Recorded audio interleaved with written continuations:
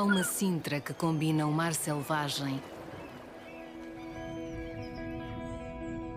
o vento e o cheiro a terra,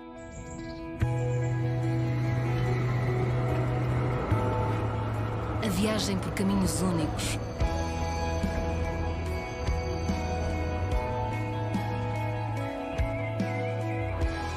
há uma Sintra que alia sabores e tradição.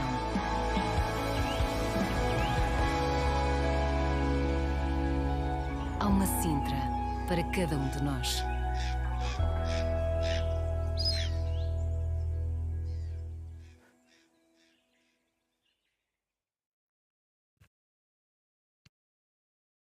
Good morning, everyone. We are beyond excited. Of course. Today is a big day for bodyboarding, and we are happy to be bringing you that. Today there is a call for doing the finals of Dropknee and the Pro Junior division, Pro Junior Women division, and the men. So we'll tell you more about it. But right now it's starting with the quarterfinals for the men division. Please, let's hit the water to see who do we have there. And in the water, it's in red, Pierre-Louis Coste. And in yellow, we have, as it said, wait a sec. Oh. I do believe it's Stefan Cocorellis. Steph Cocorellis, right. Yeah, I was like, Steph Cocorellis. Yeah. Okay, good morning, bon dia. Nuno. Yeah, good morning to you, Bego. Bon dia, bonjour, buenos dias. Good morning, everyone that is tuning in. If you haven't done so, you are missing out because we have in the water the quarterfinals of the men's open division. We are going to have a big battle between Pierre-Louis Costes and Stefan Cocorellis, who is a local here. Of course, Pierre has been living in Portugal for a couple of years, so Daniel Fonseca, I'm sorry. It's Daniel Fonseca? Yeah. Okay, so sorry about that, guys. It's getting Pierre-Louis it fixed. Costes and Daniel Fonseca. I thought I might saw yesterday, but I was probably already sleeping because we're too tired from these last days. But this is day number 6 of competition here in the Sintra Pro 2022. And you said it, Bego, it's going to be an exciting and amazing day because we've got 2 world titles to be had here at Sintra. So keep tuned in and let's see how the action unfolds. And keep the stoke real. Share this live feed. Let the world know. We are crowning our 2022 world champion for the Dropknee and the Pro Junior Women division. It's been a long year, a beautiful year, full of emotions, full of great moments, ups and downs, of course, for this, the riders, the athletes. But so far, we are probably we're probably in the situation of Dave Hover getting his 9th world title, equaling the person that has the most world titles in the world, which is Mike Seward, of course, in a different division. But yeah, it will be a big thing for Dave. But he still needs to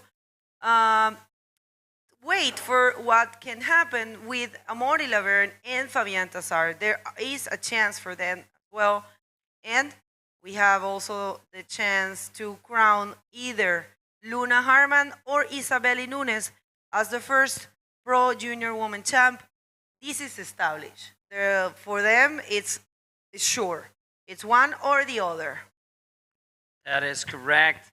And we got some people already tuning into the Chop Chat box here in the YouTube channel. Good morning, everyone. Victor saying, aquí activo desde Chile. Gracias, Victor, por sintonizarte aquí con nosotros en ese live stream día 6 aquí en Praia Grande, en Portugal. Manuel Vélez, bom dias, pessoal. Bom dia para ti, Manuel. PH, ligado aqui desde o Qatar, all the way from Qatar. Thanks for tuning in. And Luzo Bebé saying, bom dia, back at you. So right now, we do have the first heat in the water. So this is the first heat of the men's quarterfinals. Man-on-man heat, of course, you know how it goes. Top 2 scores will be accounted for your overall score. And if you get first, you will advance into the semifinals. And if you get second, you'll get knocked out of the competition. Like Bego mentions, we do have 2 world champions to be crowned today here at the Praia Grande in Sintra. Once again, making history in Portugal.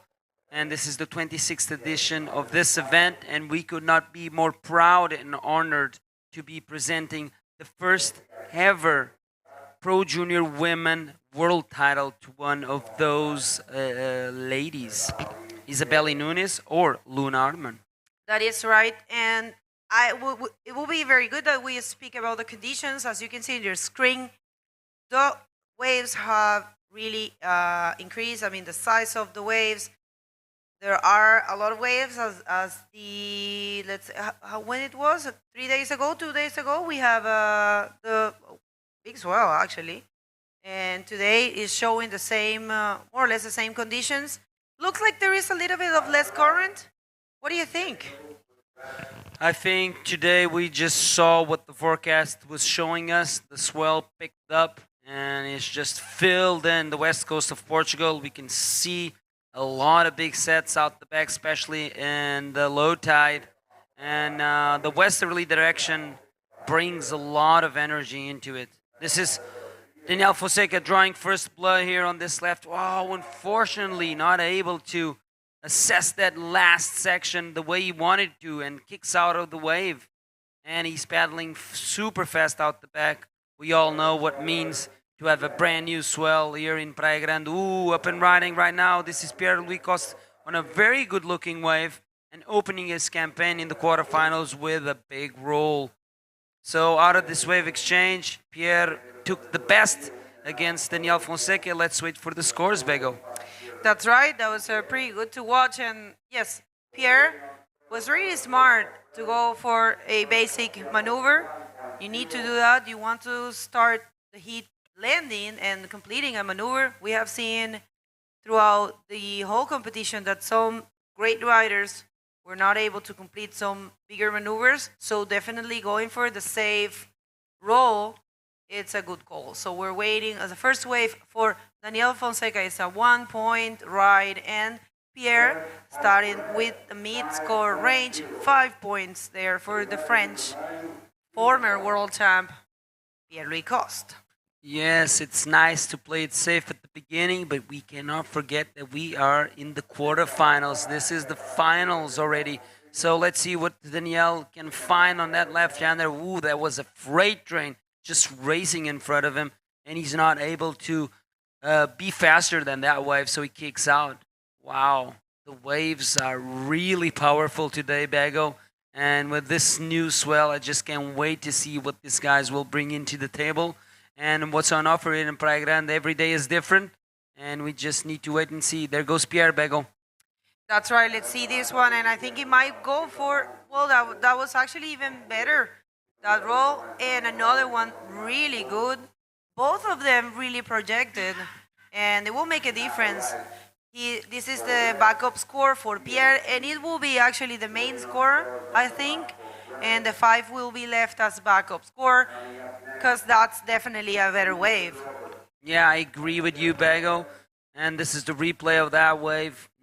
Beautiful bottom turn there. He goes for the big roll on the pocket, and he still finds another section to it there at the end of the wave, and he completes another roll. So beautiful ride there for Pierre-Louis Costa. 6.5, playing it safe, building house, and right now he's leaving Daniel Fonseca in a combination situation at the moment, of course. 17 minutes remaining on the clock. Still plenty of time for the Portuguese to try and turn this situation into his favor. Let's wait and see if Daniel gets blessed by the waves here in Praia Grande. He's been training here very hard. Like he mentioned, he moved to a town closer to Sintra, and he's been practicing here. He actually, you did the interview yesterday with Daniel, and he said this become like his training ground. Yeah, he said he moved real close from here, and I also love when he said in a previous interview that having a child organized his life better. I think that's going to happen to someone that I know. Very close. I don't know what you're talking about. Just kidding. Because, you know, having a child makes you be more makes you have a schedule for everything. So by doing that, he assured that he will go training and seize the day. Here comes, actually speaking of the devil in a nice looking wave. Oh, well, yeah, he couldn't reach that section, but it's all good. He's trying, and you know how it is when certain riding, it's looking. I mean, trying. Eventually, they will find the good section and the good wave. Yeah, the waves look super wild out there. As you can see, like double ups and kind of a bit of a foam. You see that double up? That's just devastating.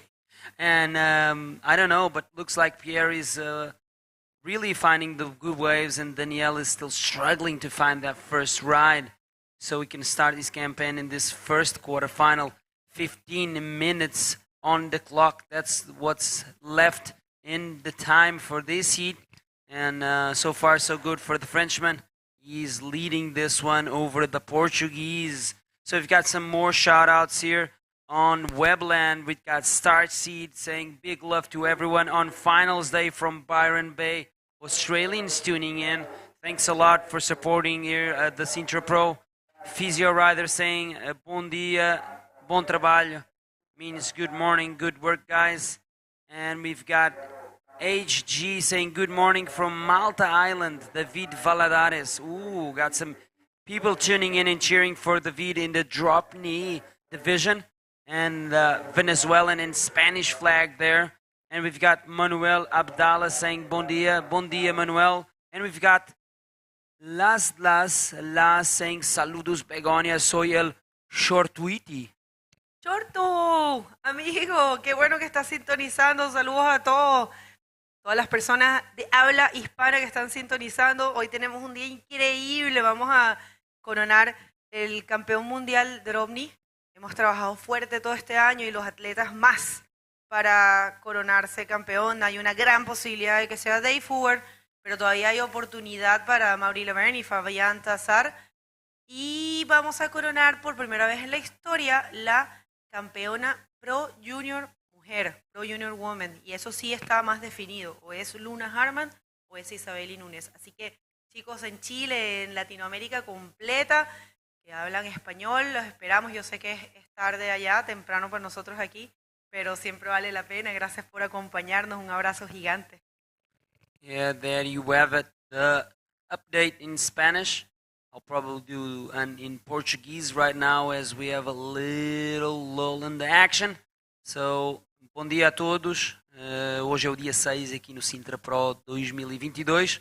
Vocês já sabem que esta é a 26ª edição deste prestigioso campeonato, o mais longo de sempre na história do bodyboard competitivo, a nível mundial, isto é, e temos dentro d'água agora a primeira bateria dos quartos de final de divisão masculina, mas o mais importante no decorrer do dia hoje vai ser a coroação do campeão mundial de Dropknee e, pela primeira vez na história do bodyboard mundial competitivo, a coroação da primeira campeã mundial júnior feminina. Ou seja, vamos ter aqui um dia cheio de emoções e muita ação, por isso mantenham os vossos olhos nos vossos ecrãs, nos vossos dispositivos, porque vai ser um grande dia aqui na Praia Grande e mais um grande dia para o bodyboard e para a IBC, que este ano tomou conta do circuito mundial e pela primeira vez está a conseguir completar um circuito mundial na íntegra, sendo esta o princípio da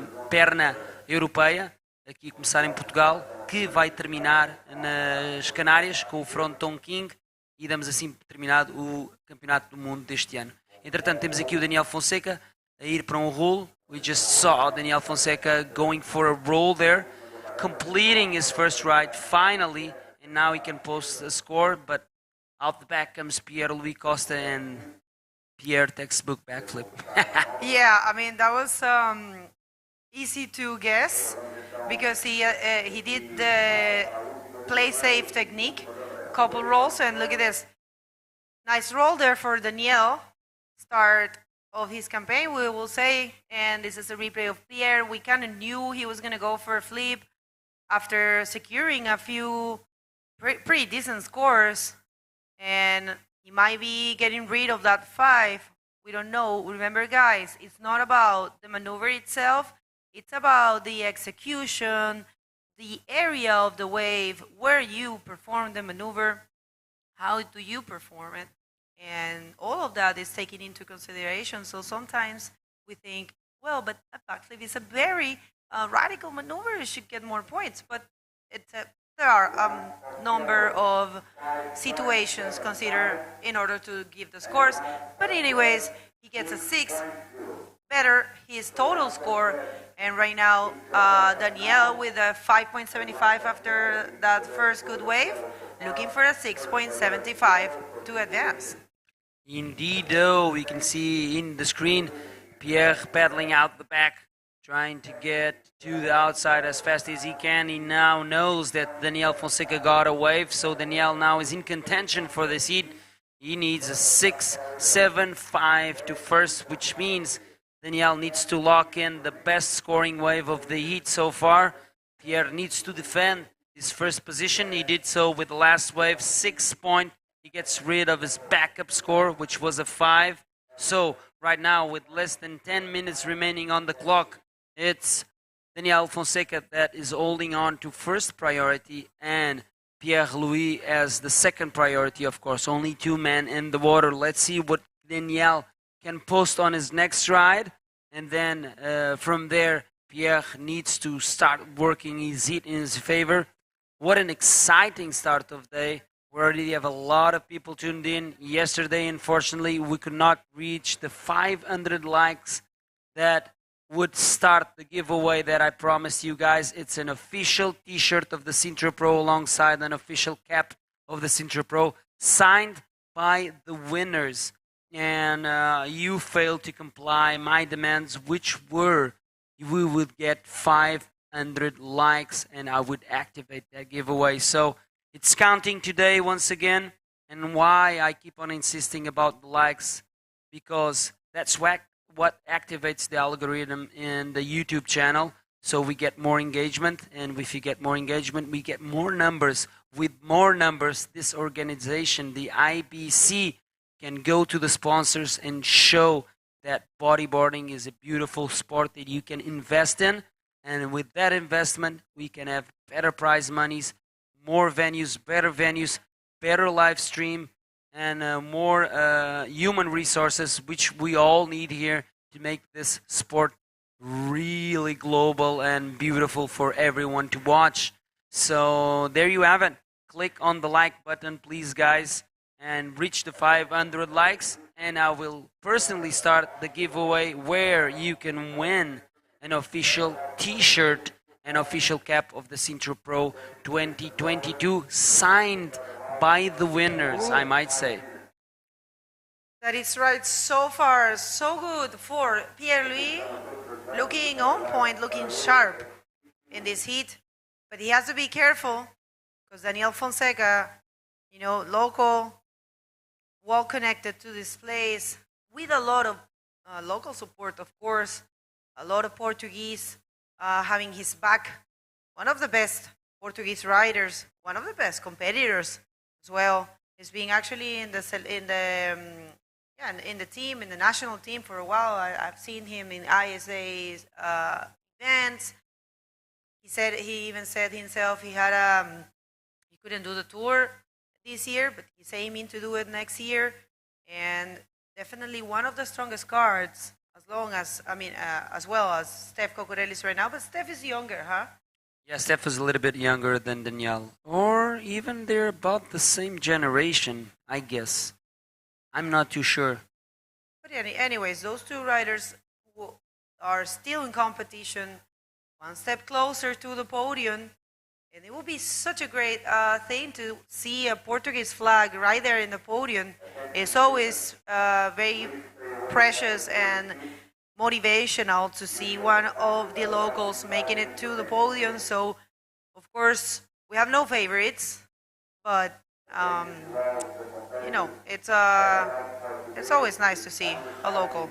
Of course, we only had one Portuguese Sintra champion, no, two, let's say, but in the men's division only one. That was Manuel Centeno back in 2003. So in 19 years, we're not able to get that title for Portugal once again. And also, in 2009. Katarina Souza won this event, and also Joanna Schenker won it in 2017. So out of the 26 editions, we only had 3 Portuguese champs. And of course, not only the Portuguese, but everyone wants to put their names in the Hall of Fame of the Sintra Pro. This prestigious event has been running for 27 years. This is the 26th edition, and it's the longest running event in the history of the bodyboarding world. We went through it all. We went through already so much bodyboarding organizations in the world. This time IBC is taking over, and we are still here crowning world champions, and we are so proud to be representing bodyboard all the way from Portugal into your places where you're watching right now. This evolved so much, Bago. Back in the day, there was no live stream. You only knew about it maybe on a magazine. There was not even internet back then. So Oh, remember? of course, Connection thing on the internet. and oh my God, and that brings memories. That was And painful. yeah, and nowadays you can watch the live action as it unfolds in front of your eyes. And me and our team, like Bago and Alexander Rinder, and our guests that we bring here, can be here commentating what's going on in the water. This is just something I could never ever imagine doing, and I find myself here for the 10th year, so imagine that. Okay, looks like Pierre is having a field day for the first heat of day number 6 here at the Sintra Pro. He's leading this first heat of the quarterfinals of the men division, and Daniel Fonseca is on the hunt for a 6, 7, a 5 to take away the lead from Pierre. Let's see if he can find that wave within the 4 minutes that we still have available in this heat, Bago. What a great way to start the day with these two guys. It's possible for sure. I mean, 6.75. It all comes down to taking one good wave. And I mean, 3 minutes and a half. Of course, not too much time. And even the fact that Daniel has the first priority, there is a possibility. So you never lose the hope. That's what we always say. Keep the hope alive, and I think that's what Daniel is trying there. It's that's what's about, to being a professional athlete. Do not give up. Yes, you cannot ever give up if you have the intention of becoming the Sintra Pro champion. Of course, there's a couple of riders here in the men's division that are still fighting for the world title, so they want to progress in this event and add up the most points that they can to the ranking. We even heard yesterday Tanner saying it in the interview. He wants and he needs to win this so he could lead the ranking. So it's really good to pick the brains of these riders so we know what they are looking for in a specific event. This is Pierre going for a little floater there. He knows there's not a lot of time. I think he's exiting the water. And wow, 2 minutes and 20 seconds remaining, leaving Daniel Fonseca all alone on the outside. Unfortunately, Pierre can't do much. Just wait for the time to go by. He's looking at his clock, as you can see on your screen. First priority is with yellow. He needs a 6.75 to jump into the lead. Here you have it, Daniel Fonseca, now patiently waiting for Praia Grande to deliver the goods. That's right, and we have a special guest for the next heat. It's Matt Charman, sole British competitor that we have here. It's so good to have someone from the UK. I know there is a number of bodyboarders there, and it will be great to pick his brain. You're going to be with Maddie, and you guys are going to be commentating the Tristan Roberts and Steph Cocorelli's heat, so it will be great. Wow. That is going to be a banger of heat, and it's so cool to have Matt here joining us because his home language, of course, is English, and he probably will give me some tips about some more English vocabulary. Okay, 1 minute and 10 seconds remaining. Daniel Fonseca desperately needs to get that 6.75 to take away that first place from Pierre and keep progressing on this event here. So let's see if time is going to be a friend of Daniel Fonseca or he's going to play against him. I know that Pierre is already outside in the beach just looking at the clock, waiting for the time to go by, but looks like we have a wave approaching, Bego. Oh, well, let's see, this is the last chance that Daniel Fonseca has. And we have been seeing this throughout the event and throughout the year, actually.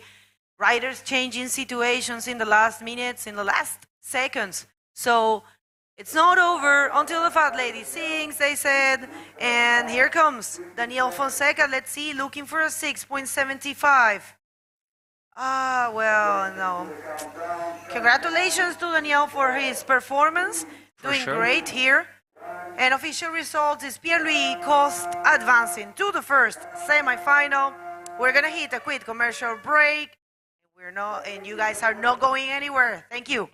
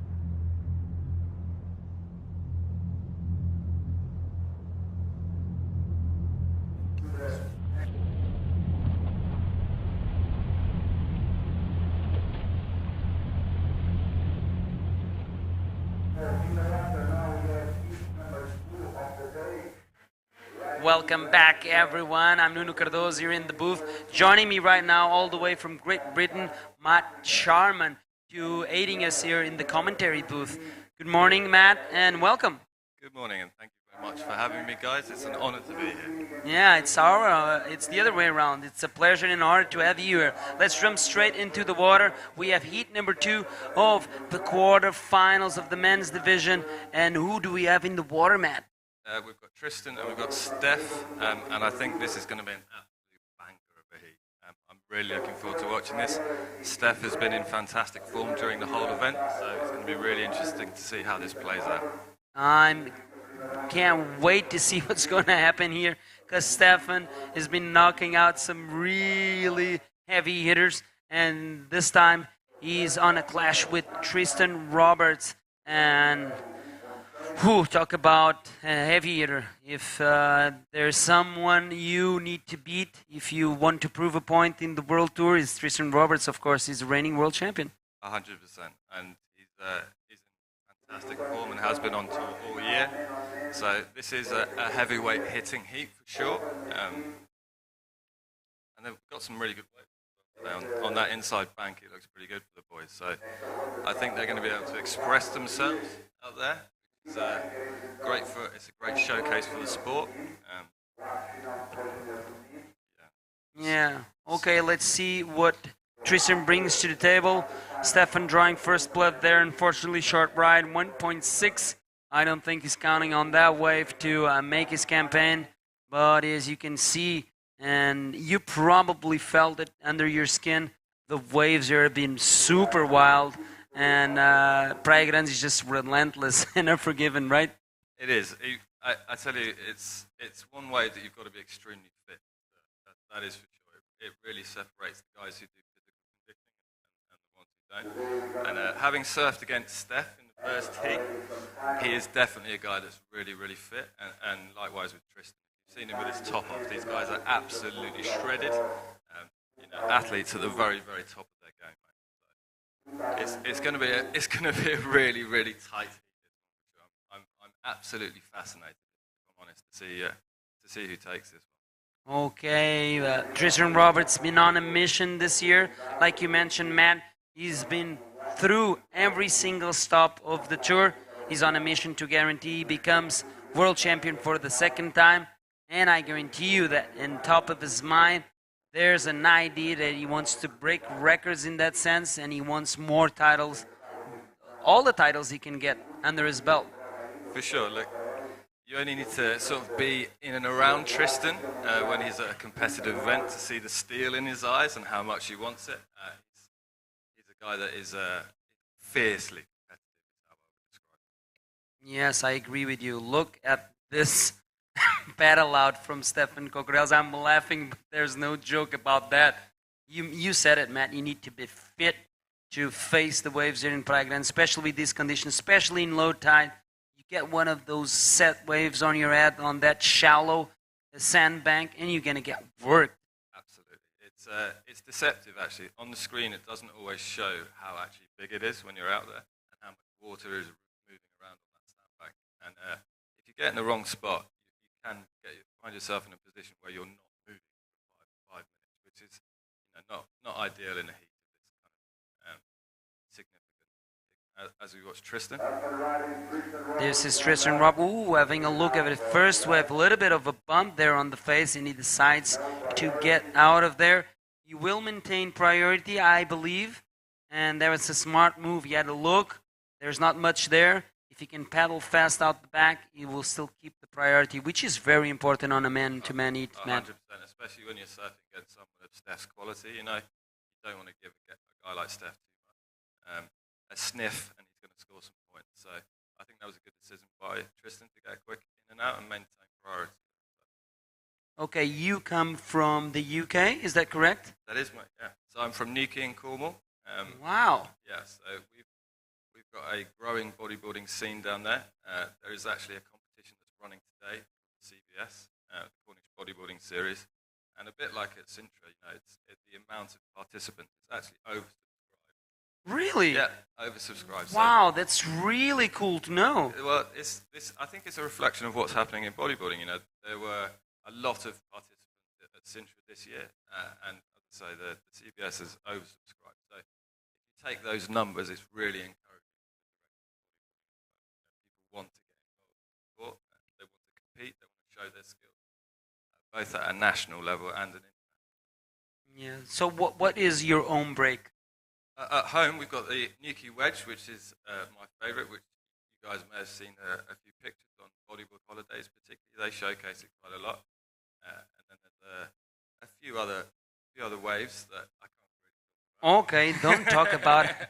Otherwise I might get in trouble. Yeah. But there are some good waves in Cornwall. And yeah, if you're a UK surfer and you want to go surfing consistently, I would say it's the best place to live. Yeah. We have a good time there. Yeah, great. It's a fun place to live. I have to check it out. Okay, guys, we have the first interview of the day with Katie. Katie, where are you at? Good morning, guys. I'm here with Pierre-Louis Costa, winner of the first day of this incredible day. Pierre, does being the first heat in the morning influence you? Yeah, the first heat is always, really difficult because you have nothing to really compare to. So we had to read the ocean very fast with Danielle, and we both know this beach, and we knew exactly where to paddle, which option was the best. But even like this, there aren't many good ones. So being first heat of the day is always a challenge for sure. So you arrive early. Tell us a little bit your morning routine when you have the first heat in the morning. Oh, the morning routine was really short. A little quick breakfast, little warm up, and honestly, just the fact that you have to paddle so much to go at the back, it's already a really good warm up. So I didn't waste too much energy on the beach. And yeah, I guess knowing that the swell was going to be west, I knew that there were going to be more left. A lot of currents pushing north, and yeah, it's difficult. I'm really exhausted, to be honest, but yeah, I'm happy to make that hit for sure. Congratulations, Pierre. You did an amazing job. Do you want to say something to your friends and your family supporting you? Yeah, for sure. Thank you so much, everyone, for the support. I'm really happy to be back on the podium here at Sintra. It's a very special place and a special event. And yeah, thank you so much. Obrigado a todos. Merci a tous. Good luck to the next round, Pierre. I hope to see you here once again. It will be a very good news for. And back to you guys. Thank you, Katie. And that was the first interview of the day and the first winner of the day. No surprise, Pierre-Louis Coste. We always are accustomed to see him winning, and this time is no different. Unfortunately for Dinaldo Fonseca, he gets knocked out of the competition, but gets a 5th equal place, and that's an amazing result on a World Tour stop. Absolutely, mate. You know, Daniel Fonseca again is I would say, with Steph, the one of two of the best up-and-coming European riders at the moment. The guy that I've been watching quite closely, and he absolutely rips. So, you know, no disgrace to get 5th in an event. If I would get 5th on a World Tour stop, I will be messaging all of my friends saying, "Look what I've done." It's like, "Oh, you lost." You know, I won. I actually won. I'm gonna get some water here for Matt. I'm gonna step out. Matt, take over, please, as I'm gonna get some waters because we talk too much and then we need to get hydrated. Thanks, mate.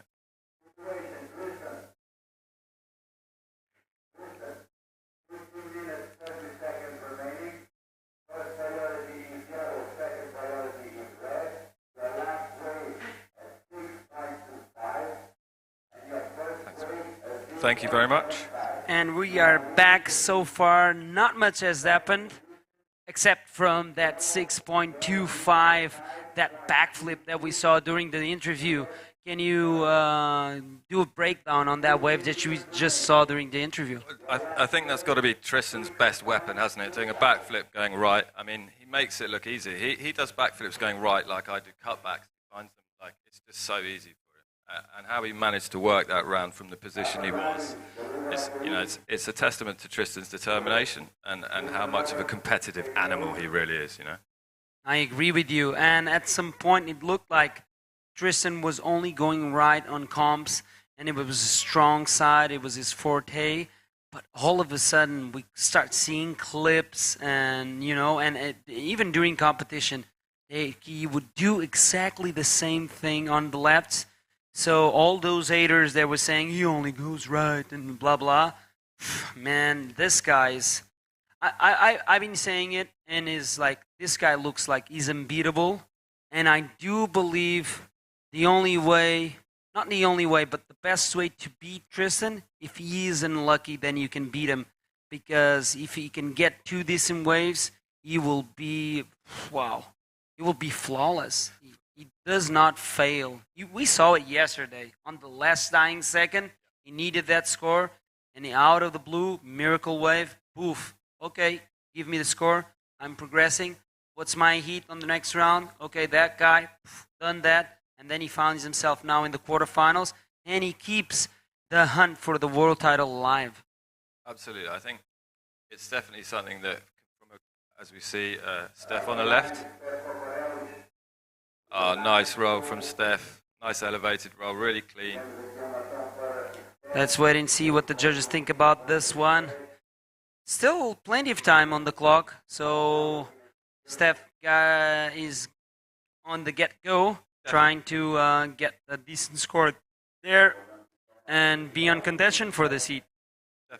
Definitely going to be his best score so far in the heat, and gets him going with lots and lots of time left. Gets to the bottom of the wave really nicely, perfect timing, really good elevation, and then just ducks out with style. Nice control on his board, and back out to the next one. I do believe that maybe, just maybe, this is going to be the comp that's going to put Stefan Coccarelli's name out there 100%. For the first time, although he's been here for so long, but he's been an underrated rider. 100%. He's a guy that I think, honestly, is probably the world's most underrated bodyboarder at the moment. You know, if you've seen any of his latest social media clips or the latest video with Pride, this guy absolutely shreds, and he's also not scared in the big stuff, you know. So for me personally, and many guys that know about Steph, you know, it's not a surprise that he's progressed so well at Sintra. You know, he started around 1 against me, and I didn't get a look at him, mate. He was 5. So yeah, really good example of what Steph really shows.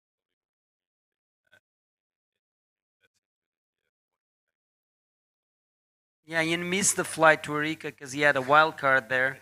So that's why Steph did not compete in Arica. And that would be probably the place where he would be really highlighted at because he feels comfortable in those kind of conditions. And I try to be present on the most heavy sessions here in the coast of Portugal.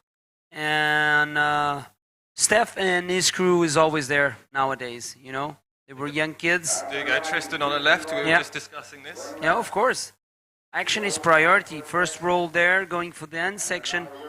Big epic section there. Is he able to pull it up? I don't think so. No, not quite. Well, that was a heavy section, that last one. Take us through the replay, Matt. So nice roll to start with. And then he just gets behind the foam ball, the white water there a little bit. And unfortunately can't ride out in front of the wave, so he will get marked down a little bit for that. It's a shame because that was a solid combo for Tristan. And exactly what we were just talking about, his improvement in competitive capacity. So that was riding a left, and he's demonstrating to the judges that he can go left as well as right and do maneuvers left as well as right. Yeah, I don't think there's any difference at all. Probably you see that on the right is more effective, but there's no difference in style and attitude, which is the most important thing. Okay, 4 points there to back up that 625. Tristan remains in the lead, of course. We just saw that 5.5 being dropped for Stefan Cocorellis, and he now needs a 4.76, and he's holding on to priority. 10 minutes on the clock, guys. I think that's a good position for Steph to be in at this stage, you know. 4.76 is easily within Steph's grasp. He's got priority. You know, there are ways out there, but if he uses his priority correctly, he could put Tristan in a difficult position here. Yeah, I agree with you. And one good thing about the IBC World Tour this year is it showcased a lot of underground riders, especially in Chile. People got amongst it. And I'm really glad to hear that you guys are running comp in Cornwall, those series you talked about. And there's a lot of people there. And probably in the future, Matt, bring the kids to compete on the juniors and bring more people to come and, come and be part of this prestigious event. It's the longest running event in the world. Why wouldn't you come here and check it out at least once? Bad wave selection there for Steph. This might be the mistake of the heat. Exactly. Probably wasn't the way to go there for Steph. Didn't offer him much, and he's handed priority back to Tristan. So we'll see how that plays out in the rest of the heat. That's what you do not want to do. Be behind Tristan Roberts in the heat and giving the priority away to him. Wow. It's really difficult to beat Tristan. Like I said, Tristan will only lose if he does not find the decent wave to score the requirement that he needs if he's not on the top two positions, or in this case on the man-to-man heat on the top position. So Tristan has been proving that throughout the year, and wow, he's leading the rankings, and that speaks volumes. Of course, he won a couple of the events already, and that's why he's leading this year's World Tour once again, and let's see if he can get his second world title, or it will be Tanner McDaniel getting his first world title. And speaking about talent, and wow, Tanner, if Tanner got a world title, I do believe that not a single person in the world would say, oh, it does not deserve it. It would be completely the other way around. Everyone would say, it makes sense. He got a world title. 100%. The two guys that are fighting for the world title at the moment are, without question, in my opinion, the two best bodyboarders in the world. Tristan and Tanner. I would definitely describe Tanner as the best bodyboarder who hasn't won a world title yet. Anyone who's into bodyboarding has follows him, sees the kind of stuff that he does at the Newport Wedge, and it really is at the very forefront of high performance bodyboarding. There is no question about that. So it's going to be really interesting on finals day here at Sintra. They are both. You said that, and I got goosebumps. Swear to God, I'm imagining Tristan Roberts and Terry McDaniel finally front on Can you imagine? for the last showdown, and seeing the place erupt with every single wave. Too much. It's too much. It's too much. It's too much. I will probably be tuning live and then shutting it off and recompose myself because it's too exciting. When you love bodyboard, that happens. We got a lot of bodyboard lovers here tuned in on the top chat of the YouTube page, and thanks for tuning in, guys. And looks like we're a lot of us. And I promised personally that I would start a giveaway if we reach the 500 likes, and that giveaway is an official t-shirt and official cap of the Sintra Pro signed by the winners. Yesterday we failed to reach the 500 likes that I requested. We got really close. Let's see if today the community gathers those likes, because that's very important for us to get engagement on the YouTube page. Unfortunately, that's how the algorithm works there in the AI world. And if you click the like button and the subscribe button, your page will get engagement. This is the way it works. If we get engagement, we get more numbers, more numbers. Next year, IBC can gather those numbers and go search for sponsors and show them, hey, this is our community. Please get behind us. And this will mean more and better comps, more and better prize monies, and we can have more human resources so we can make this show even bigger and better. So get amongst it, guys. If you really love bodyboarding, show some support. And Matt, thanks for joining us here. If you have any questions for Matt, please do so right now.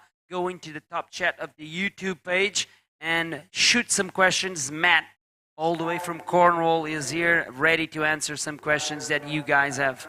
Hit me up. Okay, looks like Tristan is still waiting for the next wave out the back, and he's still leading. Stefan Cocorellis probably is already out the back because he's got that P2 next to his name, which means he's priority 2. That priority is only awarded when you reach the outside. So he's out there, probably keeping some distance away from Tristan, trying to scramble into something that will score on that 4.76. Yeah, look, it's getting to the point of being slightly squeaky bum time for Steph, but there's plenty of time left in the heat for him to get a 4.76. He just needs to try and find a wave away from Tristan. But more than within his range. It's going to be an exciting last 4 minutes of this heat. There's no question about it. There you have it. Steph looks like he's a little bit further north away from where Tristan is sitting, trying to keep distance, and probably knows he only needs a 4.76, and he wants desperately to catch a wave, and he can do so. I would say if he goes for a decent sized wave and he does a clean roll, he will get that score. 100%. It's 4.76 is well within Steph's armour and his skill set. He just needs to select the right wave, hold his nerve, and select the right wave. He's having a look at this one.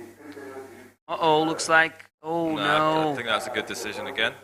Still got time, and looks like there's a set coming in as well. So low tide is wild here, huh? Especially with that outside sandbank where the competitors are being surfing. It's just wild. You never know what you're going to get. I surfed on I think it was the day before yesterday, and I got super pounded on the end of the day on low tide, and I was like kind of shaking myself. I was like, whoa. I spent more time in the water than I was expecting. It's actually quite shallow on that sandbank. It's surprisingly shallow. You can stand up on it, and it's not much higher than knee deep at its lowest point. So, yeah, you are going to take a beating or two. You got some people shouting out at you, Bodyboard Depot. Matt, you're a legend. Thanks for tuning in, guys. And yes, we want to promote bodyboarding wherever it exists, not only in the UK, but I'm so glad to hear that UK's got a wealthy scene going on, and I can't wait to get to see the young talent and whole talent, if I might say, coming out from your region and being here present in the next Sintra Pro. Well, hopefully next year we might bring some juniors with us. We've got a really good couple of juniors. As Steph's just having a look here, just having a sniff, starting to just scratch around a little bit as the time ebbs away in the heat. He just needs to stay calm and hope that the ocean delivers him a scoring opportunity here. But it's starting to look a little tight for him. But yeah, so we've got a couple of good riders at the Bodyboard Depot, some youth riders called Tom Catton and Cale Talon. And these guys are really talented young bodyboarders, and we're just looking after them and developing them at the moment. And when the time is right, we would definitely bring them across, and we're hoping that's going to be next year, actually. Tom and Cale, that's right? Tom and Cale. Guys, get down here. We need you to be competing here in the juniors. You have the chance to see it, and I do believe if Matt says you have the talent to be here battling it out in the junior division, I will believe Matt. So get down here, guys. Get to meet your other competitors from the different parts of the world. Make friends for life. And probably you will be traveling together or meeting up in some exotic destination. And yeah, get amongst it. 40 seconds on the clock. I don't think that Tristan will allow. Ooh. There we go. Oosh. Right. Short ride there for Steph Cocorelli. And I don't know if this is the 4.76 that he needs. I wouldn't want to be a judge in this scenario, but I think that would be a tough call. We'll see what the judges think. I'm not a judge, but I would compare with the last wave of Tristan. And I do believe that Tristan would have a better wave exchange between his last wave and this wave. And there we have it, 3.25, not enough. Tristan advances, and unfortunately for Stefan, Cocorelli's get knocked out of the competition. Guys, don't go anywhere. Thank you so much, Matt. Anytime. We're going to jump into a quick commercial and come back for some more action right after this.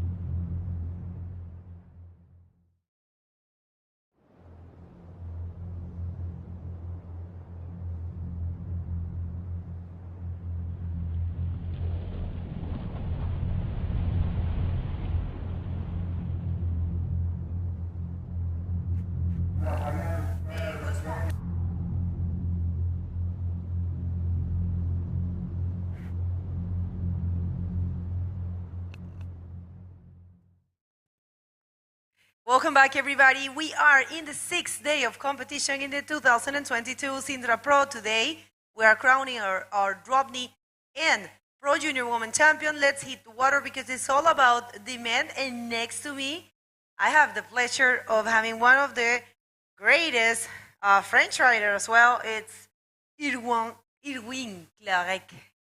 Thanks, Bego. Thank you for having me in the booth. It's very cool to have the opportunity to commenting the two next round with Louis and Tanner in the first, and after Max Castillo and Alan Max.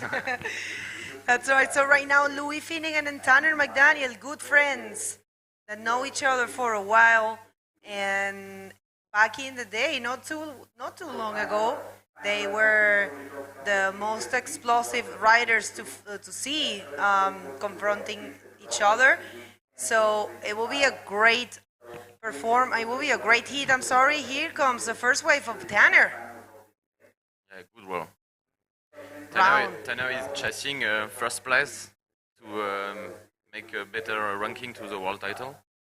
If he have to win to improve his good roll. That's right. Yeah, that was a good roll for Tanner McDaniel, as you were saying. That's right. He need these points here. Yeah, clearly. He had to win to have the 2,500 points to take the lead to Tristan.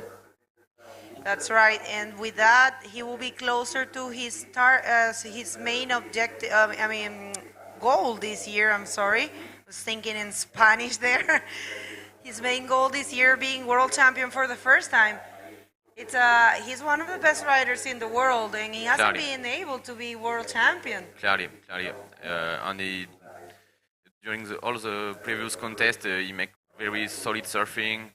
I have the chance to see him in Maldives, and he clearly destroys the Maldives left, and it's a good pleasure to see that.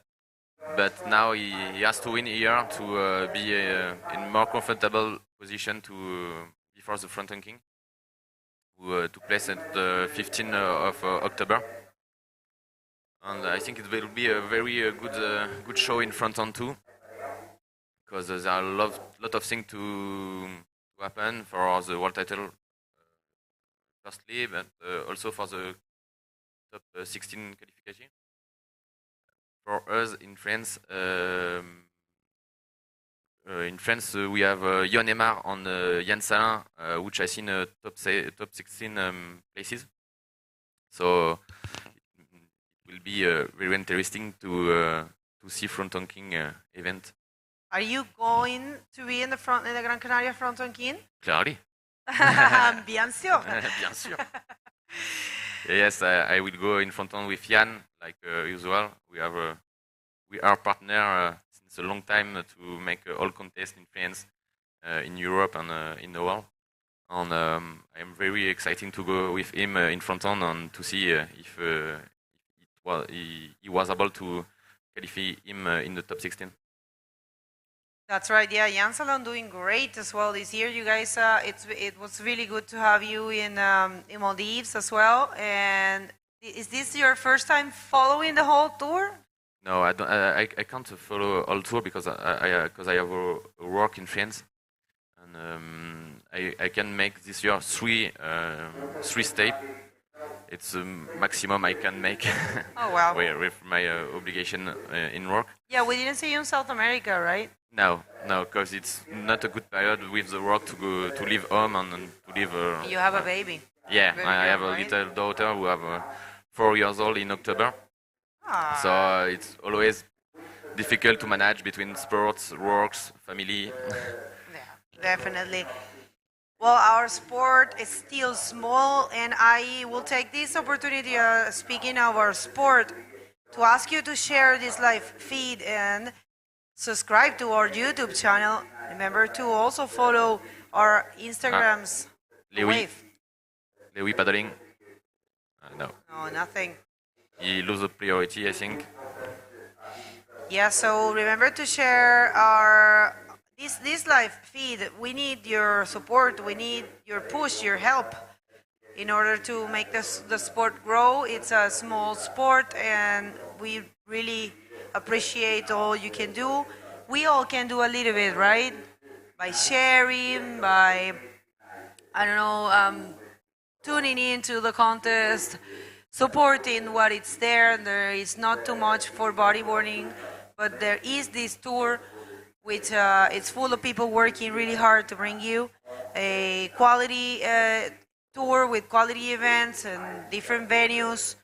And we are very humble, so thank you for your support. And speaking about the rankings, right now, who's coming in the next heat? Maxime is 6. So Maxime is also looking for important points. Let's see this one for Tanner. Tanner, open riding, good bottom, yeah, good backflip. Wow. It don't make it. Do you think he's using a back tail, huh? Yeah, he's using a back tail with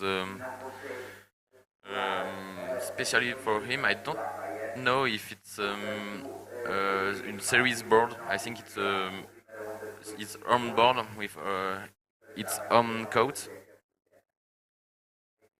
But yesterday he proved it functioned very well. But because he has during the round 9 big wave in the money time. You remember? Sorry, I was watching at the rankings and just doing some math in my mouth. I was like, Pierre-Louis maybe.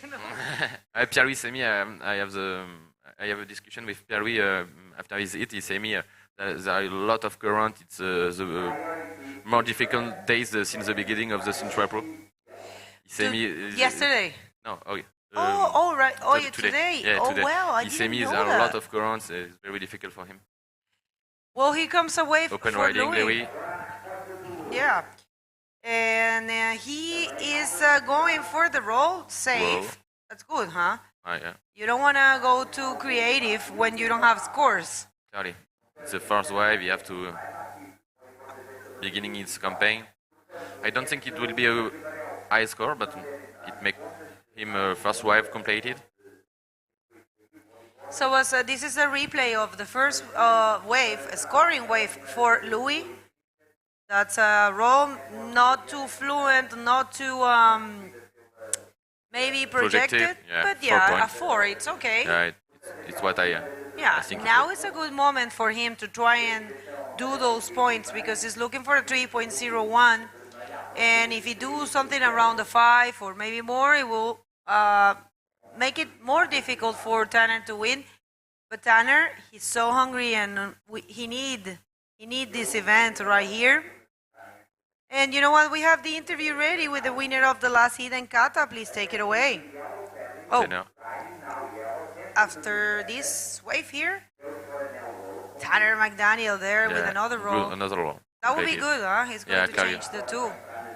Now it's time for the interview, please. Thank you. Welcome back, guys. I'm here with Tristan Roberts, the winner of the previous heat. Congratulations, Tristan. You're now in the semifinals. You're doing an amazing job. And Steph actually is a friend of yours and a teammate. How does it feel to compete against him when yesterday he was super ready to go with you? Yeah, Steph's been, he was actually the first friend I ever made in Portugal when I came back in 2013 or so. I met Steph when we were really young and we've been cruising together for many years, so it's always hard to compete against a friend. And I know how much this means to him and competing at home in front of his family and friends. So I know it meant a lot to him and I was just, ready to just try my best and, just try and put on a show. And Steph's riding really well, so I hope this built his confidence to keep chasing the tour because he definitely has the ability. So today is a big day. It's an important day for this event. How do you manage your rest, your pressure? Tell us a little bit about this. Yeah, it's a bit of a strange one for me. I think I'm kind of just surfing and whatever happens, happens. I can't really better my position on the tour rankings even if I win this event. So kind of the pressure's all off me and I'm just trying to surf and trying to make heats. So yeah, I think I'm just happy to make 7 consecutive podiums this year. This is my 7th one on the podium, so super happy with my performance this year and just whatever happens, happens. Congratulations, Tristan. Your hard work is getting resulted. Do you want to say something to your friends and your family supporting you? Yeah, just shout out to my mom and my friends and my family back home for watching. All the pressure they've been through this year with me right by my side. I really appreciate it and all the stress. And just a shout out to my girlfriend who flew in yesterday to come and support me. I really appreciate it. Congratulations. Good luck to the next round, Tristan. And guys, keep up with us. Welcome back. Thanks for the interview.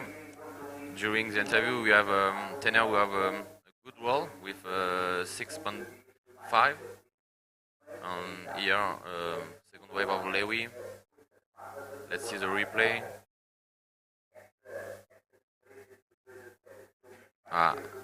Little cover up and roll. 4 points for Lewy. Lewy now chasing a 7.5.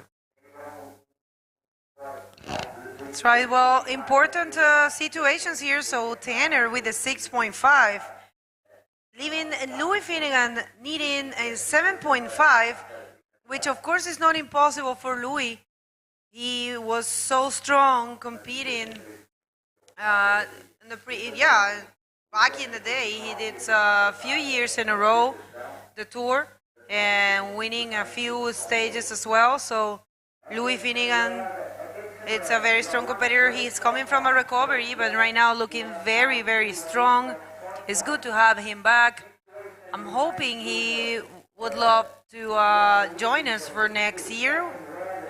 Of course, we would love to have more Australians and hoping all of you to join us. So if you're tuning in right now, you have questions or shout-outs for our friend Irwin. We have Romain. Allez, Irwin. Je vois qu'il y a Maxime Chapeau. Salut Chapeau. Oh, thank you. You're doing a great Romain Larige aussi. Salut les gars. Donc, je parle un petit peu en français pour les gars qui regardent. Donc, comme je disais, Pierre-Louis a gagné son hit, le premier hit de la journée.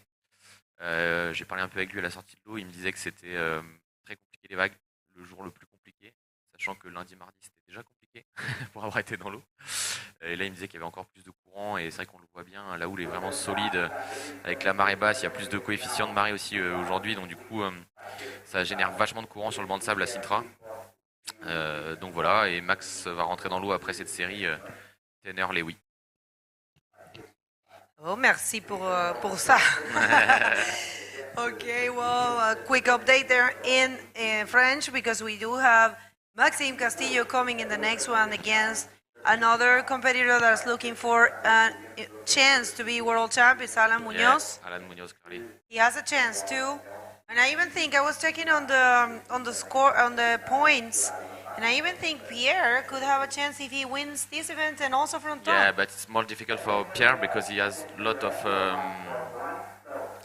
parameters to win. But everybody know Pierre is I think the best bodyboarder in the world, so he can make a lot of things. Yeah. So we'll see, but here, Sintra is very important for Tanner and Lewy and the other guy. But all the things will be decided in Fronton because Fronton is 3,000 points and it will make a big difference. I think it will be a lot of Chilean boys in Fronton too, no? I think I'm not really sure. I have no confirmation, but I think a lot of people is going. It's it's one of the greatest wave, for bodyboarding. Clearly, and they make a lot of Chilean boys make a good South American legs. Peruvians as well, I think, because we have the junior crowning there, junior world champ crowning. Yeah. And they're good Peruvians, and I think, for sure it's going to be packed. I think this year Fronton is going to be probably one of the biggest years. Everyone is looking forward. But yeah, you guys, if you want to check the live scoring, wait a sec, here comes Tanner. Oh, dog's out. Well, Tanner, it's looking for, I know him, he's looking for a very big maneuver. He's looking for a very wave with a lot of potential to make a difference. And let's see how that unfolds for him. So far, he's winning this heat and advancing to the semifinals. It will be interesting to see him. Lewis is always chasing a 7.5. And I wanted to say, well, if you want to have the live scoring system and the live feed all together, it's in the IVC World Tour website. You can click on the watch button and it will take you to that specific part of the website that has this same live feed. And if you scroll down, you will find the live scoring system. You can check all the previous heats and the upcoming and every single division. And it's pretty useful. It's very good to see how much every rider get for each wave, and especially if you are a competitor. It gives you a best feeling. Yeah, do you do that when you're not in the event? I think the best way to improve your surfing and your competitive surfing is to look at your IBC event, see all the wave, all the notation, because it's the best way to improve your surfing. When you see in live, it's a little bit different in the water because the wave look always smaller in the live. For example, on Monday or Tuesday, when I see my hits in the live, I make it's not too big, but in the water, I can confirm it's a very heavy wave and a lot of current a lot of dive to go in the peak.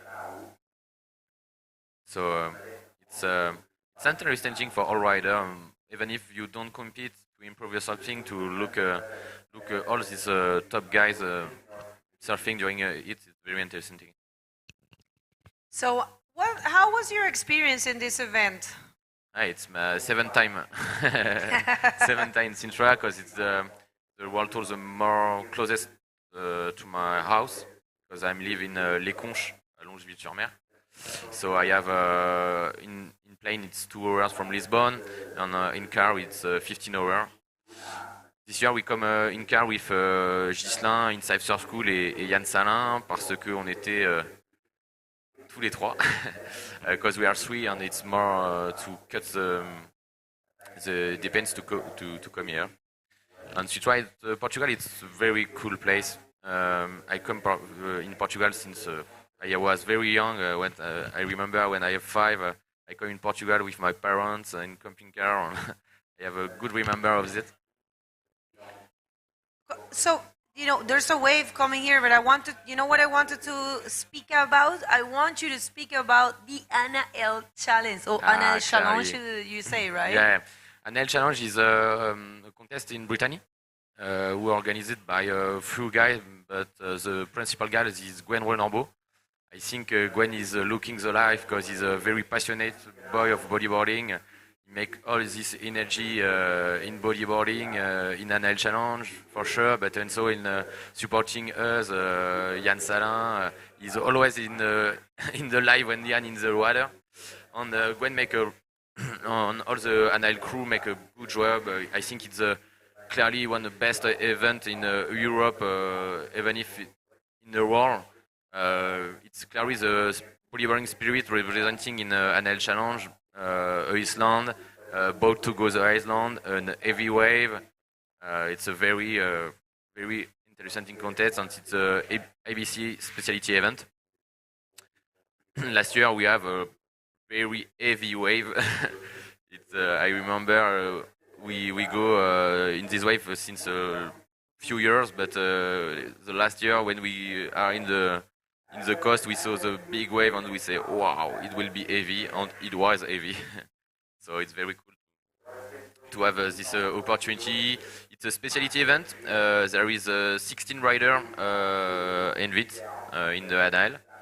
And I think to all the top riders, if you have the chance to be invited to the ANAL Challenge, you must go, because you will remember that for all your life.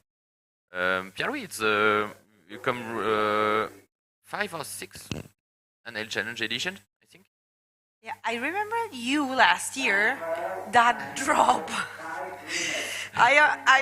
Man, I don't have any words. Were you scared? Like, yeah, are you alright? Like, did you? For me, ANAL is a particular event because the last edition was in 2015, and during 2015 I have a big injury. I come in the hospital. I make 2 months in the bed, and I have 6 months from back. ANAL. Yeah. In 2015. Yeah. And but you wanted to repeat it last year. I have a battle to win with this wave. I come back free surfing since the injuries, but I really want to prove myself. I can make big wave in contest in the ANAL Challenge, and I'm very happy even if I don't make the 2 wave. I have a big left and big right, and it's a very. I remember I have. Lot of adrenaline during a 7 day after the contest. Remembering this wave, I can't sleep the night before after this wave. Oh, of course, that place is very frightening, right? Yeah. But it's very cool. And all friends say me, you are crazy to make that after your injury.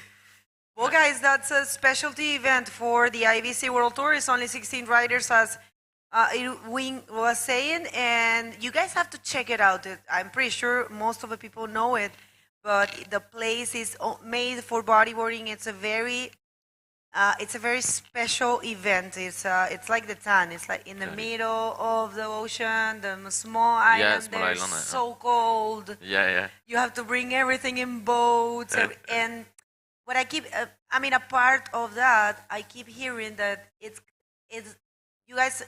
Do everything together. It's like a beautiful community. Yeah, everyone that goes to the event. Brittany community is very intense. Like my name say, I come from Brittany. I now live in Vendée.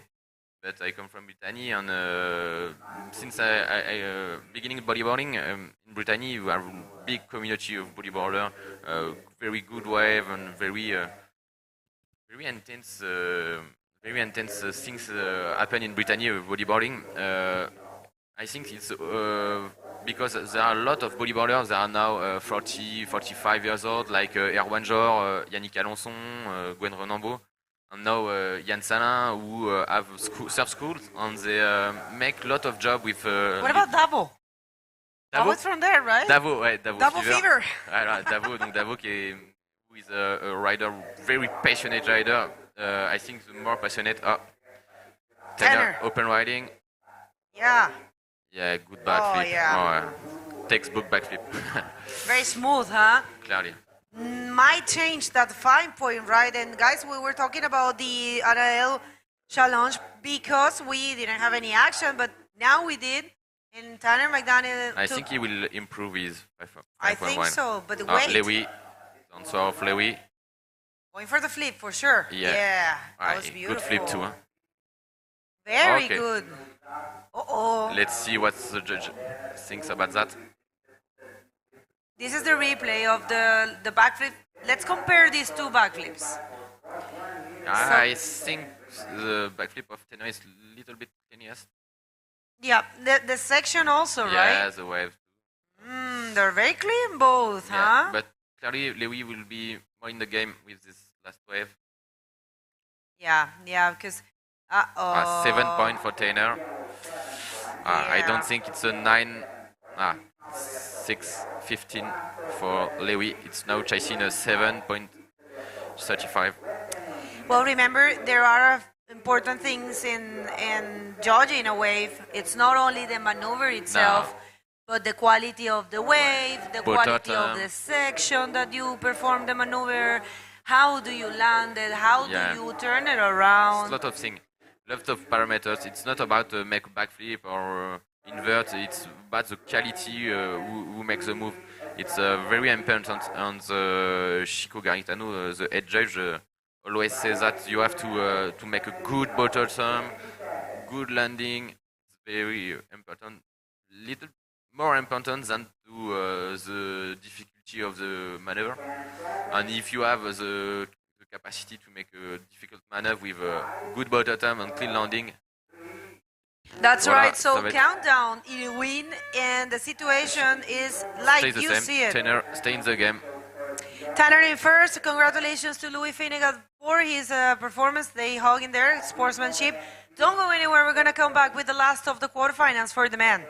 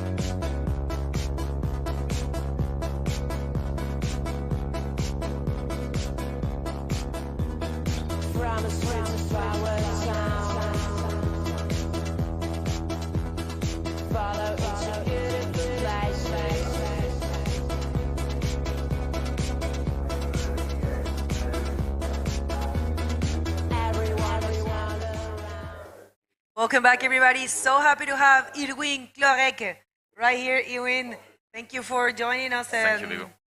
How do you like it? It's very fun to make that. It make 10 years I was watching IBC live, and to be here, it's very fun. Well, great to have you here. Let's hit the water, guys, please, because we have the last heat of the quarterfinals. It's no one else than Alan Munoz from Chile, the only competitor from Chile left. Unfortunately, Kuking and Valentina lost yesterday, so Alan Munoz, the last competitor from Chile, and Maxime Castillo from France. Yes, donc Max, on en voit le repet de sa première vague. Ouais, un petit peu dur, il est dans le courant. Mais bon, c'est un 4 points. That's right. So a little difficult there, but Maxime, you know, Maxime is, I love, he's very active all the time, you know, it's not, he doesn't have the waiting strategy.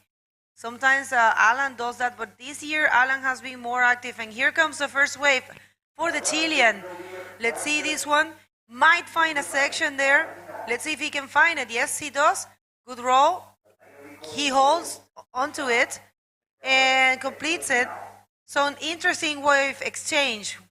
What do you thought about those two rolls? I think the Alan rolls is a little bit better than Max.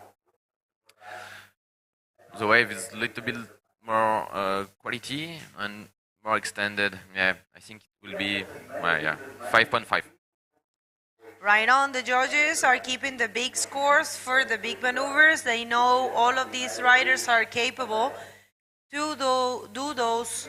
So we for sure are going to see a big show here, because these two, they know very well how to surf these conditions. Maxime coming from a beach break. Alan, the place where Alan is from, it's also sand bars, I would say, but there are also some point breaks. But Alan, it's been surfing all around Chile for a long time and traveling around the world for a long time. Actually, Alan has been competing for 10 years, looking for this chance that he has right now. It's the closest he has been to a world title. Right now, Alan is in third in the World Tour ranking, and he is looking for very special points here. If he wins here, he will have a bigger chance to become world champ in fronton. But of course, he will have to go over Tristan and Tanner and PLC. I mean, I don't know if PLC don't win here. I don't know if he still has a chance. There's a lot of math to do there. I will get you that for fronton for sure. But yeah, Alan Munoz right now with 8,790 points. And this event is giving 2,500 points. So looking for important points. But also Maxime, he's 6. Yes, donc je vais parler un petit peu en français. De ce que disait Bego, c'est que du coup dans la course titre là, principalement il y a Tristan qui est premier pour l'instant, Tanner qui est deuxième. Derrière il y a Alan qui est un très bon rider aussi et qui est bien placé. Donc bon, globalement tout va se passer au fronton, hein, parce que c'est le fronton qui est le plus important. Parce que le fronton rapporte 3000 points et ici Sintra c'est 2500 points. Max là qui est donc du coup dans l'eau, lui il est bien placé aussi. Il est 6ème et puis on a Pierre qui est 4ème qui a passé son hit le premier quart de finale tout à l'heure. Donc je pense qu'il va y avoir vraiment un gros enjeu là sur les dernières séries, sur les demi et les finales pour grappiller entre guillemets quelques points qui vont être précieux avant fronton. Mais de toute façon la décision finale ça se fera au fronton parce que c'est là où il y aura beaucoup de top riders et qu'il y aura les 3000 points à aller chercher quoi.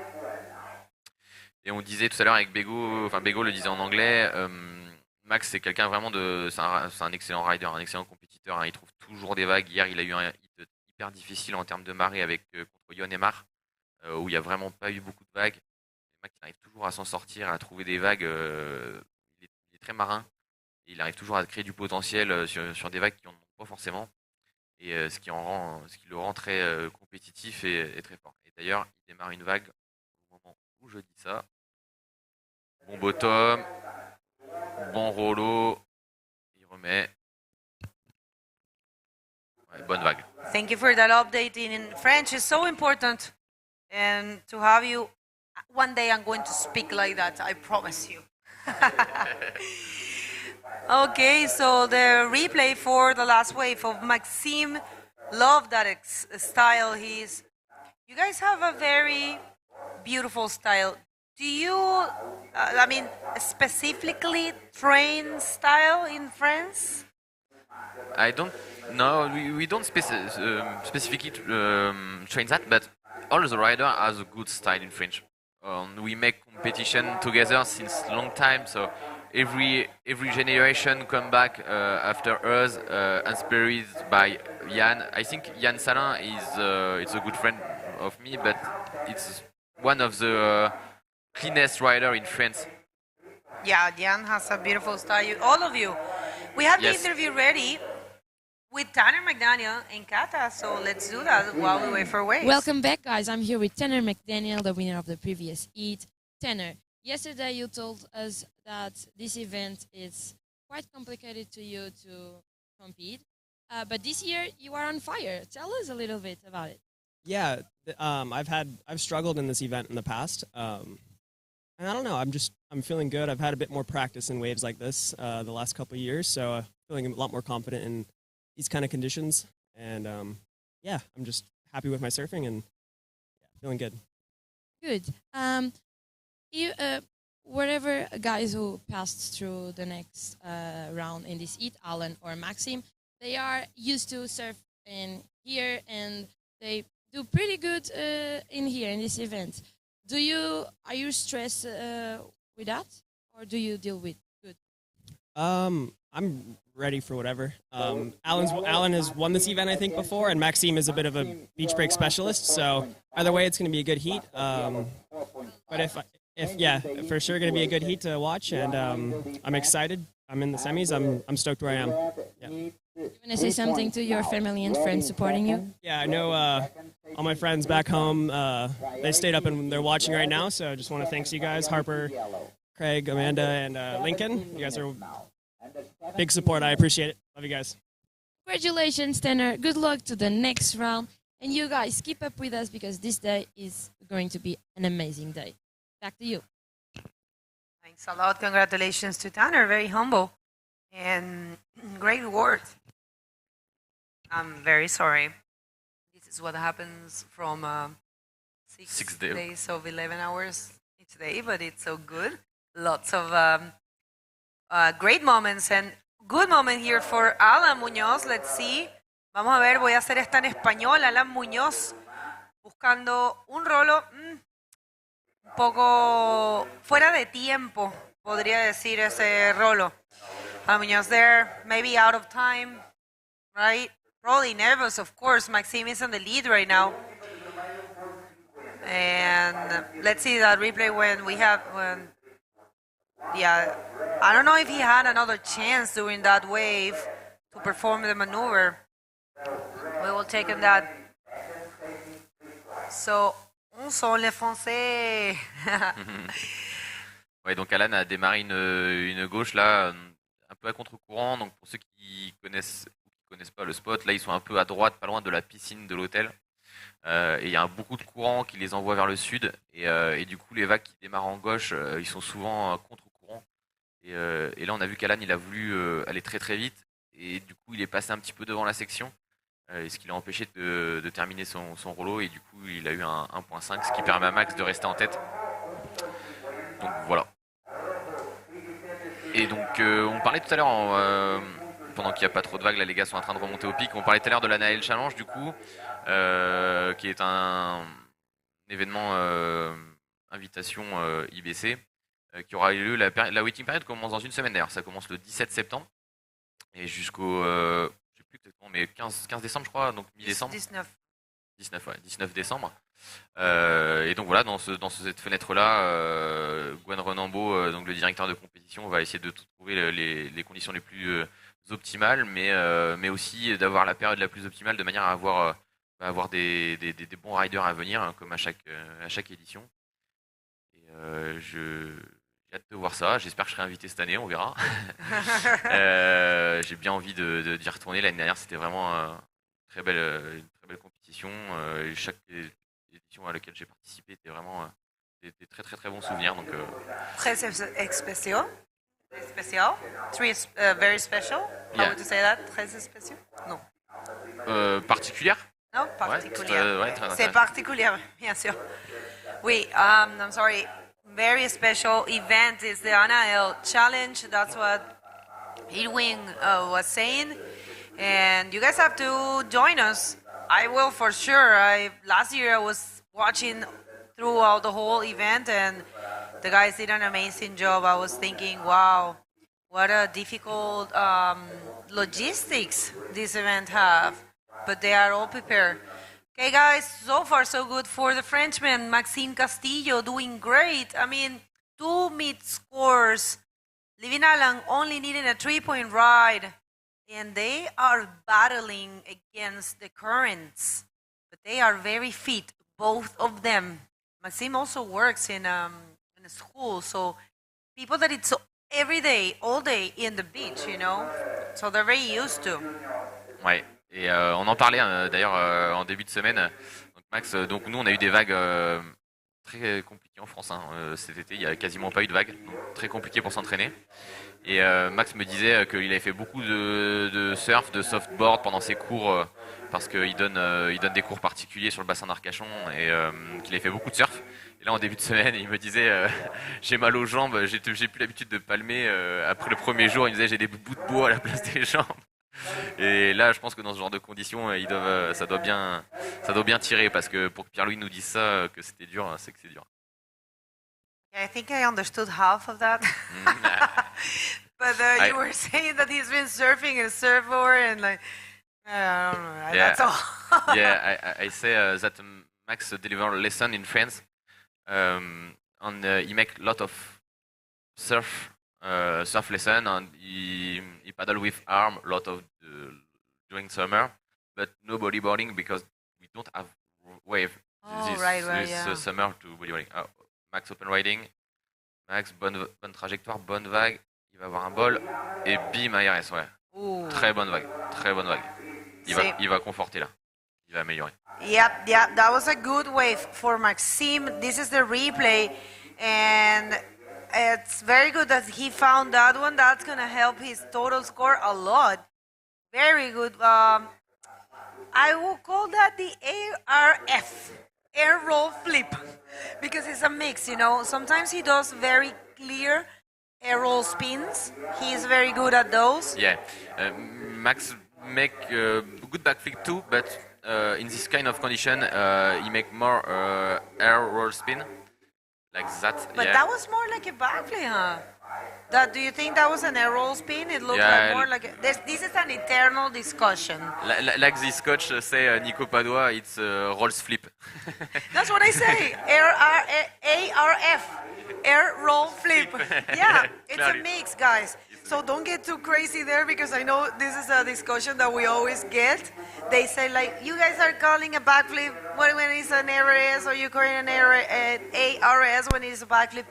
Guys, it's not that. It's just that sometimes, and in cases like this, in this kind of waves, they kind of like twist the board, and it looked a little bit like an ARS, but there are backflips. And the ARSs sometimes are also more towards the beach. So, you know, of course, when there is a big difference between both of them, I mean, these two maneuvers, but in these cases, in many cases actually, they kind of like, they do a mixed maneuver. So that's why you will see some commentators saying ARF, I will say.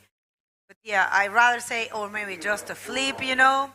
But the maneuver was really good, and he was getting a 6.75. And now Alan is looking for a 5.76. Not impossible, but he has to start the engine. He needs to get the scores. Ouais, donc du coup Max a eu 6,75. On discutait avec Bego de la différence qu'il peut y avoir entre un ARS et un backflip, et que beaucoup de riders ils ont un mix entre les deux, et du coup elle appelle ça un ARF, un air roll flip. Et c'est vrai qu'on a eu cette discussion là avec Nico Padua, le coach de l'Océan de Routes aussi. Mais dans tous les cas, Max l'a bien réalisé. Il a eu un 6,75, ce qui lui permet de conforter sa première place. Alan Munoz maintenant est en train de rechercher un 5.76. Il a la première priorité, donc il va avoir le choix de la vague qu'il désire prendre pour pouvoir aller chercher ce score. Donc, clairement, c'est un excellent rider qui est clairement en capacité d'aller chercher ce score. Mais le fait d'avoir bien commencé pour Max assez rapidement, ça lui permet de se mettre en confiance, de construire sa série, et de pouvoir augmenter et éloigner Alan de la potentielle qualification, quoi. Sachant que là, celui qui passe, il arrive en demi-finale man-on-man, donc sur le podium de l'événement. Il y a eu une bonne place. Max, je crois qu'il faut qu'il fasse au moins une finale pour améliorer son 4e moins bon résultat, il me semble. Donc voilà, il faudra que s'il arrive à remporter cette place-là. Il passe le tour d'après pour pouvoir améliorer son classement, il me semble, à confirmer, mais il me semble que c'est ça. Et puis améliorer son top seeding aussi, parce que là il est 6ème au classement général.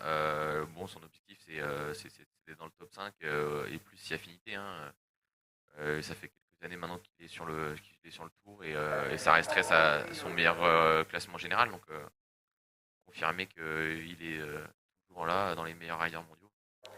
Yeah, he has a chance. He might get better. Who knows if he wins here? We have to do the math. You guys can do it if you want. And all the points are, well, the distribution of the points, it's a thing that our head judge does. I mean, it's always the same, but it's not really there available. Like, for you to check, you should have, for that, you should have the sheets, which are, of course, part of the technical team. But yeah, there are distribution of points depending on the total points of the event. But if you are curious, you can do the math thinking if they win. So if they win, they get 1,500 points, which is 2,500. And you can add that to their total and see what could happen if these riders, the ones that are above the, I would say, 6th position, maybe from there is a chance. If they win here and they win in Fronton, what could happen with those 5,500 points? So, I think, let's check. Maybe we can check while we're waiting for some waves. Yeah, but it depends. Depends on what happened with the others, yeah. Right? Yeah. That's the thing. It's very complicated to do this by yourself because you need to know. You have no idea where the others are going to remain. Like, for example, Tristan right now already have at least a 3rd position because he's already in the semifinals. So if he loses in the next one, he will be 3rd. And the same goes for Tanner. And so, we don't know what's going to happen. But definitely there are a variety of situations, guys, and this is not defined. What is defined is the Pro Junior Women Division, what's coming next. We know that we are going to crown either Luna Harman or Isabeli Nunes, and keep your eyes peeled because maybe if one of them loses in the next round, which is the quarterfinal, the other advances, is automatically world champ. So that might happen today. That's going to happen today. I'm sorry, because we are going to do the whole division today. Both the same goes for Dropknee. But it could happen earlier in the quarterfinal only if one of them loses and the other one advances. En français? En français, j'allais te proposer de parler un petit peu espagnol pour les Chiliens. Podemos hablar un poco español. To explain what I just said about the Pro Junior Women. Yeah. Because maybe the French people do not know how it's going. No, in Pro Junior Women, I think all the girls from France are out in round 2 and 3. Oh yeah, but maybe someone is interested in all the situation. What's going to happen? Yeah, clearly. And I think the title battle is between Luna Hardman and. No, it's for sure. That's defined. It's only them. Only no them? one else can be world champion. Luna Hardman and. Luna or Isabella Nunes. Nunes. Isabeli. That's it. So if they lose, let's say Luna lose in her heat now, and Isabeli advances, Isabeli is world champ. Okay. And the same goes for backwards. If Luna advances and Isabeli loses, Luna will be world champ. Right now in the quarterfinals. Okay. But if both advances, the same goes for the semifinals. Okay. So it's pretty interesting, huh? Yeah, clearly it will be an interesting day with title in DK and Pro Junior Women. So. In the Dropknee division, there are a little bit of more situations that could happen. So Dave is already in the quarters, and if he loses, and Amaury and Fabian advances, they still have a chance. But Amaury can keep advancing, and I think also Fabian. The thing, it's for sure that Fabian and Amaury need to win the event. Yeah. on a 2 Français dans la course au titre pour le Dropknee, c'est Amaury et Fabien Tazard, donc, 2 Réunionnais.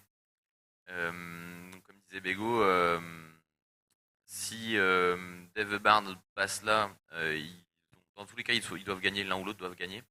Et si Dave Barnes est en finale et même s'il ne gagne pas, ça sera quand même Dave Barnes qui sera champion du monde en Dropknee.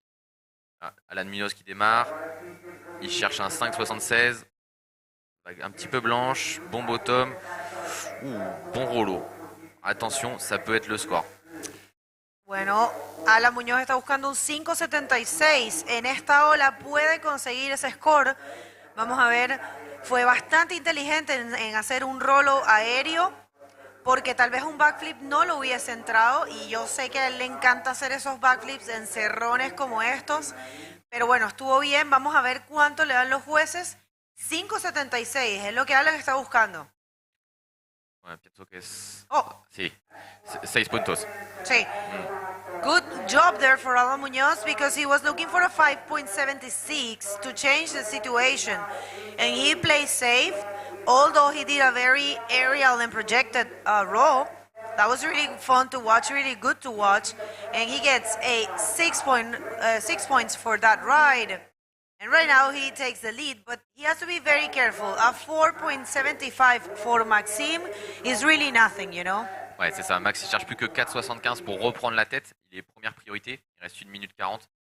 Donc il est clairement en capacité de le faire. Ça va dépendre des vagues, parce que comme vous avez pu voir depuis le début des quarts, il n'y a pas beaucoup de vagues qui sont ridées pendant chaque hit, parce qu'en fait les gars passent beaucoup de temps à lutter contre le courant, et une fois qu'ils sont placés, il faut qu'ils soient pile poil au bon endroit, et ça n'a pas l'air simple, et ça l'est encore moins en vrai, je peux vous le garantir quand j'ai vu ça ce matin. Donc voilà, on va voir ce que Max va pouvoir trouver dans les minutes 15, mais il est tout à fait capable de le faire, de choisir la bonne vague et d'avoir un 4,75 facilement. Oh, that's right. And 1 minute only to go. Stressful situation for Maxime. Very small score Maxime need. He was winning the whole heat, and I think it's pretty possible Maxime right now has the first priority. And I tell you, Edwin, this can happen, definitely. I mean, he's completely capable. Last seconds. Yeah, last second, 40 seconds. Well. Donc là, les vagues, là on est marée basse, il y a beaucoup de coefficients, donc en fait la houle elle est vraiment très grosse, et ça casse au large sur un banc de sable qui est plus au large, donc on le voit un peu sur certaines séries qu'il y a du blanc au large, et ça reforme, ce qui se complexifie un petit peu le choix des vagues pour les gars, parce que ils voient une série au fond, mais ils savent pas trop ce que ça va donner au bord, quoi. Là, il reste 15 secondes. Ooh. These are very frustrating moments for Maxime. Look at that. Ah, il est frustré. Oh, well, no. Oh my God, I can't believe it. He needed such a small score. Well, guys, it's in the end of the road for Maxime Castillo, but big congratulations. He did great. He was first almost all the heat. And Alan Muñoz advancing to the semifinal. He already have a spot and a chance to become world champion this year. Don't go anywhere. We're going to hit a quick commercial break and going to be back in no time.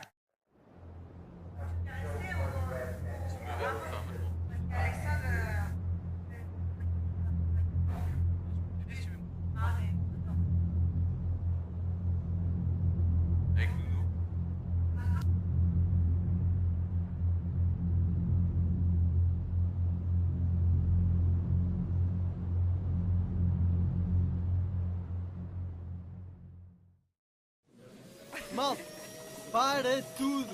Estou aqui a refletir e peguem nas pranchas. Está incrível na costa. Este verão descarrega a app Mel Beach Cam. Agora com mais de 150 live cams. Estás aqui, estás na praia. Mel, humaniza-te. Welcome everyone. I'm stepping into the booth. I'm Nuno Cardoso. Joining me is the Frenchman Erin Clorec, and we'll be holding on the fort for the seat seat. Yeah. Thanks for joining us, first of all. Thanks for making me here in the booth. It's a pleasure. Merci With beaucoup. Bego and you. Muito obrigado. There you have it. You see? Multi-language here. Let's jump straight into the water because we have the pro junior women in the first heat of the quarterfinals already out there. And who do we have in the water, Herman? We have Mariana Padrela from Portugal and Beatriz Pinto Coelho from Portugal too. It's man-to-man hit in quarter. Lot of things will be happen because the world title can't be decided in this round between Luna Arman and Isabela Nunes. So let's see what happens. And the Portuguese rider proves that they know very well his wave, and when there is current, difficult waves, they are able to have good ones. So let's see.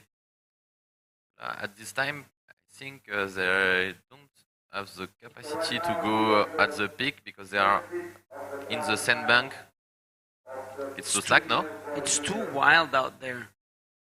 It's really hard even for the boys when they were competing. A lot of current. Different type of swell as well. We've seen this swell filling in the west coast of Portugal, but the direction where it comes from makes it a completely different scenario. We now see way more lefts and rights. That's the difference between the northwest swell and a full-on west swell, which is what we're getting right now. And the current that was coming from the north to the south now is coming from the south to the north. So completely different scenario inside the water, and let's see what these ladies can do out there.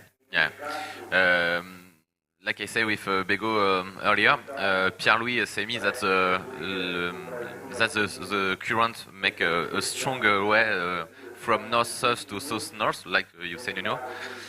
And Pierre-Louis said me that it's very difficult in the water, so let's imagine for these little girls. And we have a lot of coefficient of tide today. Totally different from the beginning of the week, where there is a poor coefficient and make little less current. Now with 100 coefficient, it make a lot of current in here in Praia Grande, and we saw the sandbank who make a lot of current. But yeah, nice analysis there, or nice effort from these girls. Yeah, that is totally correct. The coefficient on the tides is really big compared to the first days that we had here in competition, and that makes a lot of difference, especially in the current. Nice analysis there. There you have it. Erwin Klorek, always in tune with Praia Grande here. Looks like you've been studying up the place. Yeah. And really makes a difference, actually. Clearly. Yeah, I think the knowledge of the spot is very important in the IBC also, especially here in Praia Grande, because it's a difficult spot. The waves are not easy to see. A lot of current, a lot of duck dive. I remember in 1.5 I make like 60 duck dive in my head. Wow! I want to sleep after that. But it's challenging. It's for that we make bodyboarding too. It's to improve our skill and to be more competitive. And I think in bodyboarding it's one of the sports where you can learn every time. Since you're 10 years to you're 40 or 50 years, you learn in bodyboarding. I think the ocean will always give us a lesson every day. I've kind of do like comparisons between my experiences in the ocean into day-to-day life. You know what I mean? And it kind of helps me out to come as a kid into adulthood, to grow up and compare my experiences in the ocean to the outside experiences, which is really cool. And I was mentioning yesterday, when I was a young kid, I would go to the beach, no forecast like there is today, of course. And I would rock up to the beach, and it was like onshore, like huge. And I would just go in and practice my duck dives. And I would be in the water, not catching any waves at all, except for the foams, of course. But I would be super pumped when the duck dive went well. I was not dragged back, and I was like, yeah, this was a good one.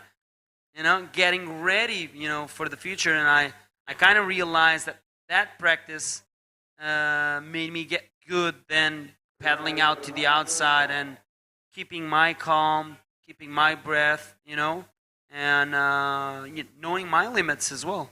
Yeah, I totally agree. And I have a discussion with a Chilean boy who asked me, "Oh, where do you come from?" And I speak him. We surf a beach break like this with lots of dog dive, cold water, because in my hometown in Longjules-sur-Mer, les Conches, the water during winter is 8 degrees. Whoa, So- that's a shocker. So it's very hard to surf during winter. But we have very good wave during winter, but you have to be very prepared to duck dive in 8 degrees weather. Wow, do you get the brain freeze? Yeah. But you wear the woody, of course. Oh, you see Mariana who have a little spin in the little wave. I think for the girls it's hard to go to the peak, so they decided to keep a little bit close to the shore and have a little wave to improve your Yes, she scores. already posted a 2-point ride there. She got a foam and a couple of spins. Looks like Beatriz Coelho had the go as well, 0.75. And she's going for another one. Unfortunately for the girls, this is what we do not want to see, but it's it's not impossible. Wait, I was about to say it's impossible. Nothing is impossible, of course. But it's really hard for them to go out the back and try and cross that barrier that you're just watching in your screen, which is wave after wave pounding. And even if they got out there, the current is so strong that probably they will get swept out by the current, and we don't want that. Yeah, maybe with more. Now it's low tide, very low tide, and when the tide come a little up, maybe there are some opportunities to pass the wave more easier with currents, like near the pool of the Arribas Hotel. Yes, I agree with you. Because there's this area where there's sandbank, and then there's the deep channel. Right now, when on low tide, you can see the sandbanks completely sticking out, and you can see there's like a break, like from the deep channel. There's like a channel to the outside. There generates so much current that it can probably help you go out there. And of course, like you mentioned, Erwin, next to the pool in front of the hotel, the wave kind of rebounds on the wall of the pool of the hotel there and kind of pushes you to the outside. And there's like an expressway that can take you to the outside. But look at your screen right now. The girls are just barely in the beginning of the waves breaking out. And then it's for them to get out there. The camera is following there as the current is sweeping them up north. As you can see, they're not standing on the same place, that is for sure. Look at the difference. Now, Mariana is standing up, and look how many meters Beatriz that was paddling went to the north side there of the beach. Wow. The current is really strong. Very strong. Whoa, look at that. What is the name of the beach where you're local that you say is a beach break? Bud. Yeah, it's a very cool beach break, like Osogor. Oh. In the Southern France, very good wave. We organize a good contest, the Bud contest. Okay. Who live in 15 days now. There is a bodyboard, surf, and longboard. Ah, cool. Okay, it's a historical contest. It's I think it's 23 contests we make. Wow. Yeah, I make the organization with the Longjules Surf Club. Okay. It's a very hard work.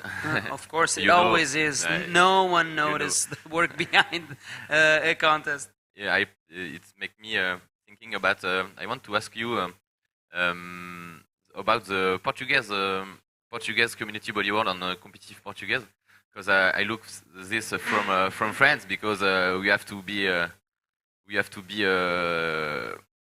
in the game to see Portuguese rider, because in European Tour and IBC Tour we have a lot of Portuguese, good Portuguese like Daniel Fonseca, Stefanos Kokoris. And in my opinion, when I see that from France, you have a big tour in Portuguese bodyboarding. I see you commenting the bodyboarding tour in Portugal. So I want to ask you how you make that with the federation, and how you make a good tour, good activities in Portugal bodyboarding. Yeah, actually, the Federação Portuguesa de Surf is the reigning federation and the reigning entity for any kind of surf and bodyboard, longboard, kneeboard, you name it, event, like wave events. So you have to be sanctioned by Federação Portuguesa de Surf, of course, and they are responsible for the national tours of those respective sports in Portugal. But in the case of bodyboarding, there's B-Board TV, completely private company. Wait, we'll get back into that as we see Beatriz Pinto Coelho going for a spin there. And I think she completed that one, but we lost her in the camera. And we just saw Mariana looking at the wave of Beatriz. This is so super cool. They went into the water together, like as two soul survivors of a shipwreck, saying like, let's do this together. And then they catch a wave, and every single one of her is looking out for each other. That's super cool, because they're friends, of course. Ooh, nice spin there for Mariana Pedrella, and she's still going. Let's see if she can complete another one. Another spin. And, ooh, here comes Beatriz Coelho on another wave. I think this is the replay. Or is it live action? Wow. Live action, I think. Girls are getting busy now. Oh. And another spin there. She's looking for a 2:35 to take the lead. Yeah, but going back, there's a private company called B-Board TV, and it's run by Nuno Lopez. And Nuno Lopez is just an amazing guy that's been doing an outstanding work for bodyboarding in Portugal. He started off in getting involved with the juniors division at the national level because his son competed. And then he's just a super cool guy, and his mind works in a way that you want to join him and help him make bodyboarding great again, let's say like that. Looks like we have there Beatriz Pinto Coelho getting some advice from a teammate and running up the beach. And it also looks like we have Katie ready with the winner of the last heat for an interview. Katie, it's all yours. Welcome back, guys. I'm here with Alan Munoz, the winner of the previous heat. Alan, congratulations. You are now in the next round. You will defeat Tanner McDaniel. He showed us like he really wants to win. How is your mind? How are you and what are you feeling? I feel so good. I am respect Tanner. I like the serve from Tanner. And yes, this contest opened the opportunity for the title, and now no need rush and no need pressure. I need only focus in my waves. The last hit with my Maxime Castillo is so difficult because he's a really strong rider, and I have lucky and I have good strategy and waiting for my wave. No need so much point, but I got a good wave. For the necessary point, yes. Yes, you were losing for a long time in the heat, and then you got that wave. How was your mind? What were you thinking? Yes, I think how much point I need and what is the possible for the next wave for here. Remaining 5 minutes. I go for one rolls. Maybe I can go for flips, but maybe I feel with rolls can do, I don't know, yes. But I feel lucky, I feel good today, good energy, and yes, the conditions coming changes because the high tide coming. Yes, in 1 hour more we go to see a different point, different waves. That shows you better options. For sure, with Tanner, go hard to good hit. Yes. Felicitaciones, Alan. Thank you very much for your time. Do you want to say something to your family and friends supporting you? Yes, thank you. Yeah, thank you for supporting anybody from Latin America. Muchas gracias a la gente del Tao. Greeting to my girlfriend too, and anybody support me. Thank you so much. Next, we go to the next hit. Congratulations, Alan. And guys, keep up with us. This day is a very important day, so don't leave us. Back to you. We will not leave you, Katie. That is a promise. And congratulations once again to Alan Munoz and all of the Chilean supporters here in the top chat of the YouTube page. Thanks for tuning in.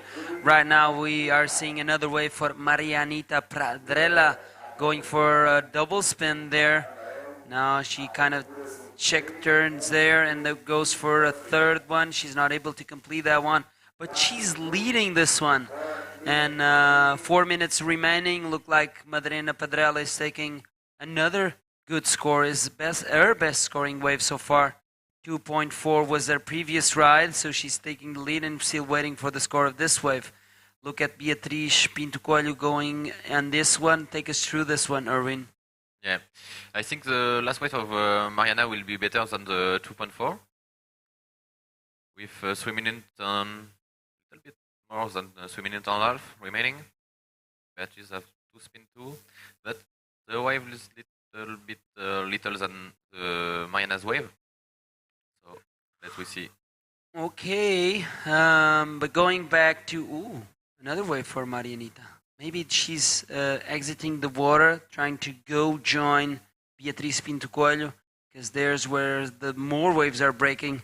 She's getting close to the north part of the beach there, and there's that highway into the outside. Probably a lot of current and not much there for Mariana to catch.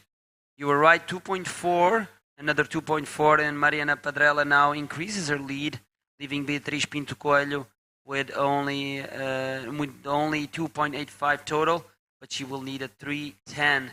Right now here in the booth, I'm gonna show you what's up for grabs here.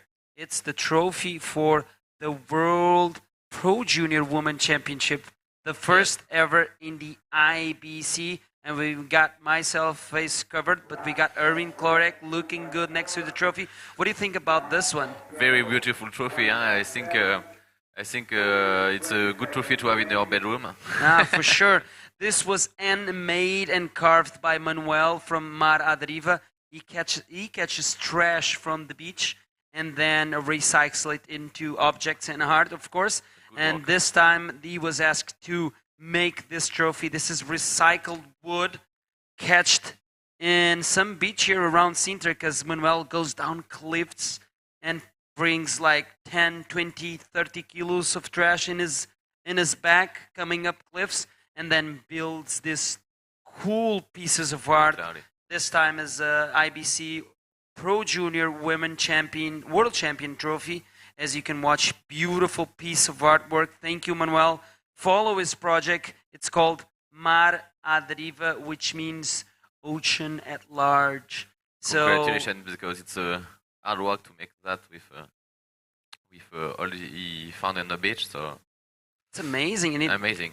It looks like really good wood, actually. Clearly. So it's really hard to believe that someone threw this away, and it came out floating up to the beach. Beautiful trophy here. Thank you, Manuel. Thank you, Mar Adriva. Thank you, IBC, of course.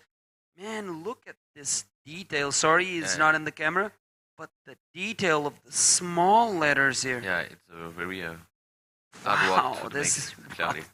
I could not do this. Beautiful. 100% guaranteed, but beautiful looking trophy here. This is going to end up in the hands of either Luna Ardman or Isabella Nunes, and we are unfolding this division here, the Pro Junior Women division, and one of those lucky girls will get to take this trophy back home. One thing is for sure, it is going to Brazil. Clearly, but Isabella, we will see. Yes, we will see. It probably can happen right now, because we're going to have these ladies competing in this round, the quarterfinals, of course, and the scenario is simply as this. Whoever gets the best result in this division here will be world champion. This is all over for this first heat. Mariana Pradrella taking the win over Beatriz. Next heat we will see Luna Ardman, so keep tuned, and we'll be coming back right after this short commercial break. See you guys.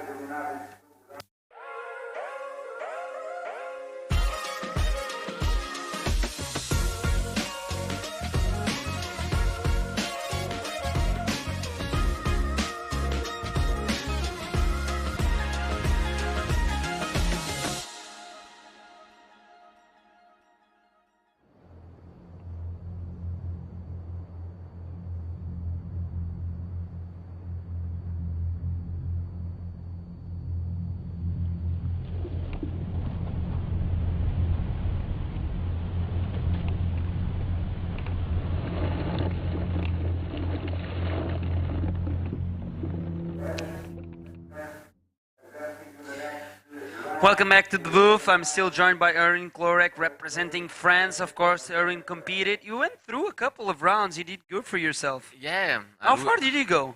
Round 8. Wow, man. Yeah. Congratulations. Thanks. It's very wow, hard. it's very hard job there. Look at this beautiful trophy. Thanks once again to Manel from Maradriva. This is a beautiful thing to have in your room, like you mentioned, Erwin. Let's see if it's Luna Ardman or Isabella Nunes that's going to take this home. Let's jump straight into the water because we got Luna Ardman in the water. And it goes like this. Whoever gets in front of each other will become the world champion, which means if Luna Ardman by any chance loses here, this heat, and if Isabella Nunes advances, she will become world champion. If Luna Ardman loses and Isabella loses as well, I think they're tied. I am not 100% sure, and then probably we have to go for a showdown. I will ask the technical team about that situation because that's a possible scenario. Yeah, clearly, and with this condition of wave, a lot of things can happen. It looks like in this heat, the two girls, Luna Ardman and Ines Castro, are in the peak. During the heat before, it's more difficult for the two girls, Mariana and Beatrice, who don't able to go far and go to the peak. But looks like all the currents are strong. Luna is paddling north to south to go to keep this position because you see she paddling for stay in the same place, and when she stop paddling, she go far north. She's being swept by the current. That's 100% sure. And you can see by the kicking of the fins there, it's non-stop. It's not just like a relaxed paddle. It's like heavy paddling, so she can keep herself in the peak. Good news is that Luna Ardman and both Ines Castro seem to be on the outside. Here Ines Castro is still going under a wave there. Hopefully she will get to the outside safely. And looks like we're going to have a really great battle. And Ines Castro is not backing down from the fight. This is Luna Ardman. Ooh, big wave there. And you can see she got swollen by the explosion there. Wow. She take a good ride, but close rapidly, and she make a big head in the sandbank. Wow. That was kind of scary to watch. Yeah. Ooh, there goes Ines. Ooh. Let's see what she can do. Wow, she kicks out. Wow. Little bit similar than the Luna's wave. Yeah. They go in right and the wave close rapidly. Look how many meters she got dragged into the beach after catching that wave. The waves are very powerful. Looks like you mentioned, Erwin, from here it looks smaller, but once you get out there and you feel the power of the waves, it's a completely different story out there. So a big shout out to these young ladies. And there it is, the chart for the world title race for the junior women. We've got Luna Ardman representing Brazil, and of course Isabella Nunes also representing Brazil. They're on the run, on the hunt for the first ever world title in a pro junior women division. Yeah, very interesting thing that IBC make a good work with the young generation because it's the future of bodyboarding community, and make a title contender for pro junior women. It's a very good thing. I believe it's the best thing that's ever come in the last years, because I do believe there's a lot of kids now watching this and saying, wow, I can probably be there because I have like this kind of level, and I can compare my level to the level I'm watching, and I can probably go through some heats. I believe there's a lot of kids that are watching this and saying, wow, I wish I was there, and I would probably even go far in competition. Look, I have a 4-year-old daughter. I have a 4-year-old daughter who make little bodyboarding with me. So Already? I hope in a few years she come with me to Sintra. For sure. Represent the Clorek clan. Yeah, clear. That would be great to see. I actually had the chance to have. Looks like Luna is having a look at this left. Nice choice of wave here. A little bit of a longer ride, and she goes for the rolling. She completes it. Wow, great ride there for Luna Hardman. And she's still going. And it was the best wave of the hit so far. Oh, for sure. For sure.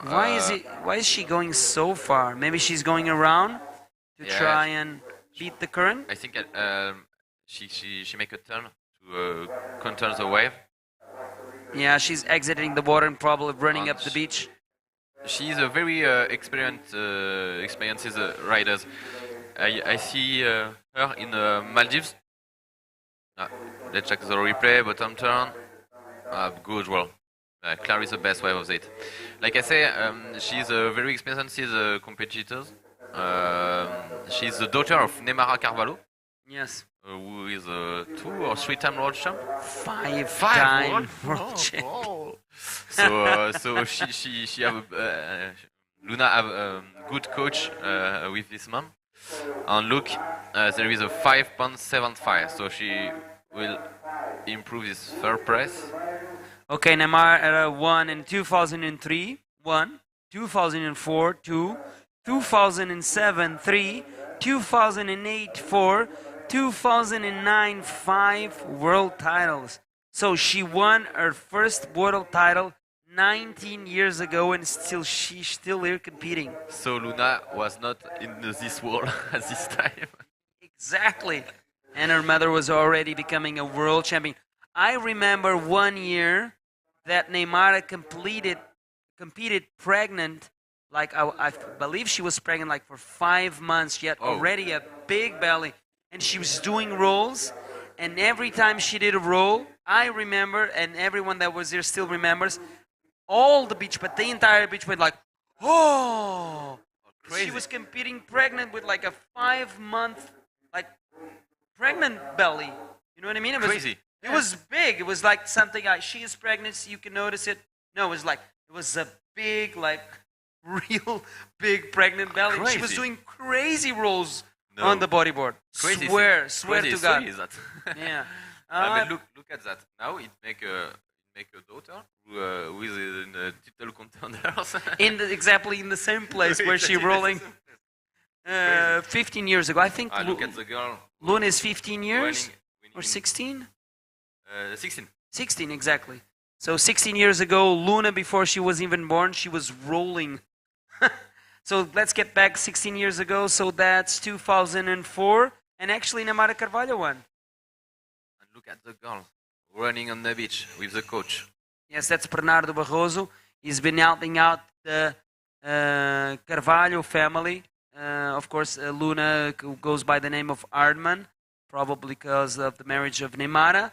Neymar still goes with Neymar Carvalho, and Luna goes as Hardman, but Neymar's legacy is well alive here. She's still competing in the women's event, of course, and her daughter is here fighting for a world title.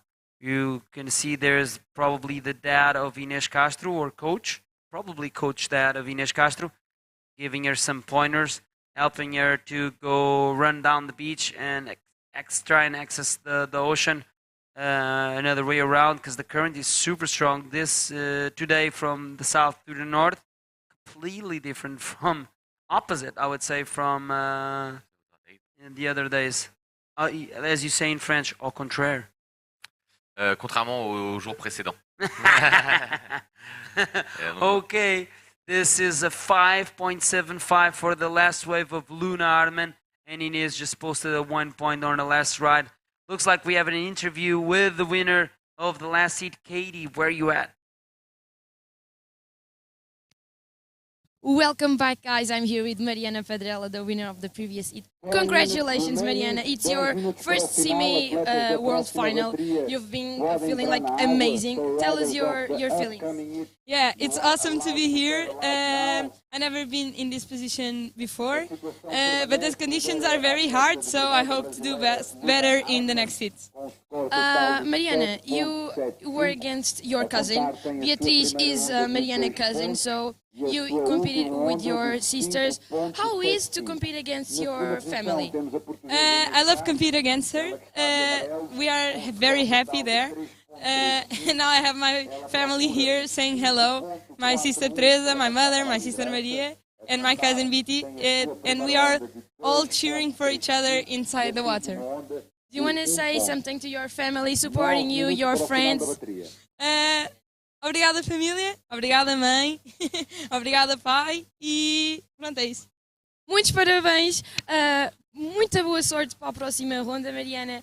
E, guys, keep up with us. Yes, indeed. Thank you, Katie. And you gotta love Mariana Pedrella there. Always with the smile on her face. Super stoked.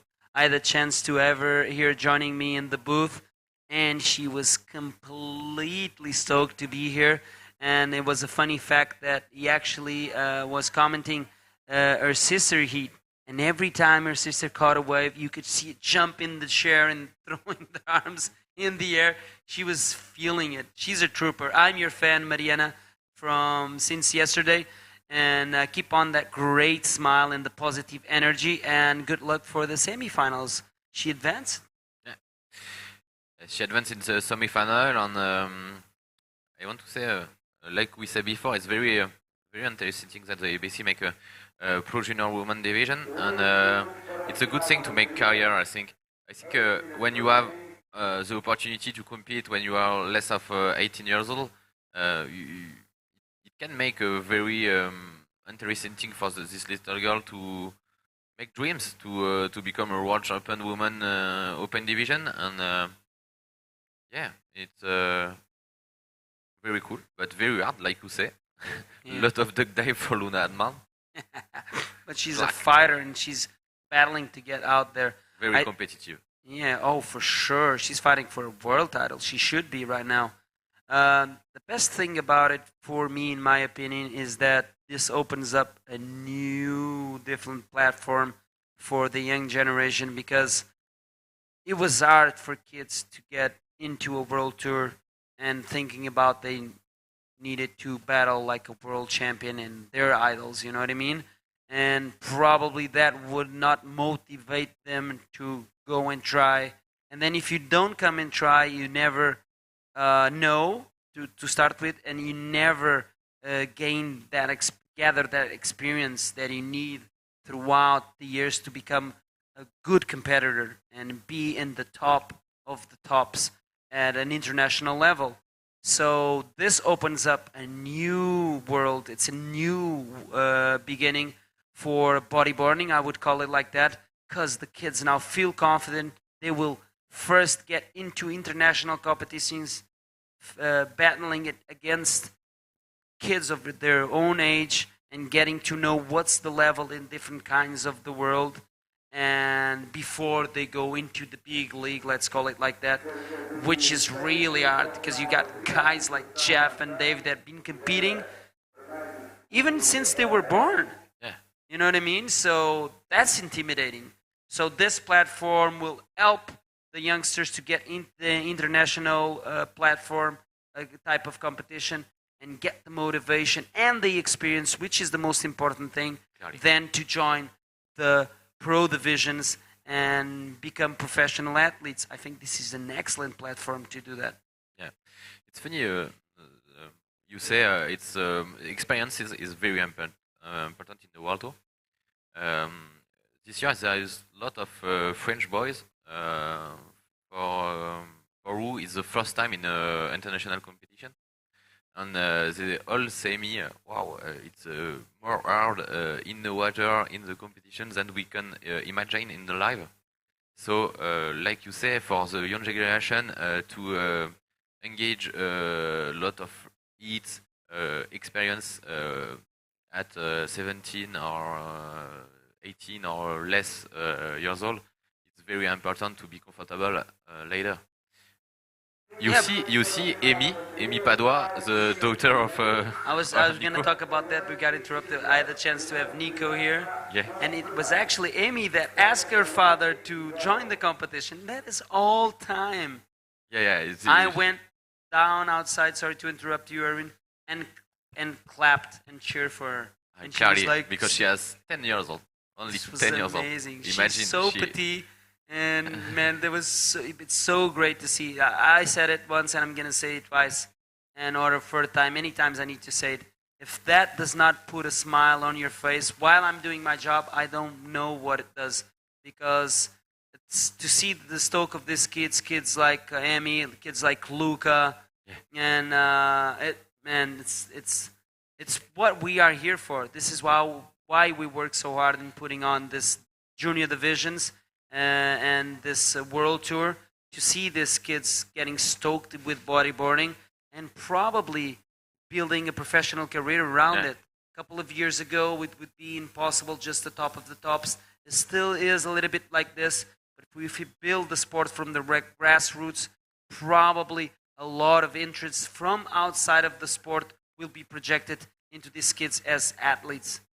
Look, Luna, Arman, Hugo, on the right. Wow, another wall.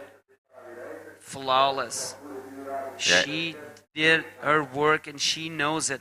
2 waves is what you need to post for your overall score. She was hanging on to a 5, a 7-5, the best scoring wave of the heat so far, and a 2 as a backup, but that 2 is going to disappear. Yeah, clearly. I think it's a little bit less than the 5.75, but it's clearly more than the 2. Nice roll there. Yeah. Wow, and she knows it. Great job, Luna. I do believe that the last 3 minutes will still not see a change in the situation. Inês Castro right now needs a 5-4-1. It's still possible, of course, but now with this last wave of Luna Ardman, it would be changed. Yeah, the requirement would be way higher. Going back to the conversation about the national circuit, talking about Nuno Lopes, he's an amazing and inspiring guy. So he was looking at, back in the day, to his son competing in the Pro Juniors. And wait a second, Inês Castro still has something to say on this one. Getting stuck there on the reverse, not completing it. Last wave of Luna Ardman, 5 points. Now Inês Castro needs 8.4 ride. 2 minutes remaining on the clock. It will be difficult, I think, in this type of condition. Yes. Yeah, we talk about the man who make a lot of things for the younger generation in bodyboarding, in France especially, like Nicolas Padua, Amy the father. We make a lot of job with juniors since a long time. There is a good crew, there is good crew to build team spirit and to go more high in level kids. In north of France, in Brittany, there is Yann Salin too, my good friend, who make a lot of job with young generation with this school, Minou Surf School, on his club, Minou Surf Club, who build a lot of little boys, little girls between 10-year-olds to 18 years old. Wow. They make a lot of work in Vendée, where I live. There is Ghislain, his time surf school, who make a lot of job too. A lot of other boys, Johan Kadvec, his surf school in Anglet. A lot of boys make things for the young generation, and so I think bodyboarding is still alive, and I think the best year coming. Yeah, I do believe that it's just only starting, especially with these junior divisions coming into the IBC World Tour. This is just the beginning, because you cannot do anything in just a small time frame. It's something that you need to build throughout the years, like years and years and years. And I do believe those schools, those clubs that are doing those jobs, it will still take a couple of years, but then when that is in motion constantly throughout, I would say 5, 10, 20 years, the results and the outcome of that is going to build the sport. I can see it here in Portugal, like the first bodyboarding school started maybe 20 years ago, tops, And now you see kids getting into the world competition, being followed by coaches, and that's the way it goes. Luna Hartmann takes a big win there and keeps the ropes alive for the world title. Don't go anywhere. We're going to come back for some more live action right after this commercial break. Thank you, Erwin. Thank you, Nuno. You.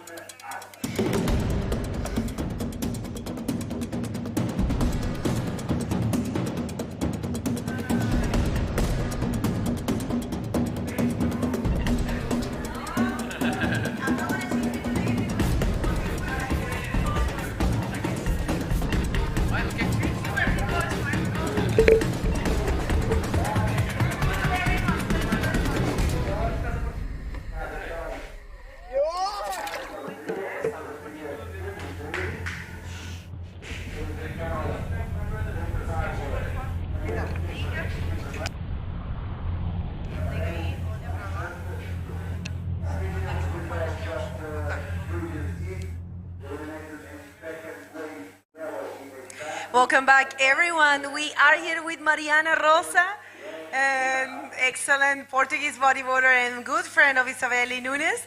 Let's go to the water because we have the next hit almost ready. This is Mariana Silva and Constanza Silva. Are they sisters? Não são irmãs e até são de outra parte do país. A Mariana, neste momento, é a atual campeã nacional de sub-18 e a Constança também tem vindo a mostrar estar muito forte, mas não são irmãs. Olha, a verdade, claro, Constança, she's from the north, right? É do norte do país, da Póvoa de Varzim, e a Mariana é da Figueira da Foz. That's right. Well, same last name. It's a very common last name here in Portugal and in Brazil as well. But no, they are not related. So great. They've been surfing really good, huh? Muito, muito bem. Elas têm estado, são das júniores que têm estado a ir mais e têm gostado mesmo muito de as ver surfar e têm mostrado muito bem o seu surf, sem dúvida. Well, guys, thank you, Mariana, for being here with me. It's very important to have a Portuguese bodyboarder so good as you. Actually, you changed the situation last night. Sim, foi mesmo até ao fim. Very good battle between you and Valentina because Sari, she was solid in the first position, but Valentina and you did great and got to advance. Tomorrow will be your day. Sim. Amanhã há mais. Amanhã tem mais. That's right, guys. So if you have a question or you want to know something about Mariana Rosa, who is with us here, you can definitely send some questions. It's great to have you here. So you are doing 2 hits with me. Thank you, Mariana and Constanza. Muito obrigada mesmo. Mariana and Constanza, right now nobody has taken the waves. So, you know this place. What's happening with the wave? Acho que o que se torna mais complicado, principalmente para esta categoria, é uma característica muito que há todos os anos nesta praia, que é a corrente, que nem toda a gente a consegue passar e demora muito tempo, que foi o que conseguimos ver agora com a Mariana. A Mariana teve que dar a volta porque não estava a conseguir ir lá para dentro. E sim, as ondas até parecem estar boas, mas com a corrente às vezes não é fácil e elas querem é fazer boas ondas lá fora, mas se não conseguirem passar lá para fora não dá. Well, she was explaining the situation right now.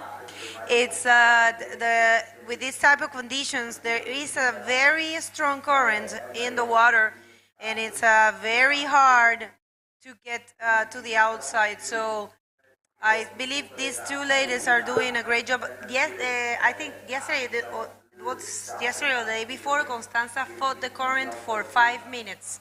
Sim, é muito comum, mesmo muito comum estar ultrapassar o próprio tempo, de tal forma que eles hoje até deram mais tempo, foram 10 minutos, para elas poderem passar lá para fora. Also today they had 10 minutes to paddle out, and I think it's very good. Guys, we're going to hit the interview with the winner of the last heat, Lunita and Cata. Please take it away. Welcome back, guys. I'm here with Luna Hardman, the winner of the previous heat. Congratulations, you are now in the semi-final. Luna, the conditions today are pretty tough. How do you feel? Explain us. Has a lot of current, and I'm exhausted without breath. But I'm training hard to my physical conditions, and this helped me to confront this heat, these waves. And yeah, it was good. Luna, your mother is a world champion and amazing icon for a lot of bodyboard girls and boys. Do you feel extra motivating to have a world champion mom, or is a pressure for you to? No. Of course, my mom is my idol, and yeah, she helped me a lot, and she already competition in these waves so many times, and yeah, it's good for me. Yes. Muitos parabéns, Luna. Obrigada pelo tempo da entrevista. Good luck to the next round, the semi-finals, and back to you guys. Yeah, such a good English there for Luna. Congratulations. Ela melhorou muito, né? Não é comum. Tá forte. Muito forte. Sí. Okay, well, so far no one has taken a wave in this heat. Oh, well, you can see them. It's so hard, Mariana. I had a hard time in my heat, I know. I have the worst score of the competition, so I understand very well what's going on there. It's really hard. But yeah, guys, do you have a question for Mariana, or you want to know something?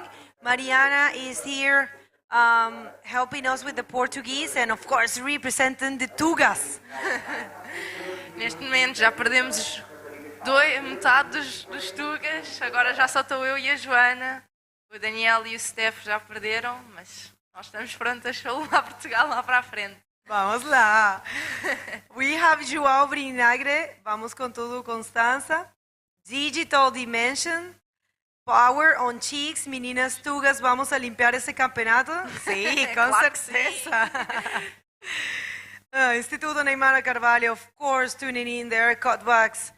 Barcelona. Yeah, they're from here, right? Cutback? Yeah. We have Raz Jorge always tuning in. Thank you from Puerto Rico. Fernando Aguirre. Alexis, I don't know. Thank you. Rodrigo Lopez. And many more. Caio Silva. Mariana. Mariana e Joana, estamos com vocês. Onda Monstra. Muito obrigada. Nós vamos fazer de tudo para chegar lá. That's amazing. E parecendo que não, já temos também automaticamente duas portuguesas no pódio do feminino, do júnior feminino. Claro. Já temos a Mariana Padrela e automaticamente vai passar uma que também vai estar aqui no pódio, ou a Mariana ou a Constança. Vão chegar ao pódio feminino. Well, what she's saying is very important. The junior, the Pro Junior Women Division already have a podium. The Portuguese have podium because, of course, in here we have two Portuguese, and Mariana Padrela already won in the previous heat. So two Portuguese for sure are going to be there. And Luna. And Luna Brazilian, yeah. So, yeah, no, definitely you guys are showing some dominance, and it's great. And for you, you did great last year, I remember. You end up third, right? Sim, acabei em terceiro no Open feminino e em segundo no Júnior. Fiz os dois pódios. No, está surfando muito, Mariana. Yesterday, it was really impressive to watch her surfing. That roll was really powerful, the one like in the shore, you know? Sim, that looked big, huh? The wave. Eu acho, é o que eu digo, eu estou cá fora e digo sempre às pessoas, lá dentro parece muito maior do que está aqui. Sempre falo a mesma coisa, eu. Sempre, porque sabem que, well, I'm going to say this in English. I always say the same. The image you see here, it's an amplified image. Sim. So it shows you a different view of what is happening out there. When you are out there, they look bombs, huh? They look... It's very, very different. I know. So well, congratulations for your performance. And this year, you are looking for that podium. You are one step closer. Just one step. Yeah, I know you are capable of. And we were mentioning that you also was third here last year in Sintra, and your results, of course, in the European and in the national are amazing. So, Mariana, very active. What are your plans? Are you going to keep competing?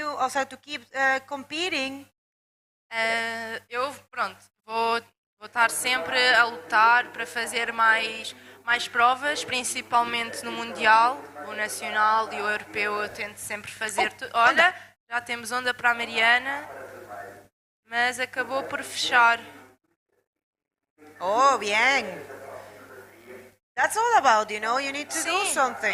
Mesmo que a onda feche, neste momento faltam 9 minutos e não havendo ondas, um simples 360 na espuma faz toda a diferença e é muito bem aproveitado.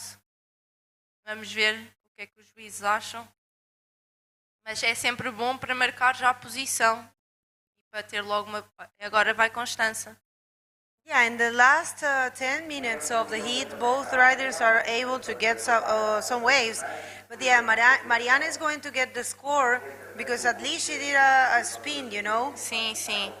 Por isso é que faz tanta diferença um simples 360 numa espuma, porque diferenciou e não sabemos quando é que elas vão conseguir chegar lá fora. Só vão apanhar uma onda durante o heat inteiro.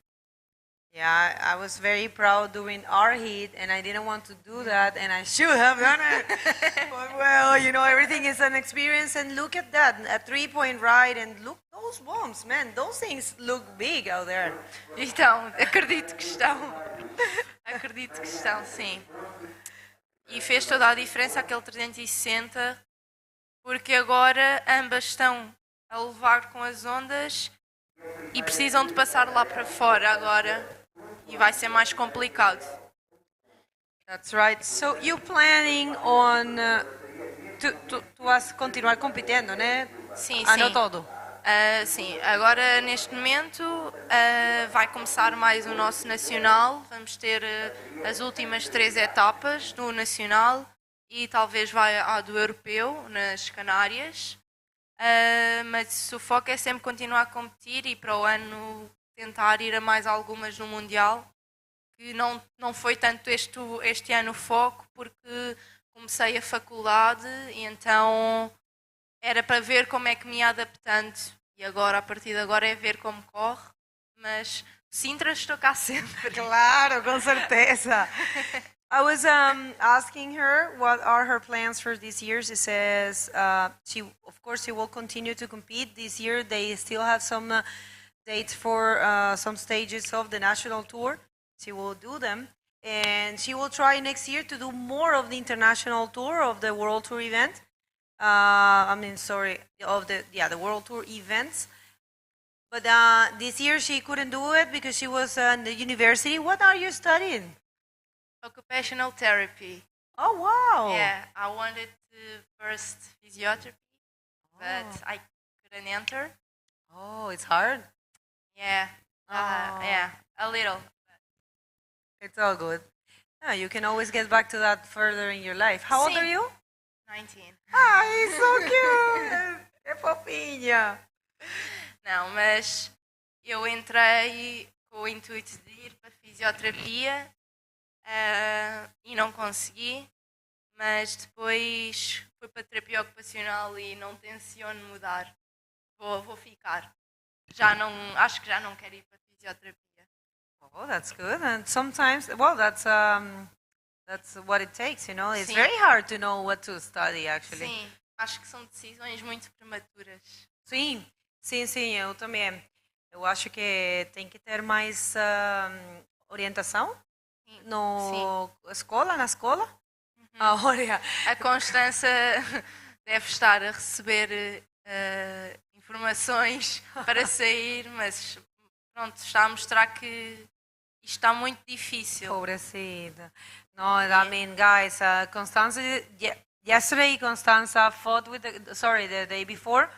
She paddled for 6 minutes against the current, and it was half of the size that it's today, and she never gave up. But you can see she's all red. It's very tiring, huh? A água Cansativo, né? A água com o cansaço. Fica Fato muito longo. calor. Eu ontem já nem fui de short. Acho que essa é a melhor decisão, sabe? Short é a melhor decisão, porque a corrente está muito forte, as ondas têm força e nós ficamos muito cansadas e com muito calor. E com um fato comprido, às vezes não ficamos mesmo a sufocar. Nem dá para sentir a água fria, né? Eu estava lá fora e estava a colocar a água dentro do fato. What we're talking about Constanza, well, you can see her.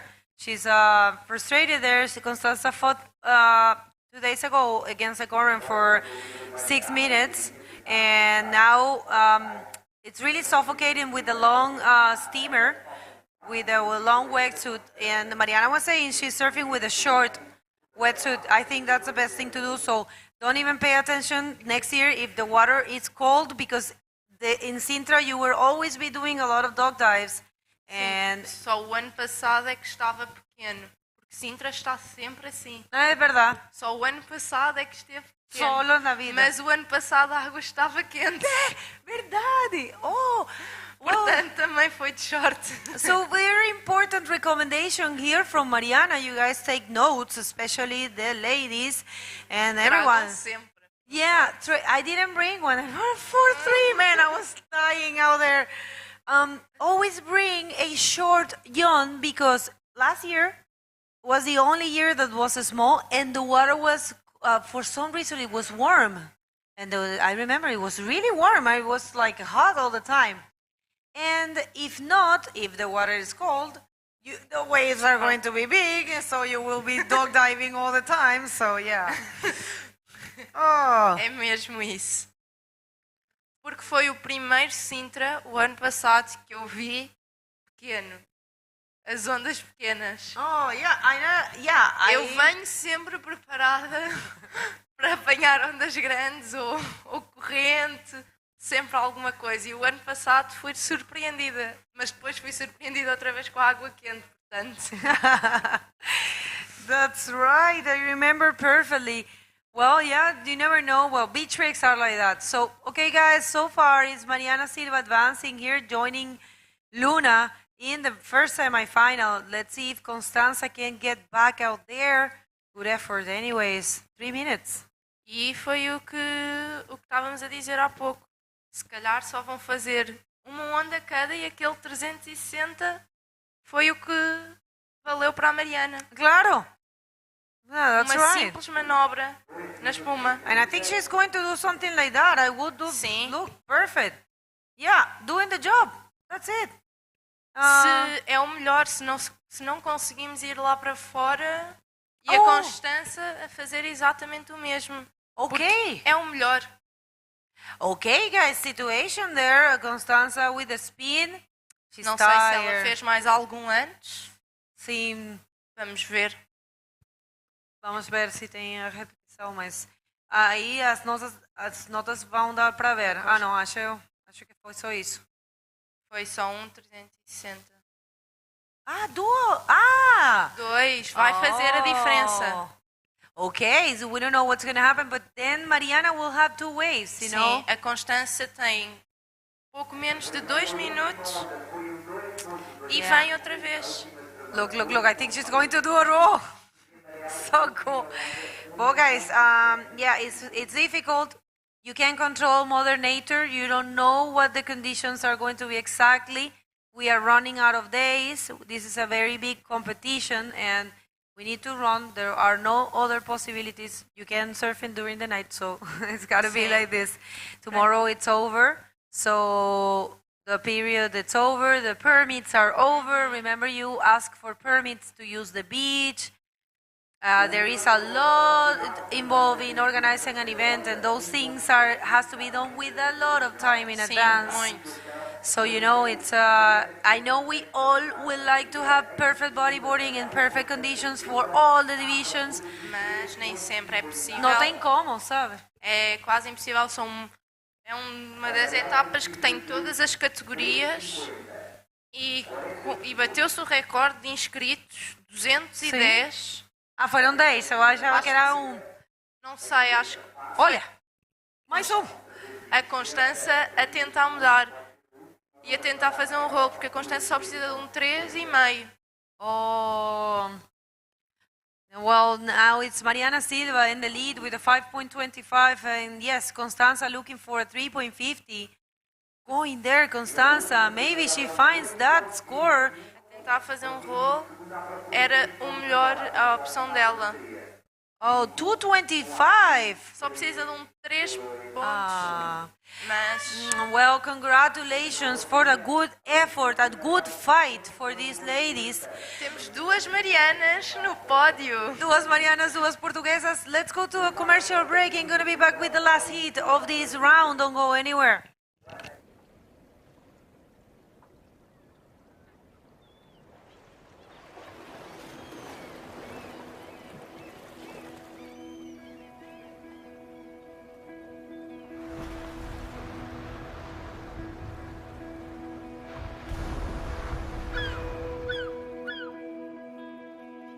Há uma Sintra que combina o mar selvagem,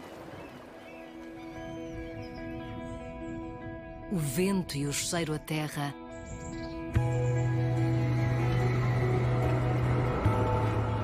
a viagem por caminhos únicos,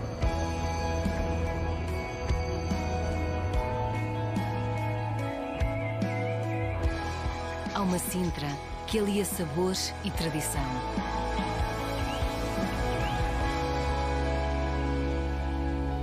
Há uma Sintra para cada um de nós.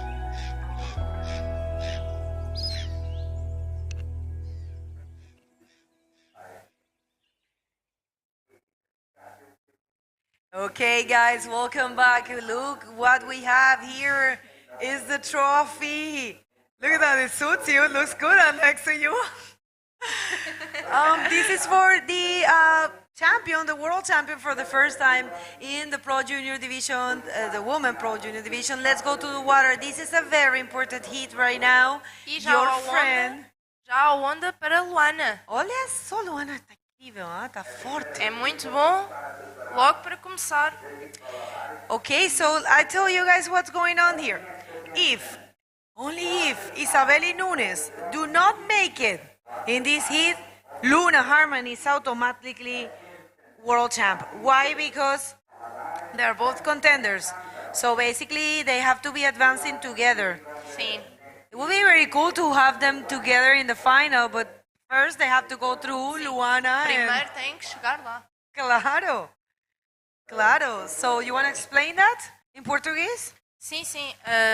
Pronto, basicamente a Isabelle, caso perca neste hit, a Luna vai ser automaticamente a nova campeã mundial, visto que estão empatadas e elas precisam sempre de chegar, uma tem que chegar mais longe que a outra, e caso cheguem as duas à final, uma delas tem que ganhar, e quem ganhar será automaticamente a campeã mundial. Por isso é que este hit é muito importante, porque caso a Isabelle perca, é muito importante para a Luna. E a Isabelle não vai. Mas é muito importante, e tenho a certeza que a Luna está em cima do acontecimento, porque a qualquer momento podemos ter a nova campeã. Ou a Isabelle vai até ao fim. São as duas concorrentes ao título mundial. Thank you. There you have it. Thank you, production, for that great graphics there, and everyone involved in the IVC for making it happen. Danny, Glenn, Kervin, and Nico. Beautiful.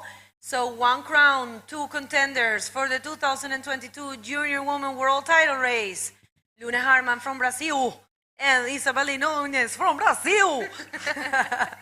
Brazil will be in Portuguese from Portugal. But they say Brasil. Eu aprendi, eu estou fazendo aulas brasileiras, então. Eu falo com sotaque brasileiro. Sim. Muito, muito comum dizerem-nos: mas eu estou a ter aulas de português. E nós, português ou português brasileiro? Yeah, there's a difference. I wonder the other countries that speak Portuguese, they have a different accent as well, right? Sim. É mais parecido com o nosso português, não no do Brasil, mas sempre com um sotaque diferente. Acho que não há assim nenhum outro país que fale um português parecido ao do Brasil. Yeah, I think, I mean, it's for us, I think it's normal that, for example, the people that learn Spanish in Europe has the Spanish accent, and the people that learn Spanish in South America will have the accent of the country they learn from, because we have so many accents. Bastante. And the same goes for the Portuguese. Yeah, and if you are from Europe and you learn Portuguese in this side of the world, you will speak Portuguese from Portugal. Neste momento temos ainda 100 ondas para a Isabelle e a Luana a marcar já a posição com 2,25, quando faltam agora 15 minutos para acabar o hit. Não está fácil, consegue-se perceber. A Isabelle está a tentar encontrar uma onda, mas ainda temos muito tempo. Certamente encontrará. A ver se ela a tentar chegar lá, mas não dá. E acaba por ser bastante desafiador, porque estar com a pressão de ser campeã não é nada fácil. Não é nada fácil. E eu que estou com a Isa, sei que não é fácil, e eu própria que não estou a competir, eu sinto a pressão. Todos os momentos são cruciais. Todos. Qualquer falha. Sí, mira. She's saying a very important thing, and she's got a lot of pressure, Isabelle. She's staying with Mariana, and Mariana is suffering, and she's not even competing. And she has to remain calm and do what she knows what to do. She does those amazing rolls. Sim, é encontrar a onda. Às vezes não se mostra isso por nervosismo. E elas sabem, tanto a Isabelle quanto a Luna, sabem surfar bem, senão não estavam a lutar pelo título mundial. Portanto, é tudo com muita calma. That's right, yeah. Well, it's so easy to say and so hard to apply. Sim. You know, to be such an important, to be in front of achieving something so important, especially for Isa, because this is her last year as a junior, you know? So she has some extra pressure there. She really wants this title. It will be the last time. And when you pass to open, you know how hard it is. You know, there's so many good riders, so the chances really decrease for you. So just to earn your first title while you are a junior opens a lot of gates for you. So it's a big opportunity. Thank you very much, the IBC World Tour, for bringing this division for the first time in life and give these ladies the chance to experience the glory from early days of their lives, from early years. So we have... I would like to say thanks to our sponsors before. Remember, this event is brought to you by Câmara Municipal de Sintra, Instituto Português de Desporto e Juventude, Federação Portuguesa de Surf, Junta de Freguesia de Colares, and we have Meo, Mega Hits, Bird Magazine. You guys, Bird Magazine, it's been there forever here in Portugal, and it's the best media, huh? Completamente. You guys have to check it out. It's always on point with bodyboarding. Meo Beach Camps and the best spots here in Portugal. ADP Publicidade, Spoticard, Arribas Hotel, Cese Board Center is a shop. We have a shop right here in the beach. So if you need something, podem vir cá. Isso. Tudo. Fatos, pranchas, best pato, tudo. Uma pequena lojinha que temos aqui na praia. Se você está precisando de alguma coisa, tem que vir aqui. Escola Boutiques, muito importante. A Escola Boutiques ha feito um trabalho incrível pelo esporte. And we have also Refresh Bodyboards. great bodyboarding, Portuguese bodyboarding brand, and Cruz Vermelha Portuguesa Amadora. Thank you very much, everyone. We have our interview ready with the winner of the last heat, and Kata, please take it away. Welcome back, guys. I'm here with Mariana Silva, the Portuguese rider. Mariana, the conditions are really tough. And we know that you've been training hard, your physical condition. How important is that training in this kind of event? It's super important, especially with the conditions that we're having, lots of currents, super tough waves. It's super tough to pedal out, and it's not for young people like me, especially girls. It's so hard for us. What do you think about this event so far? It's been great. It's been having lots of waves, but like today, it's too many waves for us. It's very, very hard. Mariana, queres dizer alguma coisa aos teus familiares, aos teus amigos que estão-te a ver e a apoiar? Queria agradecer a toda a gente que está a ver aí em casa e quem também veio à praia. E o meu pai que está aqui a semana toda comigo. E obrigada, e vamos para o próximo. Muitos parabéns, Mariana, estás nas semifinais. Mariana is now in the semi-finals of the Pro Junior World event. Congratulations, Mariana. Keep up with us, guys, and back to you. Oh my God, that's the future right there. Entretanto, já tivemos onda para a Isabeli, que não deve ter conseguido concretizar. Teve um 1.25, continuando ainda em segundo, e criando claramente mais expectativas para a Luna. That's right. So, Mariana Silva, great job. She's been surfing so good. I've been following her in the social media. Sim, a Mariana ultimamente tem mostrado um surf muito bom, sendo a nova campeã nacional. O ano passado foi consagrada a nova campeã nacional júnior, sub-18 feminino. É sub-14 também, né? E sub-14. Este ano ainda não houve a etapa, ainda não há campeã de 2022. Mas está perto, né? Mas está perto, sim. Mas acredito que ela vai estar lá para renovar o título. Olha!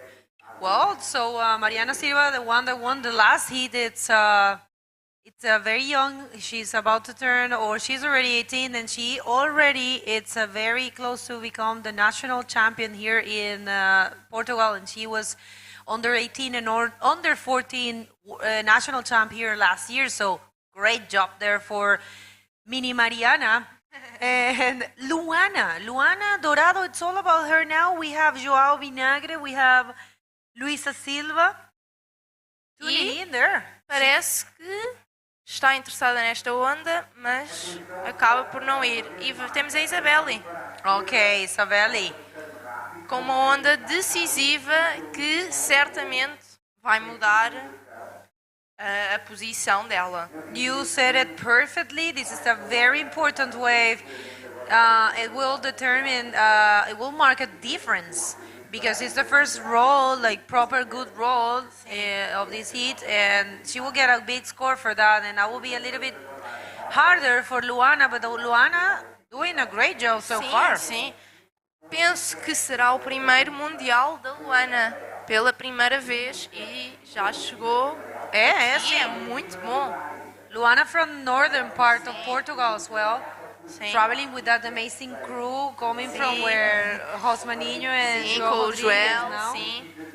Great people, great crew, and look at that, 5.75. It's what Isabeli gets. Faz logo toda a diferença neste momento. Então a Luana está a precisar de um 4.76. Não é impossível, e ela encontra-se lá fora. Uma boa onda pode outra vez mudar tudo isto. Pode ser. Olha o que o João está a falar. Luaninha é a grande revelação deste ano, sem dúvida alguma. Eu não sei ao certo que idade é que ela tem. Não, eu sei, eu tenho aqui. Vou mas ainda é muito nova. Acho que se não é 14, é 15, mas mais isso não. Não, mais que isso eu sei que também não é. E é ótimo com esta idade já chegar aqui. Que important, how important is the support of a crew, of a family, you know? Acho que isso aí é muito importante. Sim, principalmente nestes primeiros anos, o apoio dos nossos treinadores e dos nossos colegas de equipa e a família, acho que são muito importantes e fazem toda a diferença, porque às vezes não temos os resultados que queremos. E eles estão lá ao nosso lado para nos ajudar e é muito importante mesmo. E temos Luana na onda. That's right, Luana, the revelation of this year. Nice spin.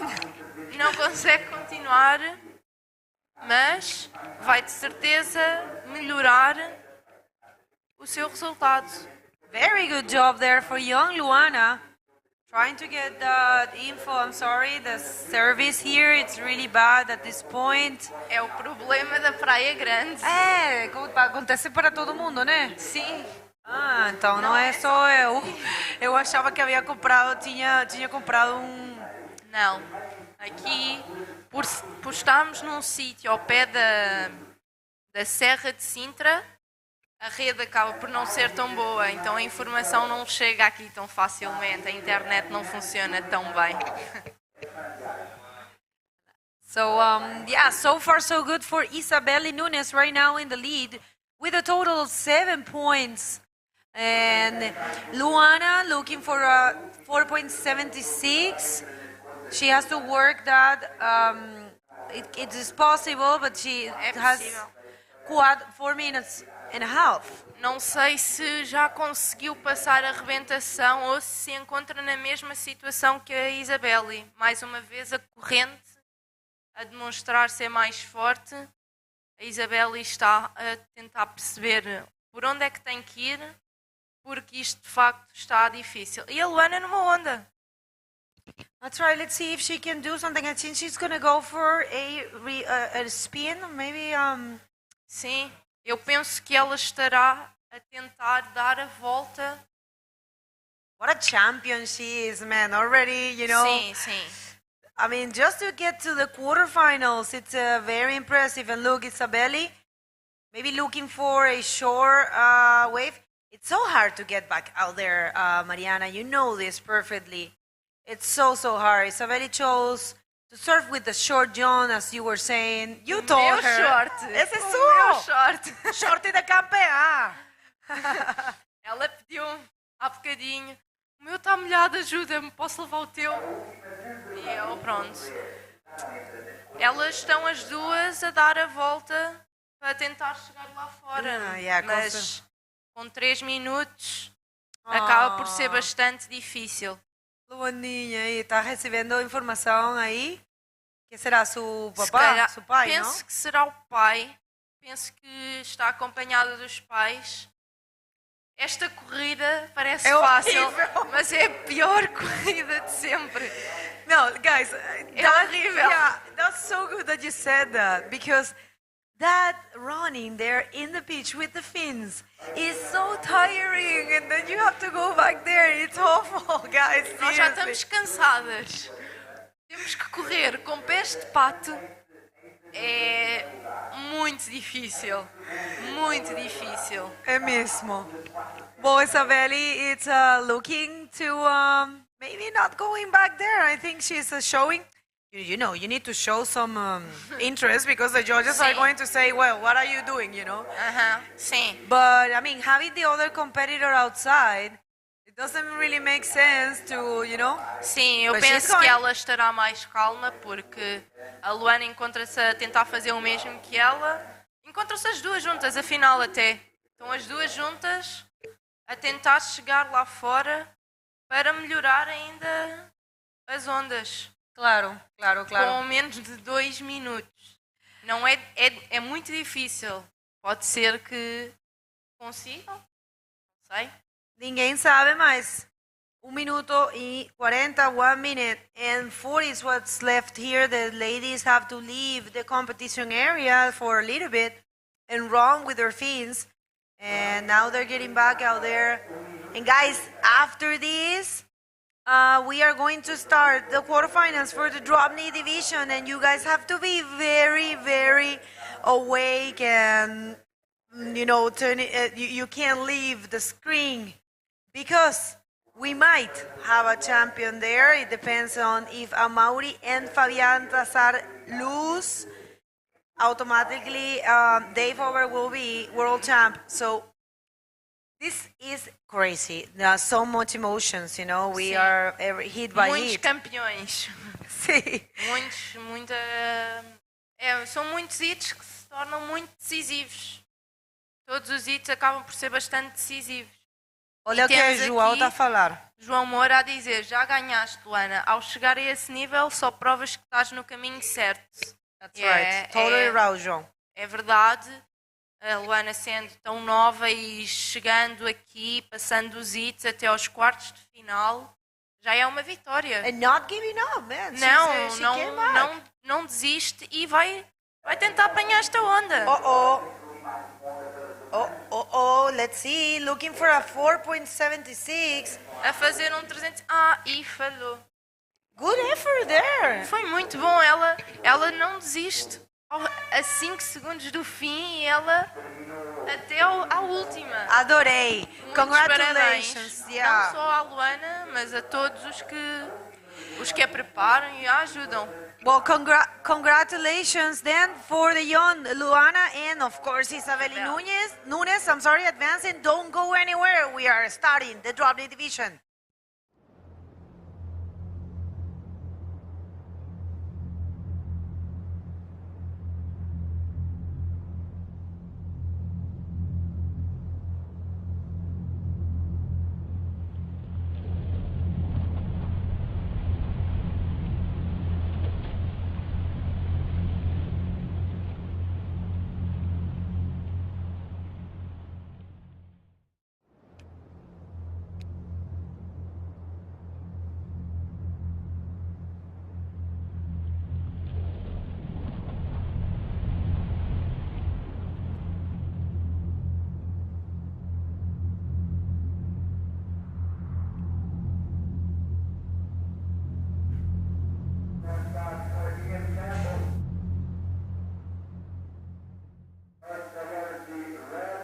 Welcome back, everyone. It's me, Nuno Cardoso, in the booth, and joining me right now once again, Robbie Berman, a regular now here in the booth. Yeah, I'm becoming a bit of a local in the booth these days. I'm enjoying it.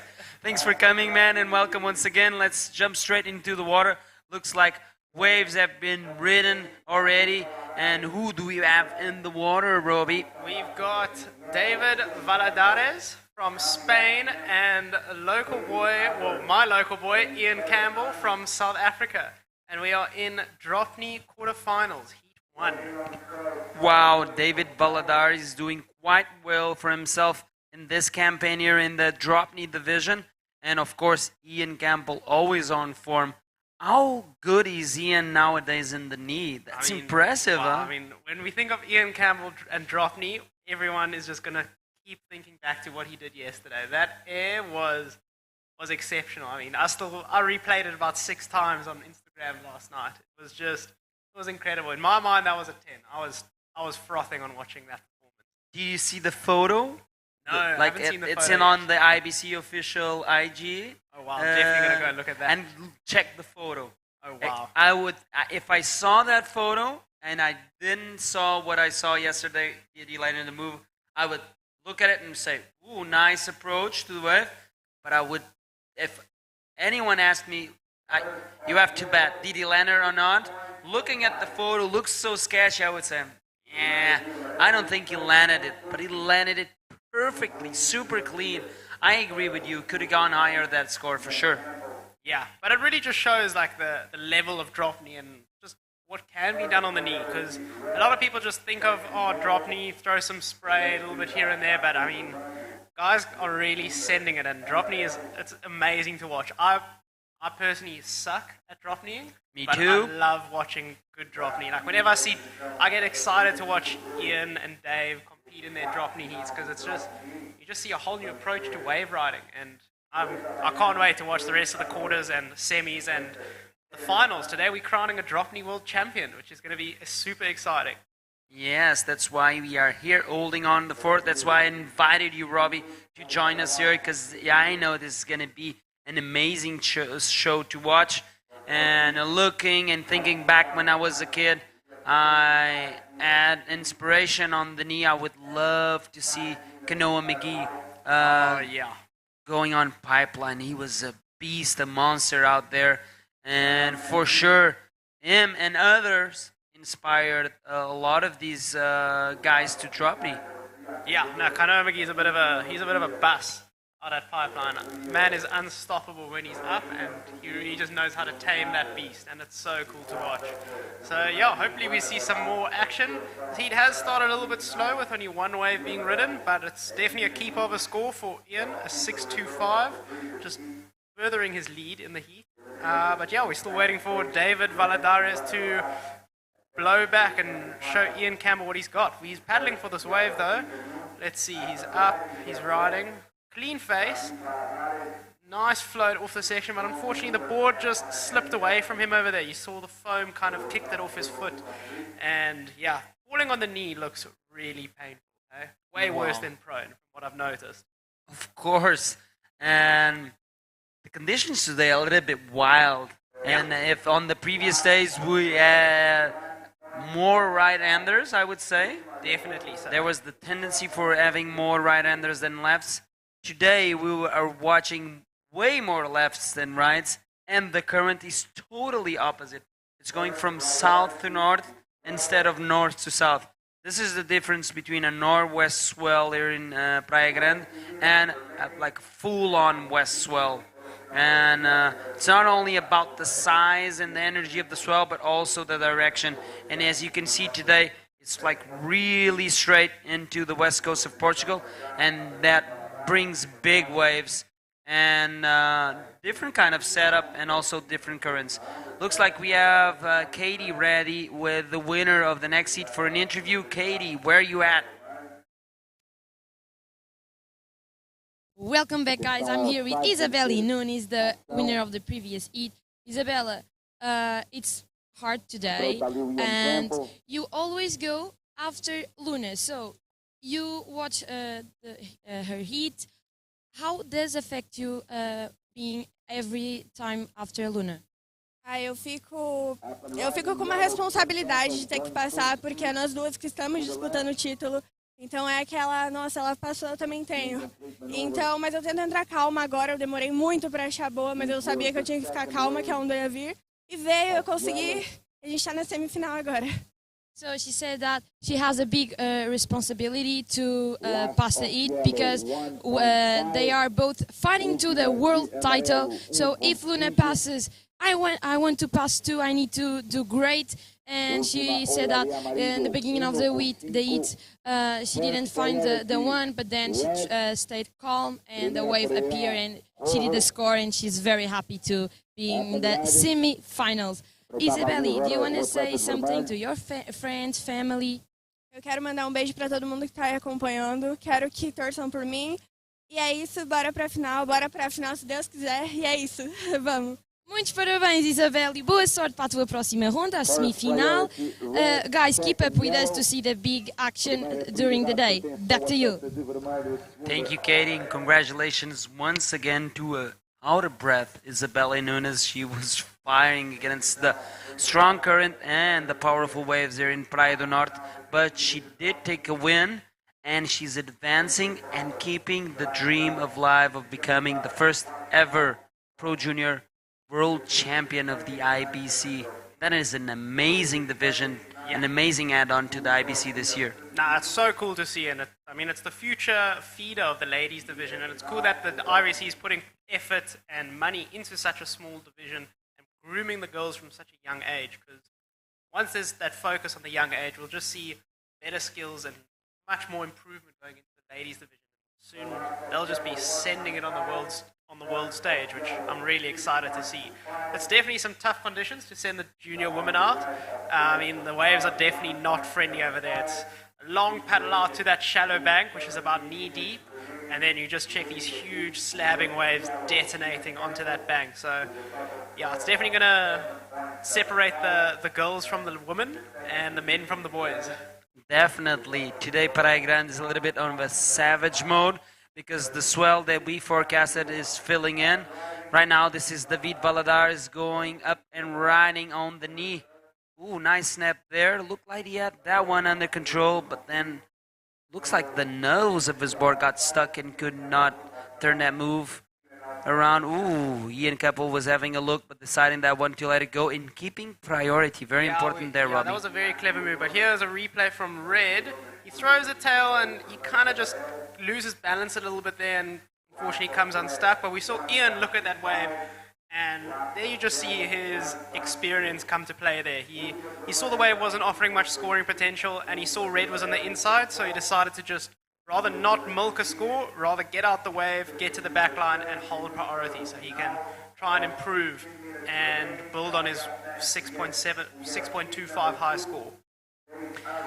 A lot of people tuning in Webland. Thanks for tuning in, guys. We are also deciding today a world title in the Dropknee division. We still have 3 contenders, which makes this division quite exciting to watch. On the next heat, we are going to have one of the contenders, and then on the third heat, one other contender, and then on the fourth heat, another contender. So all the contenders are spread out through their respective heats, and it makes this battle even more interesting. Yeah, no one wants to get left behind. All of them want to progress, but if they do progress, Dave Hubbard will be facing the winner of this heat, and if both Amori and Fabian Tazar progress, they will be battling on the second semi-final, and that's a title deciding heat.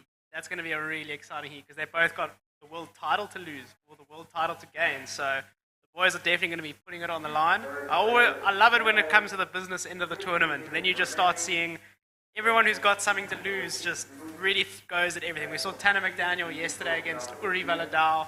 He was losing that heat, majority of the heat, and then when it came to crunch time, I think with less than 50 seconds to go, he managed to post that 7.25, progressing him into the next round, which is, he needs a good result here in order to go into front on equal points to the current tour leader, Tristan. That was just nail-biting action yesterday, and fortunately for Tanner McDaniel, he made the cut there at the last second.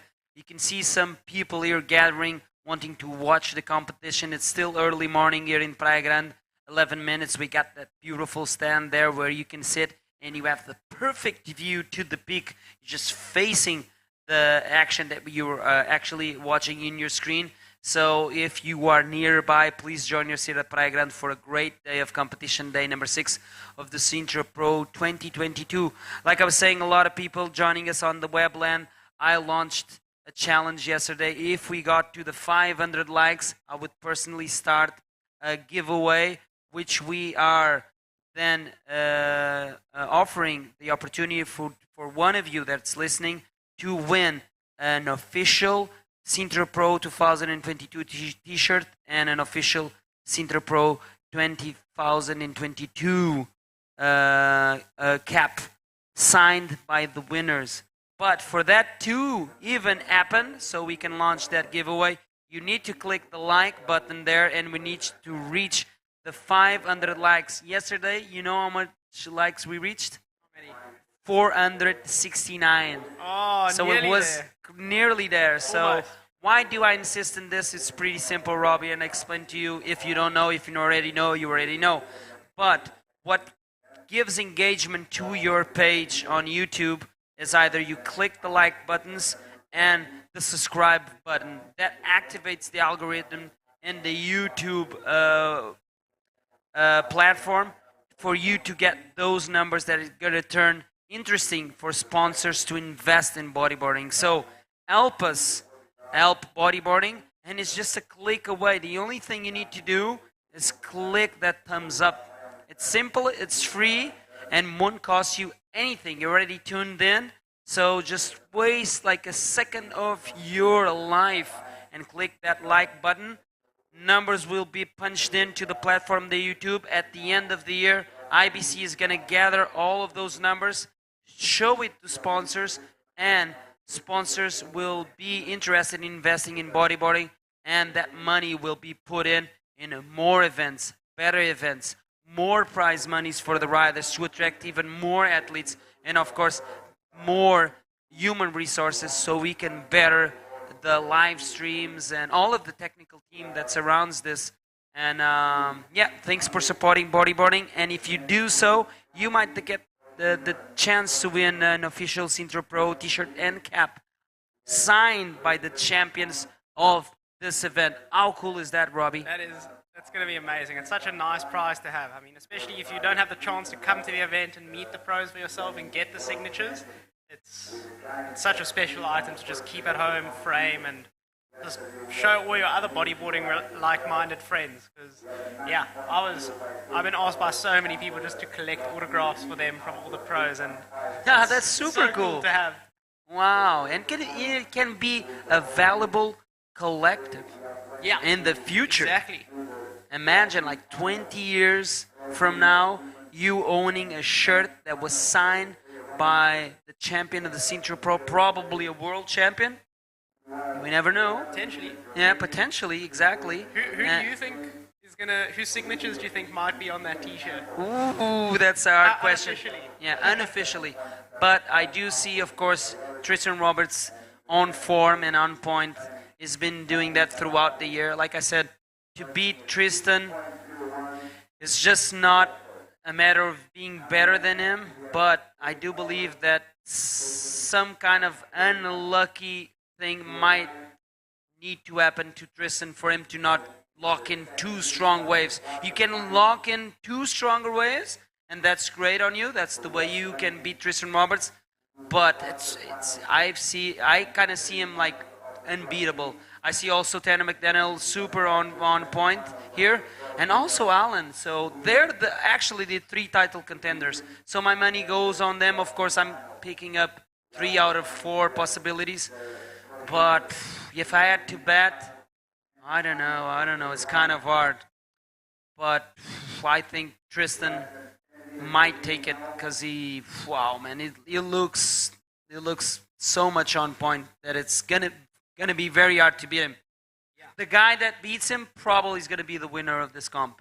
I mean, he's going up against quite a big name, but hold up, we have Red, David Valadares, looking at this right-hander, throws some tail, gets some nice spray over there. Unfortunately, Wave's not going to offer a second section for him, so he's going to hop out. It's definitely going to go into his top 2 scoring rides, his first completed maneuver of the heat so far.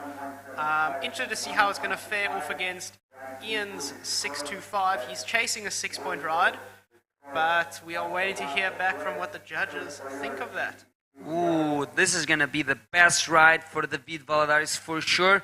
We are waiting for the scores to lock in, and you've got the lowdown on the semifinals. Give it to us, please, so Robbie. The semifinal, there's a score just dropped, a 3-2-5 for David. So not enough, but it definitely narrows his lead. His need. He needs now a 4.51 to take the lead. But Ian is sitting patiently out the back, looking to improve on a 1.5, which, knowing Ian, I'm sure he can with heaps of time on the clock. But it's just a matter of time. But yeah, so back to the men's semi-finals. It's pretty stacked. We've got a Sintra favorite, a past winner. I think he's won this event quite a few times in the past. 2 times already, and then Sintra winner. There was, sorry to interrupt you, Robbie, there was 1 year where we didn't make the finals because of lack of waves, and then it was a Sunday, so we did not have more time. We waited until the end of the day. There's no waves at all, so the organization decided to divide the points, but actually Pierre was on that final. It's like, we call it 2 wins and a half. 2.5. So 2.5-time winner, Pierre Luis Costes, and the 2-time world champion, going up against Tristan. That's a final in itself. Wow. And then we have Tanner McDaniel and Alan Munoz chasing it up in the semi-final. And that heat also means a lot because both of those boys need to make the final and they need to win this event before going into Fronton, just to extend their chances of potentially claiming that world title spot. So there's a lot riding on both these heats.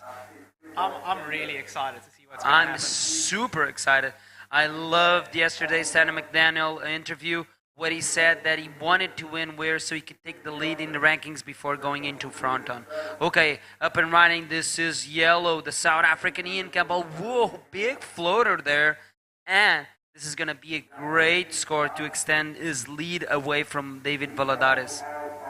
Yeah, that's definitely going to be a great improvement on his bottom 1.5. Nice high critical maneuver. You see he draws along where he eyes that section out and he just hits the lip. Gave him a little bit of air on that float too. And he went straight out to the flat. Super clean maneuver, greatly executed. Yeah, the judges are going to really love that, and they do. He got a 5-point ride for that. So now the pressure has built onto David, needing now an 8-point ride with 6 minutes and 33 seconds to go. So there is still enough time. He's out there all alone, so he has first choice of whatever comes his way. It's just a matter of being on the right wave at the right time and doing what he needs. Yeah, I'll bet you right now, going back to the conversation about the men's division, although we are in the Dropknee division, that Tanner, McDaniel, and Alan Munoz are putting some euros aside and going to meet Pierre and say, we pay you this much if you beat Tristan. I would. I would too, for sure. Okay, looks like David is having a look at this one, but letting it go. It was kind of a close-out wave there. Good move there by the Venezuelan, but now living in Canaries, I do believe, in Spain. So that's why he's representing Spain, but I think he's Venezuelan. I do believe he's Venezuelan. And he needs a tall order, 8-point ride.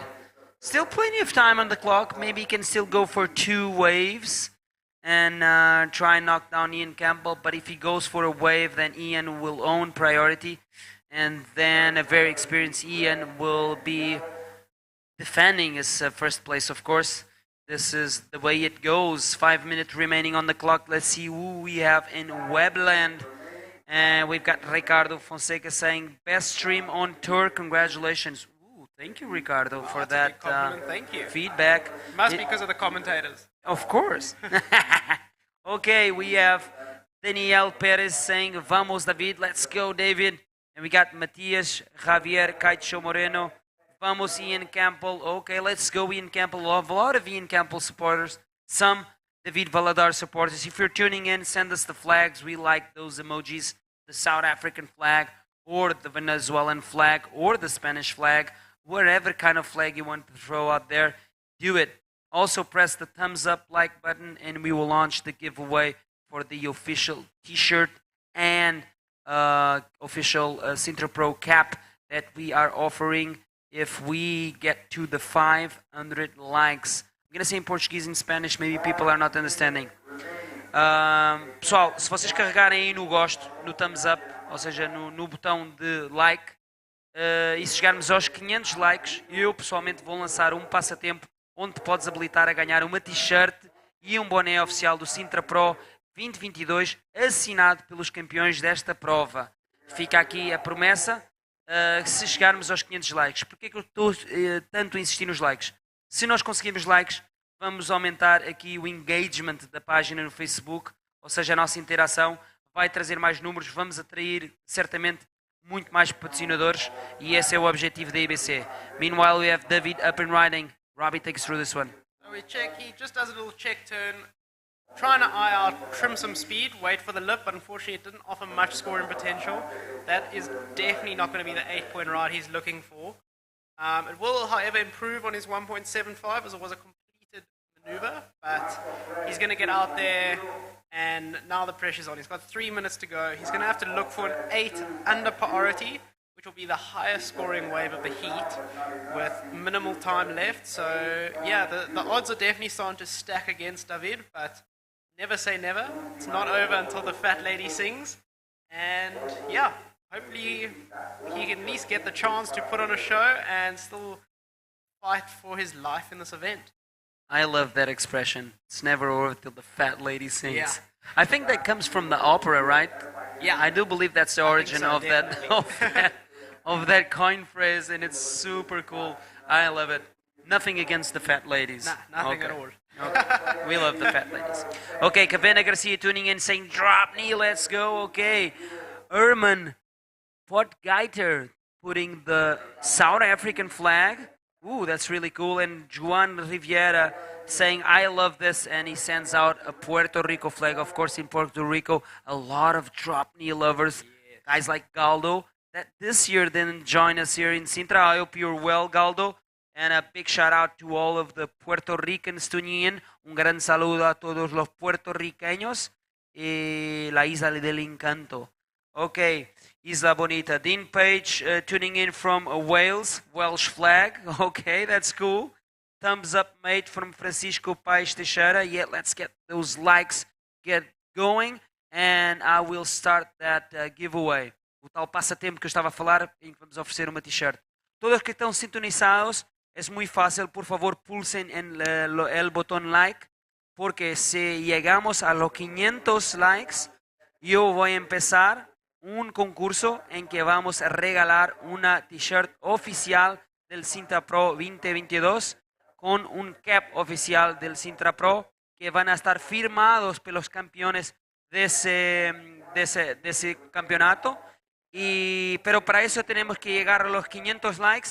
Y si llegamos a los 500 likes, vamos a activar ese concurso donde puedes ganar una t-shirt y un cap oficial del Sintra Pro 2022 firmado por los campeones de ese evento. Muchas gracias por sintonizarse. And I'm here with Robbie Berman holding the fort. And it looks like this is another victory for South Africa.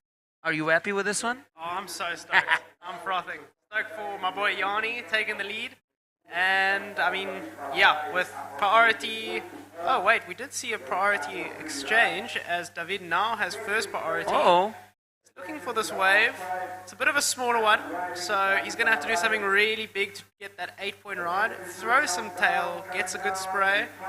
Going to have to get something really big on the end here. The wave's kind of tapering off, not offering much, and unfortunately that is it for the heat.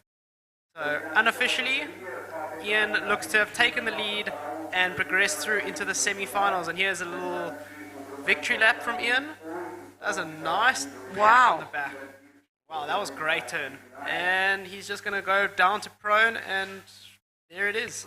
That's all she wrote on. One. Yeah. That's all she wrote on this one. Ian Keppel taking the win. And David Valadares, congratulations as well. 5th equal place in the Dropknee division. Don't go anywhere. We're going to jump into a quick commercial and come back for some more action right after this. Malta, para tudo. Estou aqui a refletir e peguem nas pranchas. Está incrível na costa. Este verão descarrega a app Mel Beach Cam. Agora com mais de 150 live cams. Estás aqui, estás na praia. Mel, humaniza-te.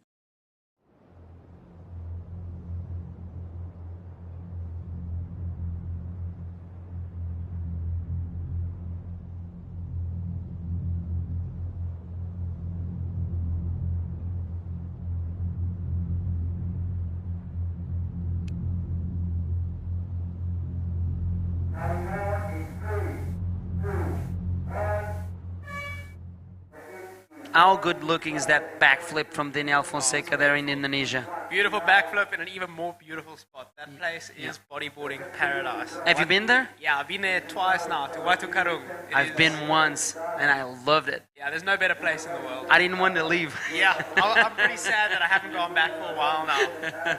Okay, I'm Nuno Cardoso. I'm joined by Robbie Merman from South Africa, holding on the fort here in the booth. Let's jump straight into the water because we got some more drop knee action, and we've got the first title contender hitting the water in this quarterfinals, and it is David Hubbard in red representing USA, Hawaii, and of course in yellow we have Shaden Han representing also the United States of America, of course coming from Hawaii. Let's see who's gonna come out on top. If David wants to keep the dream alive of becoming 9 times world drop knee champion, he needs to advance on this one. Yeah, I mean, Dave is the current tour leader in this event, so he is the favorite to win the world title, but don't get me wrong, there are some whippersnappers chasing at his heels with Amaury Laverne and Fabien Fazard coming up in the next 2 quarters. So it's all comes down to whoever progresses the furthest in this event will win the title. But to be honest, Dave has been on form. I mean, just the way he does those huge top to bottom turns on the face of the wave is just, it's amazing. He makes it look so effortless. Okay, and we've got the goods here in the booth. If production team can send the shot here to the booth, you can see the world title trophy of the Dropknee division. How good looking is this, Robbie? It's a beautiful piece of art. I'm really excited to see somebody raise that above their head today. And it's going to be big cheers all around. This is, ooh, that was a big wipeout there by Shaden. Thanks, production team, for not missing any of the action. Actually, this trophy is handmade by Manuel. He's responsible for a project called Mara Driva. He personally picks up trash from local beaches around Sintra, and then he transforms it into art pieces. This time alone, he did these world champion trophies out of wood, recycled wood, and it's all handmade. Look at the details on this thing. It's out of this world. Meanwhile, action. Here we have Dave taking his first wave of the heat. Beautiful blowtail out the back, nice spray, and he goes for a second. He's trying to look for a third section, finds it. Not as big as the first 2 turns, but it's definitely still going to add to his score. And he's just going to ride this in, see if he can link it to something. Check all that backwash that's just disrupting the wave. I think Dave is doing it.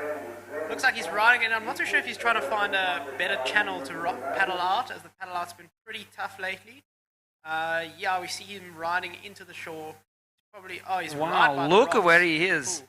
We're going to see him get out, run across the beach into a channel and try to get back out there for another wave. But that was a great opening ride from Dave Hubbard. Much better than the top to bottom dive that we saw from Yellow. Wow. But now Yellow's going to be at the back line all alone. That was bone-crushing wipeout. That one must have hurt. Yeah, if you were nervous before, a 7-point ride from Dave Hubbard. What a great opening ride. So Dave will feel the pressure a bit, running on the beach, not being in the water and leaving Yellow out alone. But with that 7 to his name, he'll have a little bit more comfort knowing that he just needs a backup now, because that 7 is for sure going to be a keeper. But yeah, Yellow, you've experienced the worst.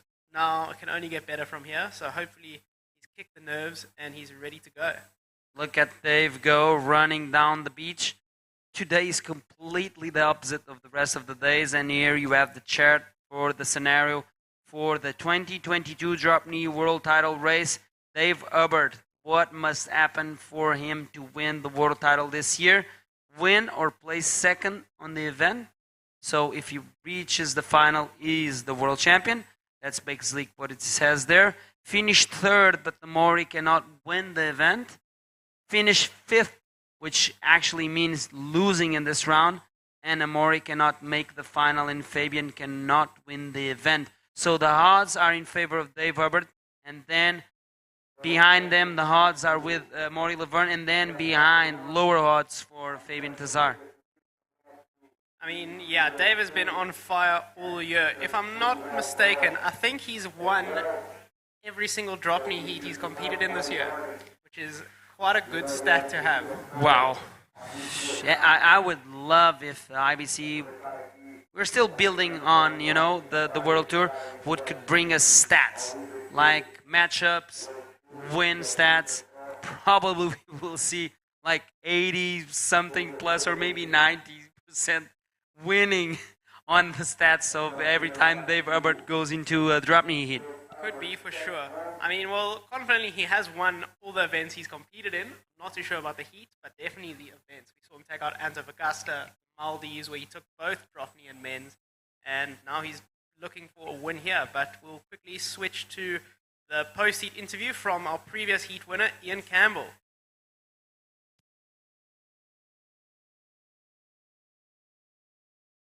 Welcome back, guys. I'm here with Ian Campbell, the winner of the previous heat. Ian, you were eliminated from the pro division. That make you want to win more in DDK? I don't know. It's kind of difficult. Like I always enter Dropknee just to have fun, and you know, it's such a cool stance and something so different from what we normally do. But yesterday in my heat, I got like a really good wave, and yeah, gets me motivated, gets me excited to ride waves. And although the conditions are pretty tough today, it's still going to be fun. And I think we're in for a long, difficult day today, but a good one. Thank you for the answer, Ian. What you say to young kids to motivate them to do Dropknee? Yeah, it's, you know, Dropknee kind of died off a couple years ago, and it seems to be getting back. You know, having guys like Sammy Marantino is not here at the moment, as well as Dave, and these guys are really pushing the sport, and it's getting pushed to like a really good level in Hawaii. But I'd just say, you know, like watch these guys, watch the techniques, watch what they're doing, watch how they get up, their stances, what they're doing to do moves, and that's the best part. It's really fun for everyone, and it's something so different on a bodyboard with no fins. So it makes it a little bit of a challenge too, which is always awesome. Thank you, Ian. Congratulations. Good luck to the next round. And do you want to say something to your friends and family supporting you? Just to my nephew Hutton, how's it, bro? Nice to thanks so much for the support. To Andrew, Megs, and Mac, love you guys, missing you. And yeah, to everyone at home, everyone for supporting me. I'm always super grateful for the support and the love, and yeah, proud to be here and excited for the semi-final with Dave. Thank you very much, Ian. Good luck. Have a nice rest before your eat, and back to you. Thank you, Katie, and thank you, Ian, for another beautiful showcase of Dropknee, and congratulations for that win. He's advancing into the semifinals, where he will be battling it out against the winner of this heat. Looks like it's David Herbert right now doing the most of the work in this heat, posting a 7-point. Shaden on, only 2 short rides there, 0.5. You will be out there looking for a better score, of course. And yeah, 16 minutes and 40 seconds remaining, still plenty of time for both Dave and Shaden to pick and choose any wave that Praia Grande delivers. What a great show in our hands. The first world title contender in the quarterfinals is in the water, Robbie. Yeah, it's so amazing, and the pressure's starting to mount as we get closer and closer to the business end. It's finals day for some divisions, and the guys, no matter how hard they try to put it off, the pressure's definitely going to start to mount. I mean, a world title is at stake, so you can definitely feel a little bit of the tension in the air. There's a lot on the line, but these guys are professionals at the end of the day, so they're used to handling the pressure and coping with it. But yeah, what amazes me is looking at Ian's quiver. He doesn't have one. He just uses the same board for Pro and Dropknee, which is it's quite different to what the other guys you see. As you see, Dave has 2 different boards. I think they are of a different shape.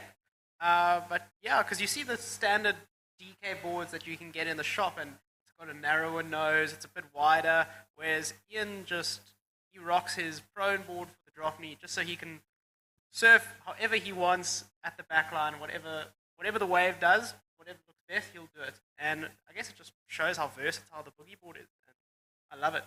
I love the boogie. I defend to my entire life that probably the boogie board is the best vehicle for introduction to the ocean. Yeah. In the friendliest at least. 100%. I mean, yeah.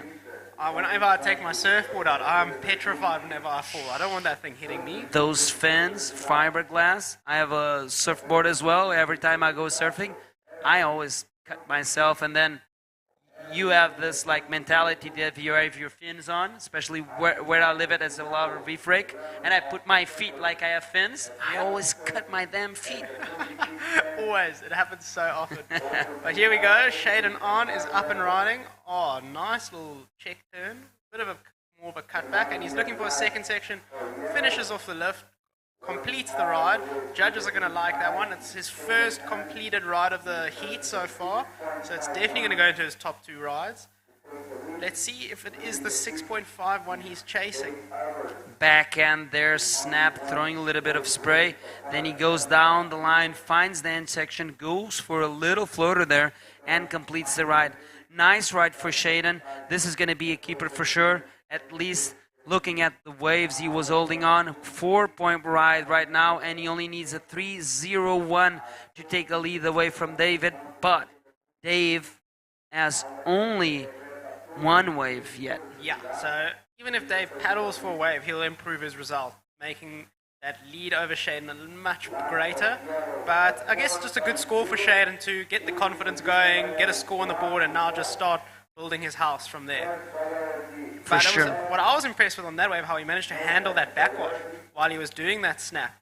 Because as soon as you saw him go into the turn, the backwash just hit him, and he managed to stick to his board, which is really difficult in that instance. Even riding prone, handling the backwash is a bit of a challenge.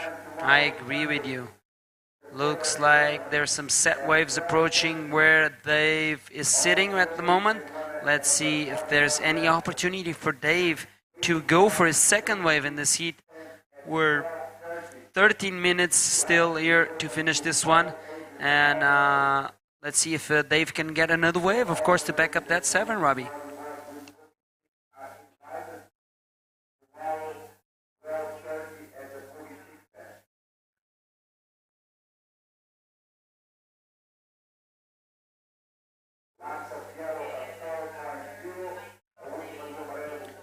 And we see a little bit of a lull in the lineup at the moment. No waves coming through yet. We can check that Rip is really just pulling so hard as Dave is trying to fight through it with every inch. And this is where it gets challenging, because you want to conserve your energy for paddling into the waves, riding the waves, but you also want to try to stay in the spot. So it's trying to like balance it with keep fighting the current, but also maintaining your energy in the backline. And that's what makes surfing Sintra so hard. Getting back to the backline after taking a wave is such a fight with the ocean, but you need to try to do it without burning all your energy through, so you can still ride and win your heat. Yeah, these guys are still, if they want to reach the finals, it means they will still have 3 heats today, counting with this one. So you need to save and conserve your energy, of course. And I know Dave is very experienced. He will be doing that, and he knows that he needs only another wave, because that wave was just really good to start this campaign in this heat, because it's a 7. He knows he's a keeper. He just needs to back that one up, and then it's all up to Shaden to try and best his highest scores and knock out David from that first place. But so far, so good for the wine in the red jersey. And looks like he's having a look at this one, Robbie. It's got a bit of a shoulder on it, which Dave sees some potential. And there we go. He just throws that tail, and the control on those turns is just beautiful. So that's where the key differentiator in the score. If the rider will throw it into reverse spin, you'll see a little bit of a downsize in the score. But if the guy throws his tail and brings it back cleanly, that's where the critical maneuver is. And the judges love that. Just the way he throws the tail, spray comes off the face, and he just brings it back with perfect control. It was a single maneuver, and he received a 5.25 for that, which is a great score for Dave. So now he's going to try get to the back line and look to improve on that. Whereas Shaden is now chasing an 8.25 with 10 minutes to go. So the pressure is going to start building. Yeah, tall order there for the young Hawaiian in the yellow. You know what I loved about that ride from Dave? Is that the fact that it's almost no bottom turn, and he gets on the knee and starts driving so fast through the open face of the wave. That's an amazing technique there, and I always struggle to understand how the hell does he do that. You know, all of these riders, they're so good on the knee, and I wish I was that good and could enjoy my bodyboard even more. I kind of drop knee sometimes, but I'm, of course, not this good. Nah. I mean, if I was, I would probably try have a shot at the drop knee division here at the Sintra. Yeah, I think the last time I dropped knee, I unfortunately broke my ankle. So Ooh. I'm kind of just calling my drop knee career to a quit. We see Dave really getting the short end of the stick here, paddling through the shallow section, just duck diving all those bombs. And you see how tough that extra bit of 1 foot foam is after you duck dive through. It just pushes you back onto the reef. That makes it so tough to get back out there, huh? It's that invisible barrier that I keep talking about. Yeah. If you get stuck behind it, and if there's set waves approaching, you'll be there forever. Look at Shaden. How long is he battling the waves there since he finished that 4-point ride. It was almost at least 5 to 6 minutes ago, and he's still there, duck diving after duck dive, and he gets stuck there. And it looks like you're not going anywhere, which is the most frustrating part. And whoever was out there knows what I'm talking about. And probably, if you bodyboard for a long time at your local beach break, you know what the hell am I talking about. Looks like there's a lot of people tuned in the webland, especially the #1 fan for Dave Hubbard, his wife, Evelyn. She's always tuned in when Dave is surfing. So thanks for tuning in, Evelyn. And she's confirming what he said. He did win all his DK heats this year. Perfect. Exactly. 100%. 100% success rate. Wow. This year, 100% success rate for Dave Hubbard in every single Dropknee heat that he went into the water. Exactly. So if I was a betting man, I think everyone knows where my money would be for the DK champion. But yeah, the ocean is the ocean and you can't control it. So anything can happen. But right now, Dave is off to a great start.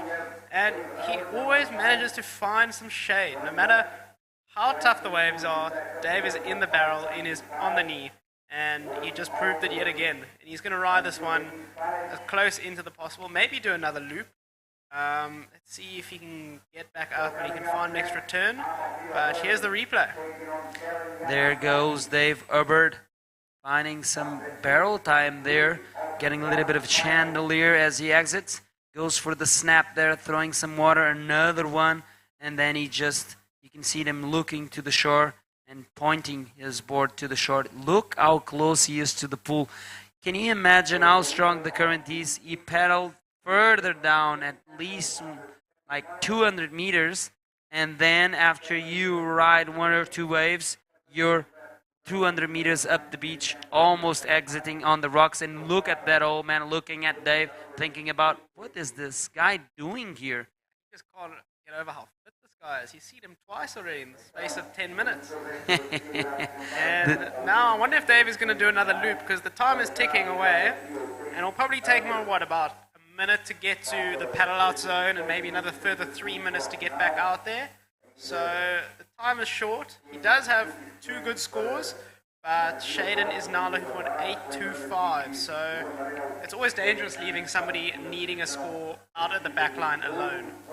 Yes, a tall order for the young Shaden on, representing Hawaii in the yellow singlet. He is out there somewhere. Last time we saw him, he was still duck diving a couple of ways, trying to access the peak here so he can put on another score if he finds a wave, of course. 6 minutes remaining. You can see now more relaxed Dave Hubbard. He's not running, he's just walking, and he's going down the beach to go around that's the crazy sandbank, the crazy current that today with this new swell, this westerly swell, is bringing in more lefts and a completely different current in the main break. Now you have a current from south to north, and throughout the entire rest of the competition, the previous days, there was a completely opposite current. That's what the northwest swell makes here in Praia Grande. And yeah, 7 days of competition. This is day number 6, and there's not a single day alike here in Praia Grande. That's a promise. Yeah. No single day is alike.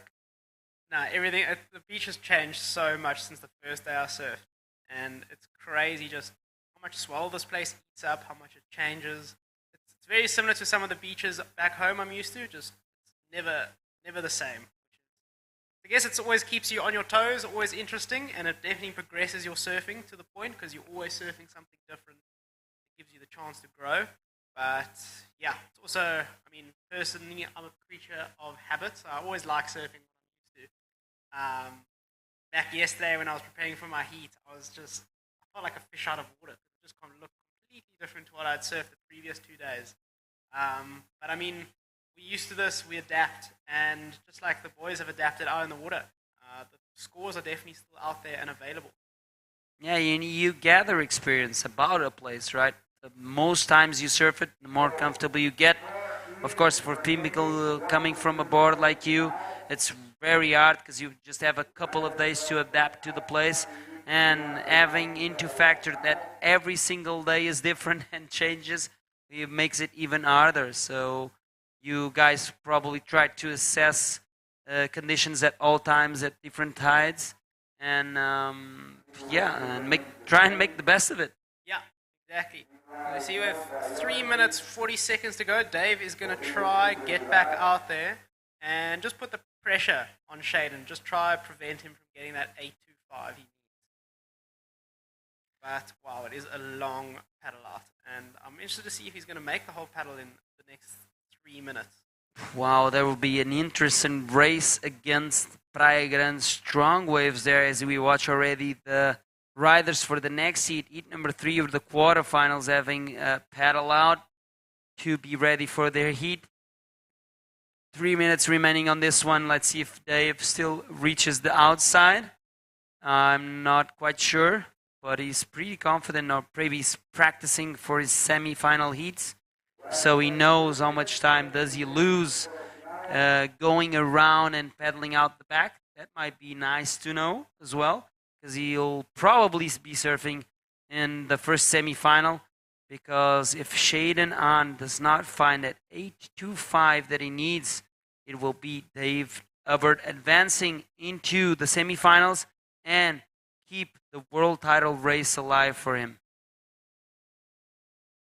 Yeah, and we check the other 2 riders paddling off for the next heat. They have a 1 minute head start with Amari Laverne in red and Kellen Yamazaki in yellow from Hawaii. Kellen's a bit of an underground ripper, also great on the prone. It's crazy how almost every Dropknee rider absolutely rips on prone. It's never just one side favored. They're really good on the prone and really good on the knee. I personally can't understand where they find the time to practice both trades, because I can't. I have a theory. Let's hear it. Warm water. Pardon? Warm water. I think that could be it, eh? Because look at us. We need to put on the wetsuit, take off the wetsuit. That alone, it's time consuming, energy consuming, and then you battle cold. You get stiff.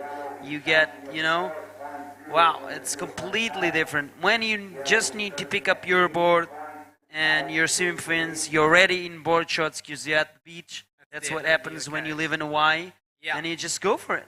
Yeah, I mean, in Why Cape not? Town, where I surf, I think you're lucky if you get to surf for about over 3 to 4 hours. Because otherwise you just can't hold your board anymore or feel your toes. Everything just goes so numb, and the last thing you want to do is go for a second surf. So in Cape Town, in deep winter, the coldest of the coldest waters, what kind of wetsuit do you use? I use a 5.4. Mandatory. It's not mandatory, but it's definitely most comfortable. 4.3 will still be cold, for sure. Wow. Do you wear a hoodie? When it's windy, I wear a hoodie, because we get this thing called surfer's ear. Yeah. And the bone of your ear starts to close up when it's exposed to extremely cold temperatures. So most of the southern hemisphere countries, surfers are very prone to getting it. So I've had to get my ears drilled open. Me sometimes too. water gets locked in, and then you get an ear infection, and it's a whole process. But here we see Shaden on the rocks. I'm not too sure if he had a wave, or if unfortunately he couldn't make the paddle out and got ripped to the rocks. I do believe that the competition area is limited to a flag that's further down south and the beginning of the pool, and probably got a wave, but it was not accounted for. Look where Shaden had to exit the water, and Dave's still going for a wave. So he made it out the back in less than 3 minutes and still got a wave. What a trooper. Hey guys, don't go anywhere. We're going to send it to a short commercial break and keep on going here in Sintra, day 6. Don't go anywhere.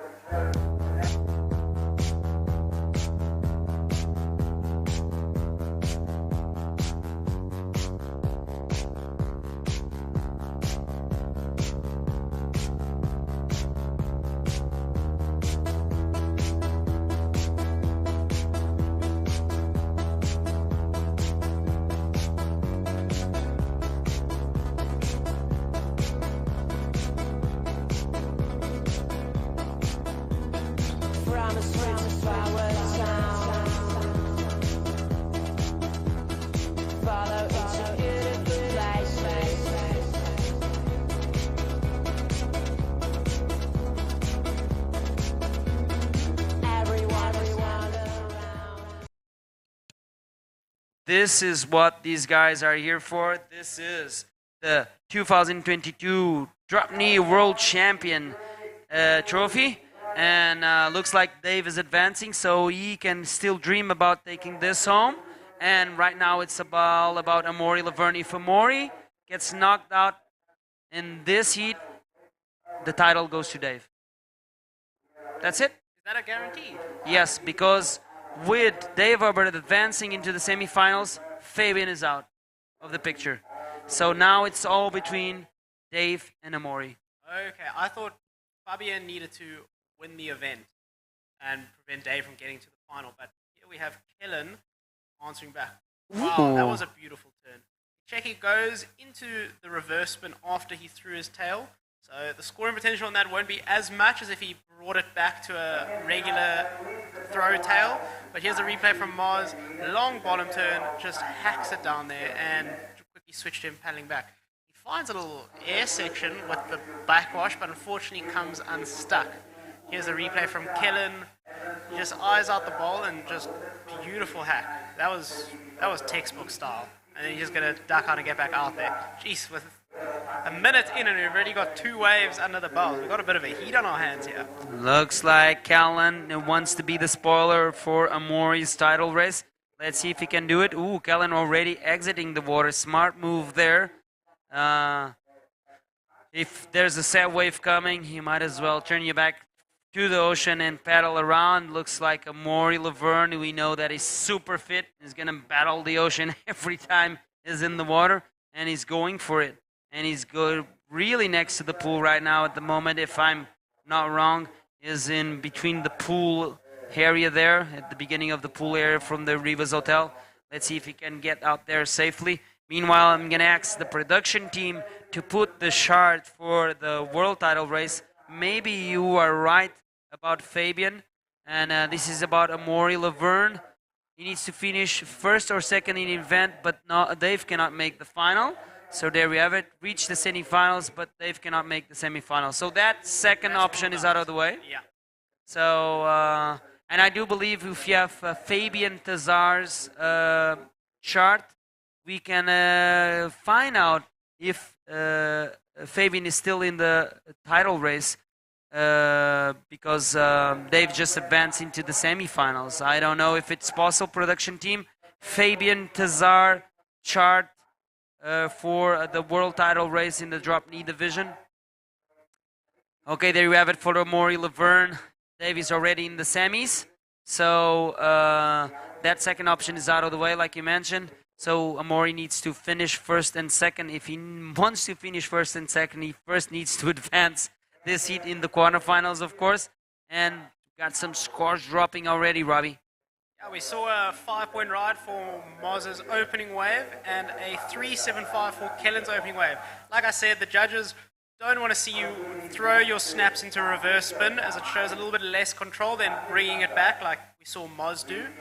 And that's where we saw that score differentiation. And Moz made it back to the backline pretty easily, as he does, because he is just an absolute machine in the water. And yeah, hopefully he can get a second score with 20 minutes to go. There is heaps of time on our hands left here. But the semi-finals for the Dropknee is going to be very interesting. We've got 2 very close friends, Ian Campbell and Dave Hubbard, up against one another. I know Ian has been trying his hardest to beat Dave in the heat. Every time he goes, he just comes short, just at that last minute. So I'm sure Ian is going in with his heat, looking to win as much as anyone else. Of course, but actually this year, Dave has been unbeatable. 100% success rate in every single heat he went into the water in the Dropknee division, of course. That's what we're talking about. So, can Ian Campbell break the curse? Well, break the spell. He's definitely got the skills. We saw him rip his his quarterfinal heat today and his other one yesterday. So if Dave could lose to anyone, it could potentially be to Ian. Yes, indeed. Now it's all about Amaury Laverne to keep the world title race alive for him. He just posted a 5-point wave in his first ride. He's leading this one. Kellen Yamasaki posted a 3.75 with that blowtail Revo. and he kind of backed that up with a short ride of a 0.5. So Amori still in the lead after that second wave of Kellen Yamasaki. Still plenty of time on the clock, 20 minutes remaining. Let's see who's soon in the web land. We want to see the French flag or the wine flag up there. Ooh. Here we have Amori looking for his backup ride. Long bottom turn in that foamy section. He does find a little snap. Struggles to come out with that backwash and that foam, but he manages to ride pretty cleanly. And yeah, that was a set wave. Finds that froth, making it a little bit more challenging, but just an effortless snap out the back. I just love it when he throws that tail and just brings it back so effortlessly. He makes it look way easier than it is. Yes, indeed. Especially with all of the foam on the face there. And he was able to show a lot of control. And that was a big wave there. That was a set wave, like you mentioned, Robbie. And wow, I think this is going to be even a better score than N5. But I'm no judge. Let's wait and see what the judges think about that last ride of red. The Frenchman, Amaury Laverne, still fighting for the Dropknee world title this year. Yeah, I mean, Moz is an absolute weapon on the knee. I was lucky enough to watch him Dropknee front on, which was something out of this world. I mean, there I am, freaking out, paddling into these 6-foot lefts, just grinding on the reef, and then you check Moz, easy paddle in, and just pop on the knee and just get spat out, which was something out of this world. But let's quickly switch to the heat interview with our current tour leader, Dave Hubbard. Welcome back, guys. I'm here with Dave Hubbard, the winner of the previous heat. Dave, congratulations. You're now into the semi-finals. You're going to compete against Ian Campbell, a great rider as well. Does that mess with your mind? Tell us what you're thinking. Oh, it's exciting. I really like Ian, and he put on one of the performances of the event in the Dropknee so far in our previous heat. For me, it was maybe the maneuver of the whole event in all the categories. His floater was so sick. So it'll be great to go up against him. He's a really close friend of mine. I really like the guy, and so it'll be fun. In your heat, are you aware that Shaden was dragged to the rocks? No, but I lost a little track of him. One of my first wave, I saw how far the current was taking us, so I figured I better just walk up the beach. And by the time I got back out, Shaden was really far down, but I heard he caught a wave, and then I lost complete track of him for the whole rest of the heat, and I kept looking for him because I wanted to know where he was. So if I needed to paddle back out and keep competing or not. But yeah, I guess he got taken to small beach, Praia Pequena. Thank you very much for your time, Dave. Good luck to the next round. Do you want to say something to your friends, family, and sponsors? Yeah, thanks everybody for watching me. Love you guys. Thanks everybody for tuning in. And thank you, Evelyn. You're so supportive, and I love you so much. Thank you very much. Good luck to the next round, Dave. Guys, keep up with us. Don't leave us. Today is a very important day. And back to you. We won't leave you, Katie. I promise you we are nowhere to go. I'm holding on the fort with Robbie Berman, and we are sticking to effort over there. Yeah, releasing the tail on that first turn. I think that's the best turn throughout the entire wave, and it is 3 more turns after that one. Smaller, of course, but nevertheless, complete ride there for the man in yellow, Kellen Yamasaki from Hawaii. Let's see if he can improve his situation. I do believe that probably this is going to be his best scoring wave so far. He's holding on to a 3.75 as his highest score. Let's see if he can improve that situation. He's only chasing a 5.75 to take away Amaury Laverne there from the lead. Let's see if he can do so. And there we go, a 4.4. So it's not enough to take the lead, but he has narrowed the requirement. He's now needing a 5.1 to take the world title dreams away from Amaury Laverne with heaps of time left on the clock. So Kellen's going to be chasing that, while Mars is going to look to improve on his 4.5. Okay, looks like Kellen needs now a 5.1. So a little bit smaller requirement there for Kellen Yamasaki. Let's see if he can access the outside once again through this battle that is now starting to begin. And well, it's not only a battle against your opponent on this man-to-man heat, but also against nature. Because you need to be super fit and focused if you want to go through what Callan is doing right now. Because I do believe that he's super close to the rocks there that like protect the pool area there from the Arribas Hotel. And the current has been just unforgiving. And you can see, yeah, Callan giving up. He knows he's going nowhere. And I think that's a great decision by the young Hawaiian to pedal around and join Amori out there with a walk through the beach. Yeah, it's a real battle against the elements. Not only are you looking for a score, but you're also trying to look to catch a wave that really counts. So it's not just a waste of time and you take a wave for nothing and have to do that whole big loop around because you're burning seconds, which is not what you want. Time is really the enemy on these tough conditions like today. Looks like my friend Raul Reguera Raulito is tuned in. He comes from Cadiz in Spain, south of Spain, saying Dave Grande, Big Dave. Dame Nunito. He's saying a big shout out to us here in the booth. Thanks for tuning in, guys. We also want to let you know that we can start a giveaway where we are offering an official t-shirt and cap of the Sintra Pro 2022 signed by the winners of this event.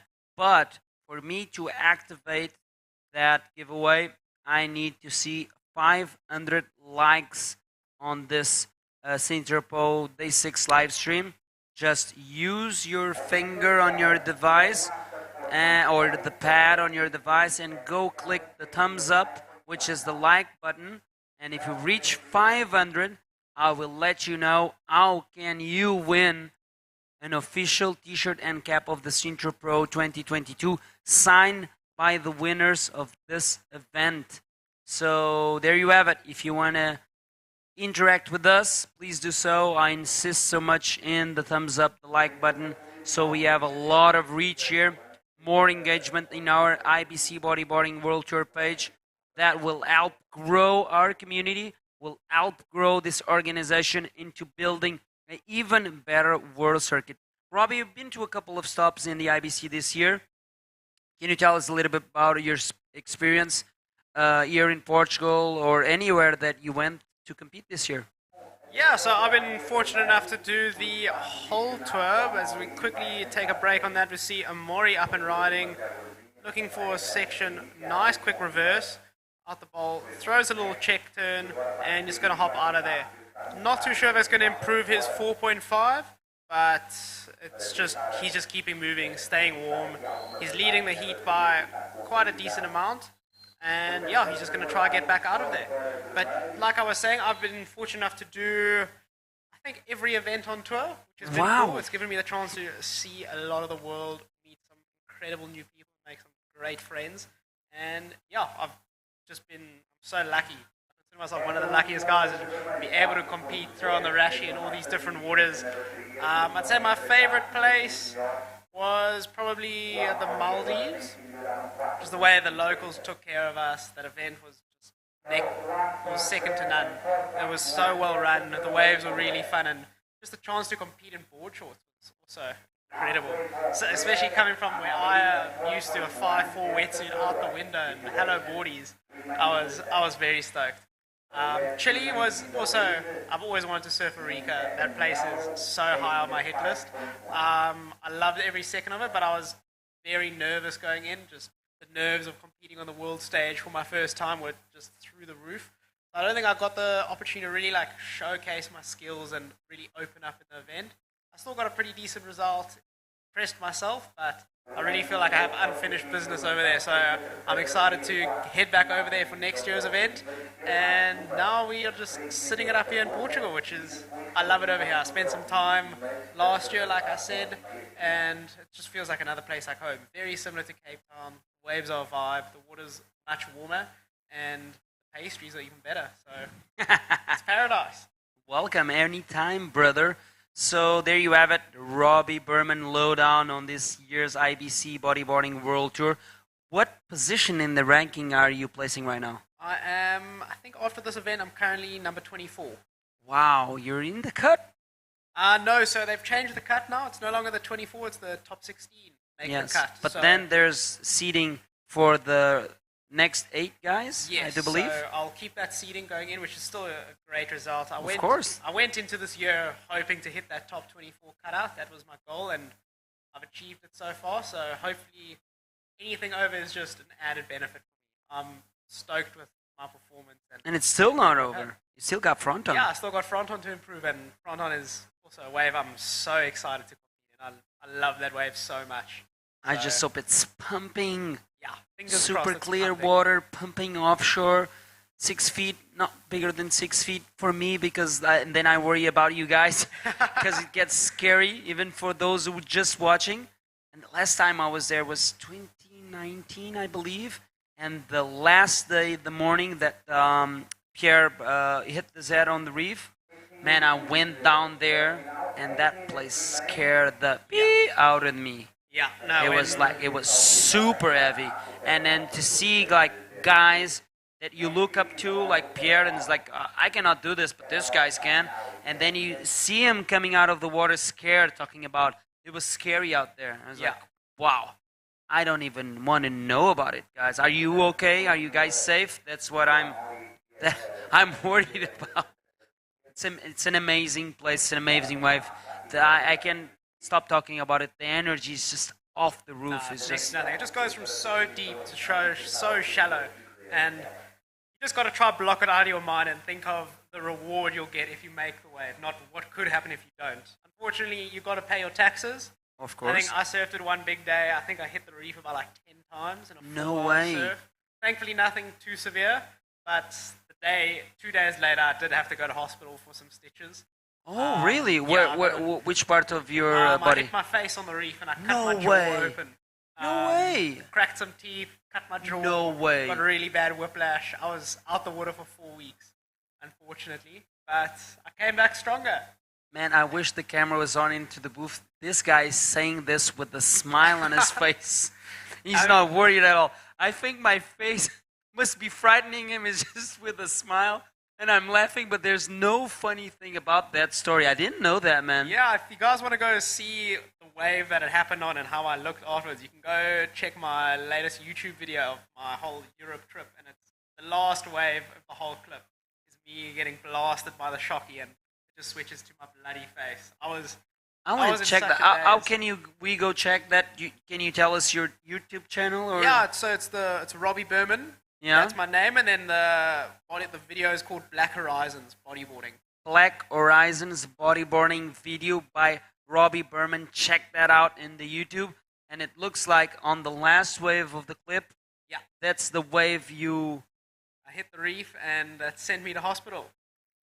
That's it not was a... quite an interesting situation because I hit the reef really hard, and I was super rattled.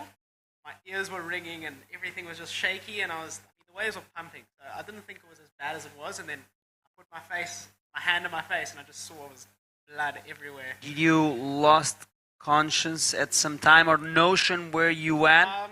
So at the time, I kind of could move a little bit, but now when I think back, I can't remember a thing, to be honest. Wow. Like from the wave I took to how I got into the car, I don't remember much. I think everything was just very blurry to me. I mean, my vision was blurred. My head, I could barely walk straight. My friends had to help me out the water. Who did help you? My 2 friends, Geordie and James, the guys I was missioning with. Shout out to Jordy and James for keeping Robbie safe on that day. That's what mates are for. And I do believe that forever in Robbie's life, he's always going to call you Brew for life. Yeah, for sure. And then the other local boy, Christian Tunes, he really G'd me up. He called his mate to come pick me up, take me to the hospital. He really looked after me that time. We probably would have been nowhere without him. What a Also, legend. a big shout out and thanks to him. He's a proper brew for life. Yeah. I'm going to give shout out to the bodyboarding community. This is what it's all about. We taking care of each other, especially on heavy conditions. It's something that I always do when I go to like a really hardcore session, like a heavy session, I'm always looking out for the people, you know, checking out if they pop up, you know, and if they're okay after like some really heavy wipeout, because some people just block in. I remember one time I wiped out at this place called Cav, which is probably one of the worst waves. Oh, that's the most dangerous wave in Europe. Yes, and I hit my hip, and I was just like screaming out of pain, but I was blocked out. You know, I was not reacting, and it was a friend of mine that kind of, it didn't slap me in the face, but like give me a scream, and it's like wake up, you know, get moving. You know, so there's not a beautiful place for you to be complaining about life at the moment. Get to a safe place, and then you can scream and complain about life. And so that's why I'm always looking out for my mates in the water, or everyone, not only my mates, every single one. So I make sure that everyone is okay and they're feeling okay. You know, if I see a wavy iPod, I always ask the person, "Are you okay? You know, are you, you know?" Because sometimes the experience is so devastating for the mind that you don't talk about it, and you cannot say that you're not okay because you want to look tough or something, you know? It's like, are you really okay? Yeah. And then, let's go outside, have a breather, and let's talk about it. I watch you did this. Please don't do it anymore. Okay. But, I must say, commend all the guys at front, and they're super on it in terms of that. Like, when I got cleaned up a few times by some of the wash-throughs, they all looked back, gave me the thumbs up, like, "Are you okay? You okay?" Checking if I'm all intact, and everyone really looks out for everyone. As hectic as the locals are said to be, like, when that's got nothing to do with when localism. the bad stuff hits the fan, that's human race. They you come know, to check if you're all right, which is really cool. Yeah, that's cool. Okay, we've got a very cool shout out from Greg Aldred. He's saying, "Hey legends, can you give a shout out to my little daughter watching with me? It will make her day. Her name is Chloe. Chloe, we love you. Thanks for watching. Hope to see you in the water plenty of times. Do what your daddy tells you and be a good girl. And every time you are good, your daddy can ask us to give you a shout out." So thanks for tuning in, Craig. And also, Chloe, you are a legend. This is what it's all about. Yeah. Bodyboarding, happiness, stoke, people getting involved. I love this. I love doing this job because I feel like I'm part of something way bigger than what's going on right now in our screens, and we're trying to give all the info about it. But then there's this side of it, the people tuning in, and thanks for tuning in. Keep giving us the thumbs up. If we reach the 500, I will start a giveaway with the official T-shirt and cap from the Sintra Pro, signed by the winners of this event. That is a personal promise I will make. I will even mail it personally myself. If we reach the 500 likes, I will start the giveaway where you can win an official T-shirt and cap of the Sintra Pro, signed by the winners of this event. I've said it again. I've said it 1,000 times. 1 minute remaining. Let's stick to the action because this is a world title race heat. Amaury Laverne is still leading, so it's so good for him right now. And Kelly Namasaki is still searching for that 510. It's pretty much obtainable. It's a very obtainable score. We've seen people achieve it in the past. He's looking. Amaury has left him alone to wonder, which I wonder why, because with the world title on the line, 30 seconds to go, anything can happen. But yeah, I think Moz knows the ocean better than most people out here, so I think he can tell that there's no more sets approaching. But I mean, a 5.10 is an easy ask, and there's a world title on the line. If I were Moz, I would just be sitting on Kellen's board, just making sure he doesn't get anything. Yes, indeed. 4.10 was that last ride for Amaury. Does not factor into stop to score waves. Nevertheless, Amaury is in the lead of this one and will take a very important win for the world title race, leaving Kellen Yamasaki in a fifth equal place. Congratulations to Kellen, of course, as well, and to Amaury Laverne. Don't go anywhere. One final heat of the quarterfinals. Stay tuned.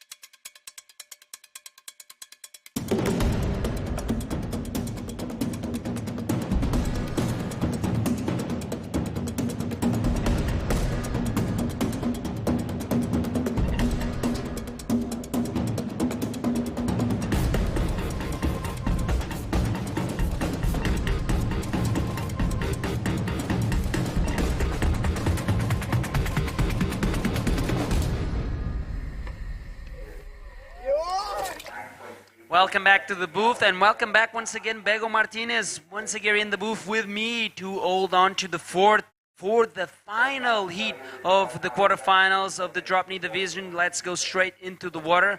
Once again, welcome back, Bego.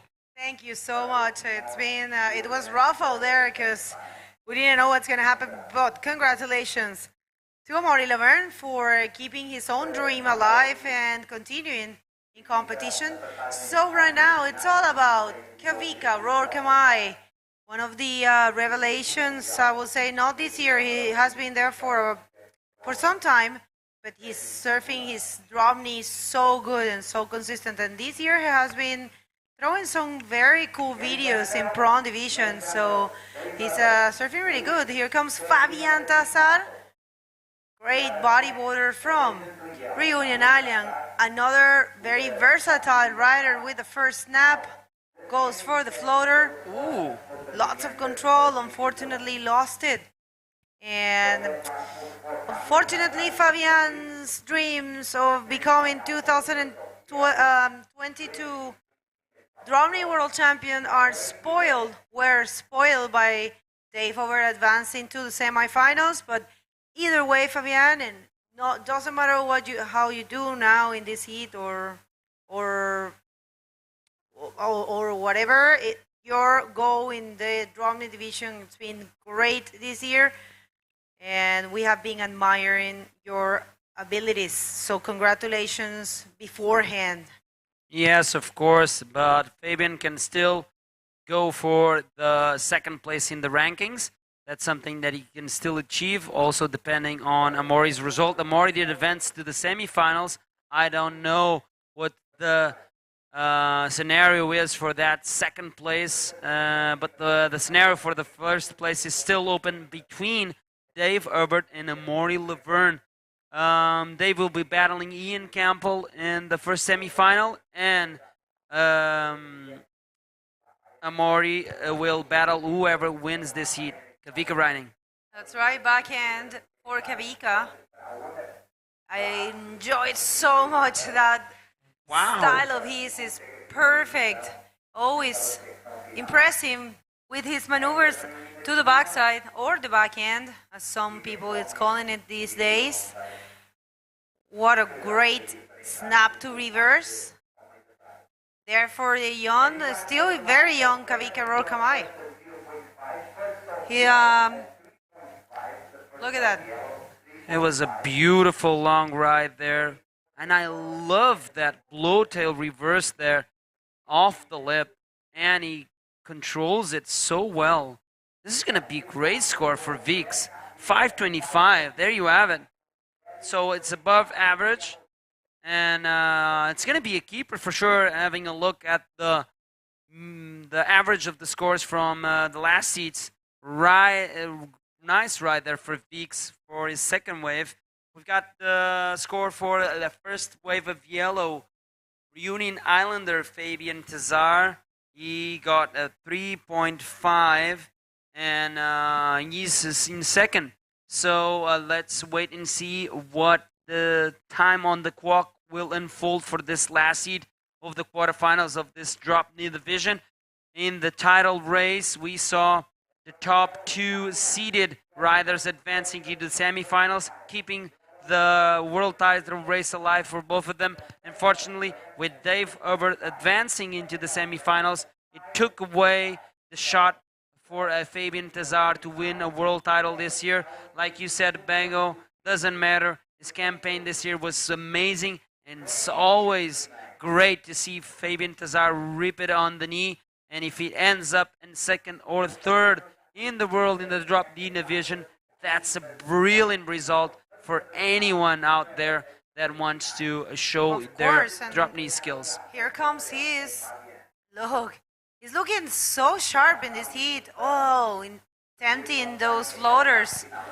And eventually he will land those. Yes, of course, important points for Fabian. And here, Kavika being very smart. He actually took that long wave, and he's saying, he's going, you know, if you see, he's paddling like in the middle of the beach and trying to get out of there to come back for, there is a current that pushes you out. Every single rider has been doing this strategy. Today is the day that the direction of the current completely switched and got these guys off guard. So they by now know that is going on, and they saw the previous heats. Everyone is paddling to the shore, running down the beach, getting back up to the lineup, and then probably have time to go for 2 or 1 wave before they get sucked from the current all the way to the north side of the beach. That's right, and meanwhile we wait for some more waves. We have the interview ready with Kata. Please take it away. Welcome back, guys. I'm here with Amaury Laverne, the winner of the previous heat. Amaury, congratulations, you are in the semi-finals. Now the conditions are very tough. It's a very a strong current. Explain to us how was fighting in this heat. Yeah, the conditions are really tough today. It's really different from yesterday and from the other days. I mean, the repeats on the other way, and it's actually pretty solid out there. Definitely really physical to be at the right spot. Difficult to drop knee too on the. There is some really good waves out there, but really hard to catch on the knee. I managed to catch 2 inside ones, and I pretty much physically won this heat because I didn't do much, but it's going to be really interesting for the final, for the semi-final first, and then for the final. Amaury, what do you feel more comfortable surfing, front side or back side? Definitely front side. Yeah, backside it's like another sport. Where you see the difference with the Hawaiian guys, really controlling the both side. I need to practice much more to really control my backside. I'm definitely more confident front side. Thank you very much for your interview. Do you want to say something to your friends and family supporting you? Yes, thanks to all the guys watching us. And un abrazo a toda mi familia et à tous les gens qui nous regardent, tous les bodyboarders passionnés. À bientôt dans les semis. Thank you very much. Good luck to the semi-final, Amaury. Keep up with us, guys. I loved that mention of Amaury that surfing backhand or backside is a whole different sport in his eyes, and I believe so too. It's way more difficult. Some people will say that taking off backside, it's easier, I'm sorry. Because you grab your rail and it gives you more stability, but definitely performing good maneuvers. And special, Kervin was telling me yesterday that floaters to the backside with, doing floaters in your backside or in your backhand, it's way more difficult. So important comment there for Amaury Laverne. Continue in the hunt for the world title, but he needs for Dave to lose in the semifinals, and I don't see that coming. I don't know. Ian Campbell has been looking on for him on the knee, and even in Dave's opinion, Ian Campbell got the best wave of the competition so far in the drop knee division. That big floater that we saw yesterday, I listened to Dave complimenting his friend about that big move.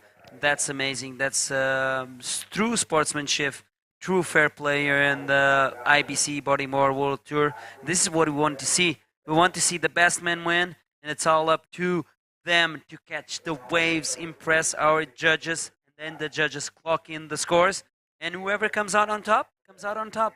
I love this game. I really love this game. Meanwhile, so far so good for Vix, the Hawaiian in the red shirt, and Fabian Tazar is wearing the yellow shirt and is just closely following him. He just needs a 2.26 to take away that first place position from Vix. Right now, Fabian Tazar is holding on to priority, so the next wave can be very, very important for Fabian's campaign on this last heat of the quarterfinals. Yeah, 2.26 is completely doable for him, and he has been trying critical maneuvers. Again, Vix attack, to backside, lots of water there, goes for the mini floater, keeps going. Oh man. Great claim there. I haven't seen this one. That that hand game, you know, is so important. When you're surfing, either standing up or on your knee, there is a thing with the hands. Okay, backside there, snap, throwing a lot of water, going for the lofty float there, getting some hair behind the slick, beneath the slick of his board, and that claim there as he like mimics the move that he just done there at the end of the wave. I love that claim. Vic's doing a great job here. This is going to be his best scoring wave, 625. So now he takes a commanding lead over Fabian Tazar. Fabian Tazar is left alone on the outside as you watch in your screen. He's holding on to priority right now, but he needs an 8-point wave to take away the lead away from Vix. And we got a lot of people tuning in from Hawaii. We've got Covina Garcia, always a regular here in the top chat, saying, Kellen, good run, so proud of you. We're all proud of Kellen and his fifth equal place. And now she's cheering for Vix, saying, let's go Hawaii. There's a lot of people tuning in, rooting for the Hawaiians. And also some people tuning in for Fabian. So send us the flags, the Reunion Island flag, the USA flag. And right now this is Fabian. Live action, nice snap there to start off this ride. And this is going to be probably one of the waves that he's going to keep so far on his scoreboard. Because he's trying to get rid of a 175. I think he can do it with this snap alone, Bego. Same here. Let's see. Well, I mean, is that the 325? Yes. Yep. Okay, so great job though for Fabian Tazar. I wonder if his concentration or his will got a little bit out of focus when Dave advanced and took away that possibility of being a world champ. Probably not. He's a very cool and calm guy. Traveling with his lady and son. It's impressive. His son is exactly the same as he has long hair. Beautiful. Reunione. And his lady is a very nice person. So they flew here and got a caravan. Been traveling around, so it's great. Good to see you, Fabian. Good round this year. And I'm pretty sure he's going to go to Gran Canaria Frontonquín this year. It's going to be pretty epic to see him run. It's such a great way for bodyboarding as Fronton is. Indeed. Some say the best way for bodyboarding on planet Earth. So 11 minutes and 20 seconds remaining. It's Vix dominating this one. Fabian Tazar with that 325 does not change the requirement that he needs at the moment. He's still holding on to a 3.5 as his best scoring wave. So he's chasing an 8-point ride if he wants to beat Kavika in the seat. And let's discover who is going to join Amaury Laverne in that second semi-final of the Dropknee division. And talking about semi-finals, we're going to have those right after this heat. So next heat in the water is going to be the first heat of the semi-finals of the Dropknee division, where we're going to see Dave Herbert, Ian Campbell battling it out for only one position available to jump into the final. And I tell you what, if Dave advances, it's over for everyone. He only needs to win the next heat, and that will be it. We don't even need to wait for the results on the second semifinals, because no one can equal his amount of points if he gets to the final. It doesn't matter if he wins or end up second. Just to getting into the great final of this event will get him the crown. So get ready, people, because that might happen. You never know. Might happen.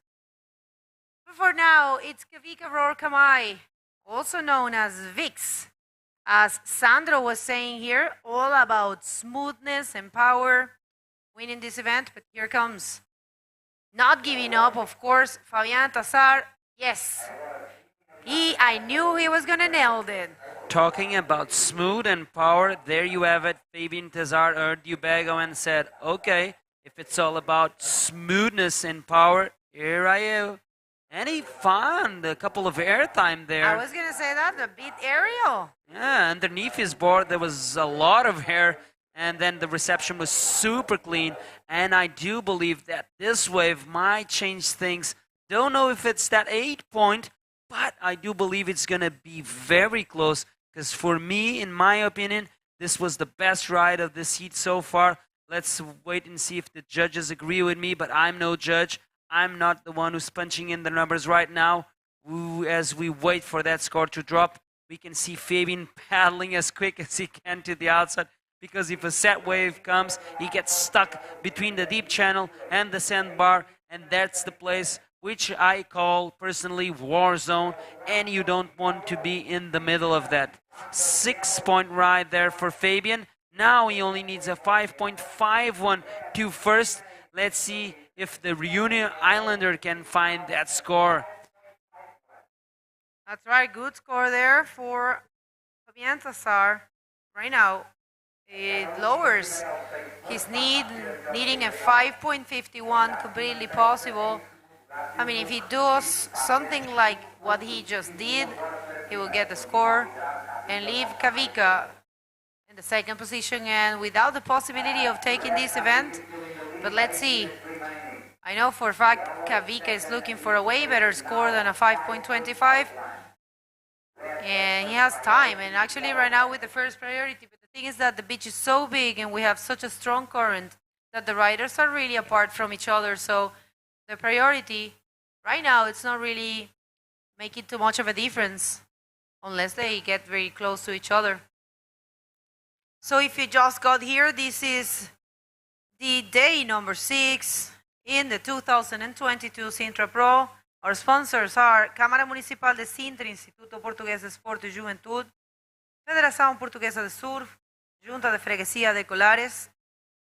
We have Meo, Mega Hits, Vert Magazine, Meo Beach Camp, ADP Publicidad, Spoticar, Arribas Hotel, Cesebor Center, Skoda Boogie Chicks, Refresh Bodyboards, and Cruz Vermelha Portuguesa, Amadora. And thank you very much, everyone. It's been a great run. We have been here for 6 days in a row. It's been a pleasure to have you and all of you back home. Thank you for your support. You guys are being amazing. We have only read good comments and good messages.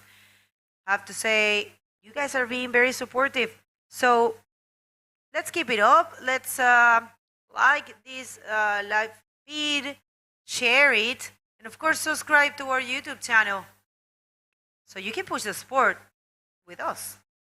Yes, indeed. I don't know what's wrong with you out there, because we have not yet reached the 500 likes, so I can activate the giveaway where you can have the chance to win the official t-shirt and cap of the Sintra Pro 2022, signed personally by the winners of this event. I will personally take care of that giveaway, and we'll only launch it if we reach the 500 likes. There are more than 600 plus people watching right now, and I cannot understand why do we not reach the 500 likes. Yesterday, we went all the way to 469, so we were just short 31 likes for me to start that giveaway. We still got 2 more days, but I do believe that if we don't do it now, I will lose my patience and will not make that giveaway. But why is it that we want you to share this feed? Number one, tell your friends to tell a friend that we are here live in Sintra. But why is it important for us to get those likes, get those subscriptions, and also notification bell alerts activated? It's because of the YouTube algorithm. It activates it. The more likes, the more subscriptions, the more notifications, it gets that algorithm going, so the numbers will be great for the IBC Corporation, going to show them to more sponsors, and then we can even make a better tour. Thank you for that. You are completely right. It's important for us to support each other. And look at this, what's happening in there. Right now, they did get close to each other. Kavika has the first priority, and given the fact that taking a wave, it takes you a long time to come back, I think Kavika is going to hold it and is going to try to block Fabian, because 5.51 is very possible. And look at that.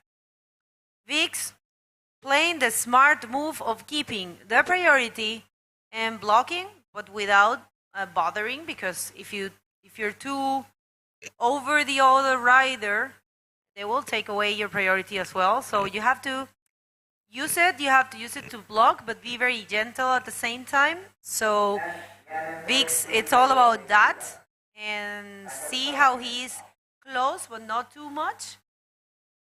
So 3 minutes and 40 seconds, 45 actually. And let's see if he's going to allow him to drop any of those waves. I'm peeking through the window, which I shouldn't be doing because I have to speak of what you guys are seeing. And I don't see many waves rolling, so let's see how this one falls. But so far it's Vix in the first position. And the Reunione needing 5.51, completely possible. Yes, indeed, it's completely in the reach of Fabian Tazard at 5.51. The proof is there on his last ride. He got a 6. So if he can mimic his last ride once again, he will get the score that he needs. But he's got some thing to watch out, as it's Vix is holding on to priority and he can block him. Ooh, Vix not blocking him, let him go. He goes around that section. This was a very dangerous move. Wow. That could have been dangerous. Yeah. Luckily for Kavika, maybe he saw that the wave was too fast and let him go. And he needs, you see what's happening. He's running towards him. So right now he says, okay, I just made a mistake. Now I'm going to block him. I'm going to run as fast as I can to be closer to Fabian. I think, I'm guessing, you know. It might be not what's happening out there. Who knows what it's in his head. Wait a sec. Fabian get away from him, looking for a 5.51, last 2 minutes. Is Fabian going to be able to change the situation? Not really with that. Yeah, I agree with you, Bago. I do not believe that's a 5.51 that he needs. He went for 2 waves, last minute effort there for Fabian to try and lock in that 5.51. Meanwhile, looks like Kavika had a go at this right-hander, going for a lofty floater there, and he completes it, puffs up his chest saying, I'm in control. And let's see if he can even improve his situation. You can see Vix exiting the water, and I do believe that Fabian is doing the same thing. 1 minute, 30 seconds. Let's see, it's all up for Fabian to catch a ride that will give him a 5.51 to jump into the lead. Kavika has done his work. Last wave coming out as a 5 point, not factoring into his top 2 scores. He's probably listening to that right now. Now it's all up to Fabian Tazar to catch a wave within this 1 minute and 5 seconds left. And now he's out. He's out. So it's done. Well, congratulations to both riders. And I have to say, Fabian, what a great job throughout the year. You're a true champion, brother. Keep it up. And of course, we hope to see you in Gran Canaria front on Kimball Vix. Man, what a great job. Definitely killing it. We are maybe, well, let's see, there are still 45 seconds. Tell you guys, we're going to go straight to the semifinals. And it's established. Semifinals are Ian Campbell versus Dave and Amaury Laverne versus Kavika Roar-Kamai, a.k.a. Vix. What 2 great semifinals that we are about to unfold in the next couple of minutes.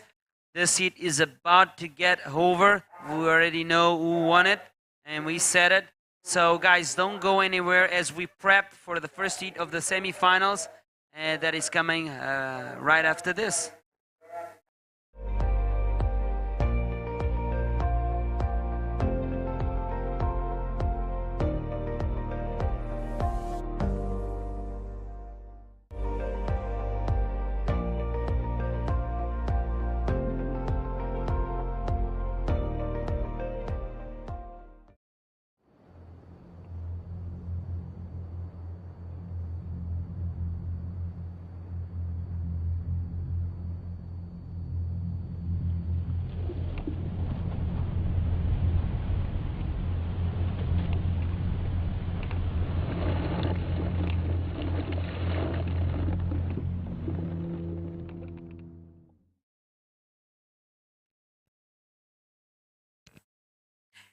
And we are back and ready for the first semifinals of Dropknee division, and we have a trophy here ready to be offered. Woo! Might be leaving this office, this booth, to now after this heat. Who knows? Because I tell you what, guys, Dave Howard, if he wins his heat, there's no one stopping him. He will become world champ for the 9th time. So that's going to be very interesting. Thank you, Nuno. That's a very beautiful trophy, handmade. Yes, I would like to thank Manuel and the Mar Adriva project. He picks up trash from the local beaches around here. What a legend to start with. And then he transforms it into artwork. This time, he created this World Champion trophy for the Dropknee, and of course the World Champion trophy for the Pro Judo Women's Division. Thank you so much, Manuel. You're a legend for keeping our beaches clean and for making such beautiful artwork. See the detail there in the letters of the Bodyboarding World Tour. That is all handmade. This is something that you will want to have in the living room or your room. And it's going to go to the room either of Dave Hubbard or Amaury Laverne. And in the case of the Pro Junior Women's, it's going to be either Luna Ardman or Isabelle Nunes. Well, we are ready with this heat. It's starting, and here comes the first one for a possible 9-time Dropknee World Champ. Nothing there. So the only one who can prevent Dave right now to become World Champ is Ian Campbell. Indeed, let's see if Ian will spoil the 9th world title for one of his best friends on tour, Dave Hubbard. I don't know how this is going to pan out, but one thing I know for sure, Ian Campbell does not let go of a good fight, and this is the chart for the scenario. Can you get us through it, Bago? Well, the first one, it's what we are in present of. If he win or place second in the event, he's a champion, he's a world champ. Finish third, finished third, but Mauri cannot win the event. So if he loses here and Mauri do not win the event, he will be a world champ. But the third one, I'm sorry, it doesn't make any sense to read it because he's not going to be fifth anymore. He's in the semifinal. Thank you, production. And here comes, this will be the first ride. And that's a complete one. Jumping as a fish. Here comes one for Ian. There comes the reply from the man in red from South Africa, Ian Campbell. Long ride there, going for the float, and he stomps it. Wow. We've got a battle in our hands, ladies and gentlemen. This is yet to begin, and it started off quite well for both of these riders. Both of them had a short ride in the beginning of the heat. Not an expressive score there, but their second waves were blasters. Look at this long ride there from Ian. He eyeballs that section, goes for the float there, and even tail drifts in the reception, but that's a complete move, showing so much control, both of these riders. This is going to be an epic battle, Bago. Yeah, it's like you said, Ian Campbell, it's been doing a pristine job so far, and it's not going to be an easy one to beat. Actually, he was about to beat Dave Howard in previous rounds, and Dave changed the situation right at the very last seconds. Remember, that was very cool to watch. But yeah, people, where are you? Throw some noise there. Let us know where you are. And what are your thoughts on this heat? What's going to happen? There is a lot at stake here for Dave Howard. Of course, Evelyn is glued to the screen. And yeah, she wants that trophy. Yes, I don't know if you can activate what I'm requesting right now, Bagel, but it was a really cool add-on from the IBC there on the top chat where you can ask who do you want to win this heat and people get to vote. I saw that on a Pierre against, I don't know who, we eat, and it was really interesting that 83% of the people give the win to Pierre, and Pierre actually win. So the viewers were right. If you can activate that, it will be amazing, and our viewers can interact with us here in Webland. So far, so good for David Hubbard, taking the better score out of that wave exchange. 6 points for Dave and a 5-point ride for Ian Campbell on their last waves. 19 minutes, 35 seconds on the clock. Still plenty, a lot of time on the clock for these guys to showcase their skills and prove themselves in the last battle of the year in the Dropknee division, which is the Sintra Pro. Although this is just the first semi-final, things are getting exciting, and Dave is going for his third wave, and he kind of completes it, but then the explosion of the water just ate him up. I don't know if that's going to be deemed a complete ride. It's not up to me, but like someone is saying here, it's Captain Shane saying, make those judges work, and that's what Dave and Ian are doing right now. Okay, people start to be active here. We have Geliev from South Africa. Let me just do this replay. Dave over there. This was really good, but yeah, it wasn't deemed complete. You have to remain a little bit more in your board when you land a maneuver in order to be completed, but it was really impressive, as usual, for Dave Hubbard. Still in the lead. It's got a 6 and a 2, and only a 3.01 is what Ian Campbell is looking for. So where is South Africa? Where is Hawaii? Who do you want to take this win? Show us the flags, show us the emojis, show us your emotion in the top chat of the YouTube page. Up and running, this is Ian Campbell going for another wave. This has been an exciting show. They're going wave for wave, one after another. Looks like a friendly swerve between friends, but no. This is the first semi-final of the Dropknee division, and we've got a world title in our hands. And a world title race between David Hubbard and Amaury Levin, which we will see in the second semi-final. But like you mentioned, Bego, if Dave progresses into the final, he becomes world champion. Just by that, just by winning this heat, he's unstoppable.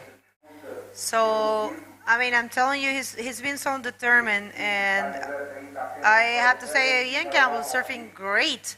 Nothing to lose for Ian. Just fun moments, and of course some bucks to his pocket, of course, and some nice points, but not too much in stake, I will say.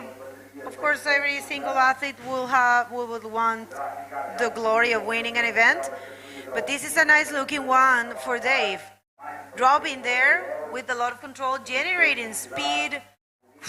Bammer in Ian's face. Well, that was a snap with the tail slide. Look at that. Below tail snap there. Look the amount of water being thrown out of that move, and he reverts this direction once again and completes that ride. Super smooth ride, super clean read there, and this is going to be a great score for Dave Hubbard. I know this is making a lot of difference, I'm pretty sure. Lots of Safas. Karen, Renico, Leilani, Keith. Thank you guys for being there. Lawrence for Dob. Captain Shane, I think for Dob as well. Maiten for Dob. Ivan Costales. Buena brother. Going for Dave. Christophe. Big up pour tous les franchises. Les franchises, ce sont seulement dans le main division. 15 minutes and a half to go, and so far so good for our possible world champ after this heat, Dave Hubbard. A 6.25 he gets, and now Ian Campbell needing a 7.25. Could Ian Campbell spoil the fun for Dave in this heat? It's about to be seen. Okay, one thing is for sure, usually Dave makes the final every time you're in Sintra, at least for the last couple of years. If this year is no different, he automatically becomes the world champion. But in between them is a very on-form South African with a lot of support behind him here on Webland. Thanks everyone for tuning in. Please press that like button. If we reach the 500 likes, I will personally start a special giveaway where you can win an official t-shirt and cap of the Sintra Pro 2022 signed by the winners of this event. And I will even add the signature of the brand new world champions, Isabella, and whoever wins the Dropknee division, and whoever wins the Junior Pro Female division. There you have it. This is what you can do just by sitting at your home, where you're watching from. Click that like button and activate that giveaway. It's not a tall order, 500 likes, because yesterday we reached the 469 and we were just shy 31 likes from me activating that giveaway. Ooh, Dave Herbert going for a big float there, but not sticking it. Out the back comes the answer from Ian Campbell. Ooh, not sticking as well. Looks like a video game. Dave catches a wave, Ian catches wave. Dave catches wave, Ian catches wave. No, it's the good amazing. Thing, there's a lot of frequency in waves. For the last heat was a little bit slower, and now there is a lot of frequency. So yeah. Yes, indeed. Okay, 13 minutes, 20 seconds on the clock. We can see a paddle race out there, but their friends, they're just flexing. They don't even bother who's in front of who. Right now, it looks like Ian Campbell is a little bit way ahead. He's just shaking his head, getting that salty water out of his ears. That happens to all of us, of course. And I think he will take priority. Yes, that's right. Ian Campbell is taking first priority over Dave Hubbard. Less than 13 minutes remaining. And we're about to check out if Dave will become for the 9th time a world champion. I know that Evelyn must be tuned in into the live stream and is cheering, of course, for Dave. I sent Dave yesterday the schedule for today, and I know that he sent it to his wife so Evelyn could make sure she was watching all the way from the other side of the world to support her husband. Thanks for tuning in, Evelyn. We miss you. Hope to see you next year here in Portugal like you always do, traveling with your husband to some of the stops in the World Tour. This is what it's all about here in the IBC, where it's just a big, happy bodyboarding family. Some people bring their wives and husbands. Some people bring even their kids to come to the competitions. This is what I love, a big, happy bodyboarding family. And this time alone here, the first stop of the European leg of the IBC Bodyboarding World Tour this year. We're crowning 2 new world champions, and we still have so many titles to hand out, like the men's Sintra champion, like the Pro Junior men's Sintra champion, and of course the women's Sintra champion. We already have a female open division world champion, which is of course Isabella Souza. She got that title in the last stop of the IBC World Tour in South Africa. So it's her 5th title. And congratulations to Isabella. In Brazil, of course, was still more 4 titles to be had this year. 2 of them are going to be decided there. And the 2 others are going to be decided in the last stop of this tour in Fronton, Gran Canaria Island. Amazing show this year by the likes of the IBC, you and me, like easy, like 1, 2, 3. Okay, so far excellent. I won't say so good. Dave Hubbard in the lead, just 10 minutes and a half away from his title, his 9th title, people. It's a big thing. Seriously, he will equal the person that have more titles in our history, in bodyboarding history. But first, he has to go over Ian Campbell. Ian Campbell, unfortunately, fell there. Yeah, so imagine that.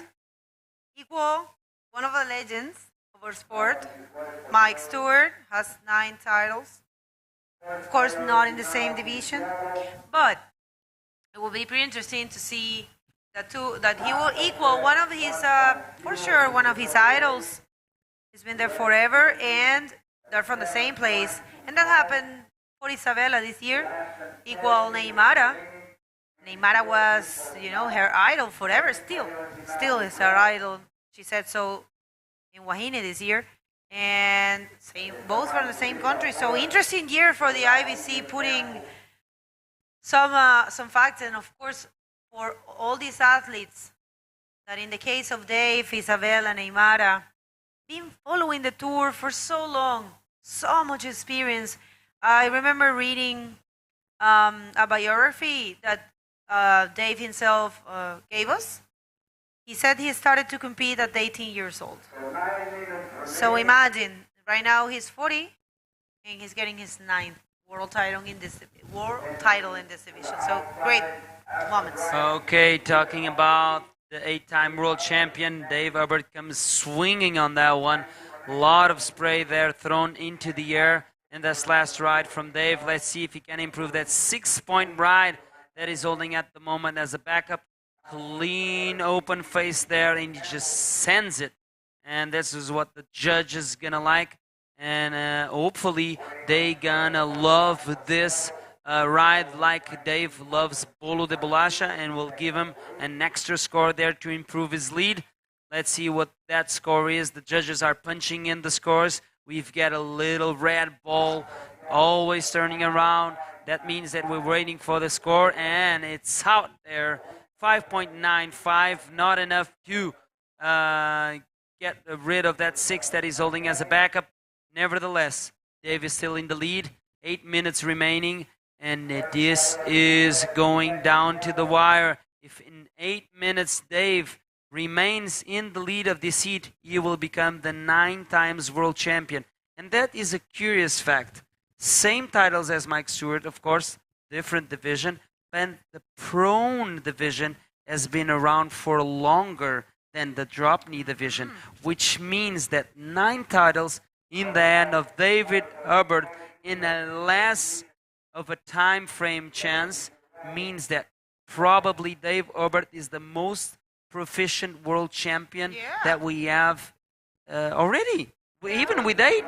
I mean, it has been that's been said for a while, already. When he had 8 titles, everyone would say the same thing.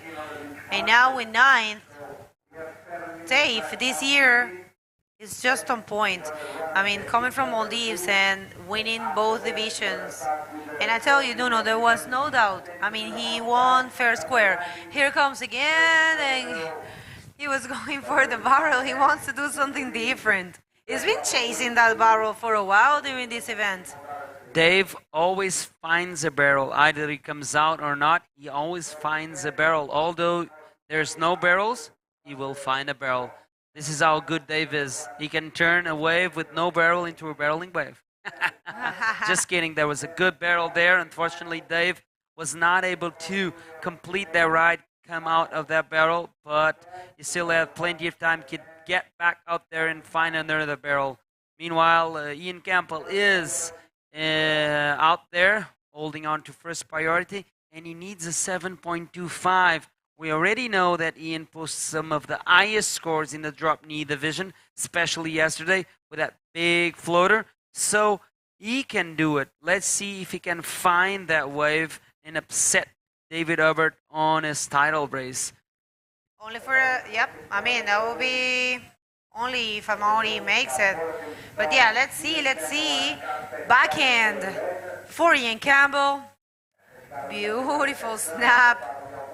It's very good also on backside. Oh, well. Felt in there. But the first one was really good. I'm not really sure if that's going to be a 7.25. But he will improve his total score for sure, because right now he has a 1.75. Let's see how much he gets. Was that a water photographer that he just dodged during the wave? Let's go and have a look. This is Ian Campbell on his last ride, going for the first snap there, and there was someone duck diving there. Maybe it is an athlete for the next heat, but we didn't get a chance to see a lot there, just someone with a wetsuit sinking down. Okay, looks like Vix is out there already. Yeah. Yeah, And, those are the guys. I know. yeah, That's that- Vix and that's Ian. I Ian, was like, that's too much hair. Yeah, it's like, what the hell is going on here? Okay, looks like the boys for semi-final number 2 are already on the outside. They're going to keep their distance away from the ongoing competition. That's the regular procedure here at the IBC. Meanwhile, all eyes are set on Dave Hubbard. He will need to hold on to that first place position to guarantee from now, of course, that he's the 9-time world champion of the drop knee division. Last wave for Ian Campbell came out as a 4.5. Here he comes again, Bego. That's right. Let's see if he can get that score. 7.25. Whoa. No way. Oh, Wow. no, man. That floater. That probably would have been the score, Nuno. Watch out, Ian is on a mission to spoil the fun for David Hubbard. So let's keep our eyes in lock to the screen. He's probably hating it, right? Huh? They're very close to each other. He's probably Wow.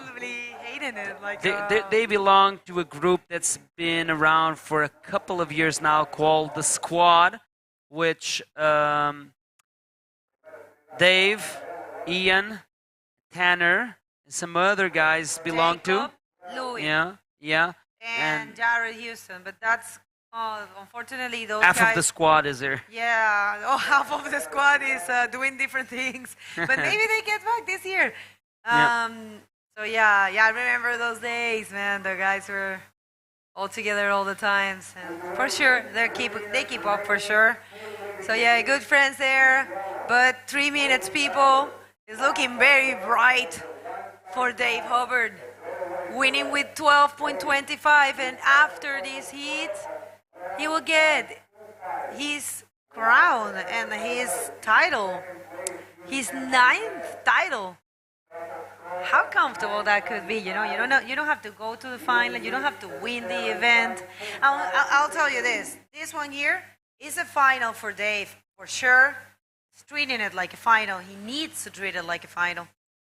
And it might happen what happened to Isabella in Walker Bay Pro, that she won during the semi-final, and when she went to the final, she was so confident, so happy that she took the final and won the event as well, which is great. So that might happen now. Yes, let's wait and see. 2 minutes and 10 seconds. I know someone that is biting her nails all across the ocean. That is Evelyn Hubbard. She's tuning in. She's watching our husband finally clinching to the 9th world title. He's been running away from Dave Hubbard for a couple of years now because Sammy Rantino has been on fire the previous years and took away that 9th title away from Dave. And, ooh, wait a second. Last ditch effort. Might this be the score? First snap. That was a good one. Let's see if he can complete. Wow, there's a great ride there by Ian Campbell. I don't know if that's the 7.25 that he needs, but I'll bet you this is going to be his highest scoring wave at the moment. Yeah, well, tense moments. We don't know. 1 minute and 15 seconds for Dave Hubbard to become 9th-time world champ. We don't know if that's gonna happen. We're waiting for the score of Ian, but he comes again. Let's see this one.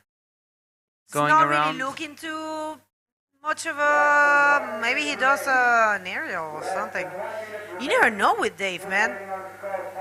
He keeps going, and this is the victory lap, and we are waiting for that score, people. It's not over yet. 45 seconds. We're waiting for the score of Ian Campbell. Was a good wave, looking for a 7.25 and spoil the fun. Not enough, brother. And with 30 seconds, Dave Hubbard, is about to become 9-time world champ.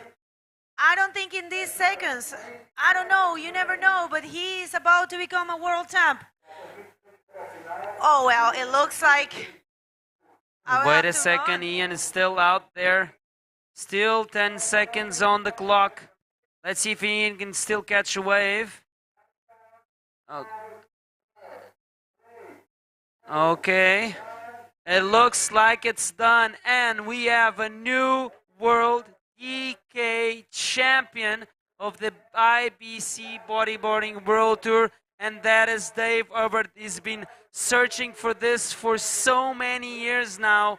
Look at this, man, and this is why I love this job. Look how emotional Dave is. Come on, guys, go give him a hug. Man, I wish I was out there to congratulate him. Great job there by Dave Herbert. There you see Tanner McDaniel, Fabian Tazar running, wanting to be a part of this big, huge title for Dave Herbert. Like I mentioned, he was on the hunt for this 9th World title for so long. The spoiler was, of course, Semi Morentino. This year, Semi Morentino is not here, but Dave has done his homework previously before coming to Sintra. He won 2 events already in the drop knee, but this event was mandatory. You can see that Ian congratulating his friend Dave Herbert for the 9th win of his career in the drop knee division. Man, this is what we live for here at the IBC. Guys, don't go anywhere. We're going to jump into a quick commercial break, and then you will see Dave getting his so-deserved trophy. Don't go anywhere. See you soon.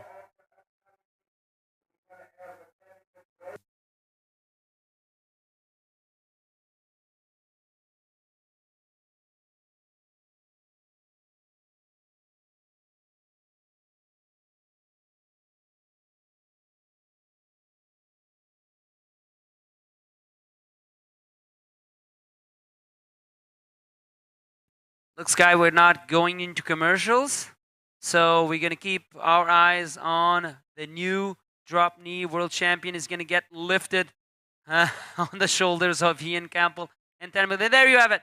That's why we didn't go to commercials. Glenn Cuevas from the IBC giving the world champion trophy to Dave Herbert, the Hawaiian, clinching to his 9th world title. Look at the crowd go wild. And oh, beautiful to see the squad getting behind their friend and bringing him up the beach on the shoulders. Not easy. And look how cool this is. Everyone wants to be a part of this. All the photographers running. You can see there Javier, the flatus responsible for the highlights clips that you always see at the end of the day, wanting to get the shot there for the highlight clips. And finally, the Hawaiian flag waved up in the air behind Dave Herbert. Dave Herbert is the new drop knee world champion. 9 titles in his career. Look at that smile. Wow. Evelyn, if you're tuning in, send us a message. Send us a message here in the top chat. Finally, Dave did it. He was waiting for this for a long time. And it looks like this year is not running away from him. He is holding on to that trophy for dear life. And he's got 9 of those already in his house. Well, I had the chance to have Dave Herbert here joining us here in the commentary booth. I asked him, where does he keep his trophies? And he says he doesn't even remember some of the victories that he had. He didn't even remember that he won here in Sintra because he claimed that in the Maldives was his first win ever in the Pro division. That is a lie because Dave won this event here in Sintra back in 2014. So there you have it. Probably, or without any doubt, Dave Herbert, the most proficient rider in the history of bodyboarding. He's held on to titles in World Tour events in the Pro division, a lot of titles in the drop knee division, and adding up 1 more world title to his career. Great to see all the people tuning in, sending some love to Dave. Maxime Chapo saying that Dave is the GOAT. I agree with you, the greatest of all times for sure. And we don't have any trophies in the house. Okay, Evelyn. I think that was Alexander Rinder saying that she had trophies in her house and didn't have any space to put them in. Okay, I kind of get mistaken. It's a lot of people coming in here. a lot of heats, and a lot of champions. And it's funny to know what they do with the trophies. Evelyn, tell us, where does Dave keep his trophies? We want to know. This is the funny thing about it. Okay. As you can see there, Ian is still accompanying Dave there all the way to the interview area. I think we're going to have a stop on the competition at the moment. And we're waiting for Dave to get to the interview stage so he can say a couple of words. I think that's the case here. I'm being left all alone in the booth without any idea what's going to go on right now. A lot of pictures right now. Okay, looks like Dub keeps his trophies in the attic. Evelyn, you are a legend. Thanks for tuning in, having some laughter with us here, and make me look silly and foolish here in front of everyone. And yes, now I do recall it was Alexander Reiner that keeps their trophies in her room.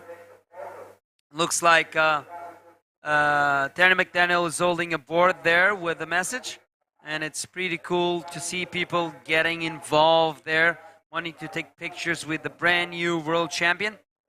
And if you are looking at the image right now, if you see on the left of your screen the container, that's where I'm sitting in.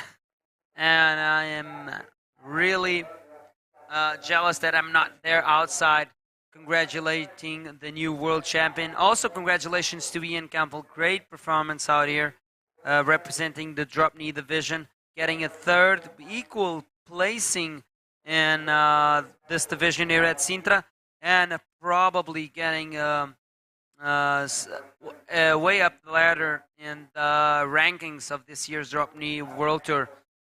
Look at the color of the water out there as we are watching Amaury Laverne and Kavika Rourke-Kamai patiently waiting for their heat to start, but it looks like it already started.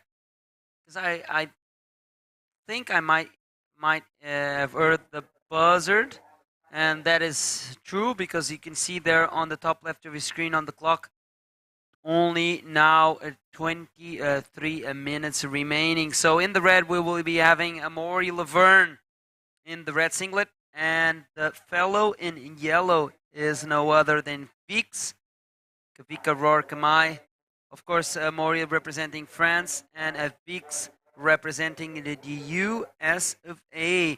Got some people still tuning in, cheering for Dave Hubbard. We've got Peach Aruba 2010 saying congrats, Dave Hubbard, greatest DK competitor ever and world-class all-around bodyboarder. Hashtag Iron Bodyboarders doing good in both DK and Open. Yes, that's for sure. Dave is just a beast out there. If you do not believe me, go check the highlights reel from the Maldives competition, where they've won both prone and Dropknee divisions.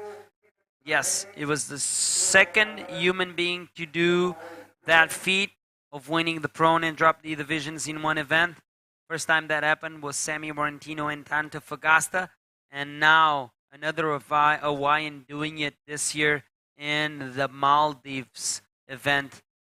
This is the first event of the European leg, and then we're going to go into the Canary Islands going for the last stop of the IBC Bodyboarding World Tour and the second stop of the European leg of this year's World Tour, where we will be crowning the men's world champion and the junior men's world champion. Right now it's all about Vix and Amaury in this second semi-final.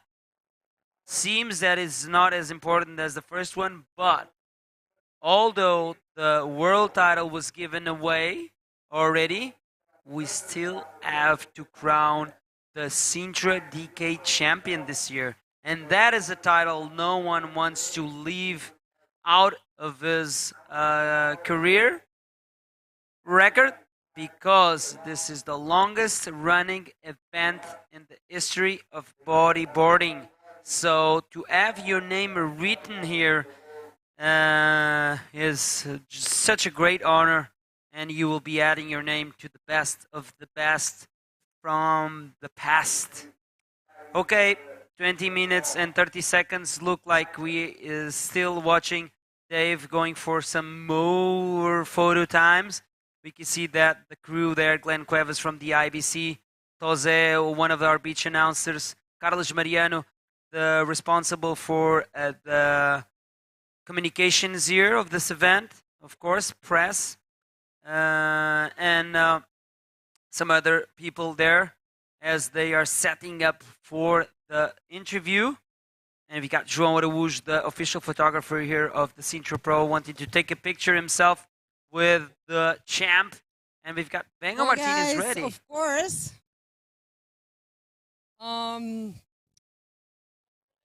Yes, we are. Everyone's watching. We could have lost this moment. Dave, what a great run this year. It's been awesome for you. Taking all the events. I mean, you still have this final here, but it's all about you. Please, some words for your audience. Yeah, I want to give all the glory to God, of course, my Savior Jesus Christ, and you know, without God, I wouldn't be here. I wouldn't have talent. I wouldn't have the opportunity, and I wouldn't have the support I do. Just more than this trophy, more than another title, you know, just getting the support from so many people. Of course, Evelyn, my wife, my family, all my friends, people here at the beach, just people around the world just showing me so much support, and it really means so much to me. So that's what means more to me than the title. The title's great, of course, but thank you, everybody, for your ongoing and endless support. That's just great. Message for your community, for the Dropknee community that it's been watching, following closely.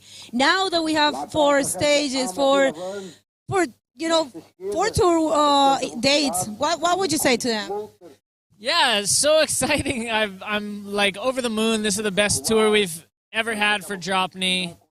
And the future's looking really bright. And if you have the opportunity to come out and compete on the world tour, whether it's in one event or 2 or do them all, you know, the time is now to come out and represent Dropknee bodyboarding, because I've never seen it stronger, and it's being represented so well by my fellow Hawaiians, by people all around the world. We've got a great field here at Sintra. We had great fields at each of the stages. So I think I've never seen the competition and the field so strong also, as well as just the events being run so well. So now's the time. If you're out there and you love Dropknee bodyboarding, come and participate and be a part of the world tour if you have that desire.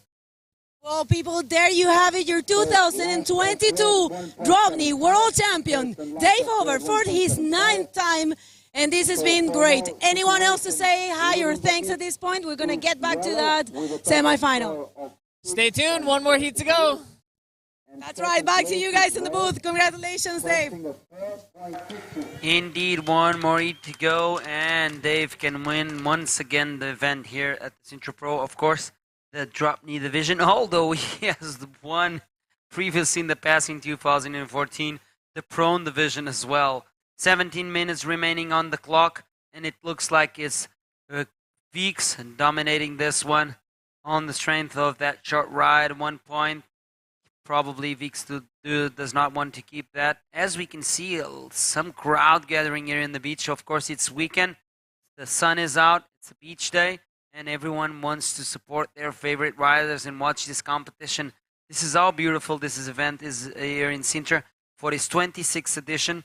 We would like to thank the unconditional support of Câmara Municipal de Sintra, Instituto Português de Desporto e Juventude, Federação Portuguesa de Surf e Junta de Freguesia de Colares for being always behind us. And also Mel, Mega Hits, Mel Beachcam, ADP Publicidade, Spoticar, F Marques e Filhos Limitada, Arribas Sintra Hotel, CC Board Center, Escola Boogie Chicks, Refresh Bodyboards e Cruz Vermelha Portuguesa, secção da Amadora. Muito obrigado a todos por fazerem parte deste evento, e se alguma vez tiverem dúvidas na vossa participação e na vossa importância, vejam só bem a cara de felicidade de campeões mundiais que nós coroamos aqui.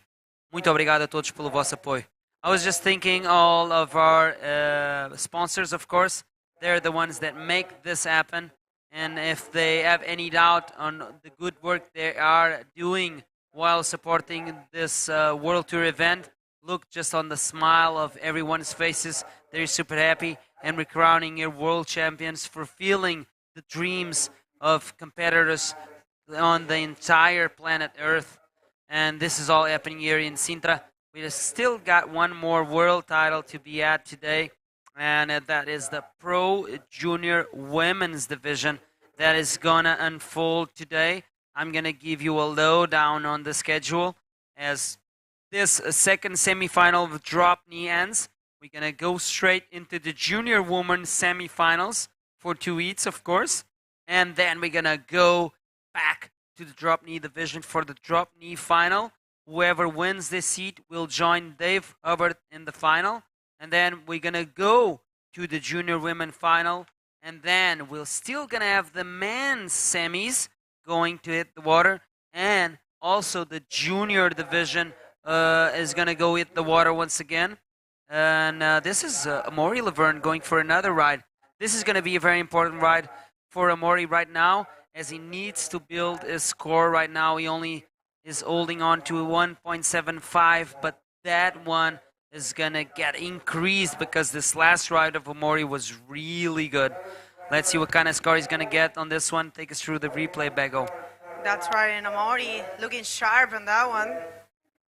Good snap, completed with the second one. Slashing, I love that term, and that was Shaden's dad using it a lot.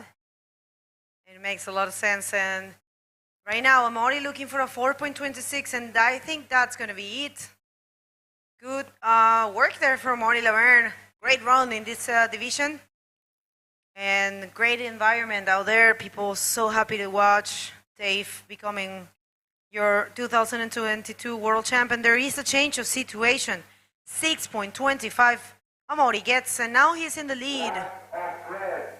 Let's see if he can take young Kavika Rorkamai. Okay, but Vix is out the back, and he's holding on to priority. He's holding on as well to 5 point. It's his best wave at the moment. He wants to get rid of that 1 point wave, and he's just hunting for a 3.01 to be on top of Amaury Laverne on this second semi-final. Guys, if you think this is exciting moments, you don't know what's coming at you. We just crowned a world champion in the Dropknee division, and we're about to discover who is going to become the junior women world champion, because after this heat, we are going to go to that division, and we will be having the semi-finals of that division in the water, which means if you are not following, and you can, if you go to the official IBC website, that's ibcworldtour.com, you can follow all the live scores, the heat draws, and the statistics of this event there, and all of the rankings. But right now we're going to concentrate on the live action. This is Vix, big snap there, and going for the reverse spin off the top, but is not able to complete that ride. So the first snap is really good. Let's see what the judges think about that one. Okay, so first semi-final of the Pro Junior Division. The next seed, that is, we're going to see Mariana Padrella against Luna Ardman. Second semi-final of that Pro Junior Women's Division, we're going to see Mariana Silva against Isabelle Nunes. And looking at the stats, look like the two title contenders will have a hard job in their hands. This was the replay of the last wave of Kavika. Still waiting for that score.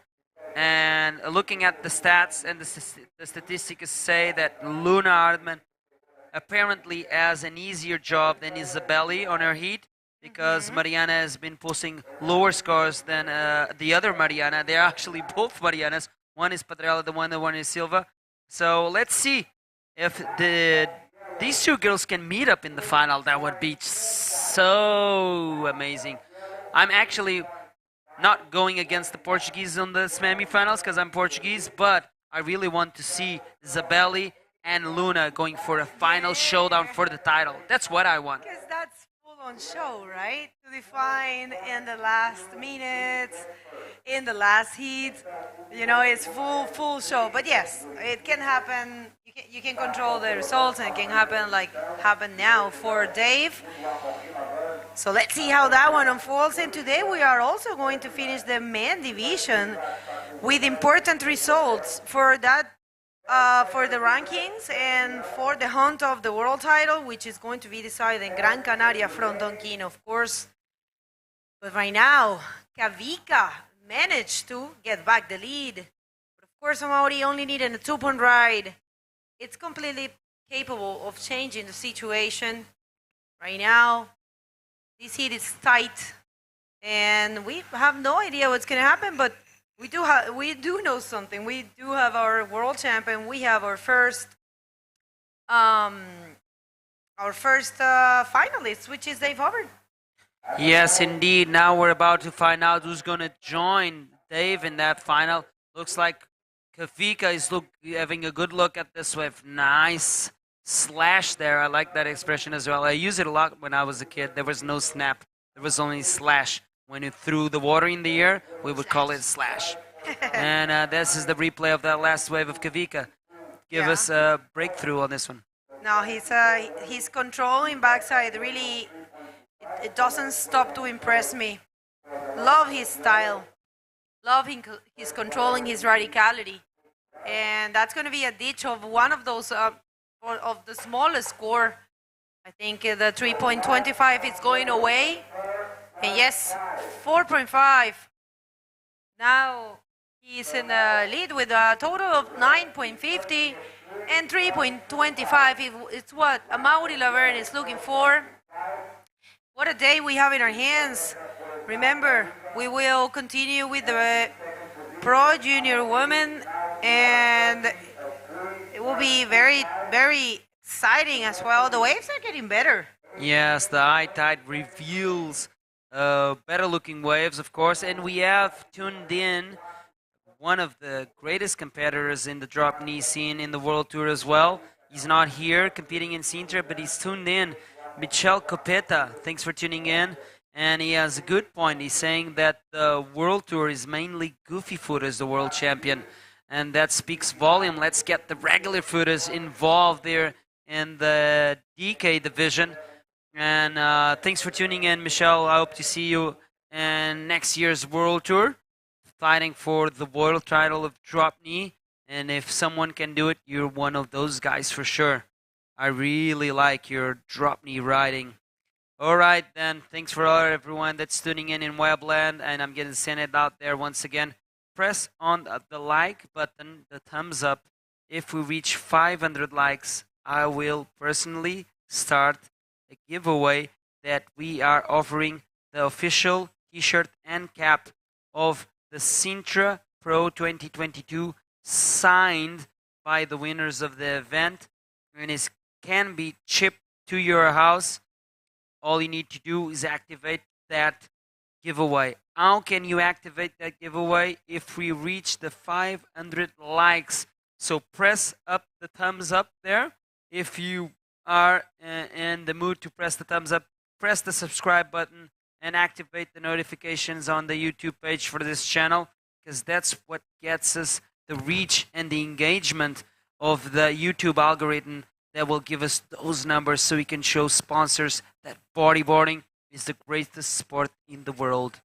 That is right. We are a community that sometimes looks small, but we are all over the world. I dare to say everywhere there are waves, there is a bodyboarder or a few or a group. And we prove that every time we travel. I was so impressed with the community of bodyboarders in Maldives. It's huge. There are so many, and they're very good, you know. So as that, there might be so many countries with a great community. And we are looking forward to meet you, so make sure to get yourself to one of the World Tour events. For next year, the calendar will be posted more or less around the end of the year. So it's December, more or less. So you guys can have time to plan your year. And it's really worth it, you know. It's an experience, but it's part of a sport. Of course, our sport has many different ways to practice this. It doesn't mean that if you're a bodyboarder you need to compete, but it's definitely a very good environment, and it's great vibes in the World Tour events. So we wait for you. We want to meet you. We want to know your exotic nationality and exotic bodyboarding. Exactly. We've got a lot of people still tuning in here.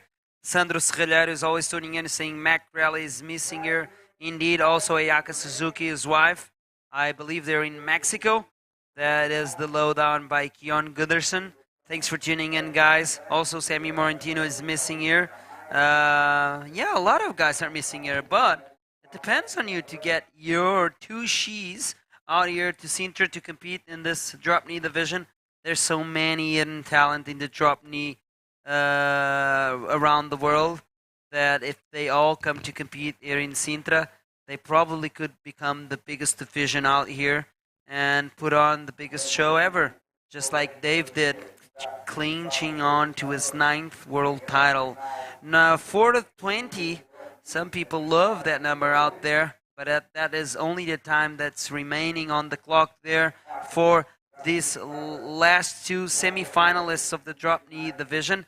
We're gonna soon find out who's gonna meet Dave Herbert in the final of this drop knee division. Coming up next as well. But right after this heat, we're going to jump into the Pro Junior Women's Division, where we have another world title to be decided. And wow, I can't wait for that to unfold. More energy, more excitement, and more history to be written in this 2022 IBC Bodyboarding World Tour. Yeah, so far, so excellent here in the Sintra Pro. And the ladies are already right there, of course. They're giving more time today to paddle out, which I think is a great decision from our technical team. Whoa! Wait a second. That was very good. And he puffs up his chest. I love that claim, Amori. And you should puff up your chest after that ride. He only needs a 3.25 to upset the Hawaiian in the first position. 3 minutes remaining. Watch out, I think the score will do it. Amaury Laverne will go into the lead after this last wave. That is not a promise, but that is a possibility. Now it depends on the judges. Amaury has done the work, and there you have it, 5.1. Amaury's in the lead, Bego. Yeah, I mean, that was really critical, so he deserves it, but watch out, 6.35. We have seen Vix taking that score, so that might be a possibility for him as well. Although there are only 2 minutes and a half in the clock, but he's holding the first priority, so there is a chance for the young Hawaiian Kavika Rorkamai. Such a cheerful person. Every time you run into him, he's like, you know, sporting that smile and throwing some chakas. How you talk to him? I always see him super calm. He's like, smiling looks at like he's always in his own world. I think he's one of the coolest cats in the Hawaiian team. Yeah, no. Remember last year, he was younger, and they were all together all the time and messing around, and no, man, I have been loving these kids. Today, now 11 Hawaiians, so here comes Vix, looking for a 6.35 he is. Let's see if he can find it. Whoa. Wow, his stream is bored, trying to generate the most speed he could, going for that end section, but that end section was super frothy, a lot of foam there. Not a very clean face at the end of that wave. So Kavika didn't even try to perform a move. And I do believe that 1 minute and 10 seconds will probably not be enough for Kavika to paddle out the back and get another wave. And it looks like it's maybe Amaury that's going to join Dave Herbert in that DK final. That is right, 55 seconds, Nuno, in this first semifinal. It's going away. And matter what the results are, we have to say Kavika always giving a lot to talk, and a great run in this event. And throughout the year, he was actually very close as well in the Garden Island event. So for next year, we are counting on this great Hawaiian team for the Dropknee Division World Tour events, and counting on all of you. Remember what Dave said in the interview. If you're a Dropknee out there, you need to come and join these events. You're gonna love them. And it's part of the growth of the sport and last-ditch effort. Wow, what a great campaign from Fix, the Hawaiian, reaching the semifinals, but getting knocked out for Amorty Laverne. Amorty Laverne will join Dave Herbert in the final of the Dropknee division. We're going to go into the Pro Junior Women's division right after this short commercial break. Stay tuned with us. Mal, para tudo. Estou aqui a refletir e peguem nas pranchas. Está incrível na costa. Este verão descarrega a app Mel Beach Cam. Agora com mais de 150 live cams. Estás aqui, estás na praia. Mel, humaniza-te.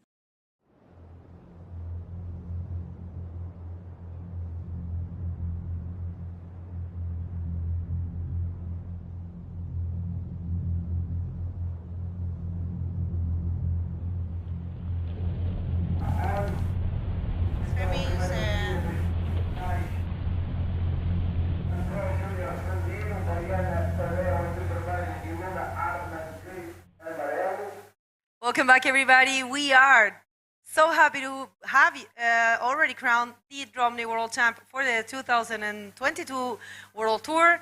And we are very close to crown the Pro Junior Woman Champ. Let's hit the water because we have the first semifinal. That will be Mariana Padrella and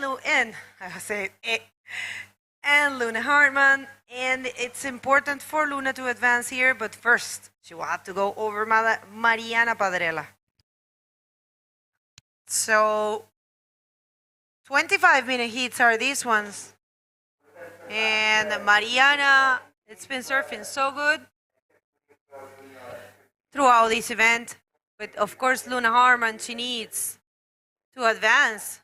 Because if he doesn't, and Isabelli does, it means it's over for her in the hunt of the world title in this division. So let's see how this one goes, but definitely she's been looking really sharp. Thank you for the production, Luna Hartman and Isabelli Luna Hartman and Isabelli Nunes are the world one crown, two contenders, the 2022 Junior Woman World Title race. That's what's happening next. We will define who will be this champion. And it's been great so far, guys. If you're tuning in right now, I know there is a lot of people supporting Vix and sending their broken hearts. Vina, thank you for being there throughout all the event. He did great. And, well, third, he has an equal third as well as Ian Campbell. It's a good result. Good points and good money as well, I think, if I'm not mistaken. I'm pretty sure there is.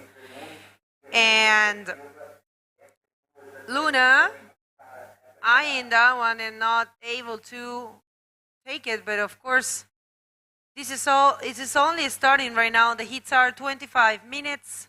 They add extra 5 minutes for these semifinals. Let's see how this one goes. For Luna Hartman in the hunt of the world title, needing to advance, and also for Isabelli to lose in this round, it will make her the Pro Junior Woman 2022 World Champ. Let us know where you are tuning in from. We have Miguel Pacheco cheering up for Mariana. Bora Mariana Cajega. Javier Hernández, saludos Bodyboarder, saludos Javi. Marcelo Pedro, Bora Luninha. Cadê a galera do Brasil? Cadê o Gui, Instituto Neymar Carvalho, que sempre estão aí assistindo? And for for today, we are going to be ending this division, Dropknee, and the men division. Tomorrow, we're going to do the women and the whatever is left of the Pro Junior Men division. So you guys have to stay tuned, join us, and I would like to tell you that we have a bodyboarding class with Boogie Chicks tomorrow, and it's going to be you have to meet at 12:30, and the Boogie Chicks mini store that they have on the entrance of the event, and it can be for everyone, all levels, all ages, for this clinic. So we wait and we count on you for the Boogie Chicks Clinic, one of our sponsors this year. Thank you very much for that work. And Mariana Padrela is one of the Boogie Chicks right here in this heat, trying to maybe prevent Luna from becoming world champ.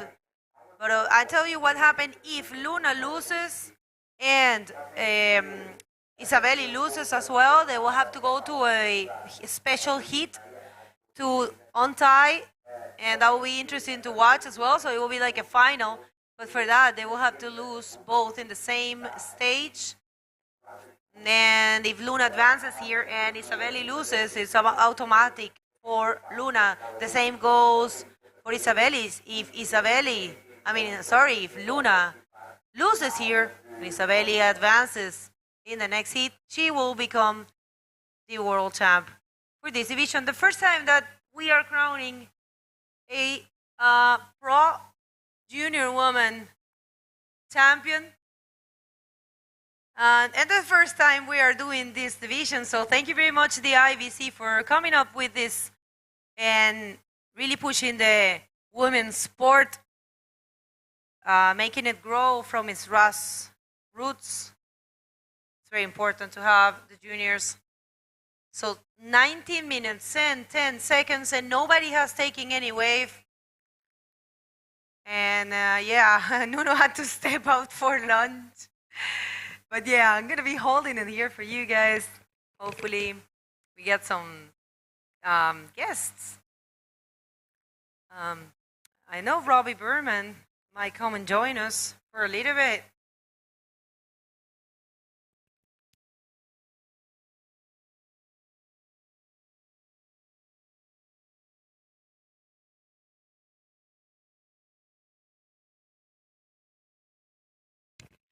So if you're just tuning in right now, this is the first semifinal for the Pro Junior Women Division. And in the water, there is Mariana Padrela, Luna Harman coming in the first wave. Let's see. Beautiful reverse spin with lots of control. Luna Harman combining with the roll. And a good way to start her campaign. And remember the importance of her advancing here. If she loses, Isabeli gets the title. So, and a really exciting heat here for Luna. But Mariana Padrela will definitely make it difficult for her, as she knows this way very good. She must have been training with Catarina Sosa here the entire year for this moment. So first semi-final heat as we go through the replay. Beautiful reverse spin. And then connects with the roll at the end. Unfortunately, she can't complete that maneuver, so it's going to be a short score for Luna, but at least she has something there to start with. A lot of time still on the clock. And we see Mariana at the back. That's right, and Boogie Chicks present. Remember, tomorrow we have a special clinic, so we count on you. And remember, we have our world champ for the Dropknee division already crowned. And waiting for the results on this one. Maybe we crown a world champ in this division as well, depending on how it goes for Luna and Isabeli. And if you're tuning in right now, let us know where you are tuning in from. And click the like button, and we have the interview ready with the winner of the last heat. Please, Kata, take it away. Welcome back, guys. I'm here with Amohi Laverne, the vice champion of DK division. Congratulations, Amohi. You make an incredible job out there. You're ripping. So you will go to Dave Hubbard in the finals. How is your mindset? He's now the world champion, so explain us your mindset now. Okay, so yeah, I mean, Dave is such a talented rider in Dropknee for many years, you know, and for us it's just a motivation to see him surfing. He deserves this title. I mean, I'm far behind him technically, and always I've seen him surfing. I'm just dreaming to get close to his surfing one day. It's such a big motivation for us to have him on the tour. So that I'm really happy for him. He deserves this title more than anyone. And now we're going in the final with him. I mean, Dropknee, it's all about having fun. Obviously, I want to do a good result, and beating a guy like Dave in any types of competition, it will be like such a big achievement for me. So yeah, I'm gonna go relax there, having the most fun, and try to do my best DK. Thank you, Amaury. What do you want to be the bodyboarding DK project, like to the world? About Dropknee? To bodyboard, Dropknee. What do you think that could reach more people? Okay, yeah, bodyboarding, it's a lifestyle for me today. It's all my life. And yeah, I motivate all the people to discovering this sport if they are not doing it already. It's just such a good way to having fun, to be healthy, to meet new people, to travel, to compete if you like. And yeah, it's changed my life totally. And I'm proud today to be what I'm doing. So yeah, go for it. Thank you very much. Do you want to say something to your supporters? Yes, thanks to all the Dakar riders watching us and to all the people following bodyboarding. Keep it up. Thank you very much. Congratulations. Good luck to your big final. And back to you guys. Thanks a lot, and great words there for Amaury Laverne. Just calling everyone to practice bodyboarding and saying Dropknee is all about having fun. So he's going to the great final with Dave Hubbard. That's going to be up. And so far, Luna in the first position with 3.75. Yeah, it looks like that Rivers gave her a little bit of the points. We saw Mariana trying her best there on another ride there, but not completing her maneuver, her spin. So just a 1.5 there for Mariana Padrella, but there's still a lot of time on the clock.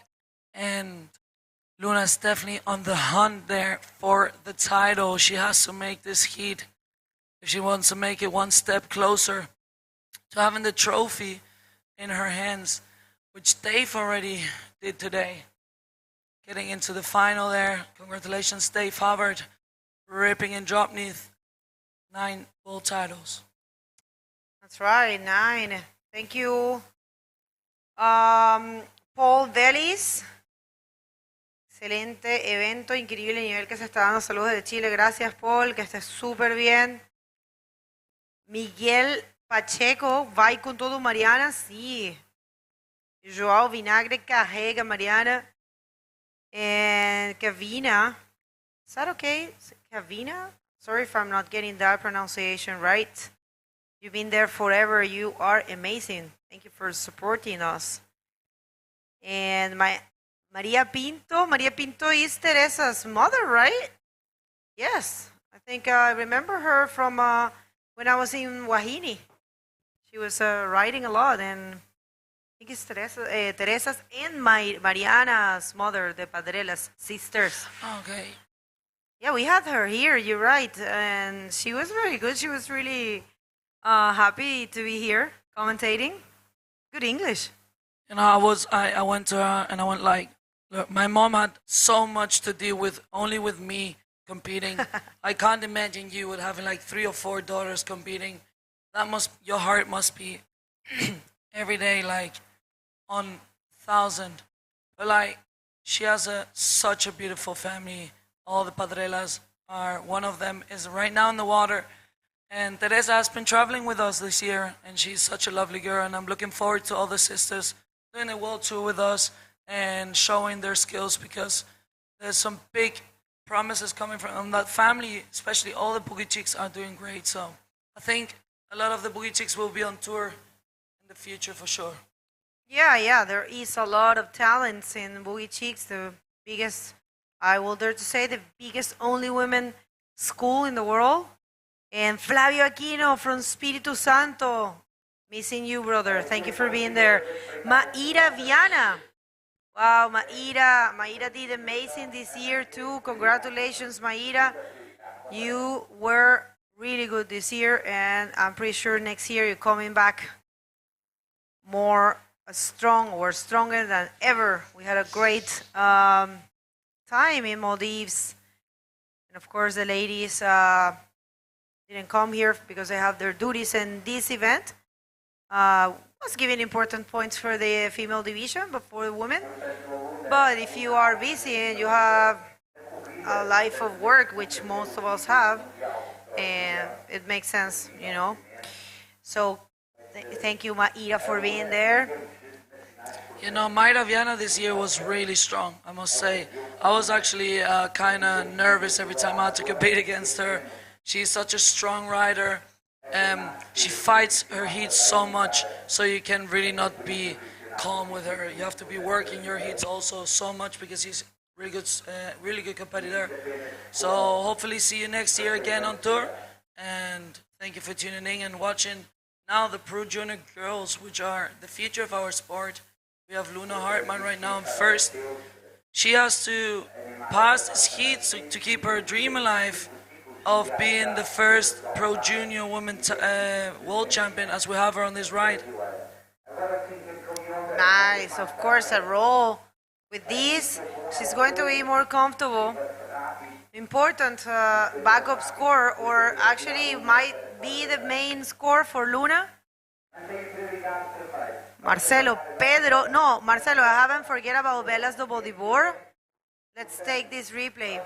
Yeah, she gets to that not with a lot of bottom turn, but gets that roll at the beginning, which is good because the wave really flattens out. You can tell that the tide is really high, so the wave doesn't really have a big wall there to hit.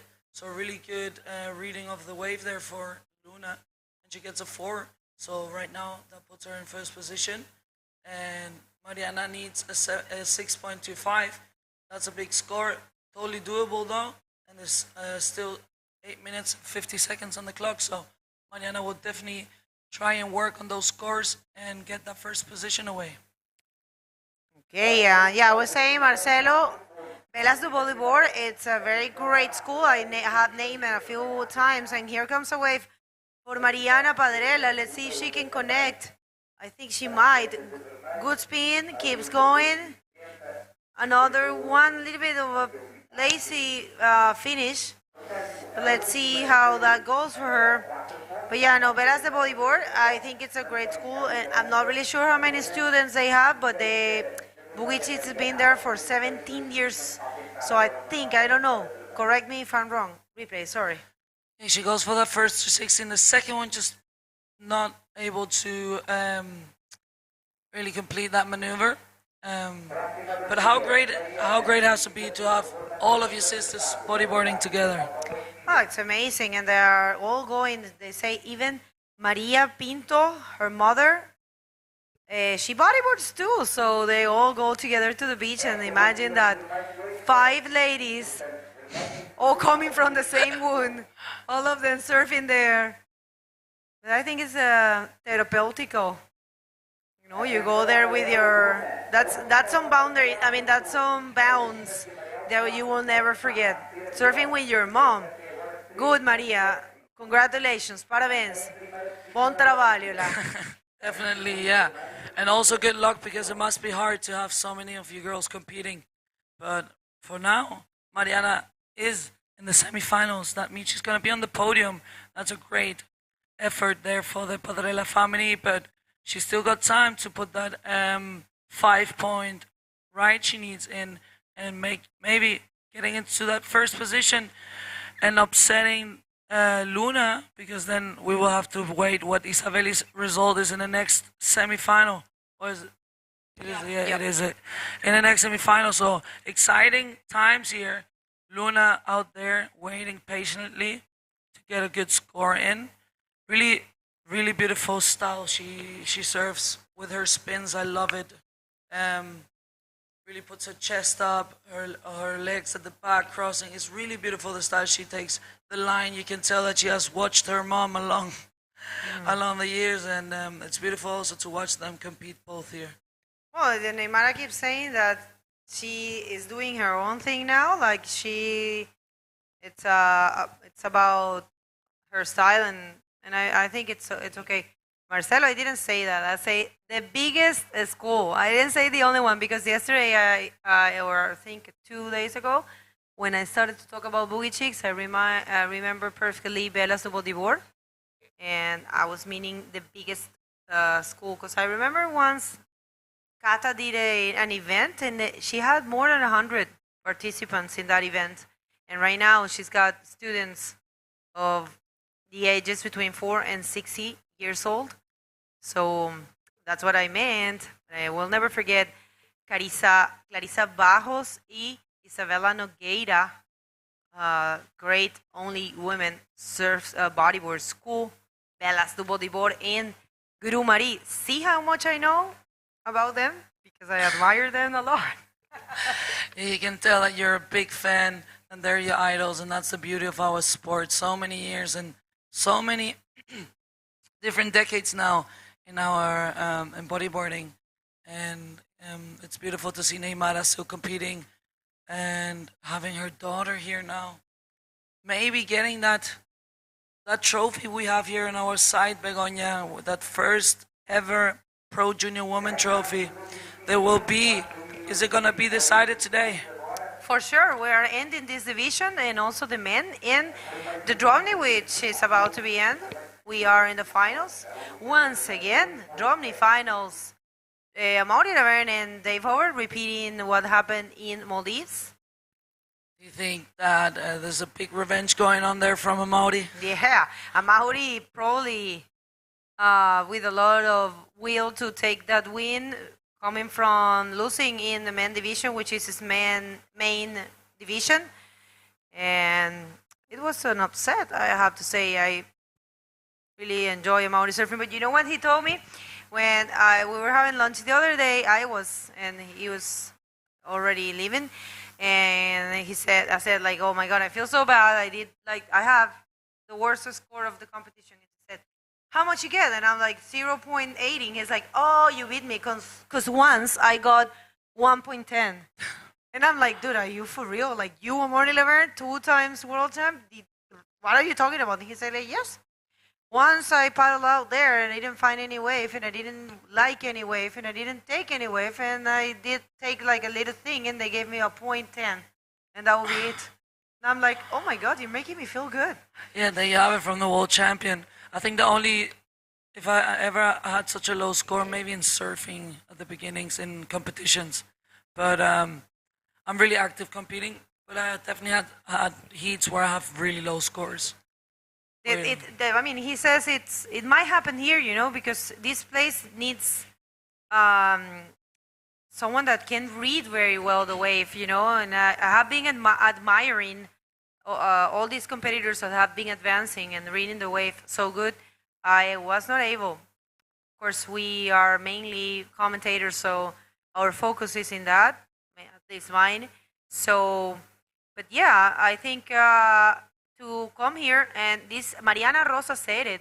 She said, in Sintra, you have to prepare to a lot of current, a lot of waves. It's very rare that it's small here, so you need to get ready for that, for big waves, a lot of sets, a lot of current, a lot of paddling, and that takes training, As we see Luna Hartman on this left, good-looking left there. Let's see what she can do. Let's see if she can connect with the maneuver there. She goes for the roll. Beautiful roll there for Luna Hartman. And she makes it out of there. Yes, that's some stoked Brazilians there clapping for Luna Hartman. It's going to be a good score for her. And yeah, Sintra's every year is different. You can't say that any year is going to be the same, as we have Mariana Padrella on this one. Goes for the 360. Let's see if she can connect with something else. For another one. Not much there. Couldn't complete the second one, but get her through this replay. Yeah, well, this was a very decent size wave. Guys, you have no idea how that looked inside, so very brave. Of course, Luna harmonies. And the flick of the hair. Yeah, mandatory. As we have here the replay, she goes for one really good 360 there at the beginning. Sets back to the foam and gets for a second one, but that gets that bump there and is not able to complete the second 360. But I think Luna is actually not getting in again. She will be comfortable enough with that 7-point ride and a 4-point ride in first position. 50 seconds remaining, but we have Mariana. Not much there going on. And it looks like it's going to be Luna making it into the final of the Pro Junior Women Division. This is going to get exciting because next seed we're going to have Isabeli. And if she also makes it into the final, it's going to be the battle in the final of the Pro Junior Girls. And I'm really looking forward to see that. So let's see what's going to happen in the next seed. And I tell you what, Glenn found Cata Sousa to come and commentate with you here. That will be amazing to hear from her. So make sure to pick her brain and see how the Boogie Chicks. Look at that. That's Bernardo. That's Maddie's trainer. And Luna hired him for this event. And he's been helping Luna and Neymara. So congratulations to Luna. Let's go to a commercial break and gonna be back real soon with more of the Pro Junior Women.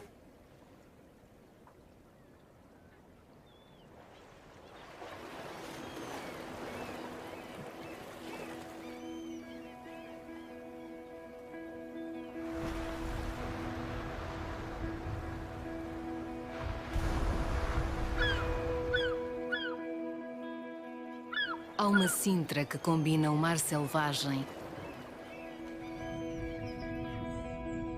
o vento e o cheiro a terra,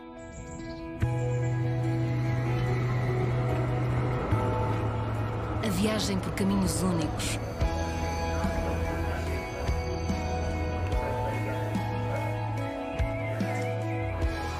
há uma Sintra que alia sabor e tradição.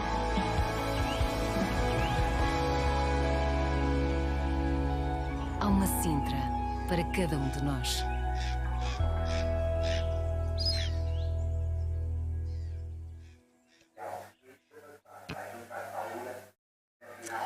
Welcome back, and we're here in the second semifinal of the Pro Junior Women Division, which is going to be Isabeli against Mariana Silva. And I tell you what, this is so important because if Isabeli doesn't make this heat, it's going to be Luna, our first ever Pro Junior Women World Champion. So it's exciting. It's going to be a really good heat. Let's go out there and see what the girls are going to do.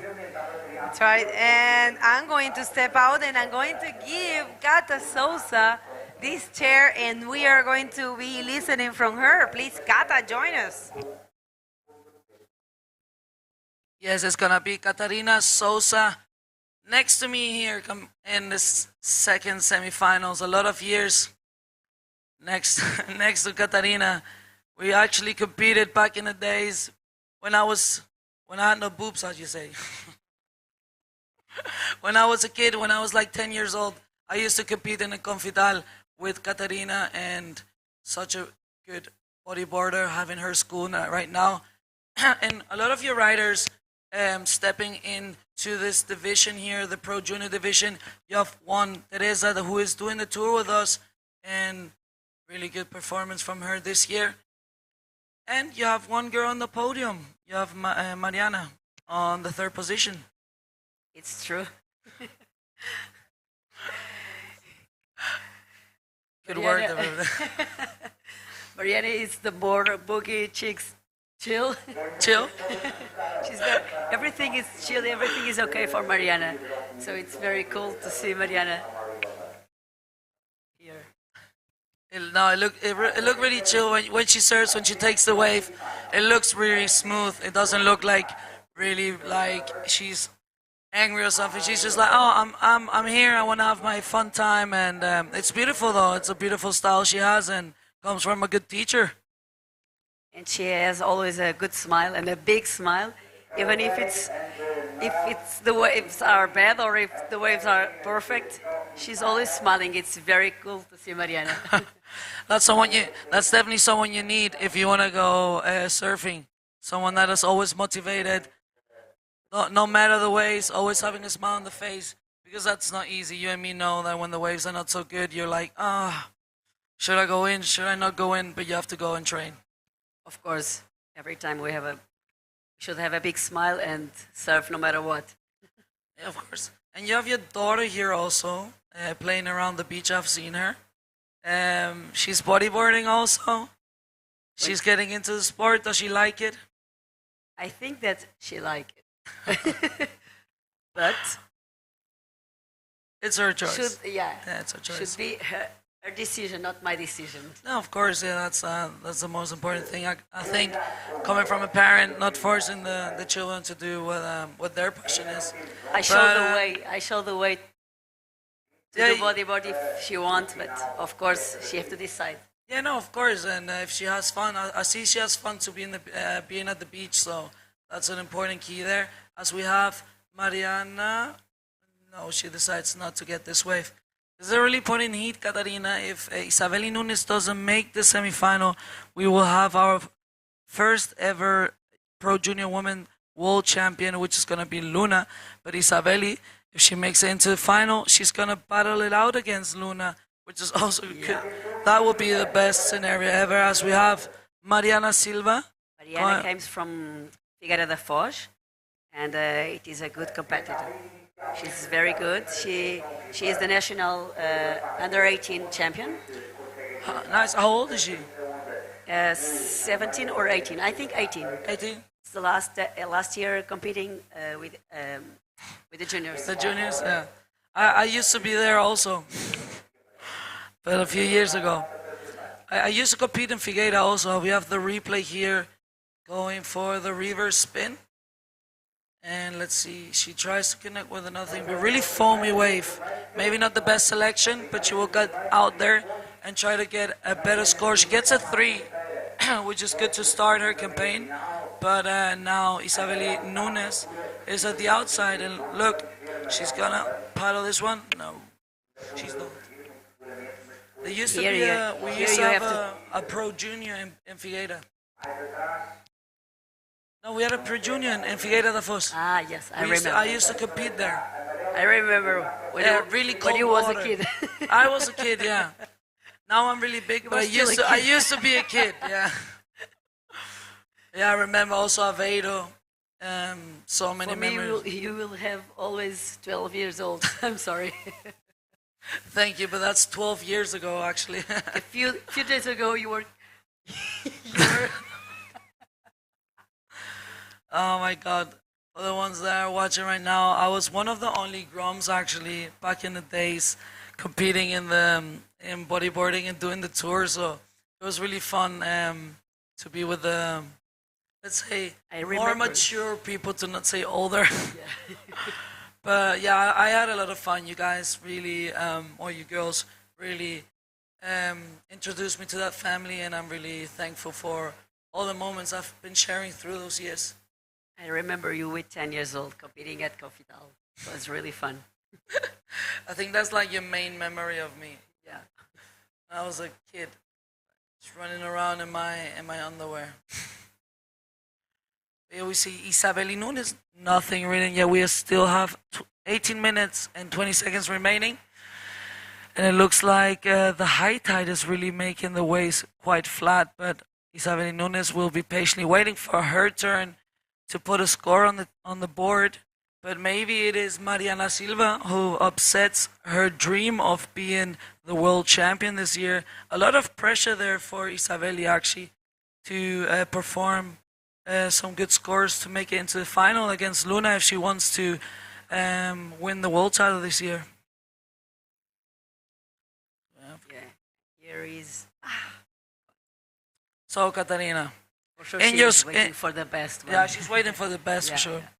So, Catarina, in your school, how is your day-a-day normally? For working all day.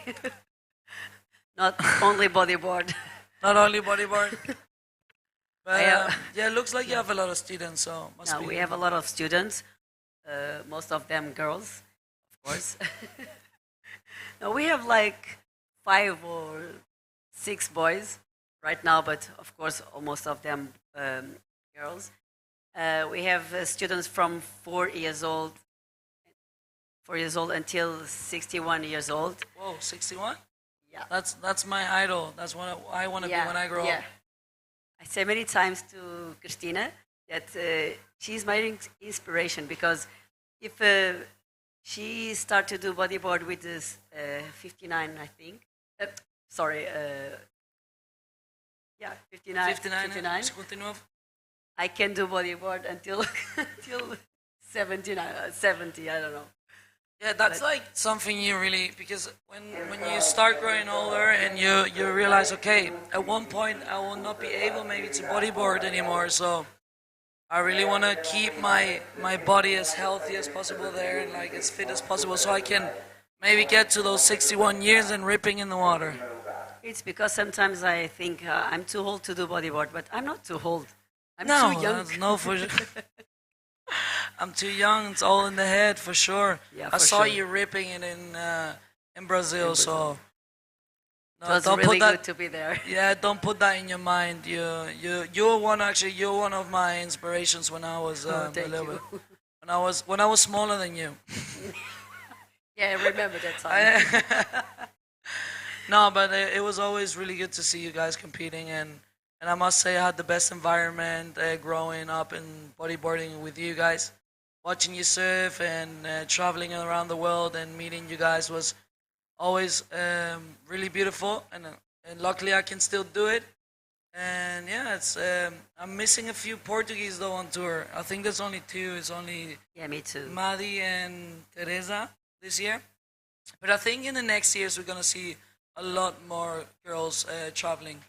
So maybe from here for Portugal, but also it looks like there's like a new generation coming and strong, as we see Luna Hartmann and Isabeli Nunes really strong. They're competing. Also, your Boogie Chicks with your school, you're doing great.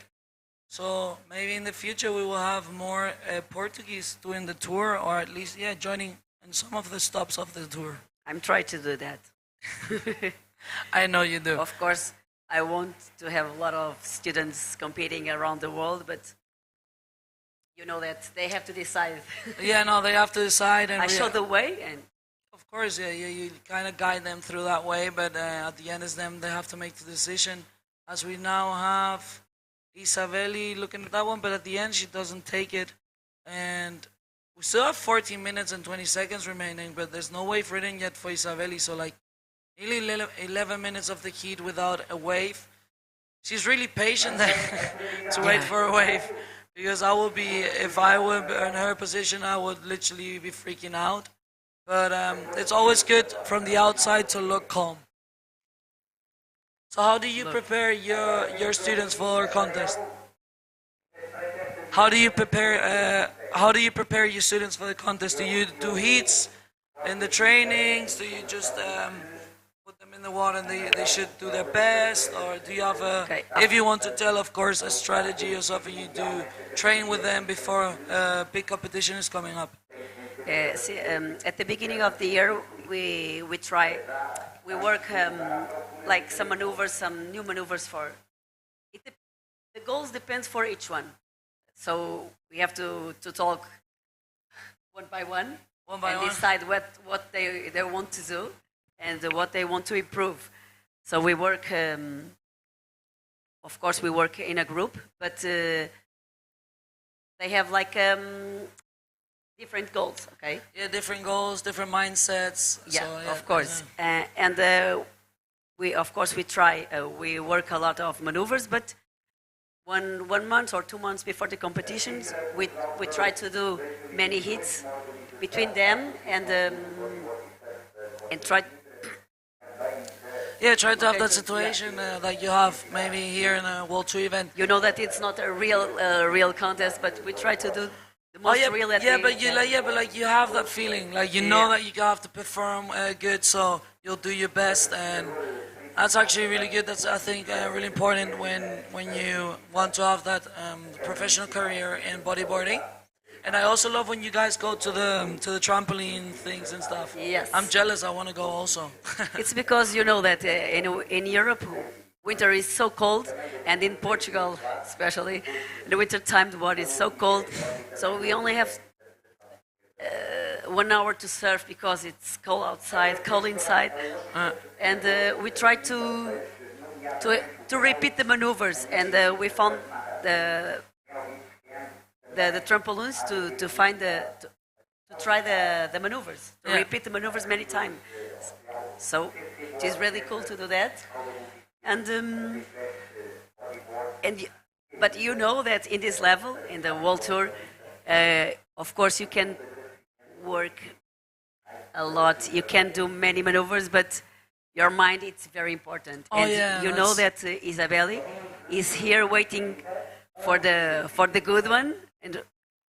But I think, I don't know, I'm not in her mind, but she knows that the wave will come for her. And I think, no, it's not. Yeah, like the wave can come for her, but time is running out though. She's really good. She selects the waves good, but she should start her campaign to make at least also Mariana a little bit nervous, having maybe a better score than her.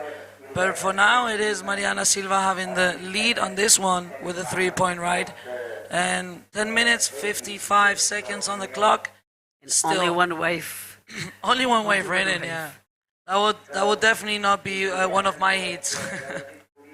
You can see on the screen, but with a high tide, the waves not getting small, but yeah, just the waves were fat, yeah. And here at Pragrand we have a lot of current, and it's really hard to pedal out.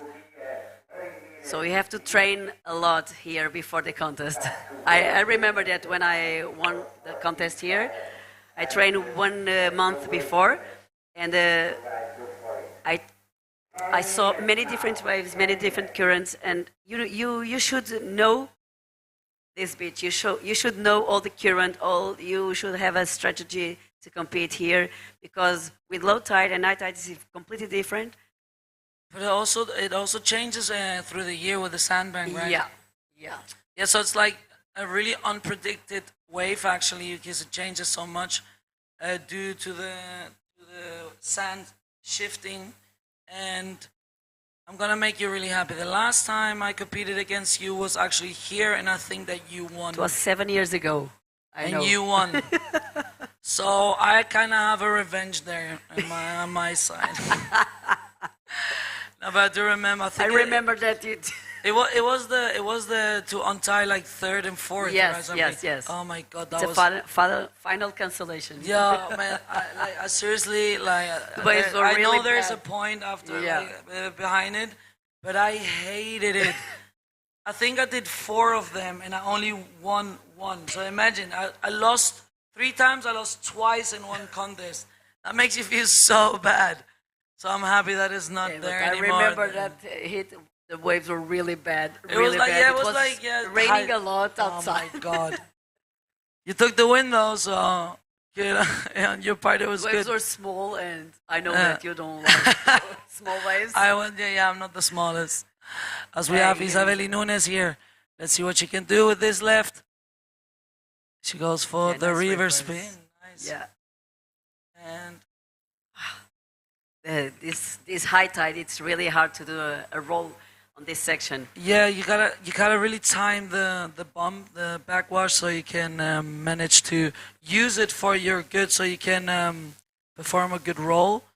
But yeah, just unlucky that she arrived a little bit late to that lip and kicks out. Yeah, but I like to see Isabelle. She's a good style. She's a good line, and it's really nice to really to watch delicate, her surfing. Delicate surfing she has. And now Isabelle is in first place, and for sure she's in stress, but she knows that she can do it. Yes, of course. Now she's gonna have at least 1 score on the board, and she will go out there and try to put another one there. She has the biggest score of the heat, so she must feel a little bit more confident.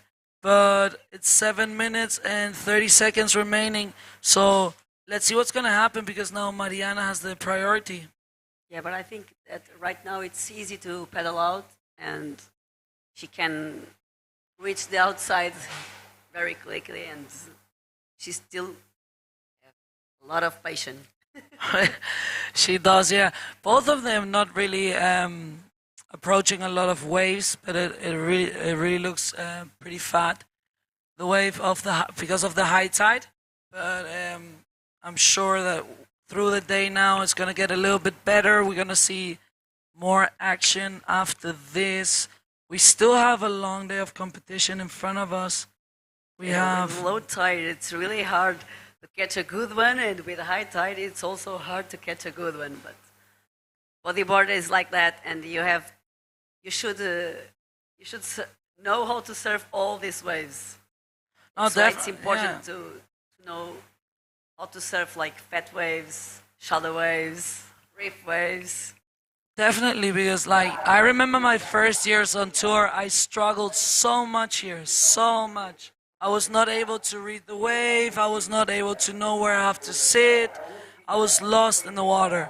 And with the years, I trained more in beach breaks also, and with the years I learned how to be there in the water and trying to have the good position. I still struggle sometimes because especially this wave shifts a lot, so it changes a lot. But yeah, definitely I'm improving my skills on beach breaks. Yeah, but that's why it's very important to travel a lot, to surf different beaches, and to travel and to visit your friends around the world. Yes, I miss a lot of them actually. A lot of girls that are not on tour anymore, like Emma Cobb, Yulainer de Venezuelan. Oh, I miss you girls. I don't know if you are tuned, but we miss you a lot. Oh yeah, Yulainer, we do miss you a lot. She's the funniest person ever, and Emma also. I love her so much. Probably, like, hopefully we can meet next year. She might come to Europe, or I will try to visit her in Australia. We're literally on the opposite side of the world. I'm so lucky to travel this year to Brazil and to see all the girls competing again. It was really fun, and it was really nice if you girls come for next year to the Wahine Bodyboard Pro. It's a really cool event for us. Please come.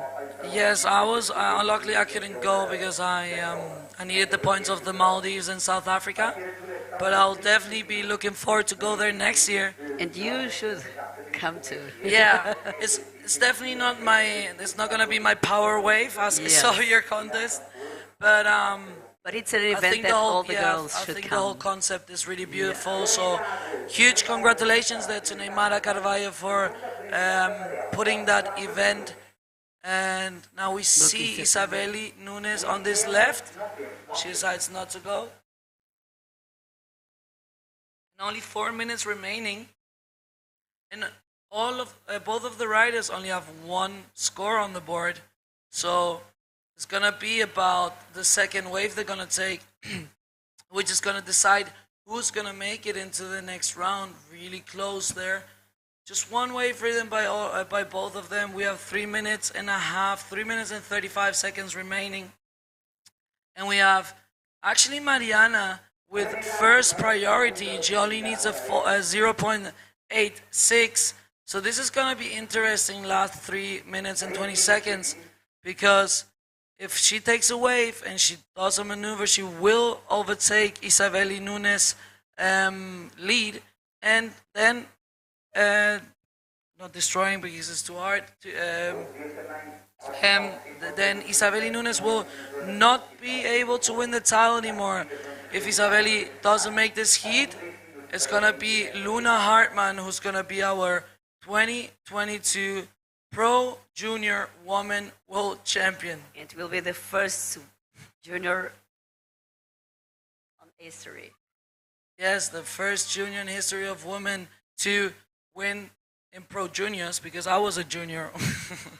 Yeah, but When this I- is the first year. Yeah, that's- first year for the Pro Junior tour, and that's beautiful. That's a really good concept there. A really good chance for the young girls to show their skills. So because sometimes I have the feeling that some girls are not competing because they're maybe like shy or afraid to compete against the bigger Yeah, for sure. like bigger names or bigger athletes. Which, you know, it's not like that. I was always stoked to compete against my idols, but so for them, I think it's better that they have this Pro Junior division now, so they feel a little bit more comfortable with surfing with people in their age. As we have Isabeli Nunes on this left. Goes up there. Nice roll. Beautiful roll. Yeah. Oh, God. She gets caught. This is gonna be Oof, this is going down to the wire. 1 minute 40 seconds. Let's see what the judges will give Isabeli Nunes and what Mariana will need to get into that first position, as we have 1.5 minutes remaining and maybe some waves approaching. This is really exciting. I bet that Luna is biting her nails right now with her mom next to her, just wishing that Mariana takes another wave. But you know how it is. It's also good to fight it against each other on the final. That would be so good to see, as we will have that final further in the day. So we will crown also the Pro Junior Women World Champion, as we already crowned the Dropknee Division champion, Dave Hubbard. Congratulations on your 9th world title this year.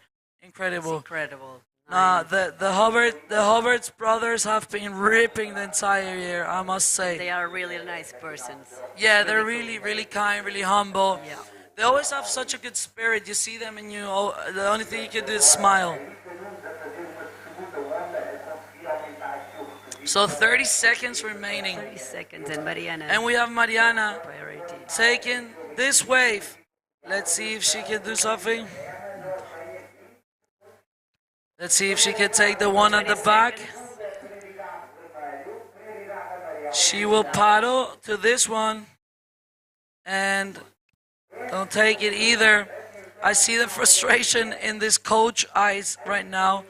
As she has another chance there. Let's see if she will take this one. We have Isabela Nunes. Okay, Another keeping one, the or dream it's the alive repeat? there. No, it's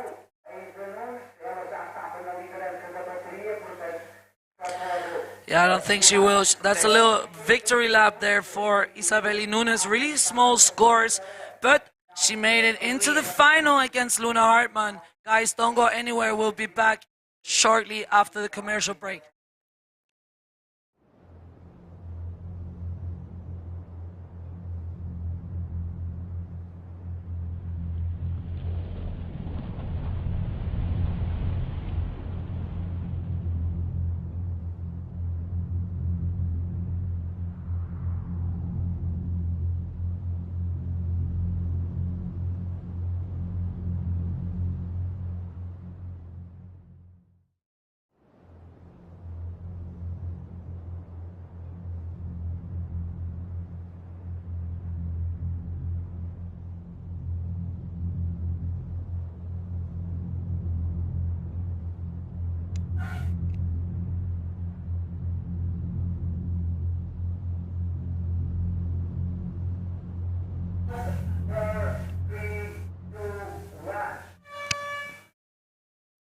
Welcome back, and we're here with Nuno. And whoa, okay, so the title race is still alive for both of the contenders, and there's gonna be a match out in the final for the Pro Junior Women World Title. So that's gonna be exciting. But right now we have the final of the DK, which we already have our world champion David Hubbard, taking his 9th world title home. And Begoña told me he doesn't even count them anymore. Exactly. And I was told by his wife that he keeps these trophies in the attic. What a legend. Dave Herbert, all-time round guy, of course, and 9-time world champion. But meanwhile, looks like Amaury Laverne wants to take the title of the DK here in Sintra, and he can do so if he wins this final. And if he wins this final, he's the first one to beat the current world champion of Dropknee. Yeah. It's always something you want to say. Of course. And Amori definitely has the skills, and he has the revenge from the Maldives, so he will put all his effort, as we see on this one. Beautiful first maneuver there with a lot of spray. I love his style. Look at his hands, like really drawing the wave. I love how he really puts a lot of strength in his surfing. So let's see what the judges think for this wave, this first wave of Amaury Laverne. Yes. Leaving Dave out the back, as you were watching now in your screen. Will he scramble into this wave, or will he get under it? Yeah, under it. How good is this day number 6? The sun is out. There's no wind, and the waves are just been firing. Brand new swell here hitting the west coast of Portugal, where we're sitting right now in the beautiful region of Sintra. If you haven't done so, please come and visit this UNESCO World Heritage Site, which is the Sintra Hill. You can visit the Sintra Castle, the Sintra Palace, and one of the most beautiful botanical gardens, exterior botanical gardens that you will ever see in your life. That is a promise. Also, you can make sure that you taste our delicacies here. We got some great food, and we got some regional pastries that are from only and exclusive from this region. And yeah, and come enjoy the sunny coast here of Portugal. Yes, Sintra is such a beautiful place. I've been coming here so many years, and it's just incredible. Just behind our beach here is a huge forest with castles. It looks like a fairy tale. So if you've never been to Lisbon, or specifically to Sintra, it's definitely a place you want to visit. As we have 26 minutes and 50 seconds remaining, remember that the finals are going to be half-an-hour finals. So a lot of time there for the riders to perform their best skills out there. With the tide a little bit high, but I think that for the Dropknee is actually good. Yes, I do believe that with high tide, this is the best time to showcase Dropknee. And we've been watching that on the previous days.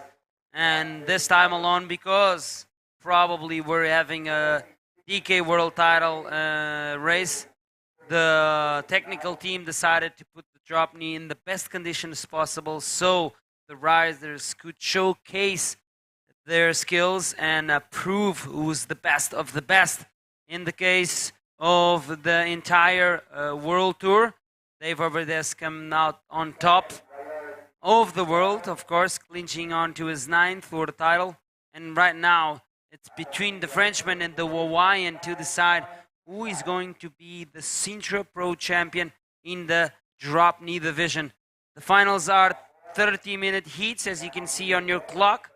And again, top 2 waves are factored into your overall score.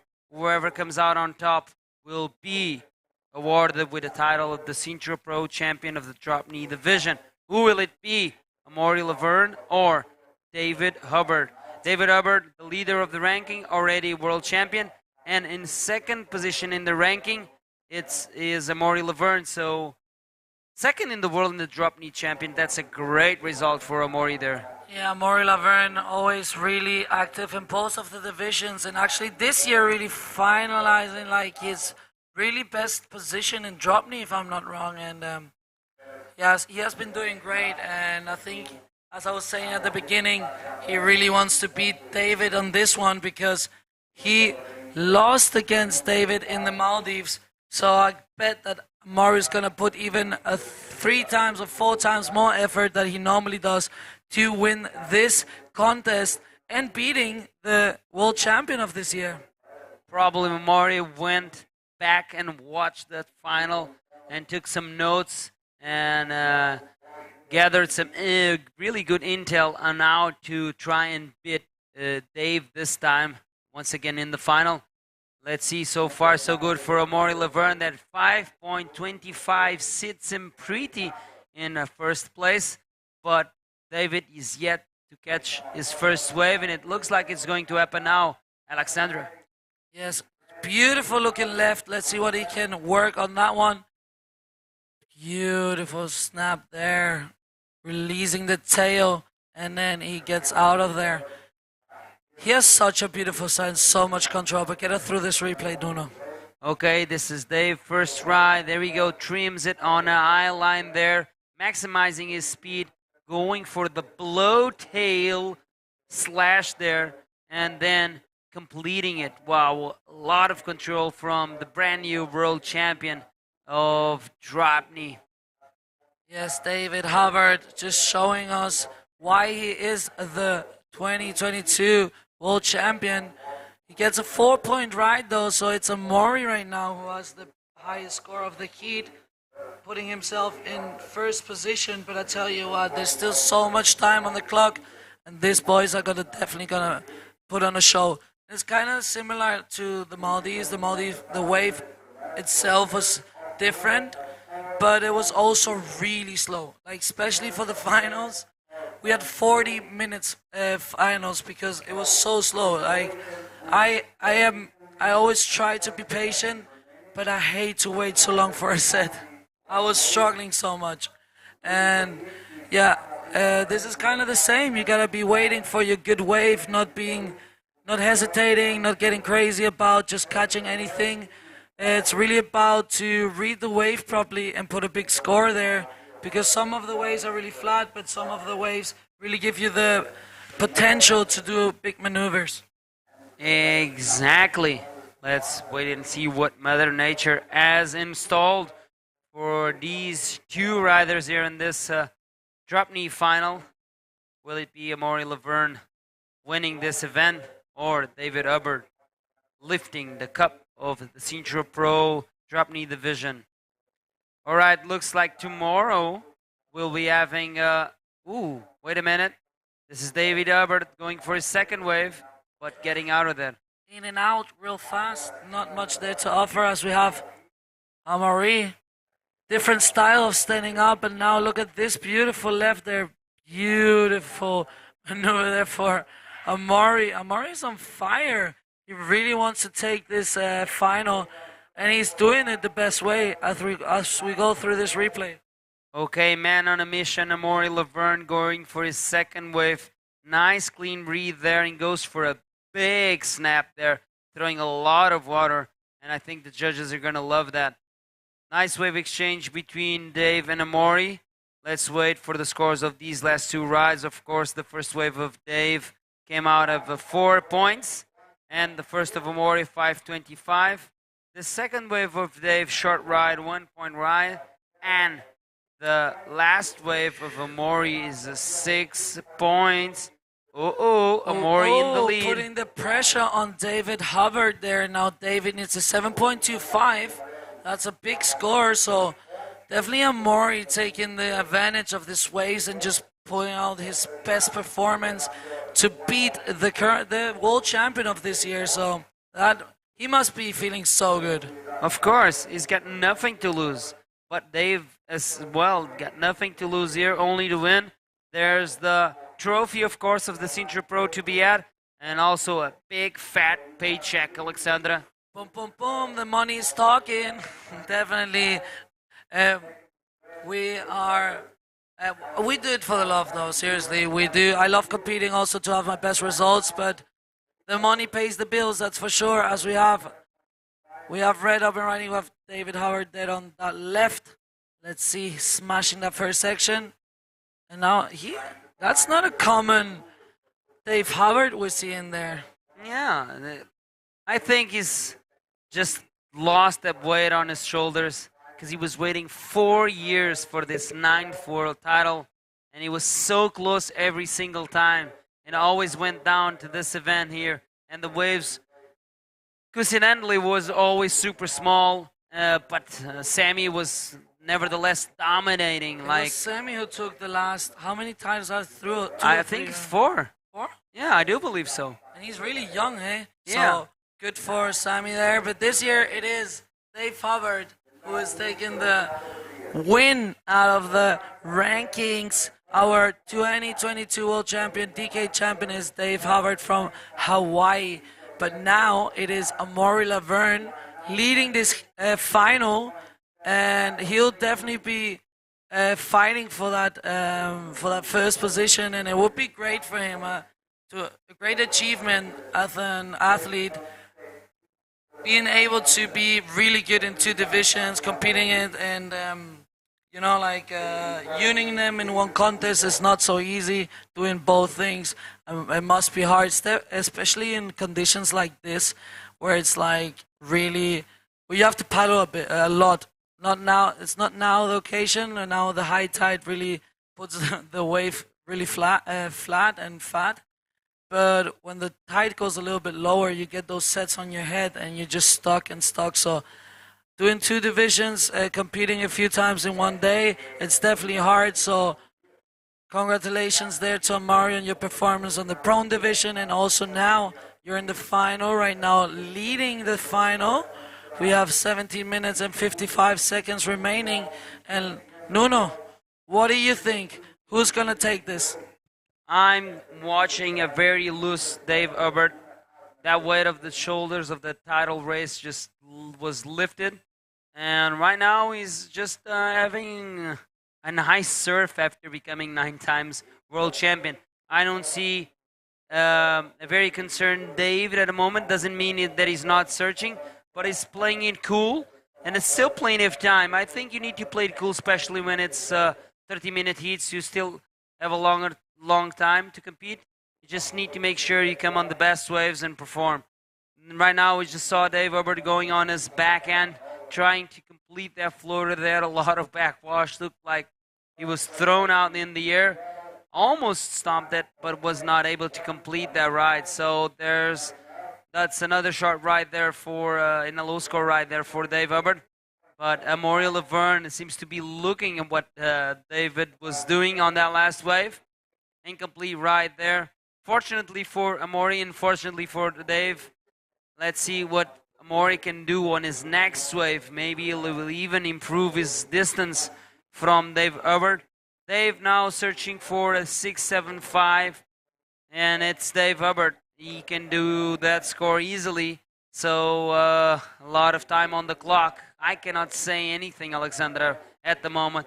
The only thing I can say is the information that we got on your screen, and you can conclude that for yourselves as well. Amaury is leading that, and quite comfortably, but he's got the world champion breathing down his neck, and the world champion just needs a 6.75, and the world champion can do that. That's why he's the world champion. Yes, indeed. That's why he's the world champion for 9 times. Yeah. It's incredible, but it is Amaury Laverne leading this heat right now. So he's going to be fighting to get a bigger score than a 5.25 and putting the pressure on Dave Hubbard.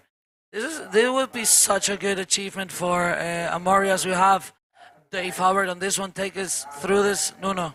Nice ride there. Ooh, nice blow tail there.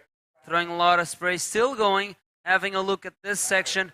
Going for the cut back there. Going back to the power source. You can see use the mizans on his board. Making sure he does not lose the link of this wave into the inside. But the wave just dies off. And he's not able to continue. But the damage was done on the back. Alexandra, that big first hack. There's where the points are. And let's see what the judges think of this ride for the Hawaiian in the red. There's definitely so much style as we go through the replay. And he goes for that first maneuver there. Beautiful and powerful. A lot of spray. He keeps on going. Looking for that section to hit. Goes for another snap there. And then he keeps up and riding. Trying to put that weight in the front to connect with the inside. Goes for another little snap. But then the wave dies out, so he will be paddling back now as we have Amaury Laverne on this one. With the answer. Beautiful. Ooh, blow tail, sliding the tail there. And another third snap. Whoa, a lot of water on the last one. Wow. Amaury Laverne is on a mission to take this division here at the Sintra Pro. And, like I mentioned in the beginning, beating the first time the reigning world champion.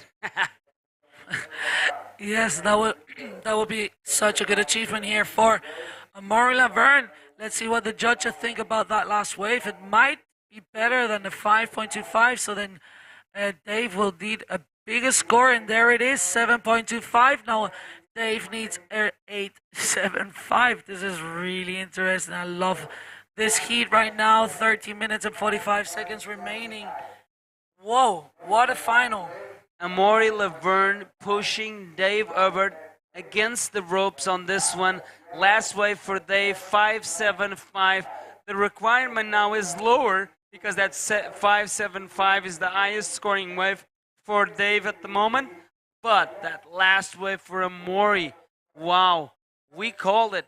It was the best wave of the seat so far. The judges agreed, and it's a 7.25. And now only 13 minutes and 10 seconds on the clock. Will Amaury Laverne beat the world champion at his own game in the final here at Sintra? Well, for right now, it does look like that, but 13 minutes is a lot of time for Dave to perform his best and actually putting that score on the table, because he also wants to, of course, after winning the title, he also wants to win the contest. So we'll see a David Hubbard, maybe a little bit under pressure, but trying to put those scores up there to win the final in the Sintra Pro, and defeating Amaury for another time. But it's Amaury who has that revenge blood there inside, who wants to win against Dave Hubbard. So let's see what's going to happen in the last 12 minutes and 20 seconds. Alexandra, you call it since the beginning. This might be the revenge of Amaury Laverne for that final in the Maldives. Let's see if it's going to happen. If you're tuning in Webland, send us the French flag or the United States of America flag if you're supporting, of course, Dave Hubbard. And if you're going to send the French flag, of course, you're supporting Amaury Laverne. And if you click the like button, the thumbs up, you are supporting the IBC. And if we reach the 500 likes, I will personally activate the giveaway that I've been talking about since yesterday. We are going to give you a chance of winning an official t-shirt and cap from the Sintra Pro 2022, signed by the winners of this event and the two new world champions. One of them, of course, we already know, is Dave Hubbard. Another one we already know as well is Isabella Souza. If Isabella is there, she can sign that t-shirt and the cap as well. And we're about to find out in the next heat who is going to become the first ever Pro Junior Women World Champ. Exciting times there. Is it going to be Luna or is it going to be Isabelli? We will see in the next heat. That's going to be a cracker of a heat for sure. I'm looking forward to watch that one. Yes, me too. I want to figure out between those two Brazilian ladies who is going to take that first world title in that Pro Junior Women's division. First ever world championship in the Pro Junior Women's division. And one thing is for certain, that title is going to Brazil. Yes, indeed, it does. So we will have two world titles coming from Brazil. Same as now in surfing, we have Italo won the title also. But let's see what Amaury can do with this one. He chooses not to get 10 minutes left and 15 seconds. I bet that Amaury's just wishing that the time goes away so Dave doesn't get the chance to take another wave. Because he knows how dangerous Dave is. That's the only reason, because Dave can clock in still two big scores and knock out Amaury Laverne from that first place position, winning once again this Sintra Pro Dropknee Division event. And this is something that Dave never gets tired of doing, winning. And there's a cool stat being thrown at us. Dave, on the Dropknee Division this year, never lost a single heat. He won all of them. Whoa, but maybe it is Amaury now putting that pressure on him, and maybe it's going to be Amaury breaking that perfect line for David Hubbard this year, winning all of the events. So congratulations there, Dave. But I'm not surprised. He's so good in Dropknee. It's incredible. If you see him, it looks so easy. And I'm so bad at it, so I know that it is not easy. But he makes it look really easy for us. Yes, indeed.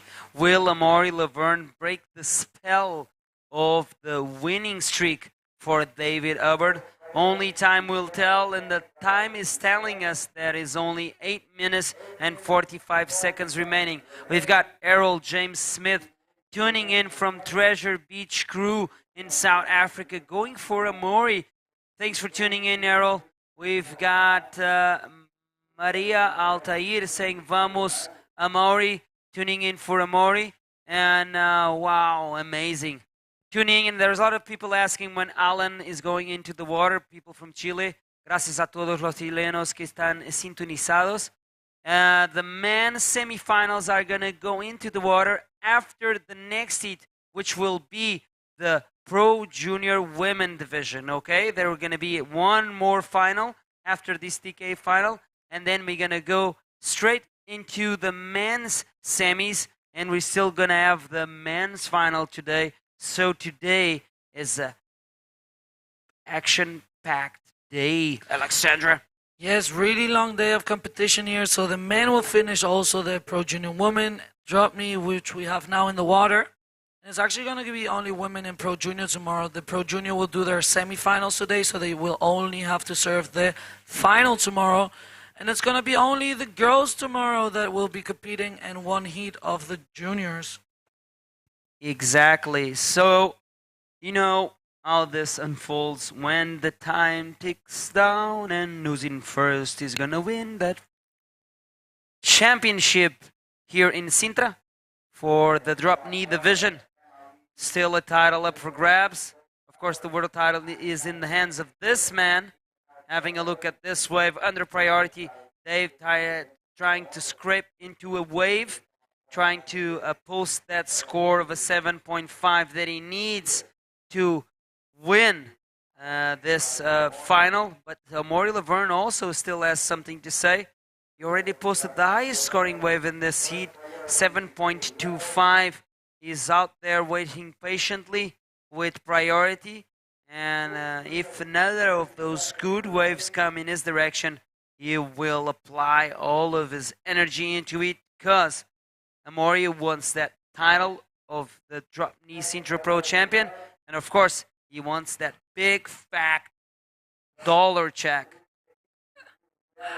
Especially because the dollar is like equal with euros now. So Give me some. Give me some. Yeah, give me dollars. But yeah, it is Amaury putting the pressure there on Dave Howard, but there's still 6 minutes on the clock, and Dave can definitely pull that score out. Indeed, Dave is capable of anything on the Dropknee. And let's see if he can turn a wave into the 7.5 so he can change the situation here. The time is ticking down. Amaury has his back turned to us here in the structure, facing front to where the waves are coming. He wants to try and catch another wave, probably even distancing himself more from Dave Herbert. Now he turns his face into the beach, probably playing a little bit inside, checking where Dave is, because as time is running by, probably Amaury wants to block Dave from getting another wave, because the best strategy for Dave now would be maybe catch two waves within this 5 minutes, and try not to only depend on catching a wave where he needs a 7.5, which would be the highest scoring wave of this heat. Anything is possible. 5 minutes remaining, Alexandra. Yeah, especially for David Howard. Like, he can pull out a 7.5 easily, or just two really good scores and put himself into first position. So let's see, but time does keep running, and it is 4 minutes and 40 seconds remaining. And I'm looking out the window, Nuno. It doesn't look like much coming there. Yes, and you can see the backwash there now almost going through Dave, because we are in a pool tide situation at the moment, and the backwash is bouncing off from that deep channel that is a lot of water stuck between that sandbank where they're competing right now. And as sets come in and it fills that deep channel with water, then the water wants to come out and form these waves that go in the opposite direction. Normally the waves come in the direction of the shore, but what we call backwash means that the waves are going back to where the waves are supposed to come from. Good explanation there. Thank you, Nuno.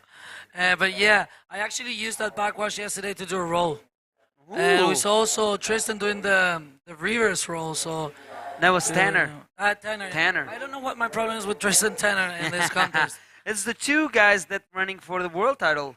So Yeah, and that's why you. Why the names are so close with each other, so it's not really easy. And 3 minutes, 25 seconds remaining. So maybe it's gonna be Amori winning the Sintra Pro Dropknee division this year, winning against the world champion, the Dropknee world champion. But we have Dave there taking this one. Okay, up and riding with the red jersey.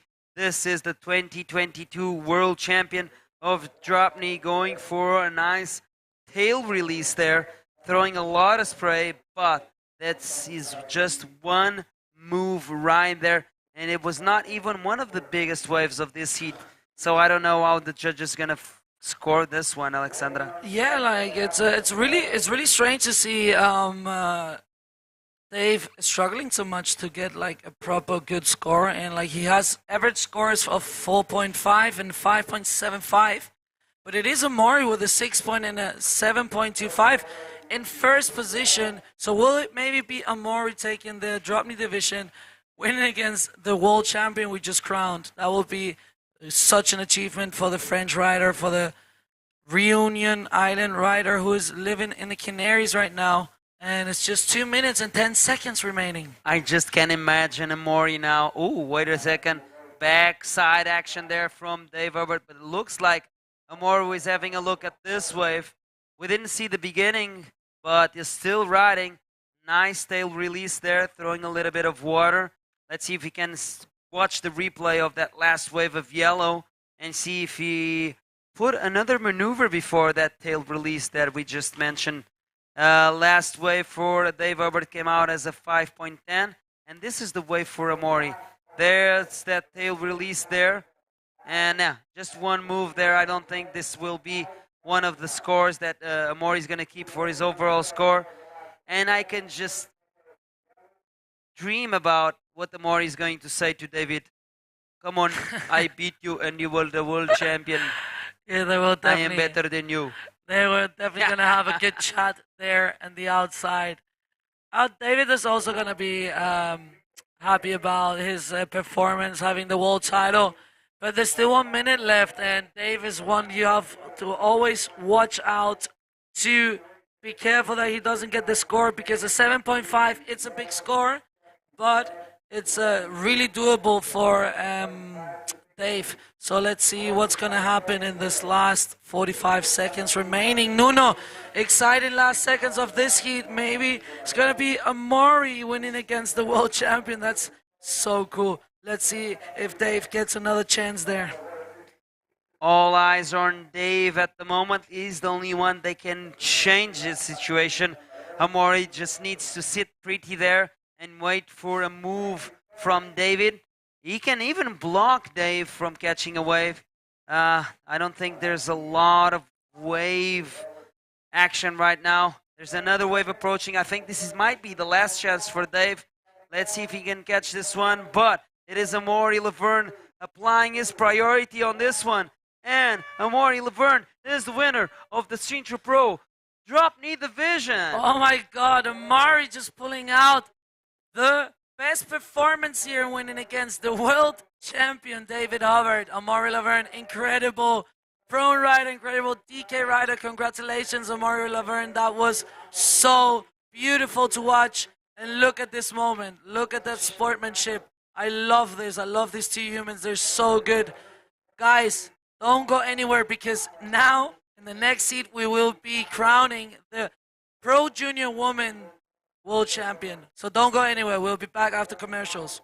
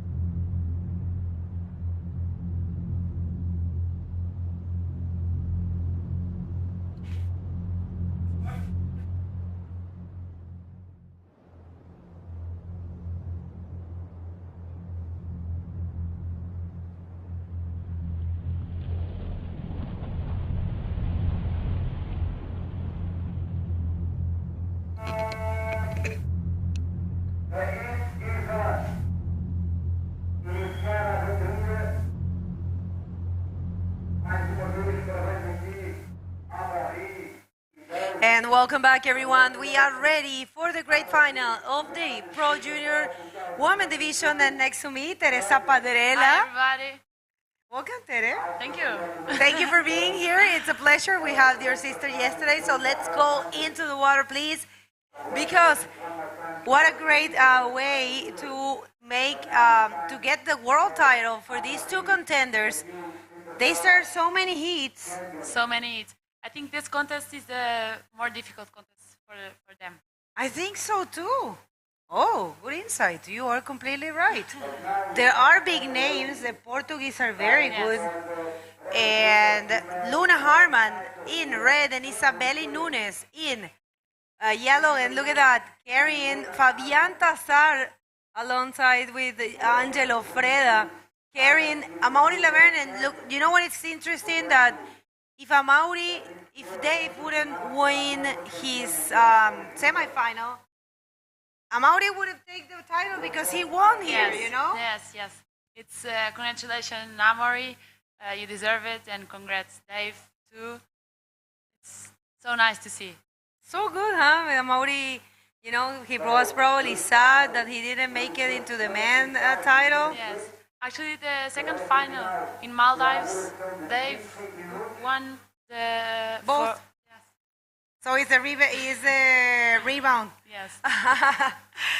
Anyways, guys, let us know, who are you cheering for? Cadê a galera brasileira?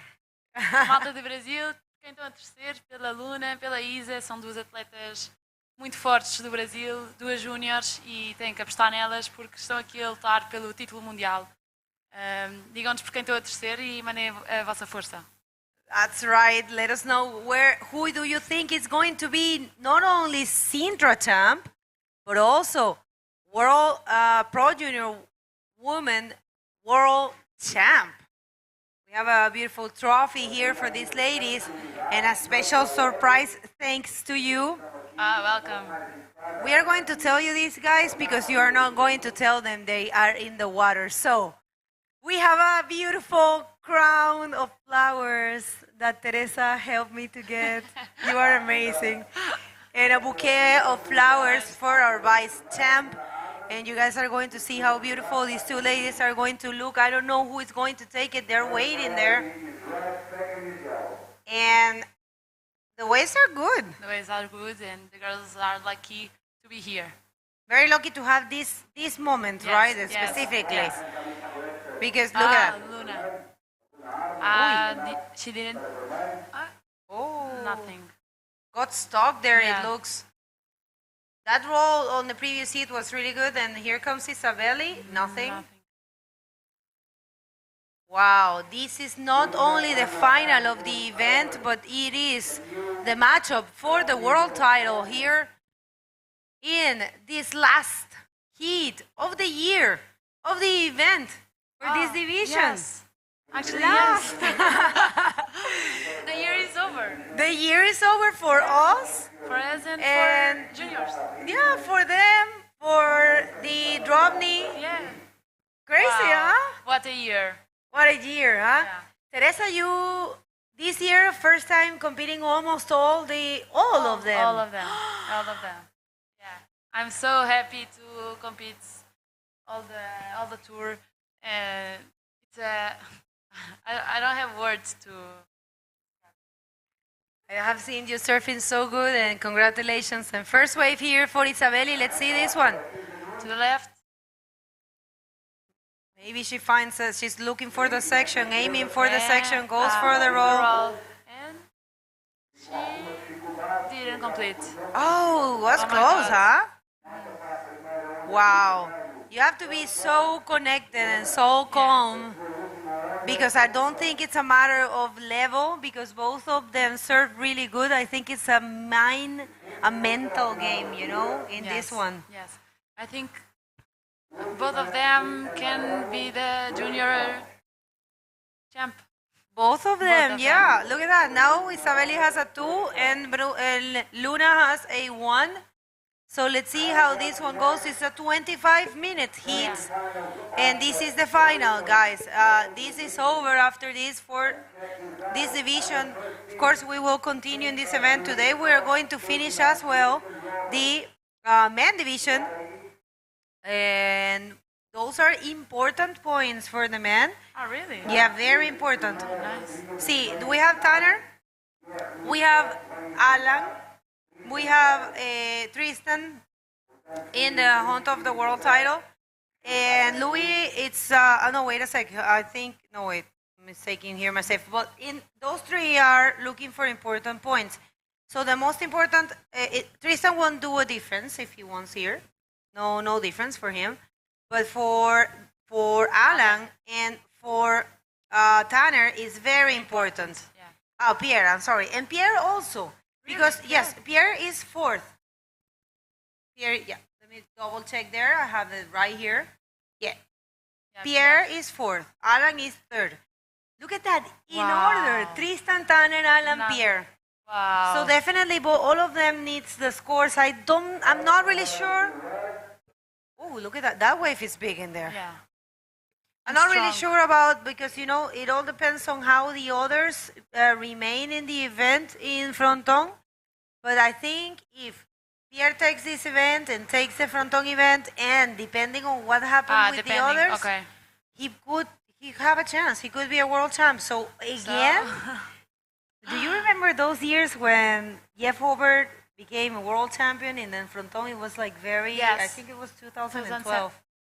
12? Yeah, that it was 2 times that the fronton gave a very special a very special win to athletes, and it's going to happen again.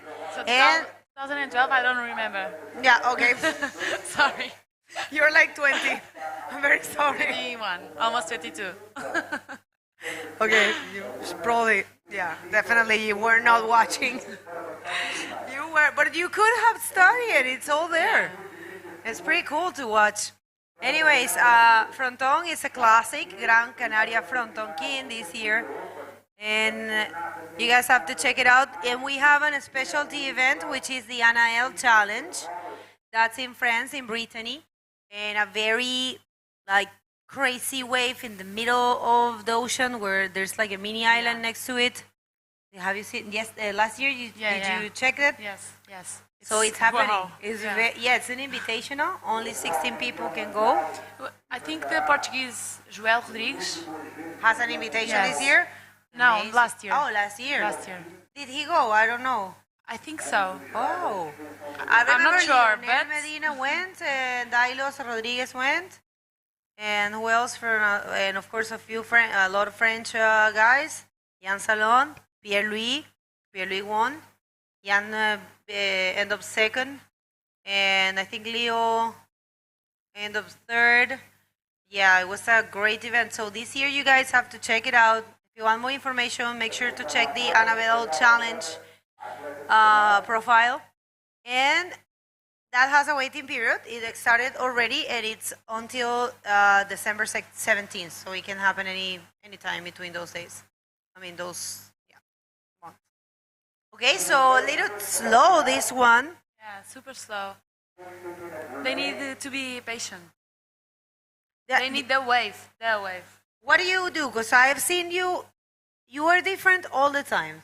Sometimes you wait, and sometimes you're very active. So what do you prefer? I prefer to be active. Yes, I think so too. I think sometimes I need to be more patient, but I prefer to be more active. Yeah, I mean, it's crazy when you wait, and then you watch a clock, and then you say, oh, I don't have any scores, and there's only 7 minutes. What am I going to do? Actually, my first heat, I take my 2 waves only in 5 minutes. Well, at the end, yeah. You are still in the quarterfinals, right? No. Oh no, I you lost lost yesterday to Joanna and Alexandra. Oh right. Yeah. Well, you tried to actually use your priority, and Alexandra fooled you. Yeah. That was really good of her. I think she got to the left, but in last second she got to the right, and Yeah, I saw that. That was good of you. We have the interview ready with the champion of this event for the Dropknee division. Please, Kata, take it away. Welcome back, guys. I'm here with Amaury Laverne, the winner of the Sintra Pro 2022. Congratulations. Amaury, what is for you beating the 9 times world champion? Yes, this is pretty much definitely the best performance in my Dropknee career. I mean, I'm Dropknee since I'm really young. Guys like Dub been like such an inspiration and still is, for most of the Dropknee rider around the world. And for me to be able to beat him one hit, it's such a big thing for myself. Thank you very much. So, guys, if you keep post in the IBC World Instagram, we put a text box where you can ask your favorite athlete what you want to know. And we have a question from Nuno Ivan. So, Amaury, when you were unmotivated, what kept you going? Yeah, so I guess this question is about my prone result. I was actually a bit unmotivated after losing in this heat. But yeah, when you are a professional athlete, it's just about to keep going, to keep it up, try to reverse the situation, and I mean, it's no matter how many times you're going to win, it's all the matter, it's how many times you're going to try again after losing. So yeah, I was really excited to compete Dropknee. I have so much fun doing it. So yeah, I tried to reverse my mind and watch the waves and find the motivation inside me to keep it up in Dropknee. You have a great result. Amaury, do you want to say something to your supporters and family? Yeah, I just want to say thanks to all the guys following the IBC. This is the new era for us. I'm super happy to see the Dropknee having again a world tour, like a decent world tour with some good events. So many riders came here to Sintra from all over the world. I mean, we're back, and yeah, and I'm thankful to all the people supporting bodyboarding. And un abrazo a toda mi familia, mi mujer, mis hijos en casa en Canarias, todos mis amigos que me miren. Tous les gens à La Réunion qui nous regardent aussi, tous les Dropknee riders qui m'ont inspiré quand j'étais plus jeune, Thomas Richard, Marie Moutou, Nativel, il y a tellement de gars, David Huette. Voilà, je vous dédicace cette victoire en Dropknee. Merci à tous les gars. Nous retrouvons. Congratulations, Amaury. It was a very good heat and a very good event. Congratulations for your prestation here. And keep up with us. We have the final in the water, Pro Junior Girls. So back to you guys. Yeah, great interview there. Love to hear from Amaury, dedicating his title here to all the Dropknee riders from back in the day. And meanwhile, we were having the interview, Luna got a 4-point ride, and now she's in the lead. So in these 11 minutes and 50 seconds, Luna is the champion. But we don't know what's going to happen. 3 points is Isabeli, look. But Isabeli Nunes only needs the 3 points. So let's see. Yeah, what a great victory for Amaury to take down. I think Dave, it's the first hit he loses in this division. Here look. comes Luna. Oh, nice roll. Let's see. Almost gets it. Yeah. Where are you tuning in from? Mainly, tell us, who do you think is going to take this win? Is double win in this hit. Double win. You will be Sintra Pro 2022 Sintra Pro champion, and they will be Pro Junior Woman World Champion. I am a little bit tired, but so excited. So look, Isabeli Nunes pedaling to this wave. She didn't. O que está acontecendo? Temos aqui Luna em primeiro lugar com 4 pontos e um 2.35. Tudo está aberto, faltam 10 minutos para o final da bateria. E Isabeli Nunes apenas precisa de um 4.35, que é uma nota baixa e fácil de se fazer. Basta ser um bocadinho paciente. Está tudo em aberto ainda. Very good. So, I'm pretty sure there is a lot of people tuning in from Brazil, of course. Luna is so active, huh? Yeah, Luna is so active. I think she's nervous. Normal. I mean, I don't know how they are very professional, both of them.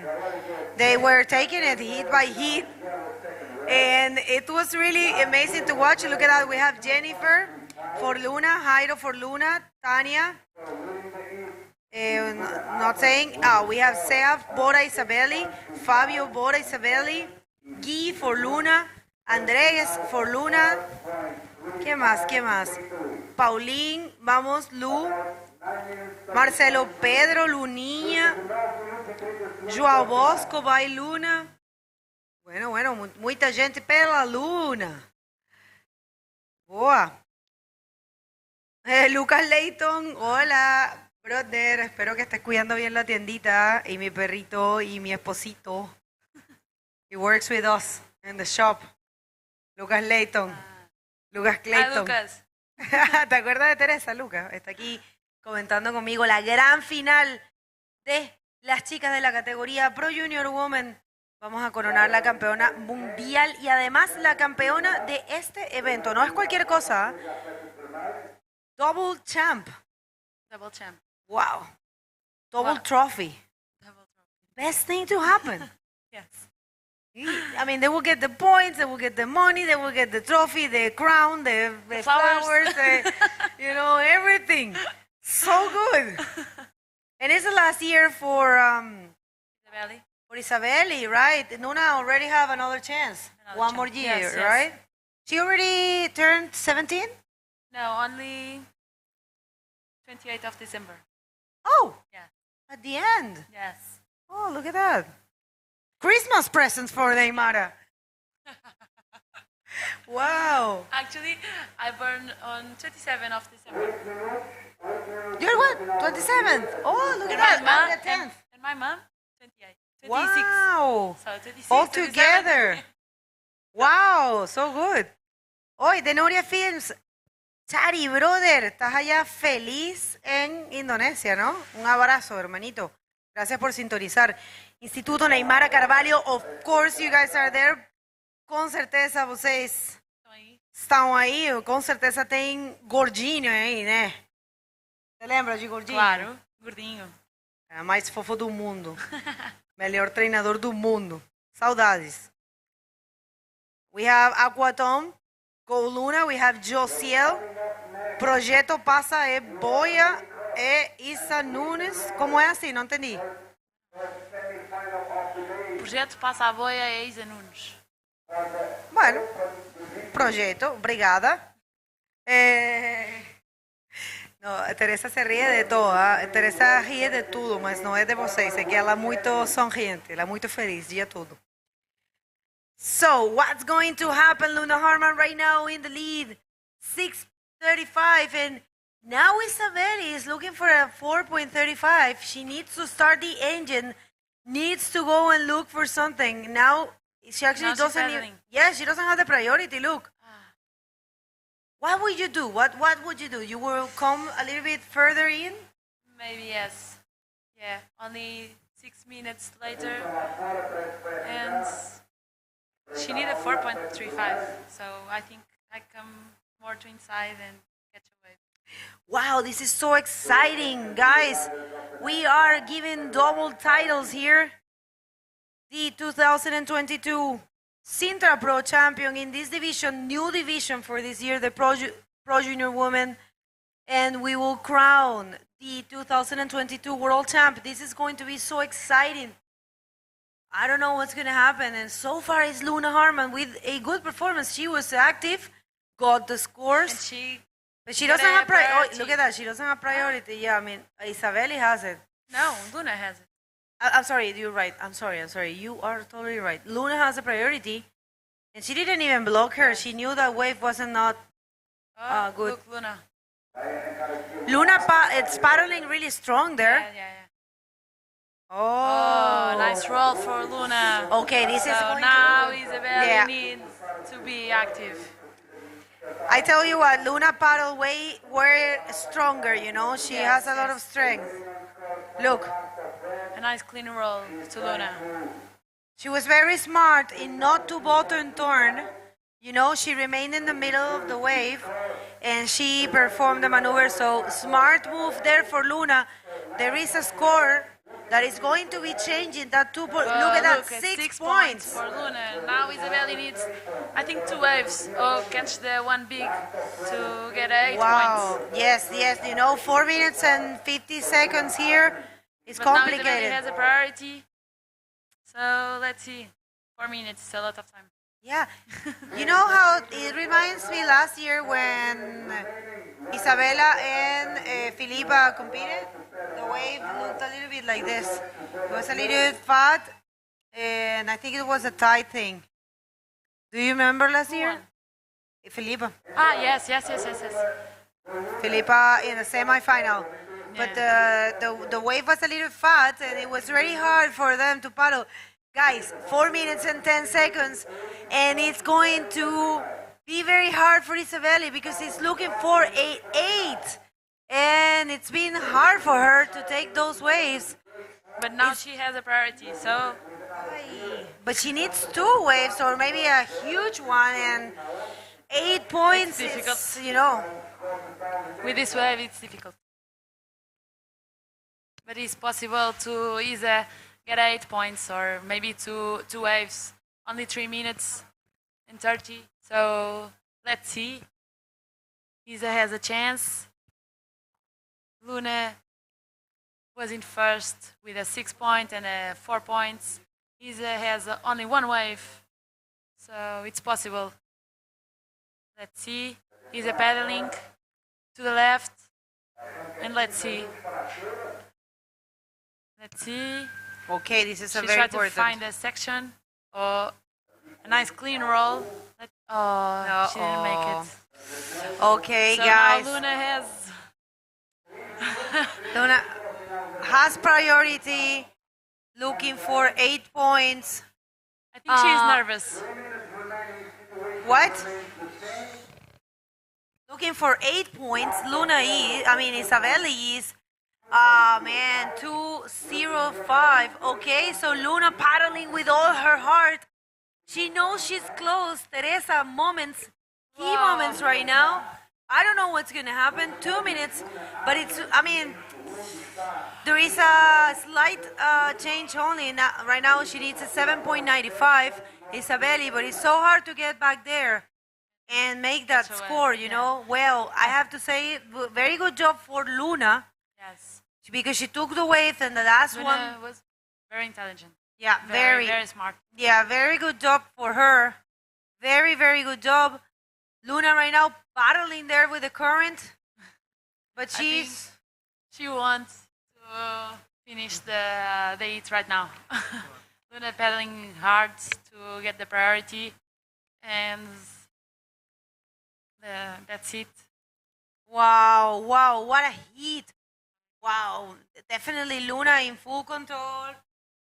I have to say, she was the one that showed more connection with the wave, you know. It's so important to, just create the scores and stay active at the beginning of the heat, You don't have too much time. It looks like... And what do you think? Neymar was crying? What do you think? No, Neymar was so stressful, but also Isabelle's mother, she was Aline, she was very stressed out. We were talking out there, and they were both very stressed out, which is natural. And, well, last minute here. It's too close to Luna. Oh, well, Luna, it's about to become the first Pro Junior World Champ. And for her first time winning the Sintra Pro. Yes. Actually, the first time she was following. No, she wasn't. She hasn't win here. No. The first time here in Portugal. Right. Yeah. And her mom has 6 titles of Sintra Pro champion. So 36 seconds. People go crazy with the flags. Go crazy in the chat. 30 seconds. Oh my God. Luna was, I don't know. These are stressful moments, but no, guys, it's done. Yeah, I think it's done too. It's done. 7.95. It will be a miracle. It's been. Look, Isabelle Nunes. It's not over. Nice reverse spin. Keeps going. Check turn there. Not sure. I think we have a world champ. We do. We have a world champ, Luna Hartman. Congratulations. Oh my God, guys. Also, congratulations, Isabelle. Well, congratulations both. We have to run to the beach and you don't go anywhere. We're going to hit a quick commercial break and going to be back with no time. In no time. Bye.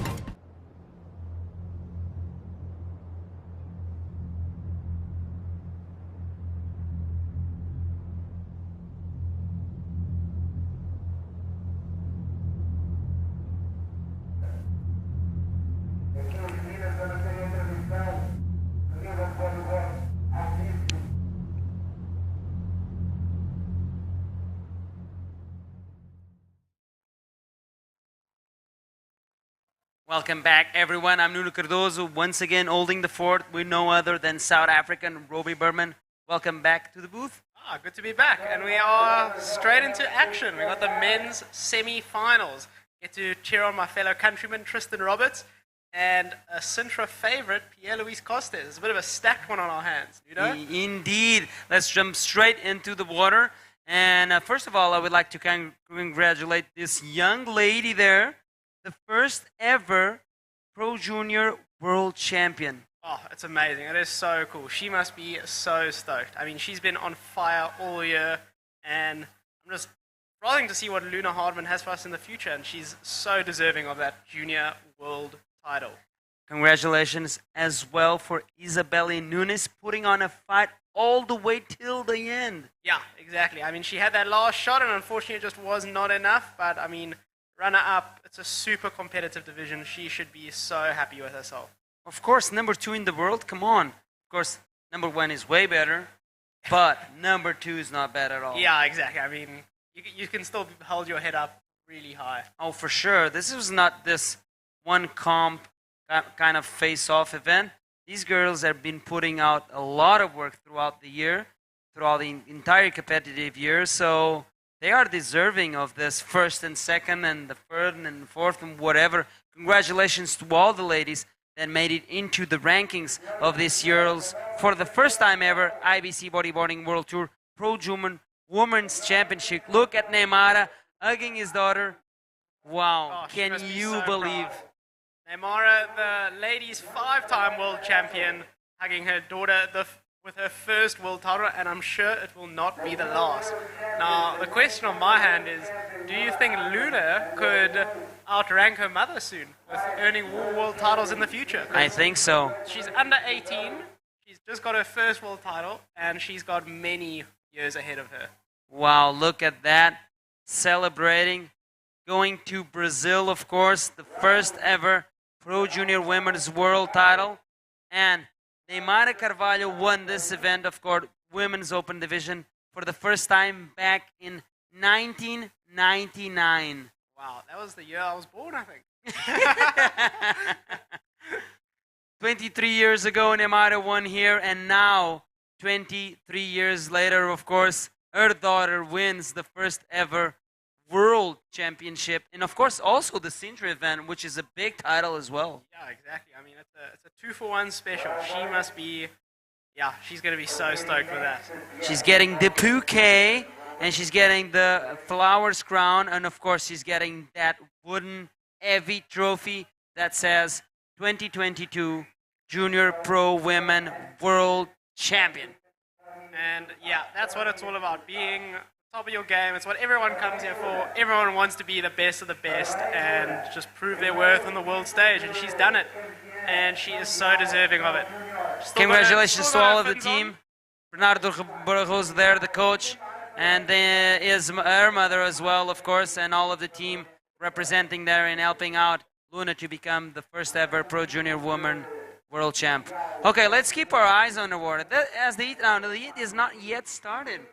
That's why I was finding it strange why we're not looking for a PLC or a Tristan Roberts flying way up in the air during this celebration. But it's all about Luna Ardman at the moment. Yeah, I think the judges just want to take a little break, let all the action settle in, and maybe just prepare themselves for what they're about to see between PLC and Tristan Roberts, because it could be a bit of a big heat on our hands here. Of course, it's going to be, wow, it's going to be a big battle. Can PLC upset Tristan Roberts, accessing the final and adding some more points to his campaign? Or can PLC be doing some behind-of-the-scenes work to help out Alan Munoz and Tanner McDaniel on the hunt for the world title? Yeah, I mean, right now Tristan can't improve his current results. I think his lowest scoring result is at 2,550. So a win at Sintra wouldn't even change the current situation. But if anything, it will definitely help Pierre's rankings going into Fronton, which will make him a bit more of a weapon to watch out for. But I mean, both of these guys, they're incredibly competitive and no one wants to lose. Pierre, he's a demon in these conditions. I'd be a bit nervous to watch him, but Tristan too, you can never count him out. If he gets that section, he's going to the moon. Yeah, and Pierre is for me, in my opinion, in the best spot possible. Nothing to lose. But at the same time, like you mentioned, even if Tristan wins, doesn't mean anything for him in terms of points added to his overall score in the rankings at the moment. But he can block either Alan and Tanner from getting those precious points. Exactly. That's Tristan's whole aim going into this. And there we quickly see Luna kissing the camera. She is just so stoked and thankful to everyone for all the support on the beach. Why wouldn't she be? She's just become the world champion. Look at Ruth Pinedo, Pierre's wife, wanting to pose for a picture. And look at that trophy. She will be sporting that on the plane all the way to Brazil. And probably when she gets into the plane, everyone will start to clap. Oh, we have on board the new world champion. I love I'm sure that. Brazilians are going to go crazy. We're going to have a huge welcome party when she gets back home and hits Brazilian soil, because they just love bodyboarding so much, and the support in Brazil is amazing too. No cachaça for Luna. She's still underage. Her mom will have some champagne in her honor, maybe. Yeah, exactly. Just a glass. Okay, looks like things are on their way. The first semi-final of the men's division just started. 25-minute heats in red, PLC, yellow, Tristan Roberts. Where are you, bodyboarding fans out there? Throw us the flags, either the French flag or the Republic of South Africa flag. And we want to know, who are you cheering for? Where are you watching from?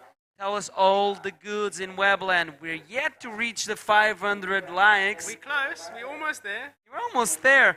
If we reach the 500 likes, I will personally activate the giveaway where you can win an official t-shirt and cap of the Sintra Pro 2022 signed by Amaury Laverne, Dave Hubbard, Luna Ardman, and we yet to see who's going to end this division, and also the junior division, and also the women's division. So there you have it, some memorabilia that you can win and take home. If you get to the 500 likes, help us activate the YouTube algorithm, support bodyboarding, and activate that giveaway. What is it? 78 more likes needed, 78 more views until you could possibly win your very own piece of history, actually. Exactly. Might be worth a lot of money, like maybe 20 years. You never I mean, know. Have you seen the price of vintage bodyboards today? Imagine a vintage t-shirt signed by some of the pros. Brand new, smelling goods, like 20 years later. Exactly. Full of moths. I'm just kidding. Okay, 23 minutes and 20 seconds. We yet to see the first ride in the semi-final. We can see them being a little bit too close together. They are exactly in the same peak. They probably were watching the waves break, and they know that's the spot to be. Yeah, the boys have been definitely eyeing out where the best waves are breaking, how consistently they've been breaking. So they probably know the time intervals in between sets, and it's all just a matter of when the waves come and who's going to be in the best spot and take the first blow. I feel like it's just going to, once those waves arrive, it's going to be non-stop action. Yeah, it's going to be a battle till the last second, knowing these two guys. Let's see if Pierre can win. You know, he always likes to win here. He confessed that a couple of years ago. He always likes to win at his home ground because Pierre, although he's French, he's living in Portugal for a long time now. And he's taken some wins here in Sintra, so he's no stranger to the podium there. Let's see if Tristan can ruin the party for PLC. And then it's all up to the second semi-final. We will see two title contenders battling out. It's going to be a big brawl, the second semi-final. That's going to be an interesting one. Both of them have everything to gain as well as everything to lose, because especially Alan. Alan needs to make the final, and he needs to really win this event in order to secure his title shot at Fronton. A loss here he might still have a shot, but not as easy. And here we see Pierre taking the first blow. You see something drawing the line with a lot of speed. Ooh. Nice invert. He really just holds it up there and really slowed it down in the air there. That was a great maneuver. I'm Nice super first wave. surprised how that wave turned out. Ooh, Tristan Roberts having a look at that one, but letting it go, holding on to priority. How incredible is that invert? Pierre making it look so easy. Yeah, here we see him drawing a long bottom turn, and then he just goes up and he flows off. Just check how he flicks his body off the face of the wave, throws his head back, and his board just follows. And he just kicks that leg out just to help ground his body in the air so he doesn't really fly out of place. And he drops a 7-point ride for his opening wave. Wow. Uh-oh. PLC means business, like I mentioned. He's got nothing to lose and everything to win. Meanwhile, looks like we have an interview with the current junior women's world champion. Thanks a lot, guys. We are beyond words to express what we are living right here. We have our first champion in the Pro Junior division for the, I'm sorry, I'm getting confused. The Pro Junior Woman division. This is so exciting. Luna Harman, Luna, you serve so good. It's not only the world title, but you also took the event. These are amazing moments for you. Everyone wants to hear from you. Eu só quero agradecer. Foi bateria por bateria, eu dei o meu melhor em todas. E eu estou muito feliz. Eu só acredito que é verdade, porque eu sonhei muito com isso.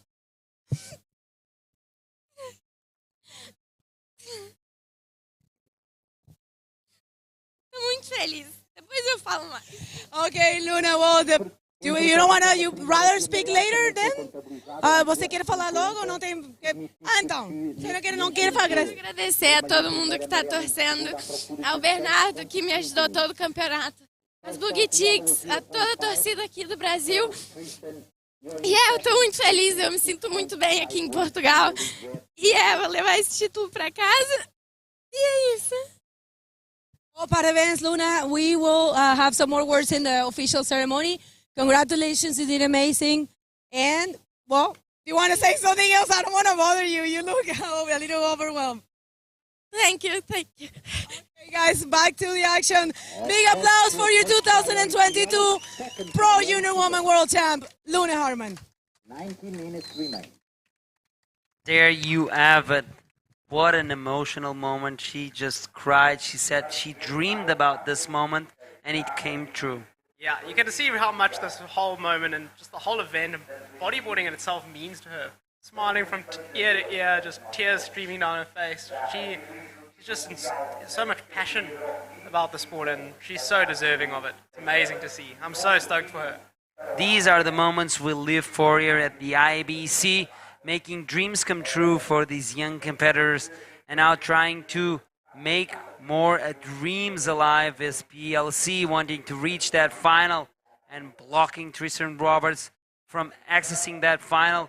So if that happens, at least one thing is for sure, either Alan or Tanner are going to go into the final and going to sum up some really good points there. Yeah, exactly. I think if Tanner makes the final, he'll improve his results regardless. I think he's got a throwaway of 1,800 points, and a final place will give you 2,100 or so points, which will definitely help his campaign going into Fronton. But nobody in this industry is looking for a second place. Everyone's looking for first, and hopefully one of them will get it. That's what they're all looking for, and it'll just make that title race a lot more interesting going into Fronton. Yeah, especially knowing at the title race he's going to be at front on makes it even more interesting. Because, you know, front on is one of those waves that is a proving ground. Either you prove yourself there, or you pack your bags home and do some more homework and come back next year. Yeah, exactly. Really can leave you walking with your tail between your legs or with your head held high, one or the other. But either way, it's an incredible wave, and it's just always so much action. I'm super excited to go see it for myself and surf it. Are you gonna still cruise Portugal for a couple of weeks and then head out to the Canaries? How is your travel itinerary? Yeah, so I'm going to be here until I think it's the 20th of September. Ooh. So a couple of days to cruise around. I'm going to base myself in Nazaré. Oh. And hopefully we'll get some good charts there, and then hopefully just shoot up and down the coast wherever the waves take us. And here we see Tristan Roberts taking his second wave of the heat so far. He sees something, goes for a nice roll out the closeout. Fortunately, coming a bit unstuck there.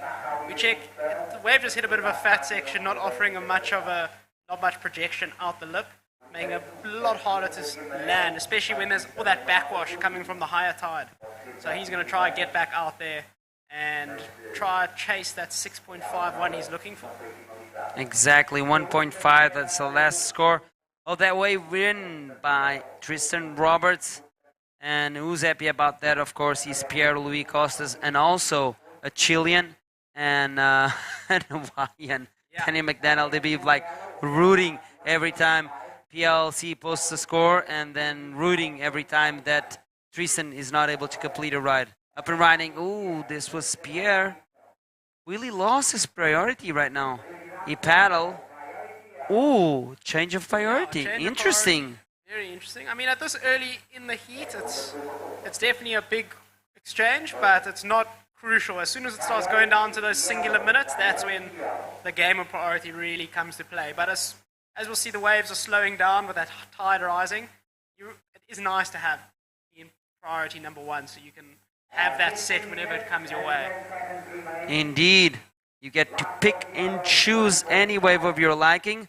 That's what means having priority, especially on a man-to-man heat. That is very important. But like you mentioned, still a lot of time on the clock, 15 minutes remaining. Where you at, web people? We're still on the 436 likes, almost reaching the 1,000 viewers. Come on, guys, click that like button. If we reach 500 likes, we'll activate the giveaway where you can have a chance to win the official t-shirt and cap of the Sintra Pro 2022 signed by the world champions and the winners of this event. So just click on that thumbs up, the like button, and let's see if we can reach 500s today. I think we can. We're almost way. A couple more hours left, and we quickly see Pierre looking at this right-hander. Negotiates that backwash quite well, does a little check turn to stay in the bowl, and there he finds that closeout, a nice roll out the closeout.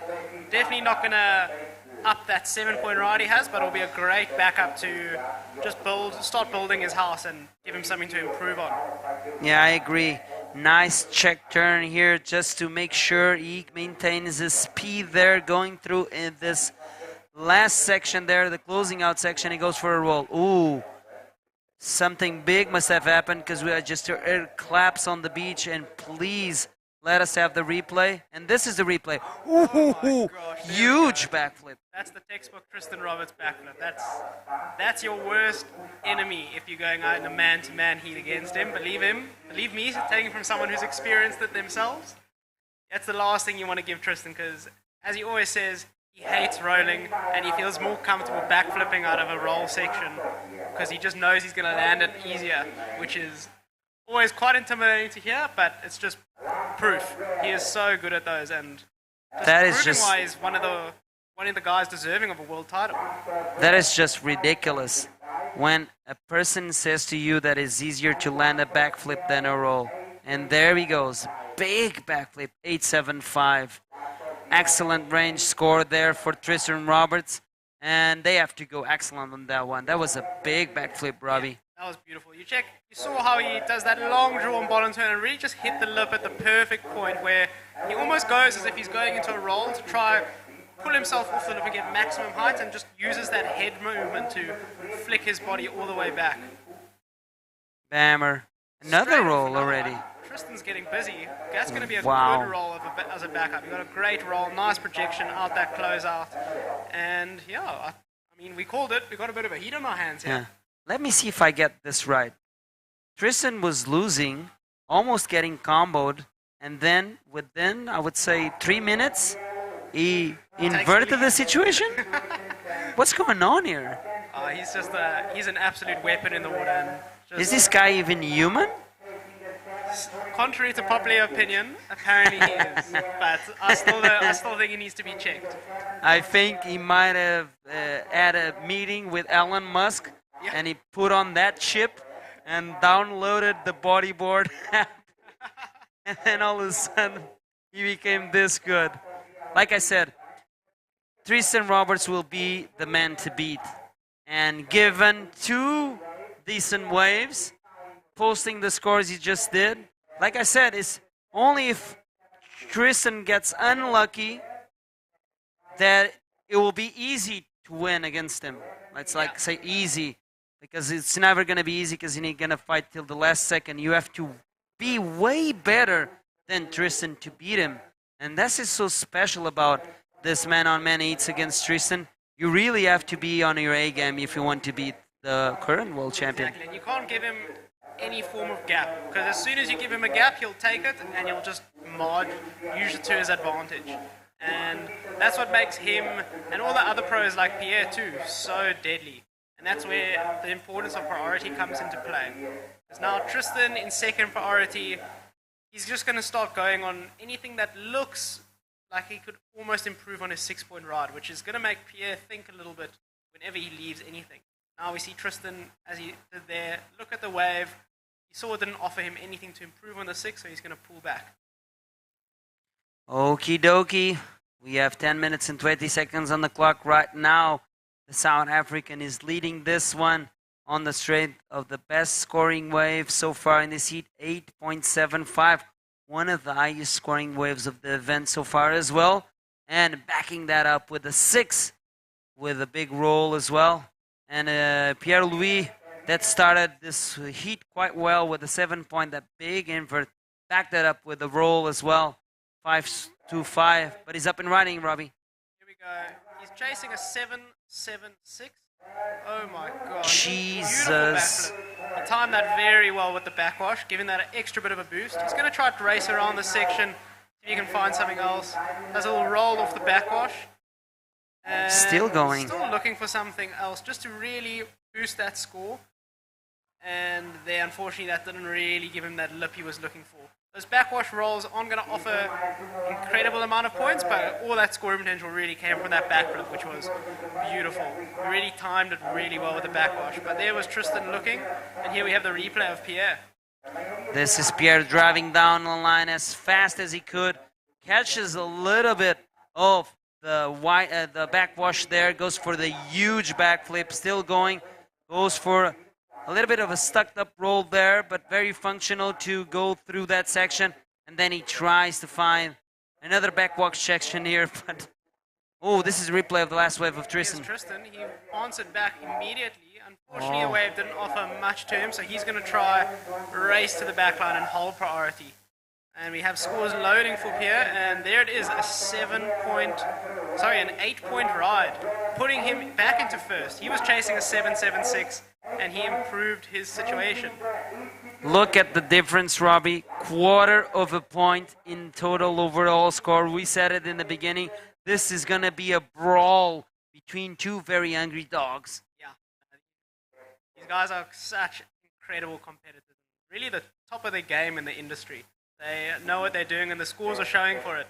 I mean, Tristan's now chasing a 6.25, which is easily obtainable for someone of his caliber. And 8 minutes to go. We can definitely still see a few more exchanges. Indeed. What I like about Tristan Roberts, as we watch the replay of that last wave, he is always driving full speed ahead. He's rarely braking. As soon as he drops, bottom turn, full speed ahead and just tries to find the biggest ramp to launch himself off. Yeah, Tristan is all about the air. He often tells me how much he dislikes barrels, and he actually thinks they shouldn't be scored in competition because they're just not as good as an air maneuver. I mean, personally, I love a barrel, but you can see the way he rides. He just loves going as high as possible. I'm all about barrels, man. I cannot break my back. I cannot be breaking my back, man. Come on. Exactly. A barrel is a barrel. But I understand what he's saying. A barrel can be quite easy for you to kind of put some dominance in your wave riding so you can do barrels. But to be able to draw a lot of speed and time the sections and do like really clean high maneuvers, that takes someone special. That's not anyone that can do that. Oh, 100%. A lot of people can do barrels, but not a lot of people can do a Tristan backflip. 100%. I mean, Or a he's got some of PLC the best. backflip. They got some of the best in the game. Like when you think of how to do a backflip, you think of Tristan, Pierre, even Ian Campbell, for example. Just those beautiful straight, slow down backflips. That backflip he did in South Africa was insane. Yeah. Shout out to Ian. Yeah, that thing was perfect. That wave in Onrus itself is just the most perfect backflip wave. I mean, it taught Tristan how to backflip. It just offers you those sections. Like, So that's Tristan's own break. yes, it's Tristan's local. Ah, cool to know. You see, you sit down with Robbie Berman and you know these things. That's why Robbie keeps coming back to the booth here, so you can be entertained. We also learned that you hit your jaw in front on and broke a couple of teeth. Yeah, indeed. I found that out the hard way when I was brushing my teeth the next morning. I just kept feeling more and more bits of tooth in my throat, and I had to cough them up. Wasn't the most pleasant experience. Man, please stop, man. When you left, because you kind of tell the story, you know those guys that tell the story, drop the mic, you know, and you win? And that happened when you were, the last time you were in the booth. You dropped that story, I was super shocked, probably all white, and you laughed, and you went and walked away, and I was still thinking about it, and now you come and you're just talking about speeding teeth. God damn it, stop it. If you want to check that wave from Robbie Berman, you can do so on his latest clips. Robbie Berman, check him on YouTube, and the video is called Dark Horizons. Black Horizons. Black Horizons, so sorry, Black Horizons. Okay, 5 minutes to the end of this heat. PLC, with his last wave, is taking a win over Tristan Roberts, but Tristan Roberts still has something to say as he's holding on to priority, so he'll get to pick and choose any wave of his liking. And that is bad news for whoever is competing against him. Exactly. I mean, this is where Tristan thrives. His back's against the wall. He needs a score. There's less than 5 minutes on the clock. I mean, he's been in this situation at least once in every event, and he's risen to the occasion and gotten the score. So he's a master at dealing with the pressure. It's just all a matter of up to the ocean now. Can the ocean deliver that wave in the next 4 minutes, 15 seconds? He has priority. They see something on the horizon. They're both slowly paddling. No one wants to really make the first move and edge the other off. But, yeah, I think we're going to see one last showdown. I love the fact that they're sitting so close together. But they're not talking to each other. They're not looking even at each other. They just want to feel the presence of each other and feed from that, for sure. Yeah, there's no friends when you're out in the water and you have a rash vest on. But that's the wonderful thing about competitive bodyboarding. You are absolute enemies and you're willing to die for the wave. But as soon as that heat is over and you're on the beach, you're back to best friends. I mean, these guys are teammates. Let's have a beer. Yeah, that's great. Okay, looks like time is running out for these guys. So far, so good for the Frenchman leading this thing. And it's 3 minutes and 20 seconds on the clock. So, are you a local from Walker Bay as well, or what's your local? No, so my local, I live in Cape Town. Okay. So a lot of my local is, I don't know if you've seen much footage, but those blue water right-hand wedges. But I'll tell you about that after we see what Pierre has. Is he going to improve? Finds an incredible backflip out the closeout. That really just projected him to the flat. Check that backwash, denied him, but here's Tristan with the answer back. Goes for a big roll out the closeout. He times it pretty well with that backwash. Negotiates it, and then he holds on and manages to push through the foam. It's going to be cutting it very fine. He got a bit hung up with the foam, and that's not really what the judges like to see, but it was a big roll, big section. Punches Could be on the cusp, but let's leave it to the judges. punches through the lip and does the Houdini, which is I disappear and pop up again. Exactly. Wow, let's see if that's the 625 that he needs to take away Pierre from that first position. Wow, what a banger. Once again, wave exchange between these two guys. Of course, Pierre's is a missed huge backflip. If it landed that, probably things would be different right now, but he did not. So it's all up to this score. Oh, strange. 1.9 for Pierre, and we need to stand by for the last of... No, is it 1 point? Strange. No, I think that was from Tristan's previous Yeah, score. exactly. I think So the scores are we're still missing loading. out one score for yellow. Sorry for that, guys. I don't want to put the nerves on you, but it looks like we're still waiting for one score for the last wave of yellow. That's right. You can see the little red ball there going around, which means it's the judges starting now to punch in those numbers. And as soon as the score is locked, poof, like magic, it will pop up in our screen. We will let you know. And then if you look on the top left of your screen, there's the scoreboard, and you will see it. 5-7-5. Unfortunately, not enough for Tristan to take the lead. I think the judges scored him down a bit because he got a bit hung up in the foam there. That roll and the wave was definitely the 625 he was looking for, but unfortunately, that landing with all the backwash and all that water moving in different directions made it really hard to land cleanly. And that's the result of the score, but he unfortunately is now in second priority with 50 seconds to go. He's going to need to look for something fast, and now Pierre is going to try to block him as hard as he can. Okay, you tried to fool Pierre on that one, but Pierre is an old dog and won't go for that one. Let's see if this 30 seconds can give something. I love the fact that Tristan scrambles the whole lineup, trying to find something really desperate. He's a fighter. He's not letting this one go easily. He's a fighter, and he's incredibly fit too. So he's it's so able for him. Oh, he did blocks. Big him, block uses there his from guard. Pierre. Wow. And Pierre looking at the watch. So cool, Here man. we see Tristan in the background paddling for something.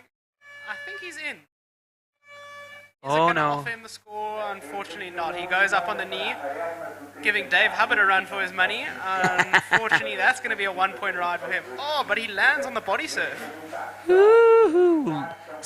Tristan Seal Roberts gets knocked out in the semifinal, and advancing into the finals. Pierre-Louis Coste, don't go anywhere. We'll be back for the second semifinal.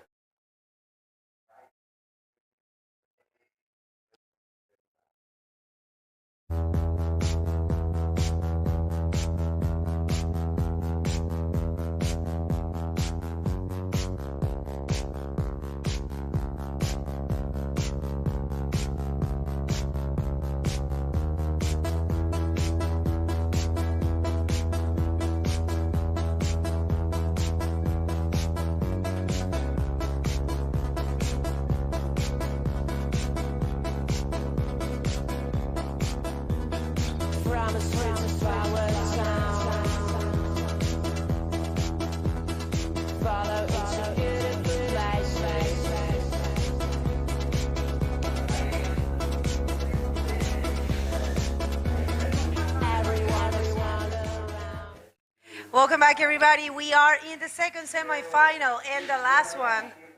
It was amazing. I have to say, breathtaking. Such a great performance from both Pierre-Louis and Tristan, but at the end, it's Pierre-Louis taking it. And right now, let's just hit the water because it's Tanner McDaniel in red against last Chilean card in this event is Alan Munoz in yellow. So let's see how this one unfolds. And such an important point for these two riders. It's impressive to know that Tanner is in the second position in the World Tour ranking and Alan is third. So they are equally as hungry to get those points. Yeah, Alan is needing a win out at this event, and so is Tanner. They really want to go into the last event of the year at Fronton with as many points as possible, just to make that lead Tristan has over them a lot less. And just narrow that what they need to get that world title at fronton. Because currently they need to win the entire event and prevent Tristan from getting to the finals, which is a big ask. Tristan's a past fronton king, and it's going to be an interesting event. But now we are back here in Sintra for the second semi-finals. We saw Pierre-Louis Costes really go toe-to-toe with Tristan Roberts. That was an intense heat. I mean, yeah, that was probably some of the best riding we've seen all comp. Titanic battle there, no doubts at all. Fair square, I will have to say they both did a great job, but you know how it is. You know, it's a matter of just getting those points in 30 minutes. I mean, no, these are 25-minute heats, and the waves are, you know, I can't even get started speaking about the waves, because if you see people surfing like they did, you can't complain about the waves, you know? Yeah, I mean, they don't call them professionals for nothing. The waves are definitely tough. It's not easy out there. It's not pumping, but they're just making it look so good. And these guys are incredible at what they do. So they really know how to make a 10 out of nothing. And we saw that in the past with Tristan, those huge backflips, Pierre answering back and taking the heat. It's a little bit slow start of this one, but it looks like there's a set on the horizon. Alan is looking, unfortunately not, both just going to get over that one and look at the one behind. That's right, and I'm going to throw some Spanish because we have a lot of people from Chile right now supporting Alan. Gente, Alan Muñoz contra Tanner McDaniel en este hit. Ambos están buscando puntos importantísimos. Tanner está segundo en el ranking mundial y Alan está tercero. Para ellos, ganar este evento es decisivo. Los dos tienen la misma necesidad prácticamente. Obviamente Tanner tiene un poco más de puntos, pero para los dos es igual de importante. Y aquí se van a compartir esta ola. Vamos a ver, parece que iba Alan para la izquierda. Hay una llamada, pero el hit empieza sin prioridad, entonces creo que ahí no hay nada. ¿Dónde están todos ustedes? Salúdenos. ¿Quién está sintonizando que va por Alan? Todos los latinos, todos los de habla hispana. Está Alan Muñoz buscando un sueño que es ser campeón. Aquí viene en la primera ola. Un rolo para comenzar. Un poco difícil de entrar, sin embargo, lo logra entrar Robbie. That was impressive, though. Yeah, that was a great roll. Not much of a bottom turn there. He really just gunned it to the section as fast as he could and then pushed through. That was a big explosion as it collided with the backwash. But he held on and rode out. And here we have Tanner answering back with another one. He sees something down the line. He's trimming the speed. Gets a good roll out the back and manages to link it with a second one. It's going to be a great score to open his account. That's right, double roll there for Tanner. Let's see how this one unfolds. This is the replay, Tanner McDaniel. The first one was in a cleaner part of the wave, landing in the flats there, and yeah, definitely that was probably where the money is. And let's see how the judges aware these two waves. But interesting wave exchange for these two riders looking for the points they need to keep the dream alive of being world champ this year. Tanner McDaniel with a long run. Back in the day, he was one of the best juniors and he couldn't achieve to be junior world champ. Alan Muñoz been also seeking for 10 years or more than 10 years in tour. And look at there is a difference, and you guys can tell, 5 points for the first roll of Alan and 4.50 for Tanner's. Yeah, so that's a great wave to get them started. It really just shows how tough it is out there with the backwash and trying to negotiate the section with all that water moving around. We're approaching the full high stage here at Praia Grande, and yeah, it really makes the waves quite fat and lumpy, but some great sections on offer too. And we are going to switch to the post-heat interview with our men's first semi-finalist and first finalist, Pierre-Louis Costes.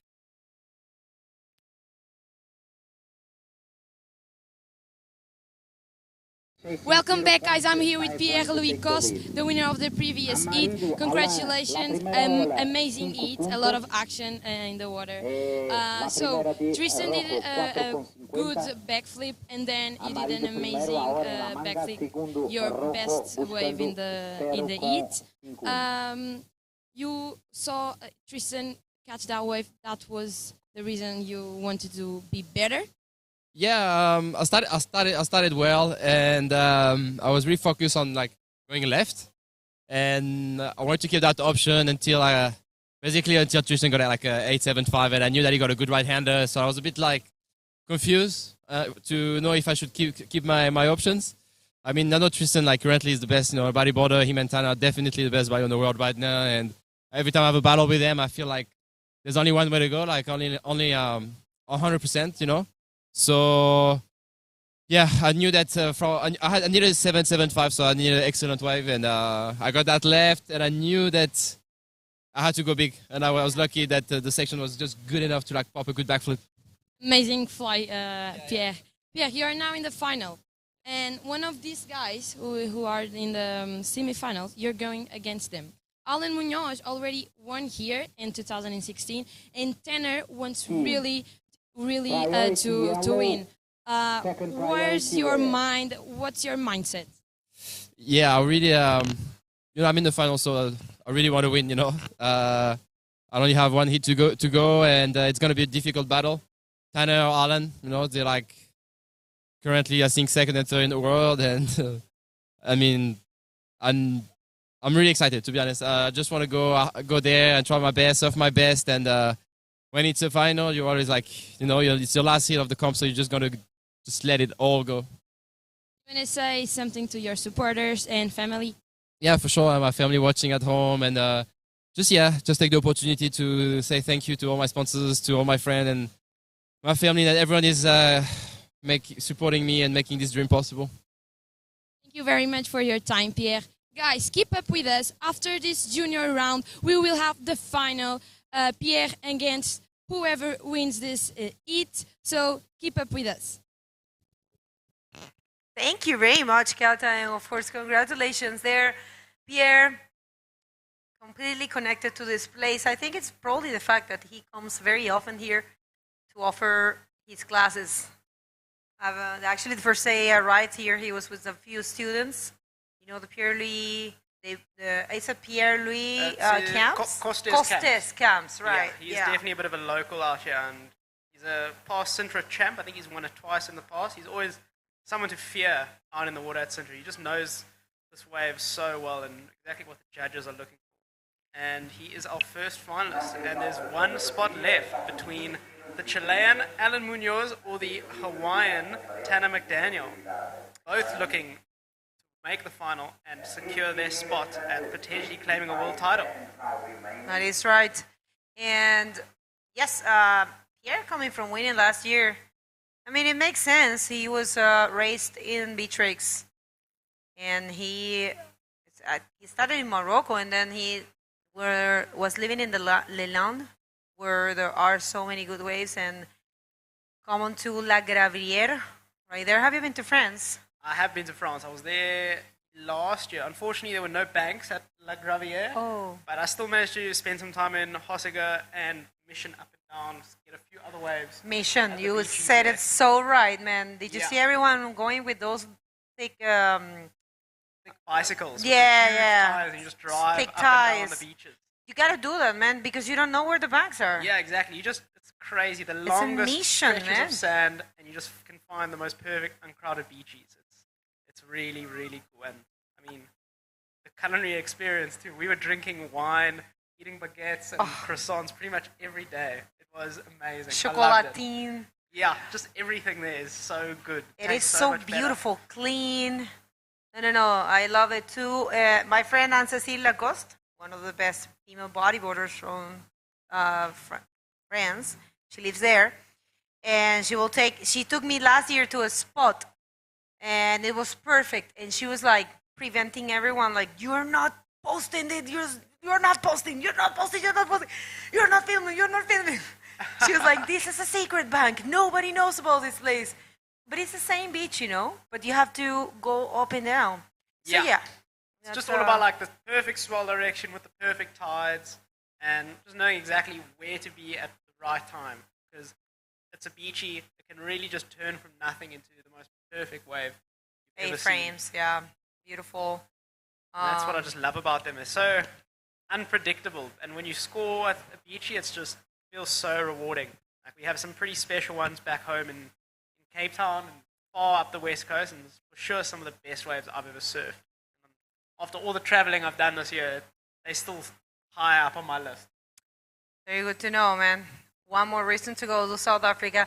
But right now it's all about Alan Munoz in the first position with the 5. Tanner in second with the 4.50. Looking for, of course, almost nothing.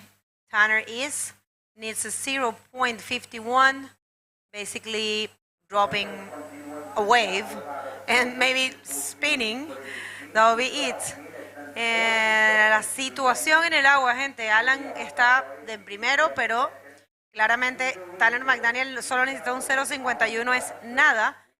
En cualquier momento lo cambia. En este momento ustedes pueden revisar las prioridades en los nombres. Están en el cuadrito que está justo al lado del nombre. La prioridad número 1 la tiene Alan. Son hits de 25 minutos. Y obviamente solamente pasa el primero a la gran final, en donde está esperando Pierluigi ya. Y déjanos saber desde dónde estás sintonizando. Obviamente muchos chilenos, pero si eres latino y estás aquí o estás en otro país, díganos desde dónde están. Y aquí viene Tanner. And here we have Tanner going for his second wave of the heat. Good roll, out the closeout, and he's just going to quickly duck out of that. He just wants to get a score under his belt and now get to the back line and look to improve. That score is definitely going to put him into first place. We see him kick in, because with the slave, it's a bit hard to get into, so you need to kick hard to build as much pre-momentum as possible. And then he just attacks that section, gets a good roll out the closeout.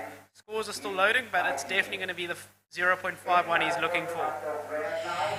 Bueno, viene cayendo el score de esa última ola de Tanner McDaniel, que la verdad fue bastante buena, y Tanner no necesitaba prácticamente nada para avanzar. Les cuento que los puntos que están aquí en juego son muy, muy importantes para Alan y para Tanner. Tanner viene con la sangre en el ojo desde Maldivas, ya me lo había dicho allá, de que necesitaba ganar aquí. Cae la nota, le dan 4. Ahora Alan está buscando un 3.50 para avanzar a la primera posición de vuelta, que también es absolutamente nada. Lo que ustedes ven en pantalla de repente no le hace mucha justicia como está la ola. Vamos a ver esta ola de Tanner. Here we have Tanner again looking for a section, goes for a beautiful backflip this time. It looks like he hit an edge, unfortunately he did. That backwash kind of just caught the edge of his rail, forcing him to fall off his board and not land that maneuver. Like I said, this backwash is really hard to negotiate. He executed the maneuver perfectly, but the landing is where it gets really difficult. So that's going to be a short ride for him, and he's going to make his way back out and look to improve on that 4-point ride. Bueno, la última ola de Tanner que no entró, el backflip es 1.80, no entra en sumatoria. Bueno, yo les contaba que eso, que de aquí Alan con ganar acá igual los puntos que está recibiendo, dependiendo de lo que pase en el frontón, le puede dar una luz, le puede dar una opción de poder quedar campeón este año. Alan, que tiene 10 años intentando, viajando, compitiendo en el Tour Mundial, poniéndole de verdad muchísimo empeño este año, súper conectado con el Tour, logrando de los mejores resultados. Pero Tanner también, ¿no? Tanner tiene toda su vida prácticamente buscando un título, se ha destacado siempre. Así que es bastante gratificante, yo creo, para los latinos ver a un rider tan profesional, con tan buen nivel como Alan Muñoz, que ha venido desde realmente mucho trabajo, desde bien abajo, y being a humble person and working really hard. Yeah, Alan is he's just a legend through and through. I've managed to spend some time with him in South Africa. Just whenever I see him, he's always got a smile on his face and just always asking how you are. And here we go, getting a second wave of the heat, hunting for that section. Fortunately, that one sped around him, but finds it, goes for the backflip, out the closeout, and he sticks it. Wow, that was a great score under the pressure. He managed to pull that around. That's going to be a good keeper of a score. Esa ejecución de esa maniobra fue realmente suave, realmente controlada. Yo creo que le van a dar unos buenos puntos a Alan. Hubo una gran diferencia, una lectura muy buena en esta ola.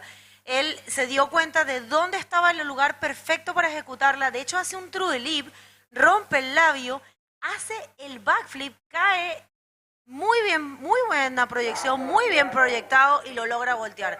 Ahí se refleja la nota 6.75, realmente bien merecido para Alan Muñoz. Y ahora el hawaiano Tanner McDaniel busca un 7.25, que es una nota grande, ¿ah? No es imposible, para nada. Tanner es un excelente rider, pero es una nota grande.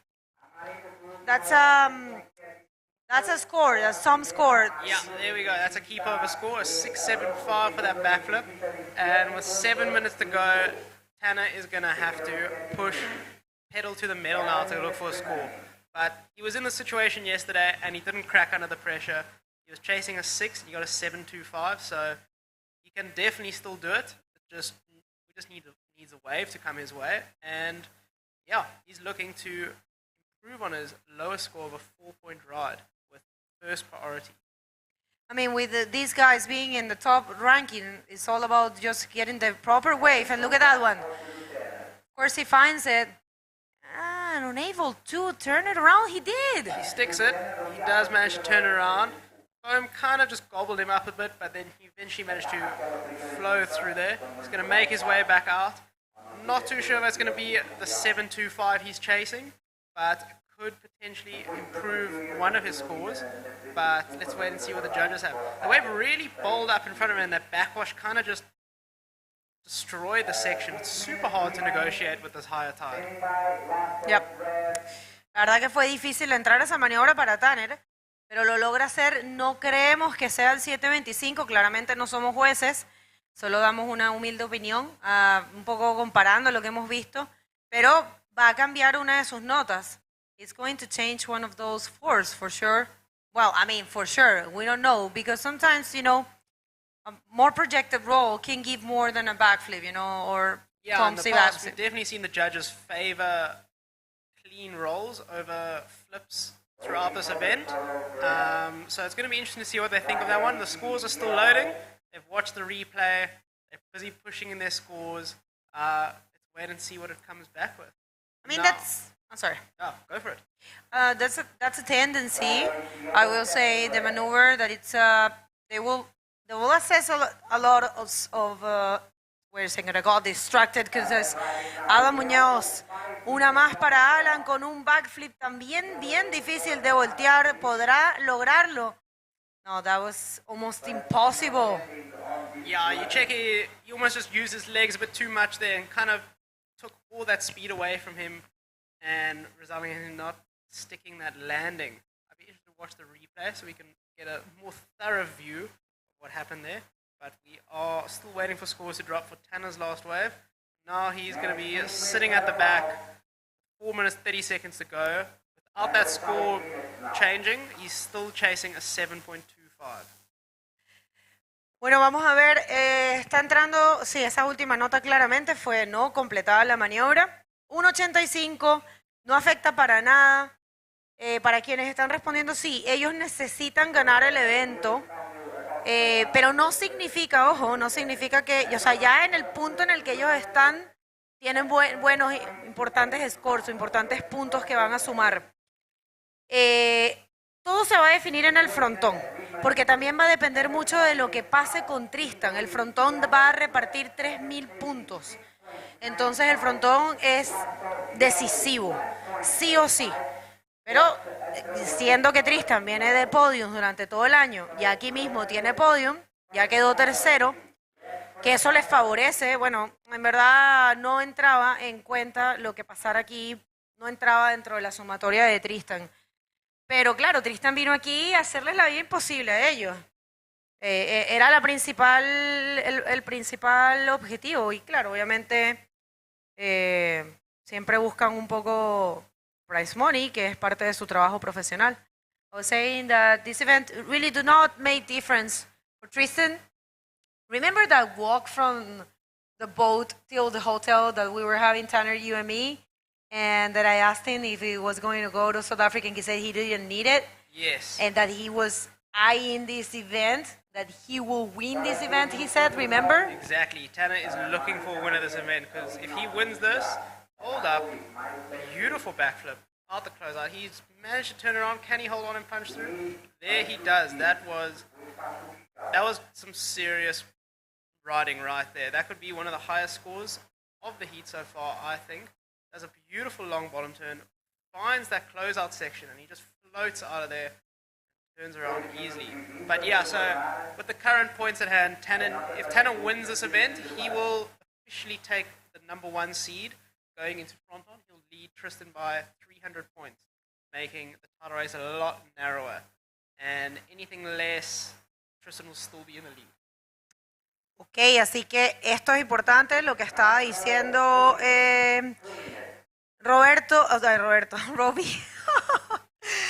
Robbie, I call you Roberto. But maybe you are Roberto. Name. Yeah, maybe you are Roberto in Spanish. So he was saying, I'm sorry, my God. Él estaba diciendo que si Tanner gana aquí, lo llevará a quedar primero en los rankings, en el ranking de este año. Y ahí sí que se va a hacer mucho más difícil la cosa para Tristan. Igual Tristan ya quedó campeón en el frontón necesitando ganar en el 2019, así que va a estar difícil para todos. Y no importa, Alan, lo imposible solo tarda un poco más. No hay problema, el Alan con 10 años intentándolo. Este ha sido su año definitivamente, su mejor resultado en carrera, sus mejores resultados combinados, porque Alan viene de ganar, de estar en podiums y está muy fuerte. Vamos a ver esta ola, nada. La verdad que Alan está muy fuerte este año. Le hizo, yo creo, muy bien la pandemia, tanto, yo creo, análisis personal, tanta conexión tal vez con sus objetivos y volver con tantas ganas. Yo creo que Alan, este es uno de sus mejores años. No, realmente es su mejor año competitivo. This is Alan's best competitive year so far. For sure, yeah. He's been on such a tear. I think he's made almost every podium. Won an event. He won the Sintra Pro in Brazil in style, and yeah, maybe he could be on the road to taking this event out. With 25 seconds to go, he's in the lead. Tanner is chasing a 5-point ride, which could be an easy roll for him with first priority. All he needs is the wave to come his way. If not, it is Alan's heat, and he's secured a spot in the final. We have hit the single seconds. 5 seconds to go. Is Tanner going to get that shot? And sadly not. Bueno, gente, disculpe, Roy. Es oficial. Alan Muñoz avanza a la gran final contra Pierre-Louis Coste. Felicitaciones a Tanner McDaniel por también haber quedado tercero. Todo va al frontón. Vamos a ver qué pasa. No se pueden mover. La final es hoy mismo. Así que vámonos unos cortes comerciales y ya regresamos. We're going to hit a quick commercial break and going to be back in no time.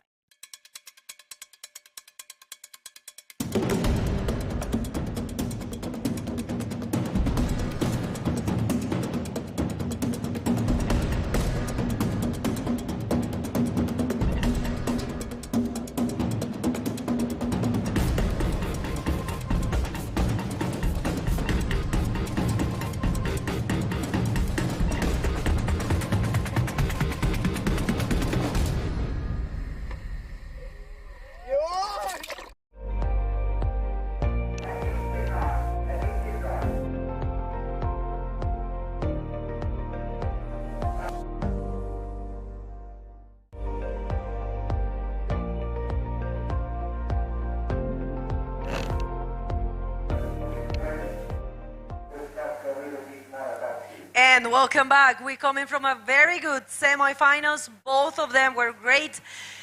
The official results is Alan Muñoz and Pierre-Louis Coste in the great final of this event, both coming from winning this event. So we have no clue what's going to happen. But right now, let's hit the water because we do have the Pro Junior Man, the Pro Junior Man division. And this is the round number 5, an elimination round of 20 minutes hits. We have Mana Fujihara in red, Shade in hand in white, we have Jose Augusto Moises Jr. from Brazil in yellow, and we have Timeo Saninoto from France. So multiple nationalities there, 2 Hawaiians, 1 Brazilian, and 1 French. Yes, that's what we want to see. People coming from all around the world. And the Hawaiians are really strong this year. But it is Jose Augusto who has been dominating his heats till this one in Timeo, Saninoto, also the Frenchman. This is going to be a really exciting heat to watch. This is going to be, the boys are going to rip it out there. Looks like the conditions are getting a little bit better as the tide is going to be dropping. And let's see if someone is in position. We saw Timeo paddling, but no takers there. And yeah, Timeo is here with his brother also, Lucas.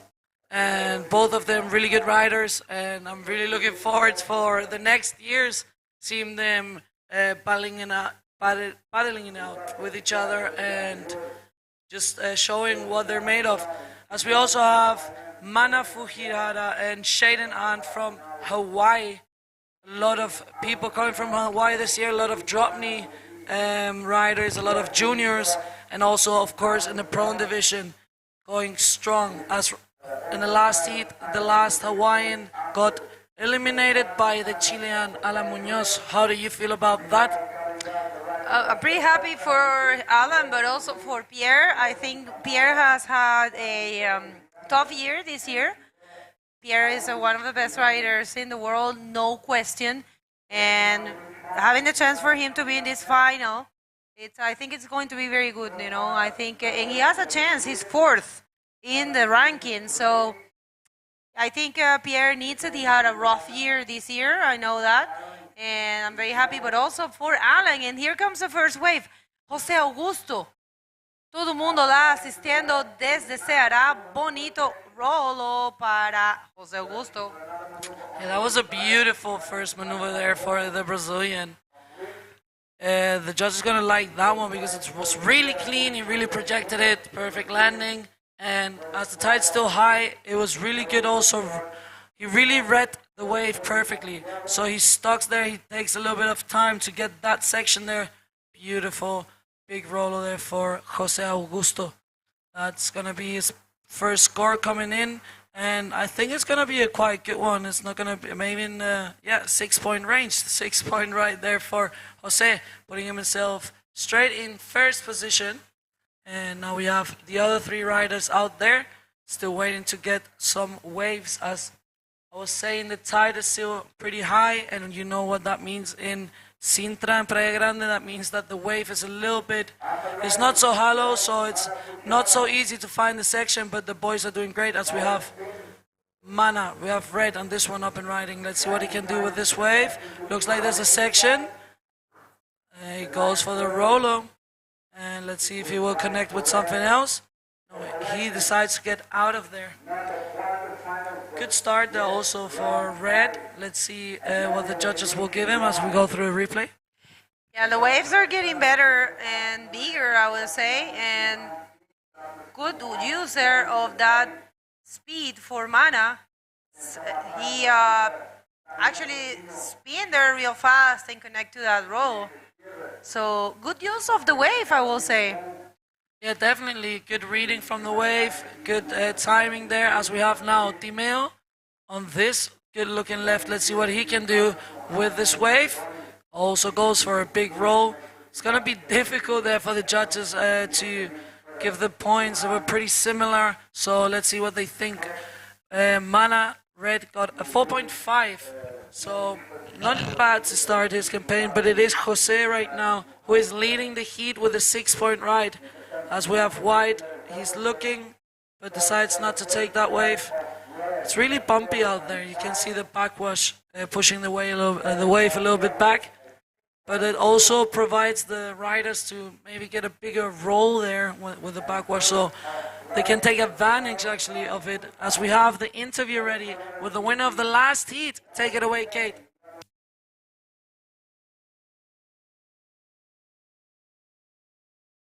Welcome back, guys. I'm here with Alan Munoz, the winner of the previous heat. Alan, you are in the final. Congratulations. This event is very important to you. If you win here, you still have the chance to be the world champion this year. What's going on in your head? How is your mindset? First, thank you so much. I am so happy, and thank you for the people working in this event. Yes, I am. My work is go for feel relaxed, but it's just in Spanish. Maybe my English is so bad. Yeah. Me siento muy feliz. La verdad es que voy a ser papá, estoy muy contento. Entonces, solo quiero disfrutar el bodyboard. Amo mucho el bodyboard.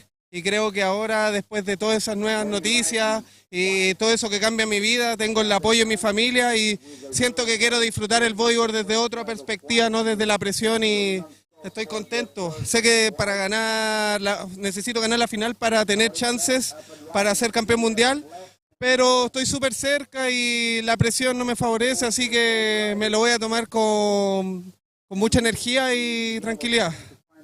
He's very happy because he's going to be a father, if you don't know that. So this year is about emotions. He's very happy to making into the final. He said that he works good under pressure and is comfortable with himself.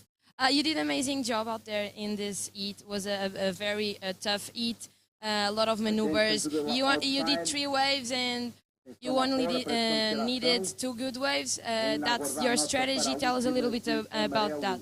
Yes, I am waiting for use the priority and in a smart position, waiting the best wave, I don't know. Esperando la prioridad, en verdad, que me favoreciera, ya que sabía que el mejor point estaba acá y nada, tuve suerte igual de tener buenas notas, de que Tanner también no le cuadrara una que lo vi que iba muy fuerte. Tanner es uno de los mejores, admiro mucho su surf y nada, siento que tuve la suerte, está de mi lado, espero seguir así y con todo al siguiente hit. He said that he has luck on his side and he admires Tanner's surf. It's very gorgeous surf, amazing. And he's very happy to be in the final. You want to say something to your family? Yes. Saludo a toda la gente del Tao que me apoya mucho, la municipalidad del Tao, a Erizo Surbrand, que es la marca de siempre me ha apoyado, a Ucanco, a Riu, y nada, a toda la gente, la comunidad latina, los amigos que en verdad envían su buena energía de España, Portugal, de todos lados. Muchas gracias. Thank you very much for for this interview. Good luck to your big final, and back to you guys. Thank you very much, Katie. And of course, congratulations to Alan Munoz for advancing. And it's all about the juniors now. Let's see. Shaden Han going for that roll. Beautiful roll there. Clean maneuver for Shaden. So let's see what is going to put on the scoreboard there as we have Jose in first with a 6 and a 4.75. Let's go through this replay. So he really gets a beautiful line there, a lot of speed. And then gets that section there, goes for a big roll. So now it's in the hand of the judges to give him some points and then see in what situation Shaden's going to be. Right now he's in 4th, needing a 5.5. He gets a 6.5 there. Best wave yet from the heat. Shaden getting in 2nd position. And yeah, just rocking it right now. Jose in 1st still, having a 6 and a 4.75. Shaden in 2nd, he will be looking to improve his 4-point ride.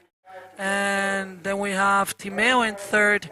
Timeo has a 5.25 and a 4.25. And then in 4th we have Mana. He has a 1.5 and a 4.5, so he will be looking to improve that 1.5. He needs a 6.01 if he wants to get in 2nd and make it into the next round. And Timeo needs a 5.26 if he wants to also make it into the round number 6, which we'll be seeing actually after the final of the men division today. So still a lot of action going on. Don't go anywhere because we have 3 more heats here. Then we have the men final. Then we have 2 more heats of juniors, I think. Yeah, I think. Yeah, I'm gonna double check here. We have our technical team sending those things, but you also have it right there in the live feed. you scroll down, it says. So yes, here comes a wave for, Jose Augusto, leader of the heat. And nothing there.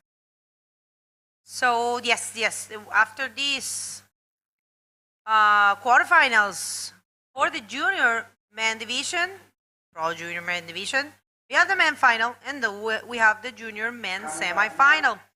So for tomorrow, what it's going to be left is the quarters for, you guys are in the quarters? Yeah, we're in the quarters. No, in the semis. No, in the quarters. Really? Quarterfinal. You guys are in the quarters, and then there will be the semis, the final, and then the finals for the junior. Then tomorrow is going to be a very short day. Nice. I mean, the same. Happy for We all understand you, Begoña. It has been long days here. That's what Sintra has, because it's surfable in every conditions. Also with the high tide. If there's a swell, you can definitely surf in the high tide and in the low tide. So that's why we have long days here, and we also had so many competitors, so many rounds. And now it's getting down to the last rounds. We already have a DK World Champion, Dave Hubbard. We have a DK Sintra Pro winner, Amaury Laverne. We have a junior woman world champion, Luna Hartman, and also the winner of this event. So congratulations there to both of you, the both world champion of their divisions. It's incredible. It was so beautiful to see how the mom of Luna, Neymara, was so happy and proud. But I can tell you something, the mom of Isabeli also should be really proud, because she has been doing a great job through the entire year. So big congratulations also there for Isabeli Nunes, vice champion of the world of the junior women division. So really impressive things there, really impressive surfing from both of the riders. And I tell you what, we will be seeing a lot of those girls in the future. They will definitely be joining the World Tour in the next years, also in the women division. And yeah, Dave just rocking it and taking his 9th world title home. What about that, Bego?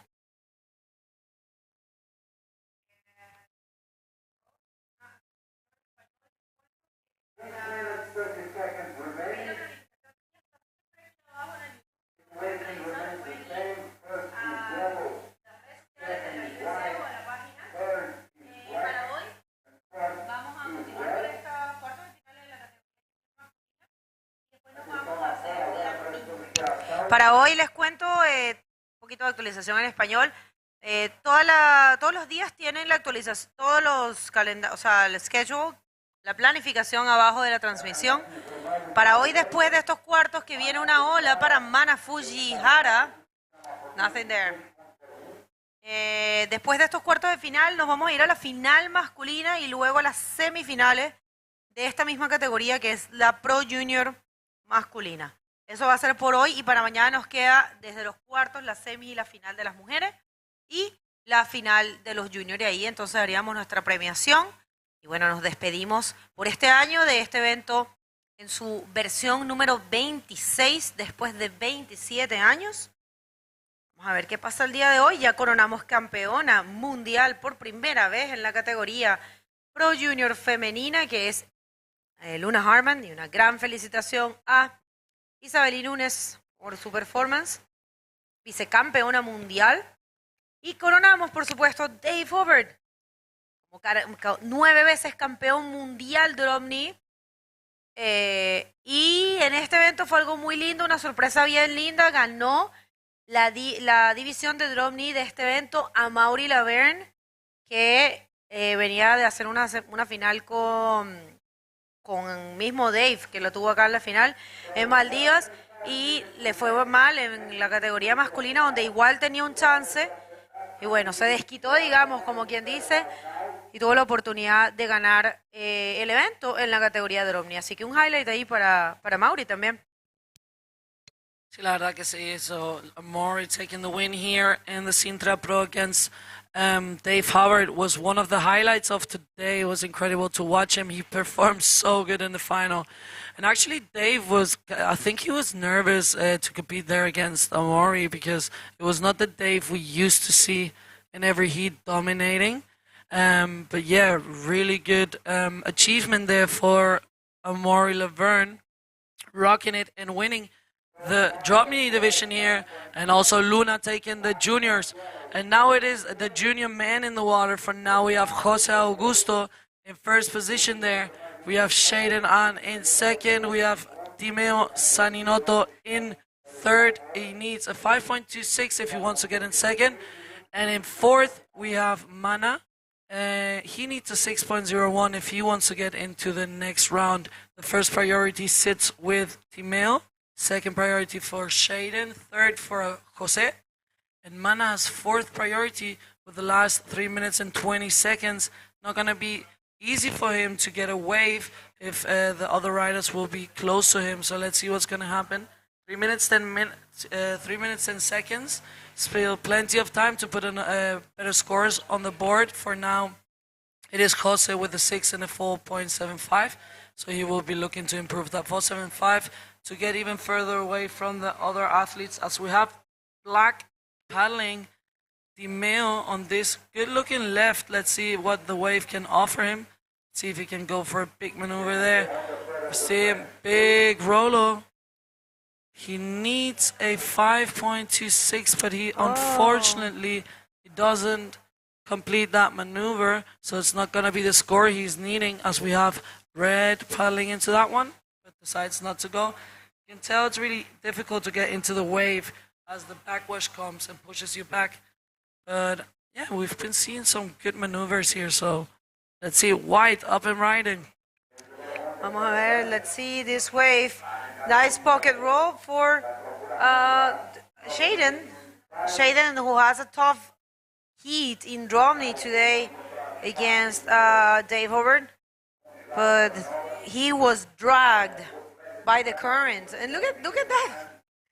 What? Way of stalling is pretty weird. Yeah, that's very different, I will say, stalling technique. But it worked for him. So shrinking his body and using his legs. I mean his knees.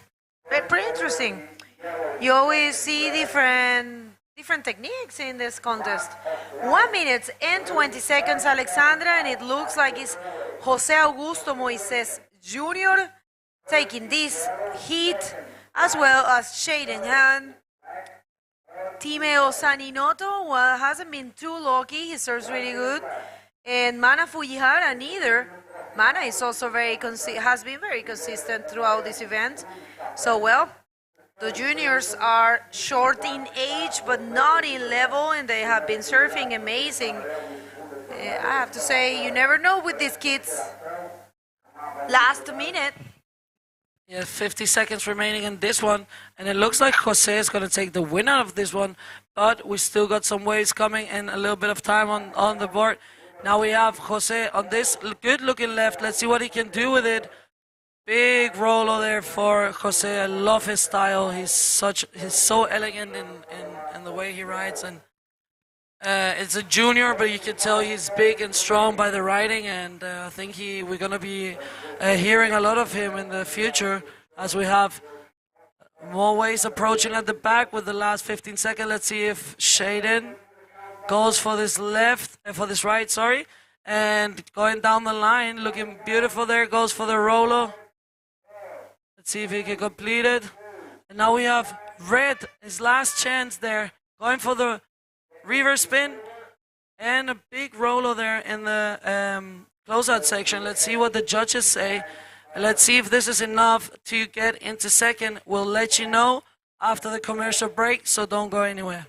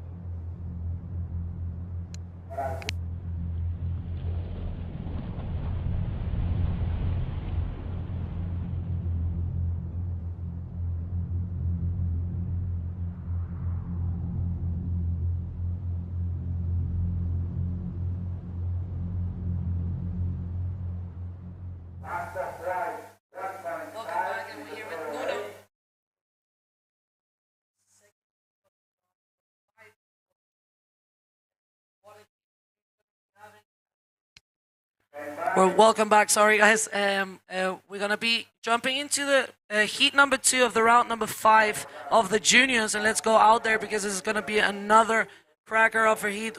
We saw Jose winning the last heat and Shaden in second, so a Hawaiian and a Brazilian making it into the next round. We will be having the next round of the juniors after the final of the men division, so don't go anywhere because there's still a lot of action today. Exactly, that is it. We're jumped back into the Pro Junior Men's Division. Of course, this is round 5. Is this a non-elimination round? It is an elimination round, so Okay. only first and second will pass into the semifinals. So we'll see that coming after the men division. So I think it's going to be a really nice day there. We have David Perez Miranda in this one, Jose Raul Jimenez, Logan Somova, and Joel Rodriguez. A Portuguese, a Hawaiian, and 2 Spanish. So that's going to be really nice there. Another international heat as we have dolphins here. Look at this, beautiful dolphins there at the back of our beach. Enjoying life. That's what they do. They fill in the waters here in the west coast of Portugal when there's like a westerly swell direction or south swell. The waters warm up and the dolphins show their faces. Or their fins, let's say. Okay, this is Joel Rodrigues, our very own Portuguese rider, coming into play. The top seeds of the Pro Juniors rankings come into play in the round 5, and this is the first wave of Joel Rodrigues in this Pro Junior division. That's a nice wave to start your campaign, Alexandra. Yeah, definitely he goes for that roll and 360. Beautiful style there. I like that 360 he did. A lot of flow as we have the replay there. So the wave goes for the 360 at the beginning. The wave at the beginning don't really provide him much to do an air maneuver. So he's just stalling there and trying to look for the section. And he finds it. He goes for the roll here. And then he lands it and goes for another 360. I love that last 360. That last turn was really nice. So Joel, let's see what they gonna give him as we have David Perez on this right here. Let's see what that's gonna be for him. Up and away. And then we see White at the back. Up and riding. To spin, reverse spin, and a roll. Complete ride there for White. He's gonna be happy with that as we have the replay of David going for this right here, going for a roll at the outside. So that's gonna be good for him. And let's see if he can connect with something in the inside.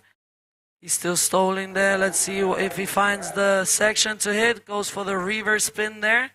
And he keeps on going. Let's see if he can manage to get another maneuver in. Look how fast he was paddling there. As we have White, the replay of White. Yeah, nice spin there into a reverse combo, and then he sees that end section and goes for the roll. Complete ride there for Logan Samoba. That's a great ride to start your heat. So we're standing by for the scores, and correct me if I am wrong, Alexandra, but I do believe this is a non-elimination round because we're still in round 5 of the Pro Junior. The top seeds come into play. So when the top seeds come into play, no one gets eliminated.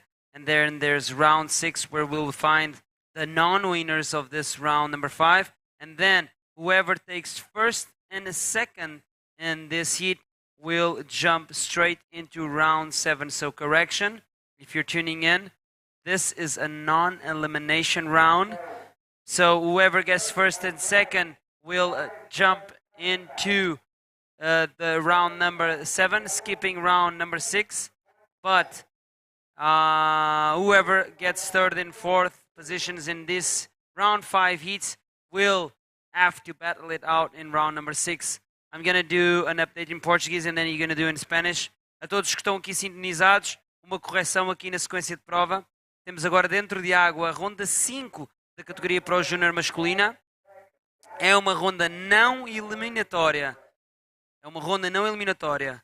Repito. Ou seja, o que é que significa? O primeiro e segundo classificado destas baterias avançam diretamente para a ronda número 7, saltam por cima da ronda número 6, e quem ficar em terceiro e quarto classificado nestas baterias da ronda 5, são colocados na ronda número 6, onde vão ter que batalhar para acessarem a ronda número 7. En español, por favor, cariño. Yes, en español vamos a ver, estamos en la ronda número 5 de la categoría Pro Junior. Si entendí bien, es una ronda no eliminatoria, es decir, que el primero y el segundo saltan una ronda y el tercero y cuarto entrarían en repechaje, que será más tarde en el día de hoy. Así que vamos a ver quién va a ser, quién pasa directamente a la ronda número 7 y quién va a estar en la ronda número 6, que la veremos al final del día. Son 2 hits y después ya nos quedaríamos mañana con la ronda 7, con los cuartos de final, semifinal, final de junior y los cuartos de final de mujeres, las semis de mujeres y la final de la categoría de mujeres. So, it was a little update of what is going to be happening in the next hours and also tomorrow and the next day. We're gonna be surfing this round, which is a non-elimination round for the juniors. The first and second will advance into the round number 7, and the third and fourth will advance into round number 6. So for tomorrow, there will be round 7, quarterfinals, semifinals, and final for the juniors left. And for the girls, we have the quarterfinals, semifinals, and the final. So it's going to be another interesting day tomorrow. 2 divisions will be battling out there to see who's going to be the Sintra Pro champion. And today we will be seeing who will be the men's Sintra Pro champion in the final. After this round of the juniors, we have Pierre Luis Costes from France against the Chilean Alan Muñoz. Alambre on fire, both of the riders just really finding those waves and doing the biggest scores, making the difference and advancing to the final. I'm really looking forward for seeing that final. Pierre against Alan, that is going to be, I think, a really good final. I think we're going to see some big scores. I agree with you, and everybody in the webland is asking when is going to be the men's final. Is it going to be today? Yes, that answer is correct. We'll get back into that as we're watching Logan Sumoba getting some barrel time there, trying to fight some shade in this hot day here in Praia Grande, but unfortunately not finding the exit. Meanwhile, David Perez Miranda, the winner of this division last year, wants to prove a point and just posted a 6.5 on his first wave. First wave for White was a 5.75. And his second wave, 2.5. This last one, I don't think would even factor into his top 2 scores because he didn't get out of that barrel. And Joel Rodriguez got a 5-point wave on his first ride. 12 minutes, 30 seconds remaining. You know what's going on here. This is a non-elimination round. There's no losers, only winners. The difference is that first, second jump straight into round 7. Third, fourth, go battle it out in round number 6. So answering to the question of people in the webland, when is the men's final going to be?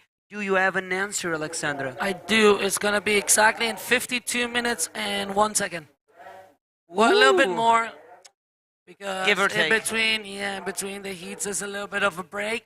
But yeah, and in around 52, 53 minutes, we'll see the boys, the men battling it out there. The Chilean against the French. That's going to be a really interesting one. I'm looking forward to watch that one.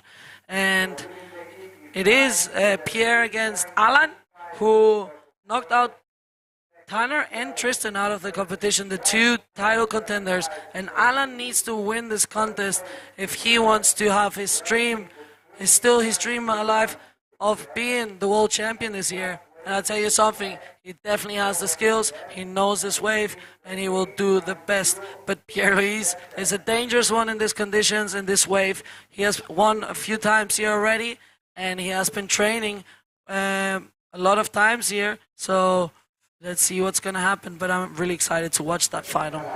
Guess what? You know who also won here back in 2016? You got that right. Alan Munoz, yes, I do remember that day. And we have black up and riding. The Spanish looking down the line here, going for the reverse spin. And now he goes for the roll there, a little bit bumpy and foamy roll, but definitely doing the cut there. Let's see what they're gonna give him. Let's see what the judges think. I don't think it's gonna be one of the higher scores, but definitely gonna be putting a proper score on the board as we go through a replay. I love that cut back, going back to the power source. He goes for a reverse spin. Then he goes into the roll. The first ride for Jose Raul is done, representing Spain, the man in black. Let's wait for that score. That's right, Alexandra. Alan Munoz won here already in 2016. Pierre Louis Costas won back in 2015 and 2012. In 2018, he was in the final, but we did not had a chance to make that final here due to fog. We waited and waited and waited and waited, and then there was no chance to do that final, but Pierre was there, so we always say that Pierre won this event two times and a half. 2 times and a half. That's better than only 2 times, as we have white up and riding on this one. Beautiful roll there for Logan. Let's see if he can connect with another maneuver. Goes for the 360. And now for the reverse spin. And it gets a little bit stuck there. So not much more there for Logan. But that's going to be a good score also for him. He has a 5.75. And he's only looking to improve at 2.5. I think that's going to be all right. I think that's going to be the score for him. He's going to better that 2.5 as we go through replay. Indeedo, this is the last wave of Logan Samoa, the young Hawaiian representing here in the white singlet. He went for the roll to forward spin to reverse spin combination, and I do believe he's going to improve the situation. He already leads this one, but with this last wave, he's going to get rid of that 2.5 that he's holding as a backup, and I am curious to see if he's still going to improve his best scoring wave, which is 5.75. He got another 5.75, but it looks like... Yeah, we're going to be back after the interview with the winner of the last heat. Kate, take it away, please. Welcome back, guys. I'm here with José Augusto, known as Zé da Praia. Congratulations, amazing job. You are ripping. It's your first time, it's the second time competing with priorities. How is your mind? É a segunda vez, né, que eu tô competindo com prioridade. Competi só uma vez lá no Ceará. E eu ainda tô me adaptando. Eu tô achando melhor pra mim, pra competir. Minha estratégia tá dando certo e eu espero passar as próximas baterias. He said that his strategy is going good. He's getting adapted to these different priorities and is enjoying it. Zé, you are from Isabela 5 World Champion town. That does give you a harder motivation? Sim, a motivação é grande, né? Eu sou lá do Ceará, do mesmo pico da Isabela, e do mesmo estado, e sou brasileiro, né? Essa motivação aí vem do berço e vai dar certo para as próximas baterias. So, José is from Isabella's town, and he's very, of course, proud of being a Brazilian guy from Ceará, and obviously that gives him a big motivation. Do you want to say something to your family and friends supporting you? Eu queria mandar outro abraço para minha mãe, para meu pai, para meus irmãos, para toda a galera que tá na torcida aí. A galera do Brasil todo, do Ceará, da prainha lá, onde eu moro, meu pico. E é isso aí, galera. Vamos para a próxima. Muitos parabéns. You are in the final.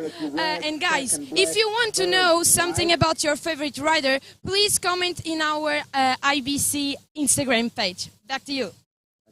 Alrighty then, Katie. If you go to the IBC Instagram page, you have Katie there asking if you have questions for the winners of the heat. So if you're watching closely and if you see who wins the heat, please make sure you can contact Katie through the stories in Instagram and ask the question to your favorite rider. We just saw there Joel Rodriguez, flawless, big roll there, Alexandra. Yeah, beautiful roll for the Portuguese rider. Let's see what the judges think. Going through the replay. Really good wave there, big wave, big roller, clean landing. That's a lot of good things there, positive things. So let's see what the judges say. 7.25, catapulting him into the first position right now.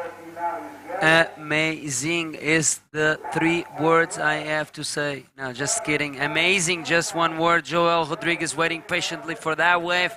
And that strategy paid off. 7.25, that big roll, big wave. Joel is now in the lead, leaving Logan Samuba in second and third, David Perez Miranda.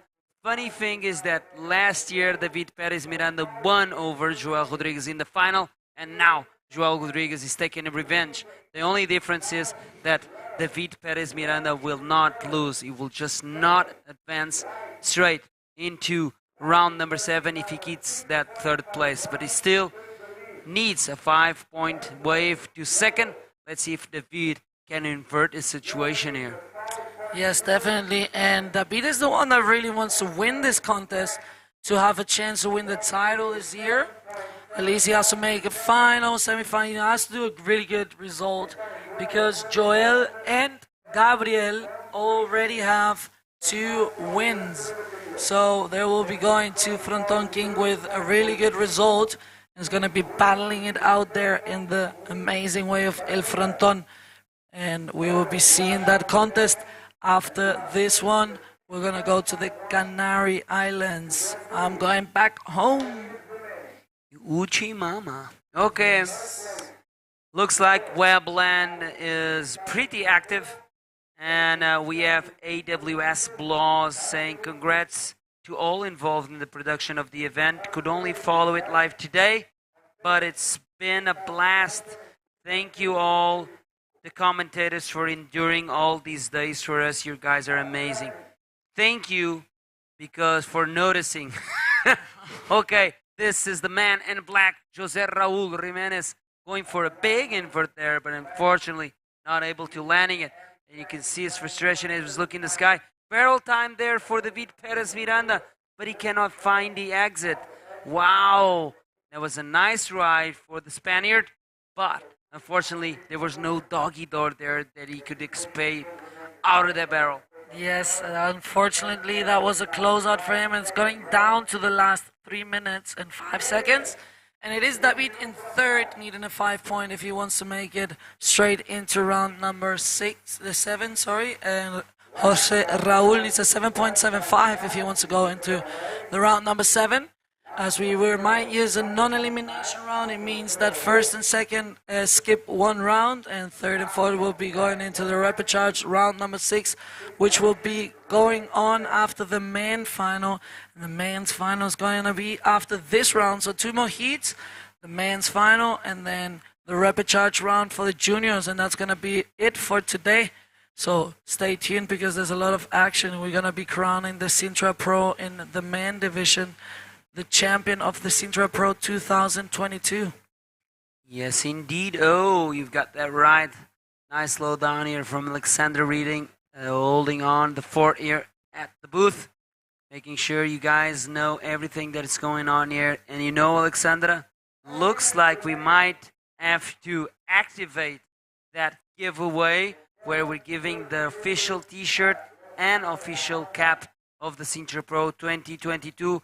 Why? Because I requested everyone that's watching that if we reach the 500 likes, I would activate that giveaway. And with 3 likes away, can you believe it? We did it today, yesterday. I don't know why we didn't do it, but today we're about to get to the 500 likes. Thanks, guys, for clicking that thumbs up button. So we see yellow open riding. That's a big roll there for the Canarian rider. Let's see if that's going to be the 5-point he needs. Did he complete it? Let's see the replay. I think he did, and then he jumped away. But let's go through the replay, and then we can see if he did land that maneuver or if it was an incomplete one. Take us through this, Nuno. Yes, this is the last ride of David Perez Miranda going for a roll there. I don't think he landed one. It looks like his hand fell off from the board and he lost control there. 50 seconds remaining. Joel Rodrigues is leading this one. Only 2 waves. Really smart heat here. Now Joel has second priority. He wants to take this wave, put some more sugar on top of the icing here. And, ooh, nice backflip there. And you can hear the crowd cheer from the beach. And another roll. Wow, this is a very complete ride there from Joel Rodrigues, putting a coffin on the nail for everyone. And this heat wanted to that first place. Real nice performance by Joel. He means business. Yes, definitely. This could be the best score of the heat. Let's see the replay. Oh, we had White also paddling into wave. So let's see what he's going to give. This one also big flip. Beautiful, and he's happy with that. So still a few scores to come, but we'll let you know the official result after the commercial breaks. Stay tuned.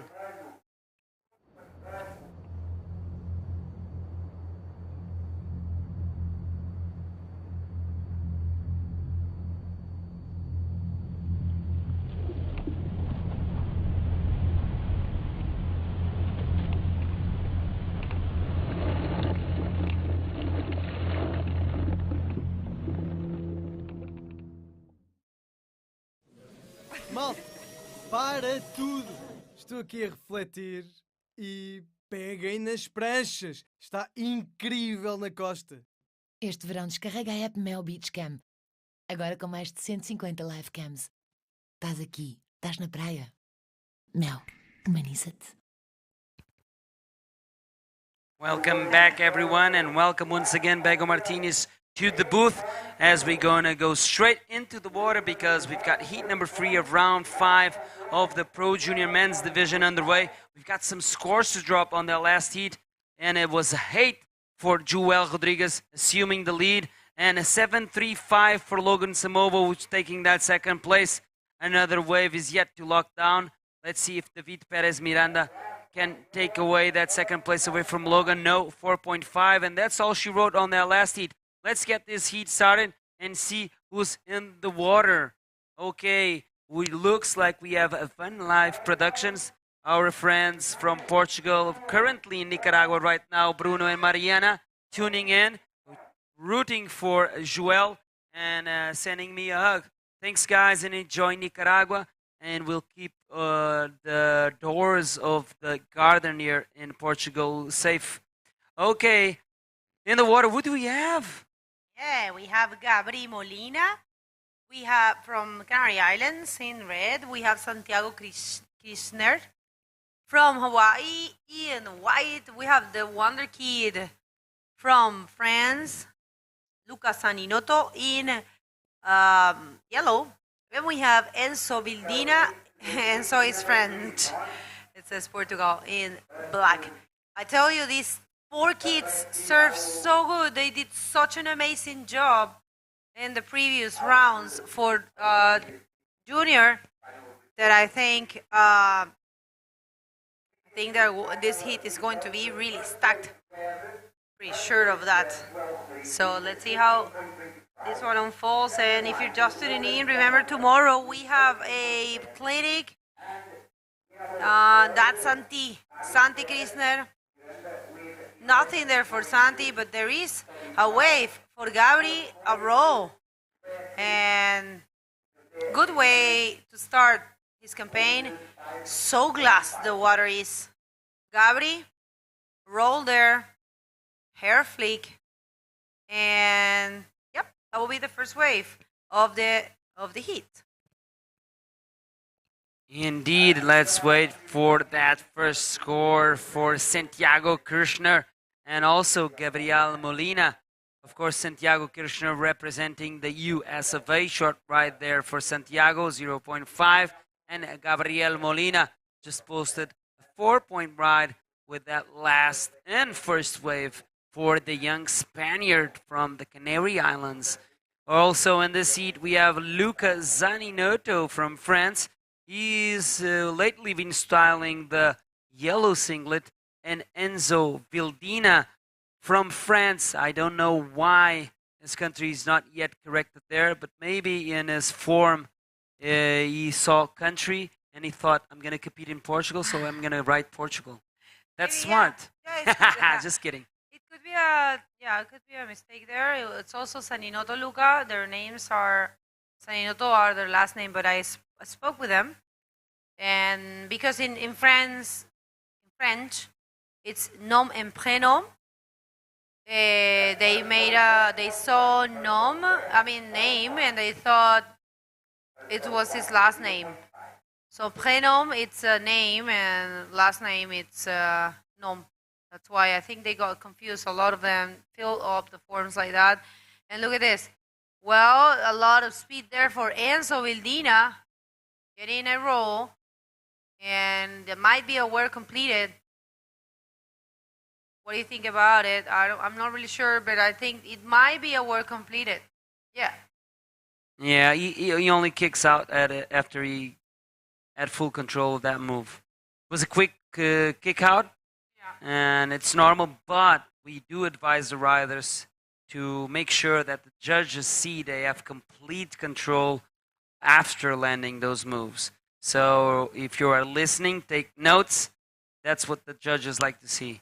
And like you mentioned, Bego, look how smooth the face of the ocean is. This is a classic September day, super hot. First swells are starting to fill in.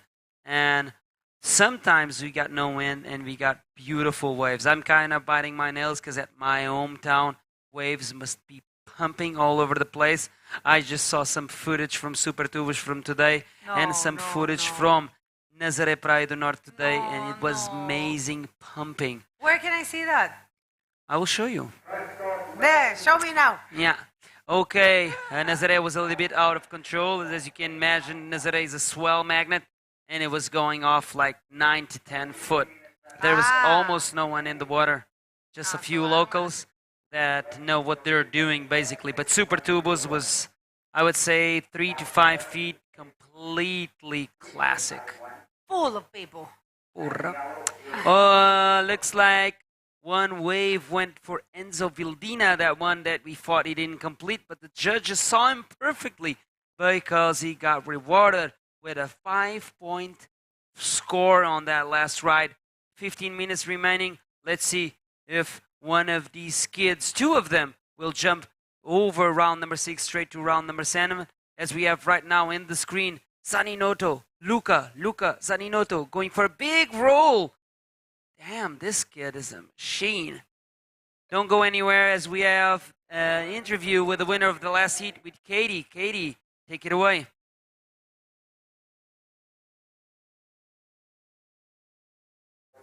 Welcome back, guys. I'm here with Joel Rodriguez, the winner of the previous heat. Joel, this year was the first time that you've been doing all the etapas of the circuit. Does that influence your level? Sim, eu sinto que estou a evoluir muito, que durante este evento corri muitas ondas boas, nunca tinha surfado, e no bodyboard é muito importante viajar. He said that he traveled a lot this year because of the World Championship, and he is evolving a lot because he surfed a wave that he never did it, and his progress is amazing. Joel, you were competing in the pro division as well, but it wasn't good for you. Now you are more focused here on the Pro Junior? Sim, agora, como só tenho a única categoria que tenho agora é o Júnior, vou focar a 100%, mas vim com o objetivo também de fazer uma boa prestação no Open, mas não correu como eu queria. So now he's more focused in the Pro Junior. He's going to give 100% of his level, and he is a little bit sad to not be good at the Pro Junior, the men's division. But Joel, you are ripping, you are amazing. Estás a partir a loiça completamente. Queres dizer alguma coisa para os teus amigos e familiares que te suportam? Eu quero agradecer a toda a gente que está-me a apoiar, e principalmente aos meus pais e à minha irmã, e ao Clube Nova Povoense e aos meus patrocínios. Obrigado. Muitos parabéns, Joel. Guys, keep up with us. Thank you very much, Katie. Beautiful interview. And Joel, another time, doing a great job. Of course, Joel, big name here for the junior division. And guys, in case you missed it, Lucas Saninoto now is first with that 7-point right, and look how small he looks. And that big wave and rolls in there. So, wow. Lucas Saninoto, one of the biggest names in the junior division. I've been very impressed, and I think everyone has been. Impresionante lo de este niño, ¿ah? Una cosa de loco, como dicen por ahí. Lucas Saninoto ya se había puesto un 7. Estoy hablando un poquito de español porque debe haber bastante gente de Canarias para Gabri. Y vamos a ver, yo creo que ahora va a tomar una nota parecida con esa última ola. So far, it's Lucas solid in the first position. And guys, we are going to finish this round, one more heat. And then we are jumping to the men's final with Pierre-Louis Coste and Alan Munoz. That's happening in about 45 minutes, more or less. Maybe 50. So we count on you. 6 points. It's what Luca gets. So 6 points and a 7 for Lucas Saninoto. 13 total. What's going on with this little French kid? What is Nicolas Padua giving him for breakfast, lunch, and dinner? I want some of that real fast, real quick, because it seems to be working. Okay, Lucas seems to be dominating his heats. Right now, leaving Gabriel Molina into second place in this one, and Enzo Vildana into third. Santiago Kirchner is in fourth position, needing a 6, and he just got tricked into looking for this wave, and he's going to have a look at this one. And he lets it go. Okay, 10 minutes and 20 seconds. You know what? Bego, we just went over the 500 likes. I'm gonna activate the giveaway, and I'm gonna tell you how to try and win that prize.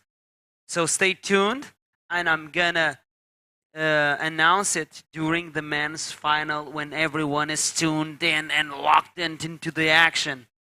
Yes, that's a surprise. Bego is asking me, where? This is what I do. I make these crazy little surprises that lets people get wild. That's Manny's things. He started that. I'm not making anything up. This is my contest, my giveaway. No one reminds Your contest. Of course. I personally will have to get the t-shirt, get it signed by the champions, and then if someone outside Portugal wins it, I need to make sure he gets it. Either will I get it in the hands of someone that is here, or I need to chip it and pay it off my own pocket. Manny did not make that one up. You heard that? That's cool. If you follow the national tour in Portugal, then you would see that I do that a lot. And do you know how many bodyboards, wetsuits, fins, and clothes have you offered throughout the 3 years we've been doing the national tour? You want me to tell you? I don't know, because I want to know what's going on here with these boys. Okay, there's nothing going on, as you can see on your screen. Okay, I will let you know how can you win that t-shirt and cap that I promised you guys. Stay tuned into the final. It's going to come right after this round number 5 of the Pro Junior Men's. This is heat number 3. We're going to have heat number 4. And then after that heat number 4, we're going to have the men's final. PLC against Alan Munoz. Very important heat for the life of Alan Munoz. Action in the screen. Nice wave there for Santi. Santi Krishner. Beautiful style. Very connected. Oh, wow. I'm pretty sure the judges don't really admire that much because it was no wall. But nice spin there, super stylish. Going for the reverse spin once again, going back to the power source. There was not a lot of power there on the wave, and he goes for the floppo. That's what I call it's a roll with no lip. But nevertheless, Santiago Krishner getting busy there. He knows he needs a 6. But one thing you cannot take away from Santiago, and that is style. He styled that wave all the way. Although it was a little bit small, and he knows that the score wouldn't be that big, that was stylish, and he should be proud of that. 3.5. He now needs a 3.01, so great ride there for Santiago, trying to get in condition in this heat. Although no one loses here. The only difference between this first and second is that they jump through round 6 all the way to round 7, and who gets third and fourth will go to battle it out in round 6. 7 minutes remaining. Okay, guys, and I would like to remind you that tomorrow we have a clinic with the Boogie Chicks. So if you want to join us, it's going to start. There's a get together at 12:30, where the Boogie Chicks shop is, and it's for all the levels and all the ages. So we wait for you tomorrow. Don't miss it. It's a good opportunity to learn bodyboarding, and of course, Boogie Chicks will help us on that one. And thank you very much, Câmara Municipal de Sintra, Instituto Português de Esporto e Juventude. And there's a wave here. Split peak situation looks like. No. Yes, Enzo was going to the right, but didn't do much for any of these riders. Let's see. 6 minutes in the clock. Remember, we have one more heat for the junior division, quarterfinals, and pro junior man division quarterfinals. And then we're going to go to the man final and the semifinal now for the junior division, and that will be it for today. That Santi Krishner had a very fluent style to both sides, spinning there, marking the points, creating some scores. Good job. Santi looking for a 3.01, that might be it. Take us through this replay. This is Santiago Kirchner getting busy. He knows he got that 3.5. Now he needs a 3.01. Nice 2 forward spins. Third one there, super stylish. I'm loving the style of Santiago Kirchner there. Unfortunately, he's not able to connect that wave all the way until the end because the wave just died off in front of him. And Santiago Kirchner is just posting a 3.5, and he now is in second. So right now in the last minutes, Santiago got 2 waves, got busy, and is jumped from 4th position into 2nd position. Now it's all up for Gabriel Molina to try and score a 3-point ride, and he's going for a roll here and completes it. So he will probably jump back into 2nd place. Yeah, 3-point ride is what he's looking for. And, you know, that was a good roll. And judging for what we have seen today, this heat, you know how it is in these conditions. Some heats are more active than the others. It depends on the wave. You can't control that. Some heats has more waves than the other. And this is the replay of that previous wave of Gabri Molina. 4.35. Actually, he gets a 2nd position, yes. And now Santi is looking for a 4.85 and Enzo for a 3.35. Yes, indeedo. 3 minutes and 45 seconds. I'm taking care of business here so I can launch the giveaway. So once again, for the ones that were a little bit more distracted, I asked everyone that if they pressed the like button, the thumbs up, and if we reach the 500, which we already reached, I'm gonna launch a giveaway where you can win the official t-shirt and the official cap of the Sintra Pro 2022, signed by the winners of this event. So that will be announced during the men's final, so stay tuned. Meanwhile, White riding this left-hander, going for a big roll there, and Santiago Kirchner needing a 4.85, now does a big roll and a big sail wave and a forward spin on the foam there. Will this be the 4.85 that he needs? Wow, Santiago Kirchner waking up in the second half of this heat and now putting a big fight against Gabriel Molina for that 2nd place position. This is the replay of that last wave of Santiago Bego. Very good wave, very well executed roll, and that will be doing a difference. Might be the best wave of the heat, maybe. And I stand corrected, guys. We have been saying this is the quarterfinals. We are not even close to the quarterfinals in this division. This is the round number 5, and after will be the round number 6. And tomorrow we have the round number 7, then the quarterfinals. And so yeah, tomorrow we do have again 24 hits. Yes. 1 minute and a half, and it's Lucas Zaninoto solid with 13. And last wave for Santi is a 5.25, and he changed the situation again against the second position, Santi. Right now, leaving Gabriel with a need of 4.41 and Enzo needing 3.76. Last minute and a half, not really sure what's going to happen. And we are not even close to the quarterfinals for the junior. This is the round number 5. Yeah. Really? A lot, yeah. Were you sleeping the last hour? We already announced that. No, you guys said quarterfinal because I was sitting next to Alex when she said it. Bego knows it all. And if you go back at least 20 minutes ago, we already announced it. This is round 5. It's plain and simple out there. And this is a non-elimination round. Whoever gets first and second will jump straight into round number 7. And whoever loses goes to round 6. That's the name of the game when the top seeds come into play in every single division. That's why we saw guys like Gabriel Molina, Joe Rodriguez coming into play in this Pro Junior division for the first time. So far, so good for the young French right now. Luca Zaninotti coming all the way from the trials round. So Luca already served the trials round, round 1, round 2, round 3, round 4, round 5, and it looks like he's going to skip round 6 straight into round 7.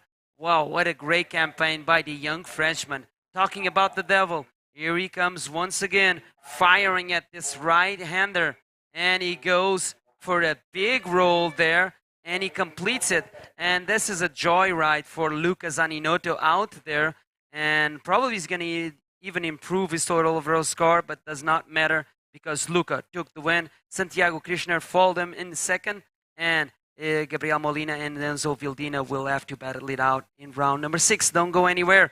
Last heat of this round number 5 of the Pro Junior Man right after this.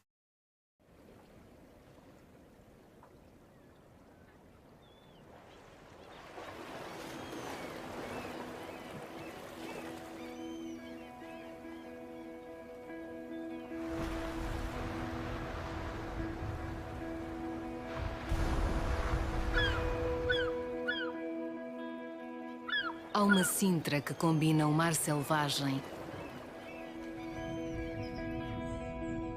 o vento e o cheiro a terra,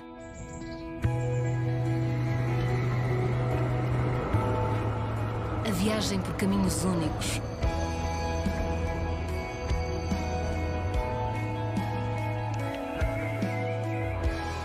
há uma Sintra que alia sabores e tradição.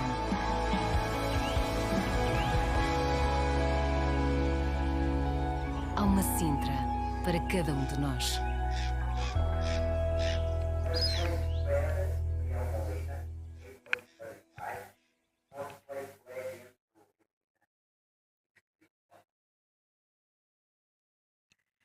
And welcome back, everyone. Alex Rinder back in the booth with me, and we are going to the next heat of the round number 5 for the Pro Junior Man.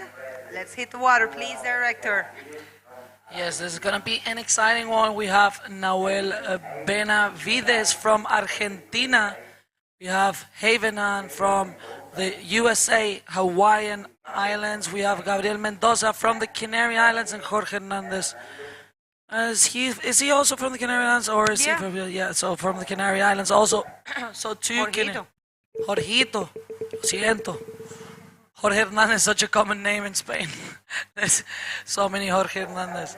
But this one is special. This one is the Canarian, and he is in the round number 5, heat number 4, as we have already read, up and riding, going for a big roll there. And he does complete it, so he's going to be happy with this one, as we have now.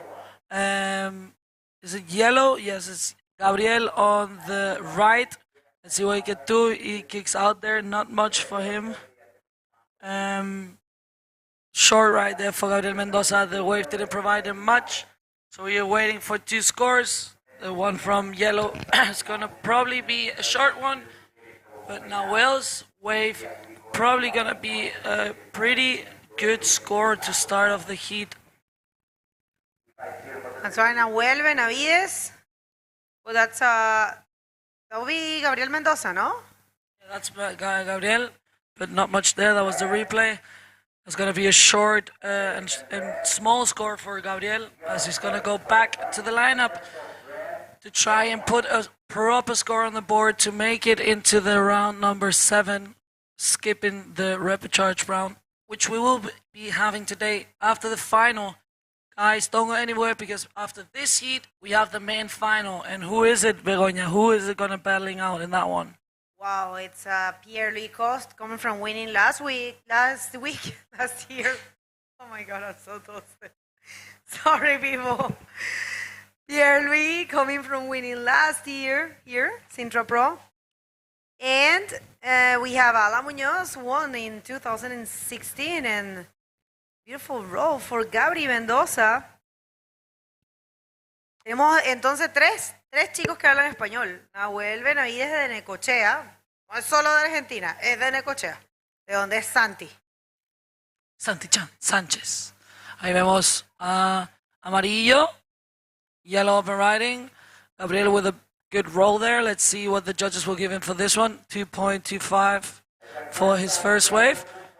He'll improve on that one. That roll was really clean, and it was a proper wave. So let's see what the judges think. It is right now Haven and Jorge with no waves ridden, but there is something on the horizon. We see some movement as we see White up and riding. Let's see what this left-hander gives him. A lot of speed there. And let's see if he can make... No, he doesn't make it through the section, so he can't really do much. As we have now Jorge with this one. Beautiful roll there for Jorge. Let's see who's going to be having the better score out of this waves and putting himself in first position. Right now it is Gabriel Mendoza with a 2.25 and a 3.75. Then we have Nahuel with a 4 as we go through a replay. Sorry, all doing pretty good rolls. Do they, being in Canary Islands, you also surf a lot of beach tricks, right? Because you go a lot, they probably go a lot to Araucas, what you said, and... How is it? Araucas is the rum. It's the brand of, it's a rum brand, really famous one actually in the Canary Islands. It comes from Araucas. Suena igual. Yeah, but it has an H in it. Oh, God. Let's keep going with this. Nahuel Benavides aquí, necochense, buscando en esta derechita. Mira, no había visto yo a Nahuel corriendo derechas muy bien, Nahuel, porque Necochea tiene... Por la izquierda, en verdad. Sí, tú fuiste, ¿te acuerdas? Sí, I was there in 2000. Pero en español, para que te entiendan. Mira, aquí el replay. Ahí vamos al replay. Buena línea ahí para Nahuel. Buen rolo. Y lo cae perfectamente limpio delante de las pumas, lo que quieren ver los jueces. Sí, yo estuve en Necochea, estoy pensando, fue el año 2000... Estaba cumpliendo 20, creo, si no me equivoco. Así que 2018. Sí, 2018. Que fui con ustedes, con el equipo de erizos. La verdad que me gustó mucho. Me gustó mucho estar ahí. Comiste mucho, ¿no? Sí, la verdad que después de ahí no quería ver carne en un mes. Estuve 3 días y comí como 6 asados. Pero la carne fue increíble. Talking about how good the meat is in Argentina. We have Gabriel Mendoza. Beautiful roll there on the left. perfectly executed, clean, and landing in front of the whitewash. So probably gonna improve his 2.25, and maybe putting him back in the first position. He needs a 3.9 to do that. It's a beautiful roll there for Gabriel Mendoza. But let's see what the judges say, and we'll give you a situation. Right now, we have Nahuel in first, Gabriel in second, Jorge in third, and Haven in fourth, as we have Nahuel on this left here. Let's see what the wave will provide him. He goes up to the lip and a no boogie rolo. Unfortunately, he couldn't land that maneuver, as we have Jorge with a 360 on the top of the wave, and now going down the line, goes for the first roll there with the backwash. Unfortunately, not more there for him, and he will kick out, as we have Gabriel got a 5.6, and we're waiting on a score for red, and Jorge got a 2.75. So now the situation is Gabriel in first, Jorge in second, Nahuel in third, and Haven in fourth. Haven needs a 6.5 if he wants to get into second. Nahuel needs a 4.26. And in second, we have Jorge Hernandez. If he wants to get that first position, he needs a 3.86. First position, we have Gabriel Mendoza with a 5.6 and a 3.75. We remind you, this is a non-elimination round, so no one will be kicked out. We will be having a rapid charge round after the men's final. So first and second pass straight into round number 7. Third and fourth will be battling it out later on the day to make it through that rapid charge round. Así es, y mira, tenemos bastante gente desde Argentina sintonizando para apoyar a Nahuel, y también bastante gente canaria que está aquí apoyando. Y tenemos algunas personas apoyando a Jorgito, igual.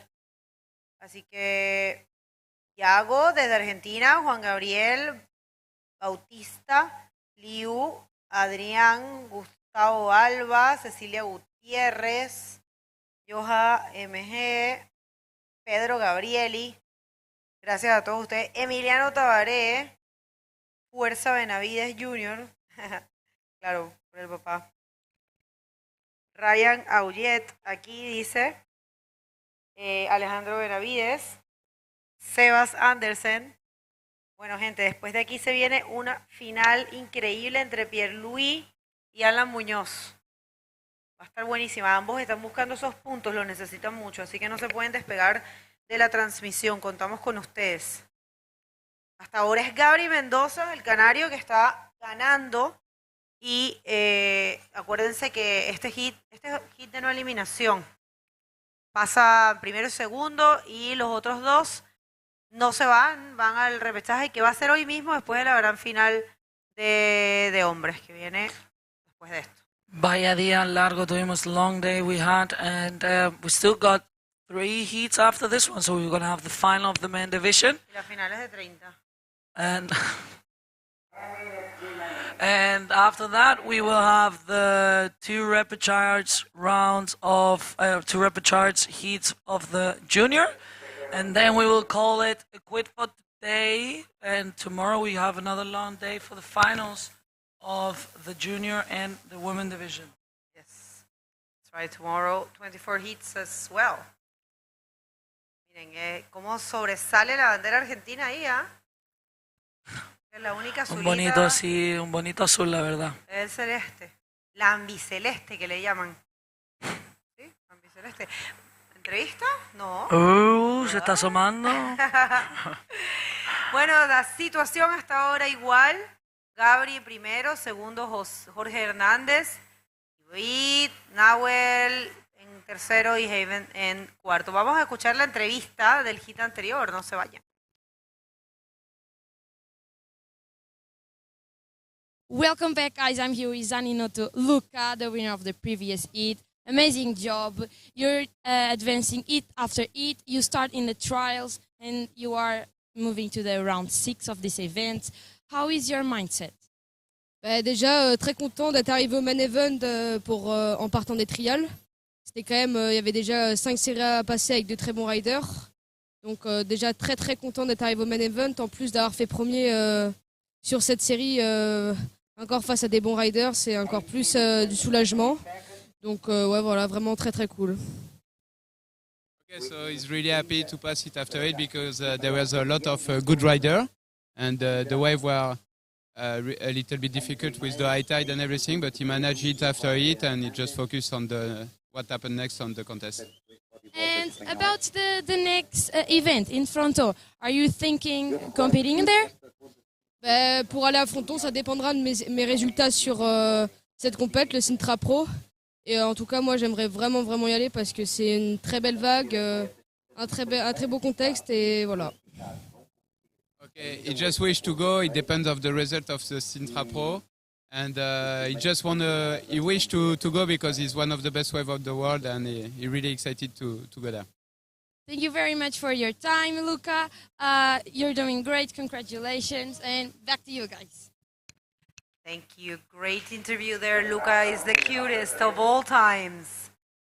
And killing it. Luca Saninoto está, bueno, no sé si ustedes lo vieron, pero echen para atrás porque impresionante cómo surfea ese chico. Y aquí se viene una ola importante para Nahue, que le favorece en la izquierda su break, la Esco, que es una izquierdota. ¿Tú surfeaste ahí? Yo surfeé ahí, sí, la verdad que una ola muy buena. Me acuerdo, estábamos como 3 horas en el agua, pero estaba buenísimo. Me encantó esa ola, la verdad. Toda la gente argentina, cuando vemos aquí en la derecha el replay de Gabriel, we see the replay of Gabriel and this right-hander. Let's see what the judges will give him. He's in first right now, Jorge in second, Nahuel in third, and Haven in fourth. Haven needs a 6.5, and Nahuel needs a 4.26. Jorge, if he wants to get in first, 3.83. As we have the replay there from Nahuel, beautiful roll there. Let's see if that's going to be enough to put himself in second position, or if he has to be working a little bit harder, as we have some sets approaching and some waves. Let's see if someone is in position. We see Haven taking a look. Yes, there is a change of situation there. Good, good. I'm sorry to interrupt. They do this one. Sorry. All good, all good. 4.9 there for Gabriel Mendoza, and Nahuel also 4.9. So Nahuel jumps into second, and now he would need a 5.6 if he wants to take the first spot away from Gabriel. As we have the replay of Haven, really a little bit unlucky there with that backwash. Did he do a roll? Yes, he did. Okay. Yeah, we're waiting for that score. That's he's looking for an 8.5. It's a little bit difficult. There is another change of situation. Jorgito cambió la situación también. 4.75 con la última y Jorge ahora vuelve a tomar la segunda posición.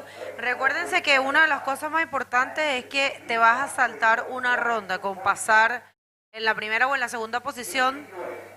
No haces la ronda que se va a hacer hoy al final del día, que es bastante cómodo. Imagínense salir de correr ahora, tener que esperar y después volverse a meter al agua. Pasar primero y segundo te da ese premio, como quien dice. Así que y los demás no se van de competencia, es una ronda de no eliminación, la primera de Junior, que claro, tuvimos un campeonato muy grande, muy largo en Junior porque había muchísimos inscritos. Y bueno, ahora estamos recién como en lo que se quisiera, si se quiere decir, el main event con esta ronda de no eliminación. Vamos a ver si el argentino puede cambiar de vuelta la situación buscando un 5.36 o Jorge puede subir a la primera posición, está buscando un 5.01. Hasta ahora ha sido Gabri que se ha mantenido bien tranquilo en la primera posición. Sí, Gabriel representando las Islas Canarias, español que vive en Gran Canaria, que lo vamos a ver compitiendo en el Fronton King este año también. Gabriel Medina, talking about him, we see him. Mendoza. Mendoza, sorry, yes. We see big roll, clean landing. We will be seeing him riding in the Fronton, but now it is Jorge Hernandez in this beautiful looking left. Let's see. Oh, beautiful backflip there. And he lands it. He's happy with that wave. He claims that looking at the beach, definitely where his friends are standing or sitting. To go through a replay of Gabriel Mendoza's wave. Beautiful and clean rolo there. So let's see what the judges think as we have White up and riding. We have the replay here for last of White. Also good roll there. Not much of a bottom turn. So let's see what the judges think about that. And let's see the scores coming in for Black. Also the replay here. Beautiful arrow spin. It's a combination of arrow spin and backflip there. And he's happy with that. 7.5. Él ganó el Yuyo Pro en el 2022. ¿Quién? Él, Jorge. Míralo aquí. Yuyo Pro. Es un campeonato invitacional ahí en el agujero, ¿no? Sí, ahí están todos los chicos que están aquí. Si es que vienen, hay un grupo gigante de canarios. Y... Estamos invadiendo. No, sí, están aquí a full, ¿ah? Si nos quieres mucho. Claro. Míralo ahí. Sí. La verdad que sí, Jorge está surfeando increíble. Ese rolo trompo ahí. Entre rolo trompo y backflip, vamos a decir 7.5. Así que va a estar contento. Se pone en primera posición. He goes into first position. Jorge now. Gabriel is in second. As we have Red up and riding on this left. Let's see. Goes into the barrel. Let's see if he can go out of that. Unfortunately not. He digs out of there. That's going to be a small score for Red. Red needs a 5.6 if he wants to get back into second as we have the replay. Aquí viene Nahue. Muy buena hora. Wow, si hubiese salido de ese tubo, hubiese sido un notón. Pero muy buena intención de Nahuel Benavides, el argentino, que falta un minuto 55. Está buscando tratar esa clasificación, tratar de conseguir esa clasificación. Recordar, lo vuelvo a decir, porque capaz acabas de llegar. Esta es una ronda no eliminatoria y primero y segundo se saltan una ronda. La ronda 6 se va a hacer hoy, que es de repechaje, son 2 hits de 4. Se hace después de la gran final que viene ahora, después de este hit. Gran final es Alan Muñoz contra Pierre-Louis Coste. Y va a estar muy buena porque ellos dos han estado surfeando increíble. Gabriel Mendoza en esta ola. Yes, we see Yellow up and riding. Beautiful left there. Goes for the big extended roll. He needs a 7.41 if he wants to get jumping first. I don't know if that's going to be the score, but maybe he improves on a 5.5. Let's see this replay, Bego. Nice. Very explosive. Muy buen rolo. Bien aéreo, bien levantado, bien explosivo, bien proyectado. 6.50. Igual no la alcanza para subir. No, pero ahora Nahuel necesita un 7.2, so Nahuel needs a 7.2 if he wants to jump into second. And Haven needs a 8.2. Big scores there, as we only have 35 seconds remaining. So let's see what's going to happen in this last seconds. And it's going to be going the final into the water. Pierre against Alan. I'm going to be watching that from the beach. And there we see last wave here for Black Jorge. Little victory lap. Going for a Rolo, a reverse spin. Let's see if he can connect with something else. As we saw also, I think it was Red up and riding at the back. Let's see if we can get a replay of that. But it's looking like it is Jorge and Gabriel Mendoza making it into the next round. Let's wait if there's another wave ridden by any other rider. Yeah, there's a score coming in for Nahuel, but we'll let you know the result after the commercial break.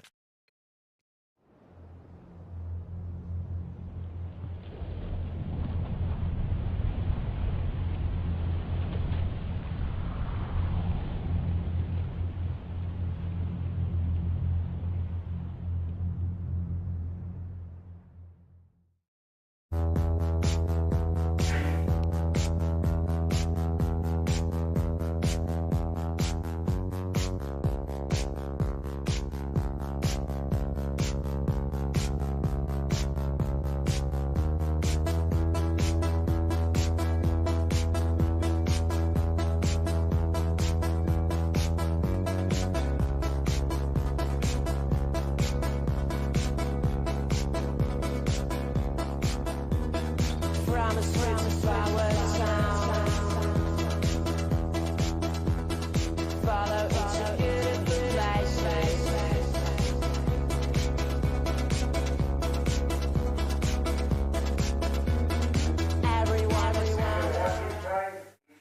Welcome back, everybody. We are ready for the great final of this event in the men division. We don't want to take much time. Let's hit the water, please. Director, is Pierre-Louis Coste in red and Alan Munoz in yellow. Oh, the battle of the Titans final here at the Sintra Pro 2022. All of these riders here, both of these riders here, already previous Sintra Pro winners. And we just heard the buzzer. That means that we're going to have 30 minutes to see who's going to come out on top and become Sintra Pro champ of the men's division 2022. Will it be the two-time world champion, two-time Sintra champion Pierre-Louis Coste, or Alan Munoz, one-time Sintra champion? What a great heat in our hands, Bego. Yeah, and also both of them in good positions in the World Tour ranking. Pierre in 4th, Alan in 3rd. So these points they're very important. They are really looking for the points more than anything, you know, more than the prize money, more than the glory of becoming a champion of this event.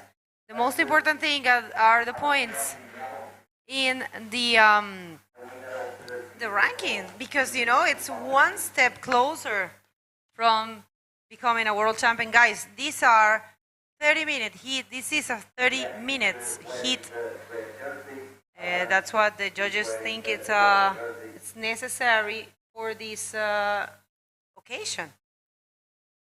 Of course, every time it's a finals, we usually add a couple of more minutes. This time alone is 5 minutes to the 25 regular minutes that we'll be using. Of course, we've been seeing some 20-minute heats, especially in the junior divisions, and especially in non-elimination rounds, because no one gets knocked out of the competition. So no one complains really about the short time that they had to surf. But this time in Sintra, there was no lack of waves. It was totally the opposite. There was too much waves. So we're going to see a lot of waves being ridden in this final and drawing first blood.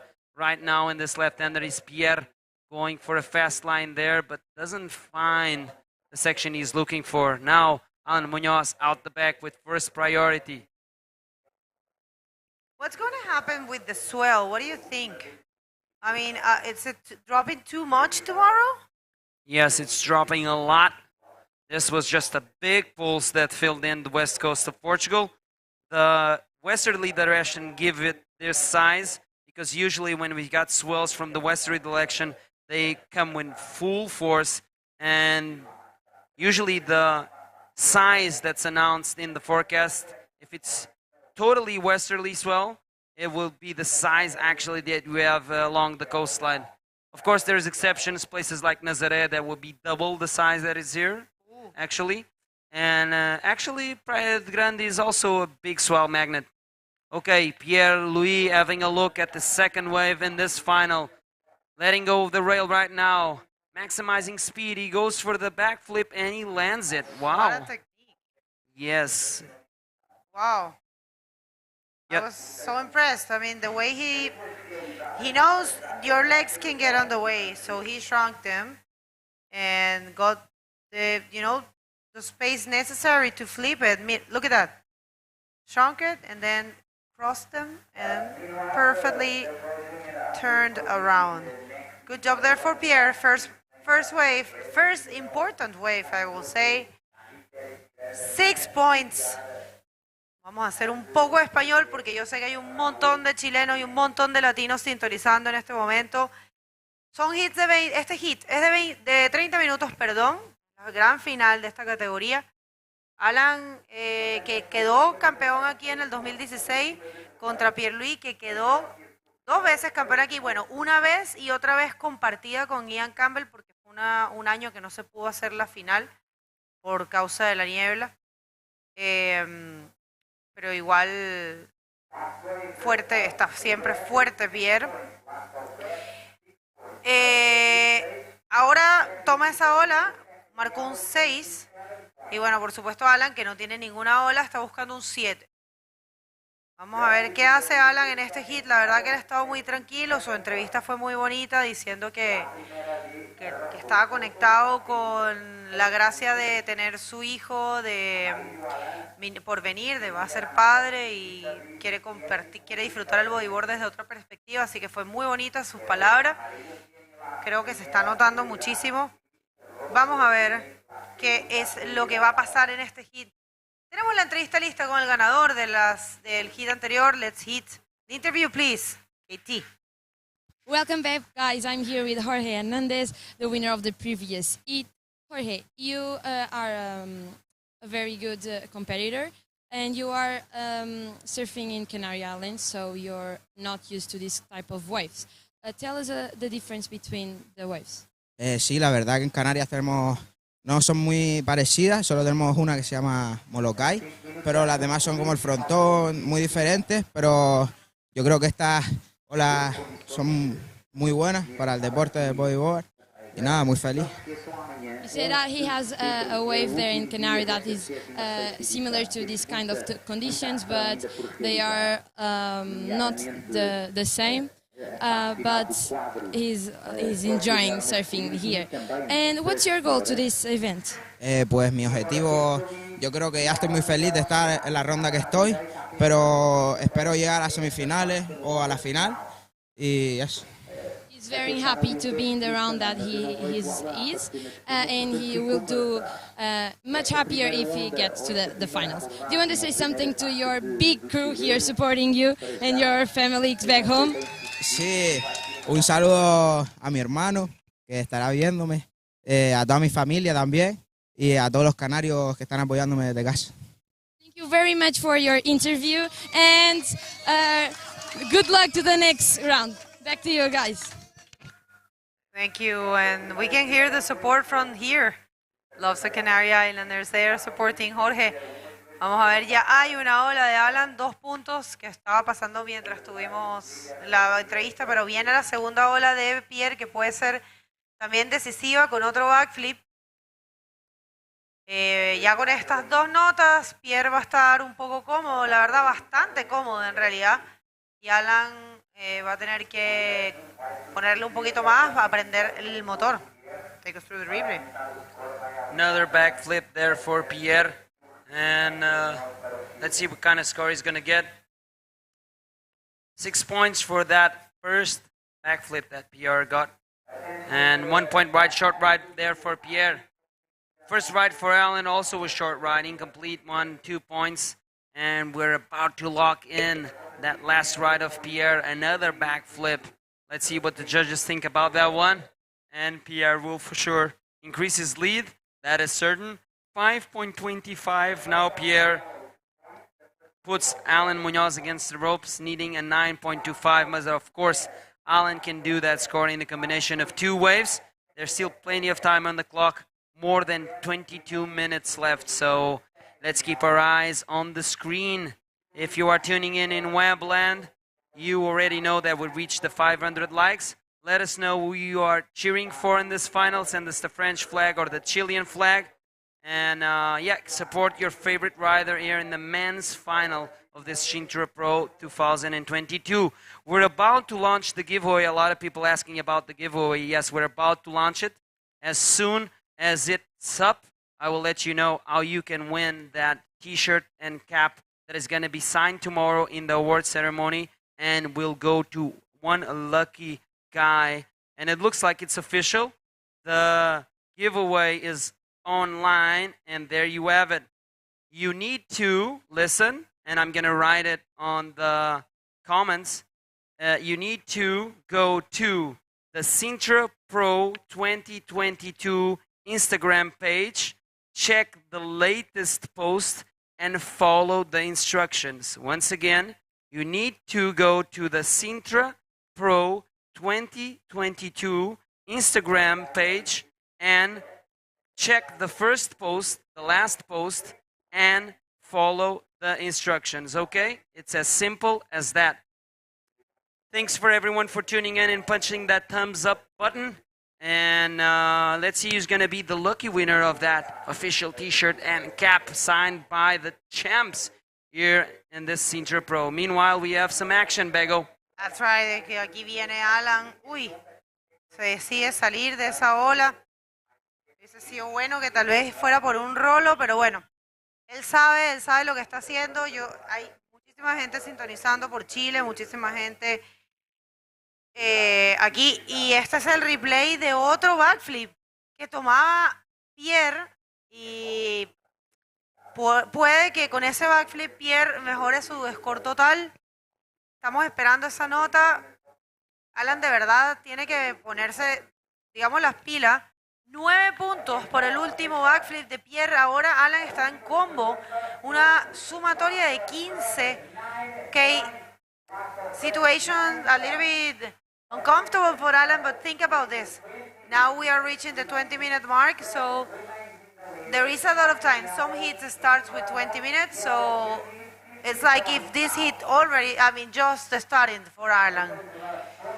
Yes, let's keep our eyes on the screen because Alan is yet to reply for that big wave that Pierre-Louis just had right now. A 9-point ride. An excellent wave, close to the perfect score, which is 10. And Pierre-Louis Costa right now is leaving Alan Munoz in a combination situation, needing 15 points to take away Pierre from that first place position. Pierre blazing, swinging his guns in the beginning of this heat and putting Alan in a very difficult situation. But like you said, Bego, still plenty of time on the clock. Less than 19 minutes remaining, but plenty of time to post 2 decent waves that will make 15 points. Like for an example, 2 waves of 7.5 or 1 wave of 8 points and then another of 7 points will make it. So, not make it because Pierre will still have the 9-point ride. But you know what I'm talking about? He needs something that makes that 15 overall score if he wants to win this event. Bueno, voy a decir esto en español. Les cuento que no se preocupen porque veo que mucha gente está escribiendo apoyando a Alan. Las personas que lo apoyan. Les cuento que hay algunos hits que empiezan con 20 minutos. Ahora todavía quedan 18 minutos. En realidad todo puede pasar. Alan está tranquilo, está conectado, la verdad. Ahora tiene la prioridad número 1. Por supuesto, Pierre-Louis es un personaje que no se le puede dejar abierta la posibilidad de tomar olas y marcar estos puntos. Porque realmente él... Y en este evento lo he visto así, porque en los eventos pasados lo vi un poquito más desconectado, si se quiere. Pero él es de esos riders que cuando intentan una maniobra la cae. O sea, es casi... no 100%, pero bastante seguro que la caiga. Por eso la técnica que por un tiempo fue clásica de Alan de esperar en este momento, ya yo creo que tal vez la va a cambiar. Bueno, Alan sabe perfectamente lo que está haciendo, viene surfeando muy bien y ya debe estar pensando en un cambio de técnica. Todo puede pasar, son hits largos, son de 30 minutos y en estos primeros 10 minutos dominó Pierre-Louis. Vamos a ver qué pasa en lo que queda. All right, there you have it, the update in Spanish. And let's see who's going to come on top of this one. We do have the giveaway already. If you were not paying attention, the giveaway is ready and live in the official Sintra Pro 2022 Instagram page. There's 3 questions there. I might even say them. One of them is, who is the first ever junior woman world champion? That's an easy one if you've been watching. The second question is, who is the new DK world champion? And the third question is, who is holding on to the best scoring wave of this event? So if you don't know and if you want to know, I will give you a tip. You need to visit the ibcworldtour.com website, check the live tab, go to stats, and you can see who's holding on to that best scoring wave. I'm going to tell you a hint. It was a 10, and go check it out. And if you've been watching the previous days, you know who got a 10. So you know the answers, and it's super easy for you to win that T-shirt and cap. Of course, we cannot... Yes, both together. Ooh la la, big prize. Ok, em português, o passatempo está lançado. Está na página de Instagram oficial do Sintra Pro 2022. A página é mesmo Sintra Pro 2022. Está lá uma publicação é a primeira e última publicação. Sigam as instruções. As primeiras duas perguntas são muito fáceis, estiveram aqui a assistir ao vivo. A terceira, talvez vocês não estejam a par, mas quiserem responder rapidamente ou quiserem ter a resposta, vão ao site oficial da IBC, ibcworldtour.com, e se visitarem o livestream, tem lá nas estatísticas. Wait for Pierre. Let's see if he can improve one of those scores. 9 and a 6. Another backflip. Probably looking to change that 9. Y viene una ola para Alan. Vamos a ver una derecha, que él se siente cómodo también en las derechas con un backflip bueno. Clásico del Alan en lo que sería la boca de la ola, ¿no? Vamos a ver cómo queda este intercambio de olas. Vamos a ver este replay también. Okay, there goes Pierre-Louis Costes driving down the line, super fast speed. He finds that section, super clean landing there, another big backflip. Here comes the answer by Alan Munoz, finds the lip as well. A little bit more stuck on the landing, but nevertheless, a big backflip there for the Chilean. Right now, I think with this wave, Alan will get out of the combination situation, but we're still yet to see what kind of score did Pierre get on this last wave, and that can make a difference in the situation. Alan will find himself. Sí, se están esperando los dos scores, como decía en uno. El próximo score de Pierre puede que sea mayor al 6 que tiene y acompañe ese 9. Yo creo que definitivamente Alan va, sí, como decía también Nuno, va a salir del combo. Vamos a ver qué pueden darle. La bola era un poquitito más pequeña, 5.90, recibe Alan. Y un 7.25 era, como habíamos dicho, si mejora su score total, Pierre-Louis, y Alan ahora con 13 minutos y medio está buscando otra combinación de olas. Lo que acaba de hacer no le estaría sirviendo. Es como que tendría que hacer un reset mental en este momento porque está en combinación. Quiere decir que como que prácticamente tiene que empezar desde cero su ¿cómo se llama? Su campaña, ¿no? Sus scores. Being that I'm holding up the Spanish because we have a huge crowd of Spanish speakers. The good thing is that we have Nuno to do the updates in English. But yeah, right now with 12 minutes and 50, the situation for Alan, wow. Those scores are not good for Alan here. He needs to do 2 new scores. He's in a combo situation. And it's still, 12 minutes and a half? Possible. Everything is possible. Nothing is impossible in this world. And if one can do it, it's of course Alan Munoz. Alan has got nothing to prove. He has been a winner of this event in 2016. So he's got the goods. That win was amazing. He got late to his first heat, came straight from the airport, was late for his first heat, and then went on and win this competition. So he rose to the top of the world there at Sintra for the first time. I do believe it was the first ever Chilean victory on a World Tour stop that year. And it was in the hands of Alan Munoz. I don't know, I might be saying something because on the men's division at least, I don't know if Dropknee, I don't know if there's someone winning for Chile, but in the men's division? men's division no. We had a world champion junior. Okay. Which was Nelson Flores, 2017. In Nelson, I think he took one event here, junior, I think. Okay, but Alan Munoz won here in 2016, so he was the first ever, at least in the men's, Chilean to win a World Tour event. I do believe so, because he was very happy to make that win for Chile. Okay, 11 minutes remaining, still plenty of time. Good at the glassy conditions right now as we're watching Pierre having a look at this right-hander, but letting it go. He does not like that one. He doesn't need that one, actually. And he's under the priority of Alan Munoz, but looks like they're a little bit far apart. Looks like Alan is a bit further down south in the peak, and Pierre is a little bit up north from where the structure is situated here in Praia Grande. And what another beautiful sunny day here. We cannot ask for a better competition day, especially because we're reaching the finals.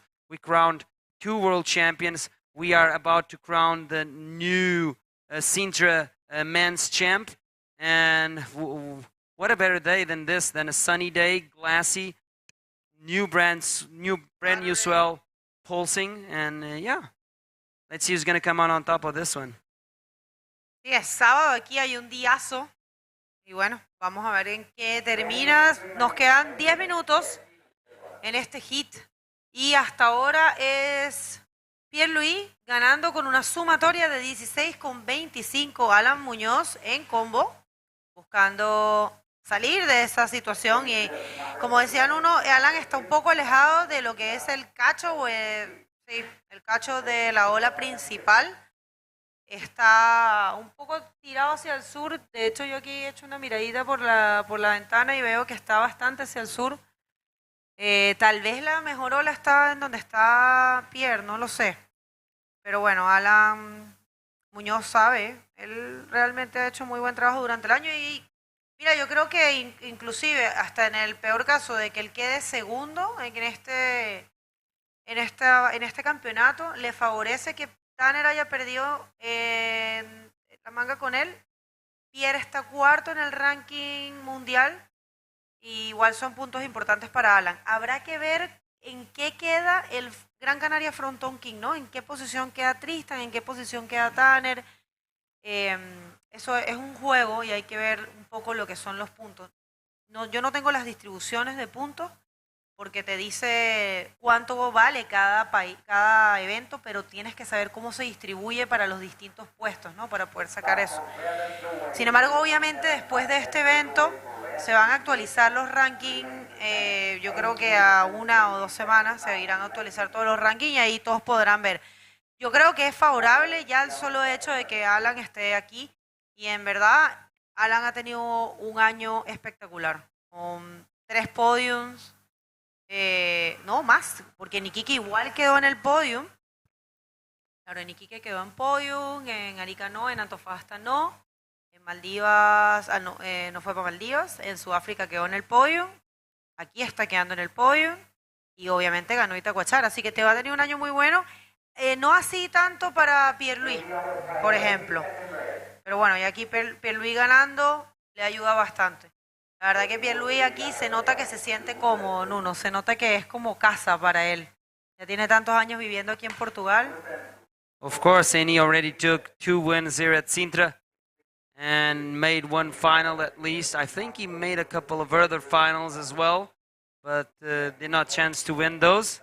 He actually got 3 because he got 2 by himself and 1 share with Ian. Exactly. Remember in 2018? Yeah. Exactly. Yeah, so 3. And this might be the 4th, you know? Yeah, so he's been close to winning this event for a lot of times. Yeah. And this time he's very close to winning this event again. And if he wins, he will run after Uri Valadão for the most wins here in this event. And let's see if he can get this win for the French men. Of course, Alan Muñoz representing Chile doesn't want to get left behind on this one. He wants to add another Sintra Pro to his career. And let's see if he can turn the situation around with 6 minutes and 35 seconds in the clock. Bombi! Thank you for being here, Mumbles. It's good to have you, brother. Congratulations on that amazing event. 2 events, man, brother. You are master. Caquín, qué bueno que estás por ahí. Aquí un excelente bodyboarder, te extrañamos en estos eventos. ¿Cómo te gustaría esta olita así como está? Yo creo que la matarías. Están muchas personas, está Pato Astudillo, por supuesto. Live action. Oh, viene Alan, nada. Se cerró esa. I think probably the place where he's taking off is not maybe the best peak. Who knows? We don't have the full view. Y ya tenemos a Arte 360 Junior. Gracias, amigo, por sintonizar siempre. John Alexis Valdivia, Jorge Andrés, Justin, Miguel Ángel Contreras. Wow, hay mucha gente, ¿eh? Bautista Murdo, Marcelo Hernández. El negro Encina. ¿Cómo estás, bro? Bueno, mucha gente. Francisco Tani. I want to tell everyone about the giveaway. There might be winners of the giveaway. Tell it in Spanish. Hay un concurso, gente, en el Instagram del Sintra Pro, que es de la... Espera, ya les voy a contar una... Viene Alan. Ay, no, de verdad que no ha estado conectado en este hit, Alan. Hay un concurso que hay una camiseta, una polera, una remera, un t-shirt, dependiendo de qué país sea, firmada del evento y un gorro del evento. Tienen que ir al Instagram de Sintra Pro, tienen que ver la última publicación y seguir las instrucciones, que están en portugués y en inglés, parece, ¿no? Sí. Pero es sencillo, tienen que responder unas preguntas que son bastante fáciles. Pueden incluso echar para atrás el día de hoy y van a tener las respuestas. Y pueden ganarse esa polerita y se la van a mandar sin costo, que no está para nada mal. Así que vayan a revisar el Instagram del Sintra Pro. A ver, bueno, vamos a ver qué pasa aquí. 4 minutos con 10. Una muy buena performance de Pierre-Louis Coste con 16.25. Y Alan lamentablemente no ha conectado. Ahí se le puede ver un poco ya más nervioso si se quiere. Pero hay que decir que su performance en este evento fue muy tranquilo, muy bien desarrollado. Y bueno, sin importar los resultados, realmente con 3 minutos y medio salir de un combo no es imposible, porque lo imposible solo tarda un poco más. Pero es difícil, ¿no? Yes, it's very hard to get out of the combination situation with less than 3 minutes and 30 seconds right now. And a thing working against Alan Munoz right now is that doesn't not have priority over Pierre, so Pierre can block him for the next set wave, and he needs 2 waves. So I would say that it's almost impossible for Alan Munoz to take away Pierre from that first place position, and Pierre will be the winner of the Sintra Pro. But nothing is impossible, and let's see if Alan can revert this situation. He's having a look at this left-hander. Let's see if it will offer him the section that he was looking for. Big flip there, but is not able to land it. I'm gonna say it, Pierre is the winner. I don't believe that Alan is capable of pulling 2 waves that will score over the 16.25. And Pierre is sitting comfortable on the outside, holding on to priority. He can even block Alan Munoz on the next wave. He could have blocked Alan Munoz on this wave. He didn't even have a look at it. This is how confident Pierre is on the win. He did the job. He stayed active. I think it was the difference between Pierre and Alan. He stayed active, and then it was Alan's wave's choice was not the best one. He did find a wave that gave him a mid-range score there, the 5.9. But then after that, it was just bad wave selection. Looked like Alan Munoz was too tired or not in tune with the ocean and Praia Grande waves. And sometimes it's like that. It all goes to the other one, and it doesn't go your way. This time alone, Pierre got the goods here. Yeah, I mean, la técnica de Pierre de marcar los puntos rápido es siempre buena, ¿no? También, bueno, las olas están un poco lentas. Vamos a ver, aquí yo creo que Pierre no lo va a dejar bajar. Sí, lo bloqueó. Bueno, es lo que se debe hacer. Mira, Pierre se va a poner un tubito ahí. Wow, le tocó buena. Sale. Sí, la verdad, un performance muy bueno. Alan no pudo conectar como conectó durante todo el evento. Una pena, de verdad, porque él ha estado surfeando muy bien y este es el replay de la última ola de Pierre. Yeah, there you have it, Pierre driving through that barrel. That's a victory lap there with the barrel to finish off this great men's division final. Let's see if Alan Munoz, with his unique style, can even put on a show for us. Because if a wave comes, Alan Munoz will go for it and will go for broke. And even though he got second, he can still put on a show for us. This is what we want. Yeah, look, Pierre is not leaving the competition area. It's amazing. Great job there for Pierre-Louis Coste, winning in a very huge way. And no, the title race, it's still, I mean, Tristan and Tanner are not secure. So, última ola de Pierre, son 8 puntos. Y mira, bonito backflip a Alan para salvar, como decimos nosotros, para salvar el honor ahí, salir del combo. Que bueno, ahora acababa de hacer un 8, Pierre en la última ola. Bueno, felicitaciones por el performance, Pierre-Louis. Está mandándole besos, yo creo, a su mamita, que falleció este año. Esta es la primera victoria de Pierre-Louis del año.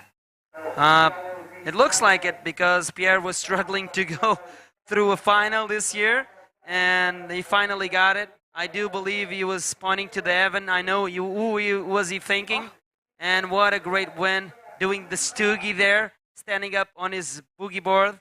And like I was saying, I know probably who is he thinking to when he was putting out to the sky.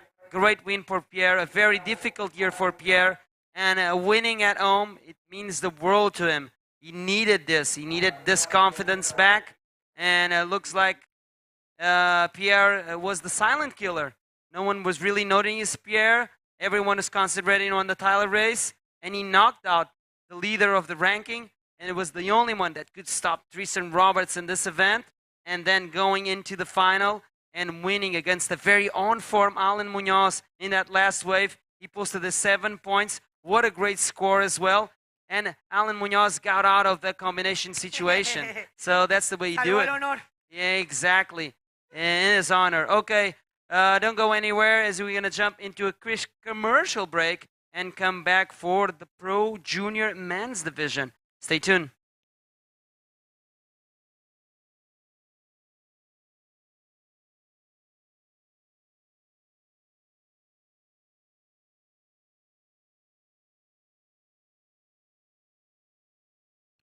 Looks like we're not going into commercials. You can see there Pierre saluting his opponent. And then Benji now greeting his father. And this is all it's about. I think there's a lesson to be learned here. And is stay humble. Although he's been winning this event and a couple of world titles, you stay humble, you keep focus. You try to go through the shadows. Make sure that no one is noticing you, because it's very hard not to notice Pierre-Louis.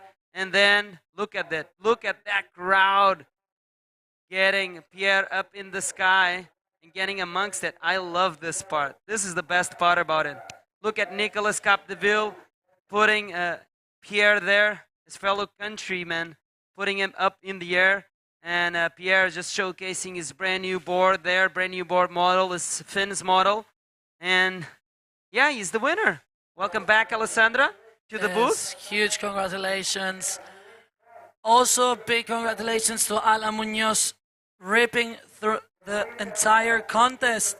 And it is Pierre, the man who takes the Sintra Pro 2022, that you have your champion, guys. The Frenchman does it again.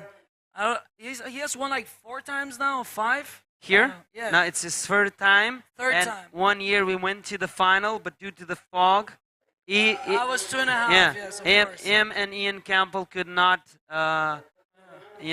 dispute that final. But he got second in this event 3 times already. I got second here 2 times. I know the pain. There's, if one can talk about the pain of getting his second place, is of course Alexander Reading, holding the 4th year with me. And we're going to jump to the Pro Junior heats, round number 6, heat number 1. And up and riding, this is David Per Miranda, having to go through this round 6 because he got 3rd in his heat and the previous round of this Pro Junior division. Now he's looking for a 1st or 2nd place to advance him into round 7 and keep up the dream of becoming a Pro Junior World Champion. I do believe that he needs a good result here. Yes, he does need either a final or a win so he can battle it out in the Canary Islands, as we have Gabriel Molina with a win. We have Joel Rodriguez with the win. They're going to be battling it out in El Fronton. So this year is going to be really exciting for the juniors. They're going to be deciding the world title in no other wave than El Fronton in Gran Canaria in October. So don't miss that. But for now, it is here, the Sintra Pro 2022. And it is Pierre Luis Costas winning the men division there. Great effort, great work from the Frenchman. Good friend from me also. Now I can say that he won. I'm really happy that he won. I think this is going to help him also. He was looking for a win this year, and I think mentally he's going to be going into the Fronton strong as ever. As we know how it is as athletes, a win boosts your energy just into the sky. So Pierre going with the win here, actually home, because he's living in Portugal now for a lot of years. So Pierre taking one more time the Sintra Pro, and maybe gonna celebrate with a beer later with the winner of the event. Then we have the world champion Dave Havert, and we have Amori winning the DK. So a lot to celebrate there for the boys. And world champion. Yeah, we have Luna, but she's underrated. So that's 4 beers already. I'm looking forward into that part of the day. You're a little bit scared. You're like, oof, it's 4. It's like we were adding up. Okay, 1 beer, 2 beers, 3 beers. Okay, 4 beers. If it's minis, then yeah. it's fine. But after 4 beers, there is no comeback. Yeah, that's the problem. There's always that one beer. There's always that one beer that Let's that go have one once beer. you trespass that one, it's done. But yeah, now we have the juniors in the water. They're not allowed to drink. Well, some of them are 18 actually, but we have also really young riders here. Luca Saninoto, actually the brother of Timeo that's in the water now. He's like 12 or 13. So we really have from the early teenage years till the 18, and for some of these riders it's going to be the last year, so they're all going to be fighting to win that world title that's going to be deciding in El Fronton. But David, Jose, Timeo and Mana definitely looking for the best result here. They're definitely looking for the win, so let's see what they do in this heat. This one will be an elimination round, so first and second will pass as we have Timeo in this left, beautiful roll, and the third and fourth will be the end of their journey here in the Sintra Pro. So let's see what's gonna happen with this 14 minutes and 40 seconds remaining. Nuno. Very nice first ride for Timeo there. I think it might be even his second ride. Maybe we're on camera with Tristan Roberts and that huge group of fans following him there in the beach. Because Timeo already has a 5.75. Might be this one, I'm not sure. Sorry, guys. We lost a little bit of the action. No, I'm actually right. We missed that wave. But we're not missing this one. This is the last wave of David Perez Miranda. This is the second wave. Ooh, nice, good-looking roll there. Forward spin there off the top. And complete ride there for David. I love that one. Yeah, that was really good. I thought he was going to go for the flip, though. He gets a 6.5, so worked out perfectly for him. He's in second now, and he will be looking to improve on a 1.5. Easy task there for the Canary Island boy. Actually, the brother of Teresa Miranda, who did serve amazing in her heat yesterday, taking the win. And she's going to be battling it out, I think, against Mariana Rosa in the quarterfinals, which will be tomorrow, guys. I think the first one is going to be the Japanese rider and Joanna Schenker. Let me check the name. Do you remember the name of the Japanese girl? Namika. So Namika against Joanna Schenker. Wow. Then it's going to be Isabella against me again. Okay. Then we have Teresa. That's the easiest draw you can get. Yeah, definitely. Yeah, the world champion. Yeah, what's that for you? Easy peasy lemon squeeze. It's just like a walk in the beach. And then we have, I think, Teresa Miranda. So Teresa Miranda with Mariana Rosa, and Sari Ohara with who did pass the heat yesterday. So we have Sari. It was not the French girl. It was, I think, maybe one of the Padrelas. Go check it out. I'm going to check it out before I say something wrong. But definitely some action tomorrow for the women. And also we will be rounding up the junior division. Today we will be having this last round. It's 2 heats. And tomorrow we'll probably start with the juniors, all the women, and then begin in the morning as we have Black up and riding on this one. Nice roll there for Jose Raul. Let's see what kind of score he's going to get on with this last ride. Mana Fujiwara started the heat quite nicely, 6.75. So far, the best scoring wave on this one. And he finds himself in third because still needs to back up that wave. Of course, in second is David Perez Miranda, also looking for a backup because he is holding on to a 1.5 backup. And Timeo Zaninoto taking the lead because he already has 2 mid-range scores there that so far is allowing him to hold on to the first place. Fourth place right now is Jose Raul Jimenez. He's waiting for that last wave that he rode, a 3.5. Now he needs a 4.51 to second. And Maja Fujiwara only needs a 1.25 to second. And looks like Alessandra already has the heat draw there for the ladies. And now you can be totally correct about it. There you go. I actually thought that I was in the second heat, but I'm in the first one. So it's Isabel against me, Joanna against Namika, Teresa Miranda and Mariana Rosa. And look at the last one, Sari O'Hara against Neymara Carballo. It's going to be a cracker of a heat. Also, all the quarterfinals are really stacked. The Japanese always strong in these conditions.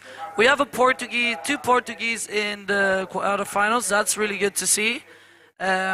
We have 2 Brazilians, a Spanish Canarian girl and another Canarian girl, but with Austrian nationality. That's why the AUT. As we have Red up and riding. Goes for the flip there. Let's see if he can pull it off. No, he doesn't complete the maneuver.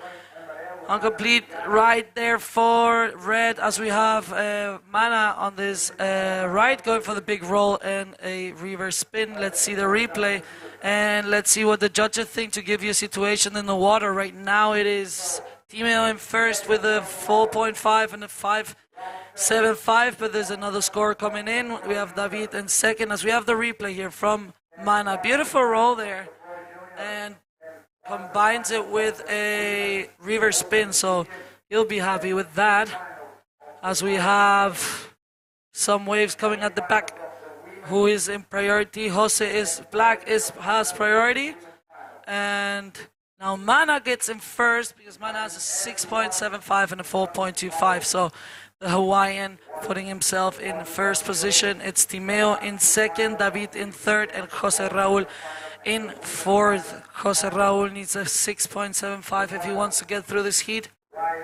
And David Perez needs a 3.75 if he wants to get back into second position and having his dream of becoming the 2022 Junior World Champion a little bit closer as we're heading to a fronton. After this, we will be crowning the men world title and we will be crowning the junior world title because you know what? We already have the DK champion. Who is that? Dave Hubbard. Yes, we have the junior, pro junior woman champion. Luna Ardman. There you go. And we have the woman world champion. Isabella Souza. So 2 Brazilian titles and a Hawaiian. Congratulations to all of the 3. Great performance throughout the year as we see Red. Big roller there on the left. Yeah, also especially to Dave Howard, 9 world titles. I put my head down for him. That is incredible work from the Hawaiian. As we have the replay. This is Timeo Zaninoto. Big roll there. Clean reception. I think the judges are going to love this one. But he only got a 4.5. So the situation stays the same for Timeo. He remains in second. Because now in first is Mana Fujiwara because he got a 4.25 on his last wave. So he jumped into the lead. 8 minutes remaining. The giveaway, guys, for the official t-shirt and the cap is already on. You go to the Instagram official Sintra Pro 2022 page. Follow the instructions on the last post. Meanwhile, up and riding, this is Jose Raul Jimenez going for a great roll there, and he kicks out. Okay, nice wave for Jose there. Let's see what he's going to get for that last ride. He needs a 6.75 to second, and this is the replay of that wave. Nice approach to the lip there, and he completes that roll. Wow, Jose, get going. Vou só avisar também que estamos já o passatempo para ganhar a t-shirt e o boné assinado pelos campeões aqui do Sintra Pro já a decorrer. Vai à página do Sintra Pro 2022, é mesmo Sintra Pro 2022, tudo junto, e vê a última publicação e segue as instruções. Can you say that in Spanish? Go visit the IG page Sintra Pro 2022, check the last post and follow the instructions. I don't know, that's hard. I don't speak Spanish. Sí, claramente, chicos, estamos sorteando una camisa del evento y una gorra que va a ser firmada por todos los campeones de este evento. Así que vayan a la página del Instagram de la IBC, vayan al último post y sigan las instrucciones para tener la posibilidad de ganar la camisa oficial del campeonato y la gorra firmada por los campeones. Así que ya saben qué hacer. Instagram de la IBC. And now 6 minutes and 20 seconds remaining. We have White up and riding on a beautiful left. Good roll there. Beautiful landing. It's so nice now. It looks so beautiful, the colors. As we have yellow up and riding on this right. And red on the left. Big roller for Timeo. And I don't know, let's see what Mana did on that left. So on that right, sorry. That was a split peak. So we still have to see the wave of the Hawaiian boy to see what he did there, as we have the replay here for Timeo. Beautiful roll, big roll. Kind of the same. It's really, man, today to be a judge must be really different, as we have the replay of Mana, goes for the big rollo and also gets out of there. But today has to be difficult because there's a lot of ways kind of the same, like the set looks like all the sets are kind of the same height, so the maneuvers are being pretty similar.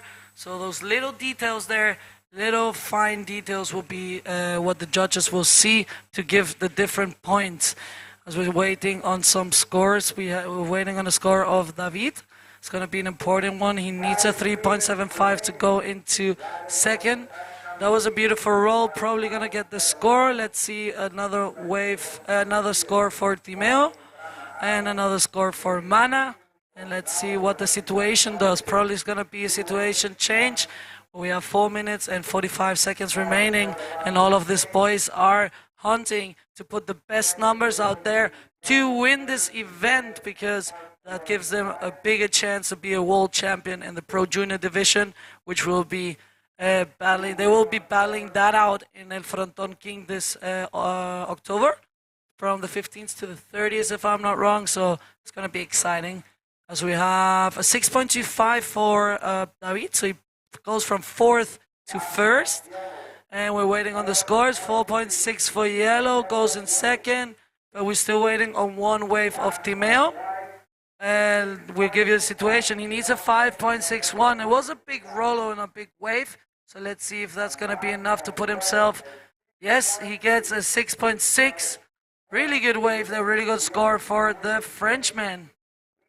Exactly. Timeo Zaninoto making sure he does not leave that second place, which allow him to advance into the next round. David Perez Miranda with the last wave as well, guaranteeing the first place, which will give him access into the next round. Mana Fujiara now is on the hunt for a 5.6 if you want to get back to second. And Jose Raul with his last wave of 5 point now needs a 7.35 to second. We do remind you that this round number 6 is elimination round. Whoever gets first and second will join the rest of the boys in round 7 who are waiting there because they won their heats in round 5 and they skipped round 6. And yeah, whoever gets third and fourth will be knocked out of the competition. Looks like it's Jose Raul. Trimming on an eye line there, releasing now the rail, going for a roll and completing it. I don't think this is the 7.35 that he's looking for. Nevertheless, he's going to post on a score. And this is the replay of that last ride. You can see there, eye line, now releasing full speed ahead, engaging the rail, going for the roll there, and completes it. So, okay, but how good are the waves now?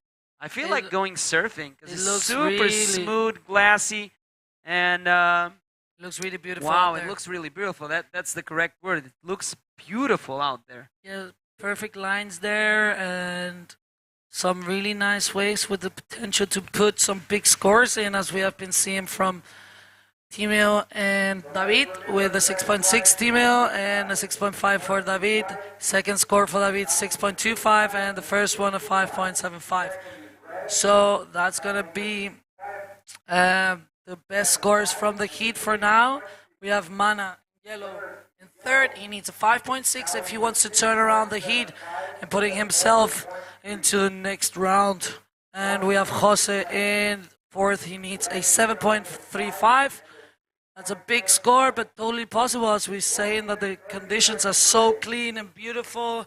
There's some potential in these waves, so we can have those scores. It's just a matter of a little bit of luck to get that perfect wave and then to perform a good maneuver to get the points and make himself pass into the next round, which will be running tomorrow. So we're gonna finish with this round. There's one more heat after this, and then it's gonna be over for today. Long day of competition. We have four champions, right? Yeah, we have 4 champions because we have the world title for the DKS Dave, the Sintra Pro DK Amori. We have the junior world champion and Sintra Pro champion Luna Hartman, and we have the man Sintra Pro champion who is Pierre Luis. That was just a few minutes ago. I'm really happy for him. He must be stoked, but also huge congratulations to Alan Muñoz. Alambre, lo hiciste increíble todo el evento. Así que cabeza arriba y con todo al frontón. That is absolutely right. Alan has got a fighting chance still to win the World Tour this year. Oz Blas was asking you, could you give us an update to the title race as we seeing Mana Fujiara pulling into the barrel, not finding an exit. And last wave there for Timeo Zaninoto, having a look at this one and going for the roll there. Completes it, did not need that ride to advance or progress in this heat, and it looks like it's David Perez Miranda and Zaninoto, Timeo Zaninoto, advancing into the next round. Unfortunately for Mana Fujiara and Jose Raul Jimenez, they get knocked out of competition right now. Don't know anywhere. We're going to go to a quick short commercial break and last heat of the day.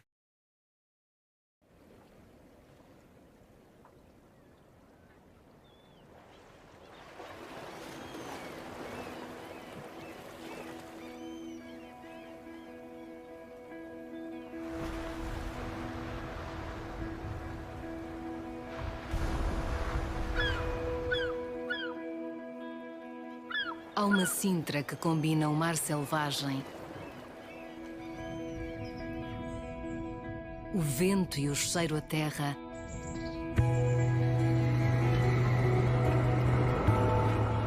a viagem por caminhos únicos,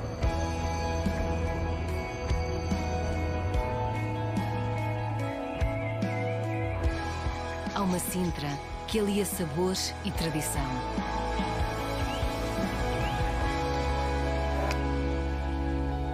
Há uma Sintra para cada de nós.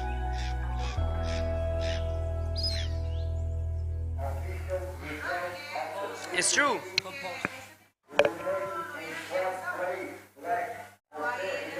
And we're back with the last heat of the day, the juniors, the round 6, heat number 2. Let's get out there because we have Gabriel Molina, Nahuel Benavides, Enzo Bildina, and Haven Ann. So Hawaiian, French, Argentinian, and Spanish international heat, as we have Gabriel Molina in this left, goes for the roll, a 360, but the wave has no power, so he gets out there. Looks like we have in the red Gabriel Molina representing Spain, of course, Canary Islands. There he goes riding this left-hander, drawing first blood in this last heat of the day. Heat number 2 of the round 6, and he starts with the roll. Nice ride there for the young Gabriel Molina. In white, we have Nahuel Benavides from Argentina, And in yellow, we have Enzo Vildana representing France. Finally, they change it. Okay, thanks, production team. And in fourth place, Evan An from Hawaii representing the United States of America. He will be in the black, of course. This is Nahuel Benavides from Argentina. Let's see what he thinks about the Praia Grande waves, and he goes for a big roll there, so it looks like he loves the waves here. He does here. He is more of a left-right rider normally as he serves La Esco, but we have here the replay. Beautiful roll. A lot of style there. Good line. So let's see what the judges think. But yeah, he comes from Esco, La Esco, in Necochea. And that's a beautiful beach break. I don't know if it's beach break or reef break actually. Like there's a beach, but like I think I'm not sure if what it is. So if you know, guys, the Argentinians, si solo Let us argentino, know. Necochea, La Esco es de fondo de arena o de piedra. Sé que la playa es de arena, pero no sé si arriba donde cae la ola es piedra o arena. Sé que está al lado del muelle, pero no me acuerdo bien. Así que si alguien puede ayudarme ahí, sería increíble. So, the Argentina, I think the only Argentinian this year. I think so, yeah. I don't think I've seen that flag up there, at least on a heat that I was doing comments. So the solo Argentinian on this one, Nahuel Benavides. 5-point ride there for Nahuel. Nice way to open up his heat. Gabriel Molina got a 3.5. Still plenty of time on the clock for these young guns. Let's see who's going to end up in the first and second place and will advance into the next round, and who's going to get third and fourth and get knocked out of the competition here. That will be decided in this next 16 minutes and 50 seconds, and these boys are all on fire, so it's going to be a good one. Already have two scores on the board, a 5-point for Nahuel and a 3.5 for the Canarian Gabriel Molina, representing España. And no waves written yet for Enzo or Haven. So let's see what happens in this next 16 minutes and a half. But I tell you what, they will be putting on a show as we have people moving. Let's see. It is black going on this right. Goes for the Rolo. It looks like the tide is dropping and the waves are getting faster. So the boys have to paddle strong to get into the wave and not be far behind as we go through a replay. Beautiful roll there. Yes, Evan An from Hawaii, representing, of course, the islands. He's able to put on the brakes there on a very fast ride and go for a roll.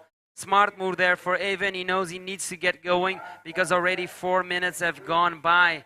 3:15 is the score for that first roll, and he's paddling out the back, getting ready to get a second wave. Meanwhile, looks like the Frenchman is out there holding on to priority, but yet to catch his first wave. He is on the move. And let's see what he can do on this one. Really go on the wave? That is the question.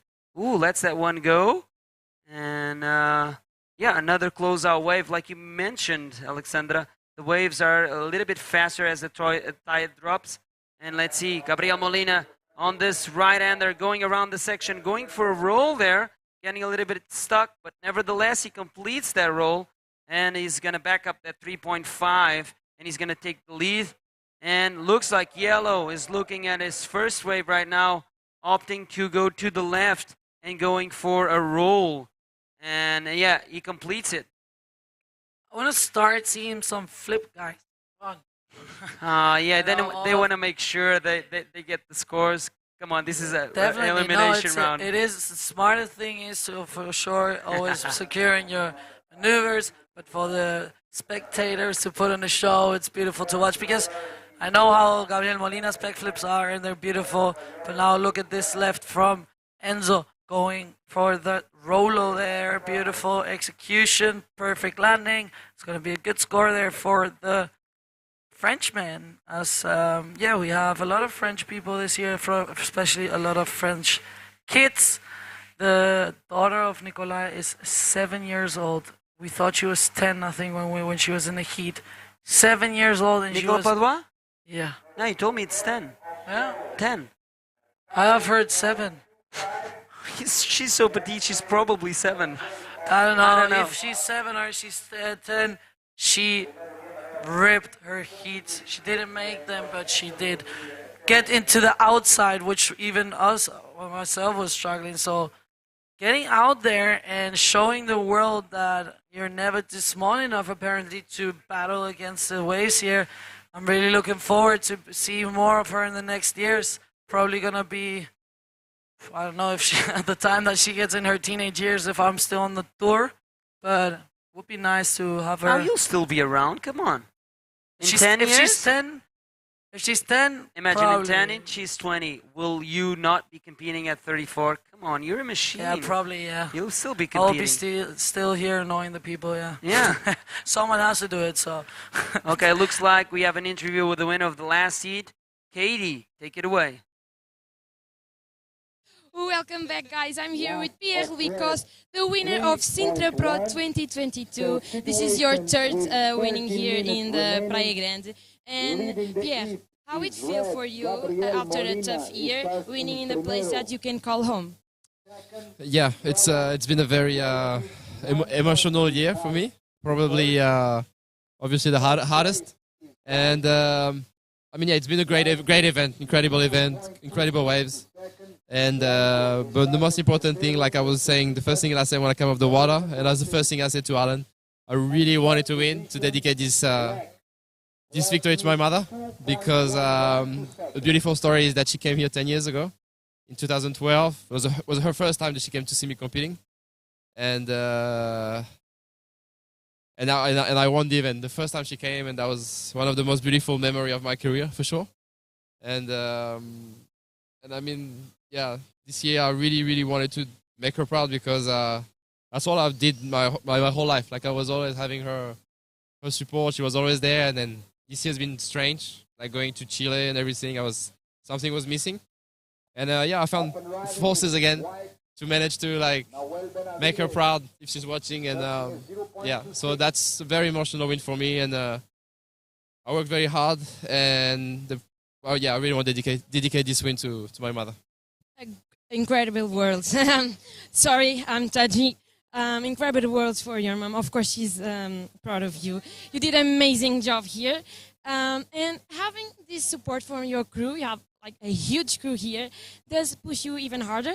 Yeah. I mean, for sure. I mean, this event had something special for me, for sure. Like I felt I felt reconnected with the ocean. Sometimes I don't. Sometimes I feel like the opposite. And especially today, I felt things are going great. You know, things are going good. There's something bigger than life going on, and it happened. So I want to say thank you to all the French people. I think that's the first time we have so many French people here, and they've been supporting me since I'm a kid. Some of the guys here are like saw me when I was 13, 12, and some of them are here, some of my best friends.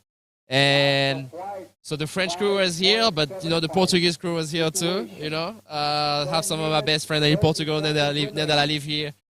All the crew, like Mini, Steph, Simao, like I had an amazing team supporting me today. I was very lucky, very fortunate. And obviously it helps. All that good energy helped, and I want to dedicate also this victory to them, to the Portuguese, to the French supporting me. Thank you very much for this interview, Pierre. Everyone is very proud of you. You did an incredible job. And do you want to say something to your friends and to your family? Yeah, for sure. Everyone that is watching and has been supporting me this entire event, thank you. Merci. Obrigado. It's a very special day for me today. Thanks. Congratulations, Pierre, and back to you guys. Thank you very much. What an emotional interview there. We've Pierre got a making me crying cry. Alexandra Rinder here in the booth. I don't want to imagine the pain he had to go through. So he's dedicating this. Sorry, I can't say it. Yeah. All right, there you have it. That's when we saw Pierre take the win. He was pointing out to the sky, and I told during the live, I know who is he thinking of for this victory. And it was a personal moment for him, of course. He knew about that very sad news when he was in Panama competing. And I was actually there with him. There was a small Portuguese crew there. And it was just devastating to have one of your friends, hearing about the news, and you're on the other side of the world and you cannot do absolutely nothing because you're on a remote island. And even if you wanted to get out of there and get as fast to France as possible, it would wouldn't make a difference, you know what I mean? Of course, it makes a difference, but that was the scenario there. So Pierre stayed in Panama and stayed there competing. Still stayed there for the shoot of the team video that he did there. And man, this guy is a true warrior and a true example for life. And if we already love Pierre for being the bodyboarder he is, we have to love him for being the human being he is, and that is a fact. I love Pierre, man. He's one of the coolest cats out there. And since he came to live here, I don't know anyone that can talk bad about him. And this is just the kind of guy he is. And he just makes friends wherever he goes. And he's the coolest cat out there. He goes rock up some of my own breaks. And is the politest, most cool guy out there, man. And he's a world champion. He's got nothing to prove to no one. Yes. Not a single soul. He is. I love him so much. He has helped me so much through the years in the sport, and just an incredible human being. Congratulations there, Pierre. Your mom's definitely proud. And let's jump to something more positive here. Yes. We have an 8.5 there for Gabriel Molina, doing a backflip with a roll combination there in the left. That was incredible from the Canarian rider. He's in second now. He needs to improve on a 3.5. He needs 4 points if he wants to get into first.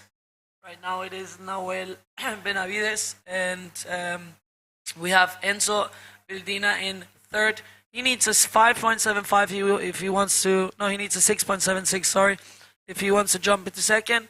And we have Haven An, who needs a 8.85 if he wants to get into second. He only has two small scores, a 3.15 and a 1.9. So he's definitely looking to improve that. But time is running away from the guys. It's only 6 minutes and 50 seconds remaining.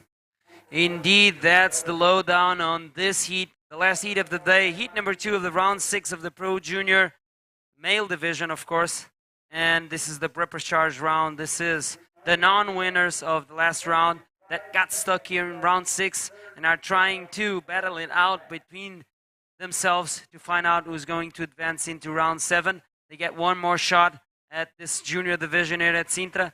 And it's going to be two of these kids actually going through into the next round. Looks like Gabriel Molina posted a big score there, excellent range. During the Pierre-Louis Costa's interview, he saw him backflipping a left on the pocket. So that's why he's got that 8.5, super clean move there.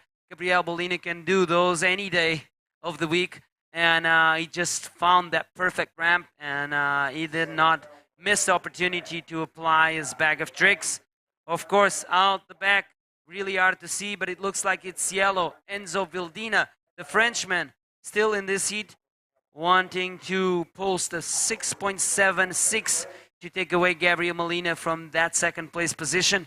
But I don't think this is the 6.76, but he might improve his total overall score. He has a throwaway of a 0.5. His best scoring wave, 5.25. This is a replay of that wave, Alexandra. Yeah, beautiful roll there. Big wave also, so let's see what the judges think. Same, I don't think it's going to be the score. But yeah, so 4.65, not enough. He's still in third, needing the same score. He needs a 6.76 if he wants to get that second spot away from Gabriel Molina. But Gabriel Molina is also looking to improve on a 3.5, as he has an 8.5 as his best wave. Really solid position there for the Gabriel Medina and Nahuel, as we have Gabriel Medina going on this left, going for the roll, and he lands it perfectly there on that left wave. That was a good wave for Gabriel Medina. Let's see the replay. So we see him, big Rolo. Let's see if he improves the 3.5. And puts himself maybe in first position. Yes, he puts himself in first position. He gets a 4.5.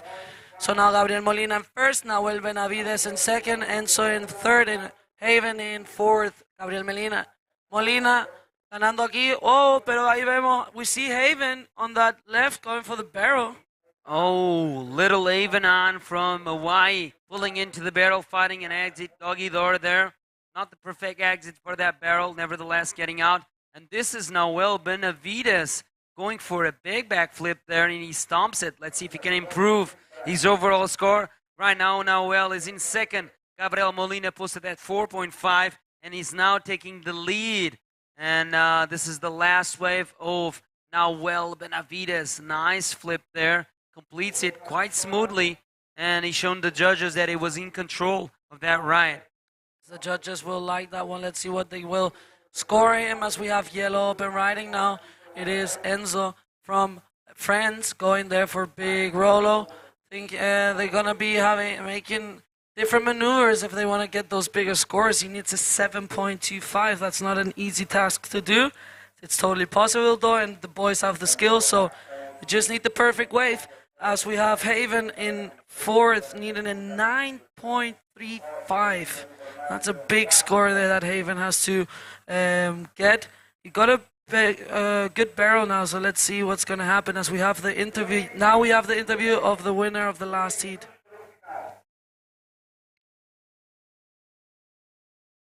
Welcome back, guys. I'm here with David Miranda, the winner of the previous heat. David, you lost in the heat before. Now you were advancing to the next round. Does that feel give you a little more motivation? Sí, claro.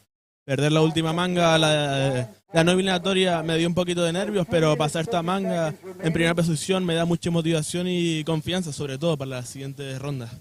He said this round he was a little bit nervous because it was an eliminatory round, but now he's very motivated to the next round.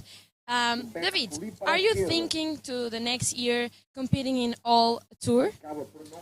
Sí, la verdad que sí. A mí me gustaría competir en todos los campeonatos posibles, ir para Chile, Maldivas o cualquier otra prueba, y dependerá un poco de mis resultados este año, yo creo. Okay, he said that he would love to go to the World Tour, but we will depend on his results this year. Thank you very much for your time. You want to say something to your friends and family supporting you? Sí, claro, apoyar a mi familia, amigos y gente de Canarias que me está apoyando y a seguir motivado y pasando rondas. Thank you very much. Good luck to the next round, and back to you guys. Thank you for the interview. Really stoked, David, there. Making it into the next round as David we have 1 Mirandita, minute. the brother of Teresa Mirandita. Yes, the brothers. The From brothers. Tenerife. Yes, from Tenerife, from the north part actually. Good waves there? Yes, really. Or you good cannot waves. tell? There is some spot that you can't really tell. You're not able to but talk about. I don't even go surfing there because I don't want to deal with the Okay, some with the politics.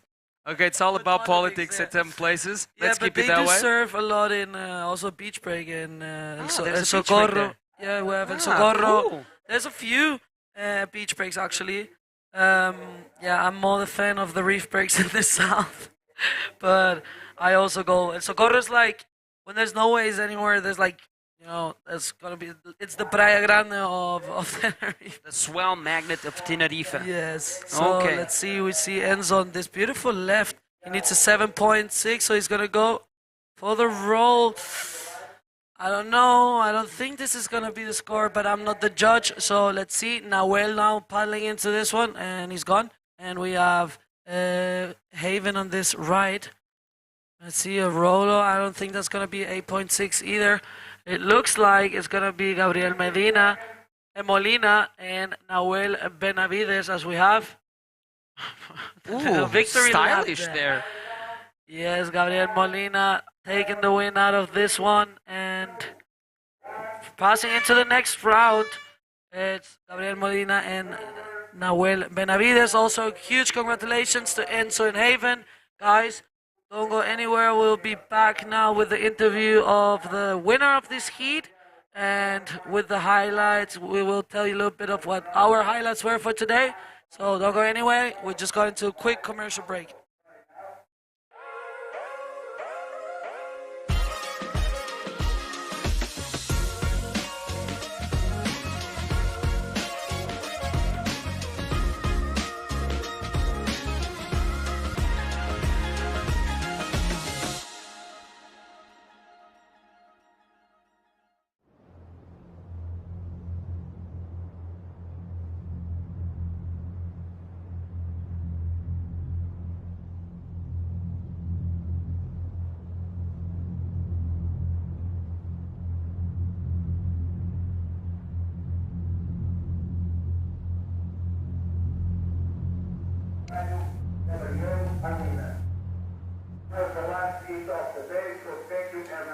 Welcome back, everyone.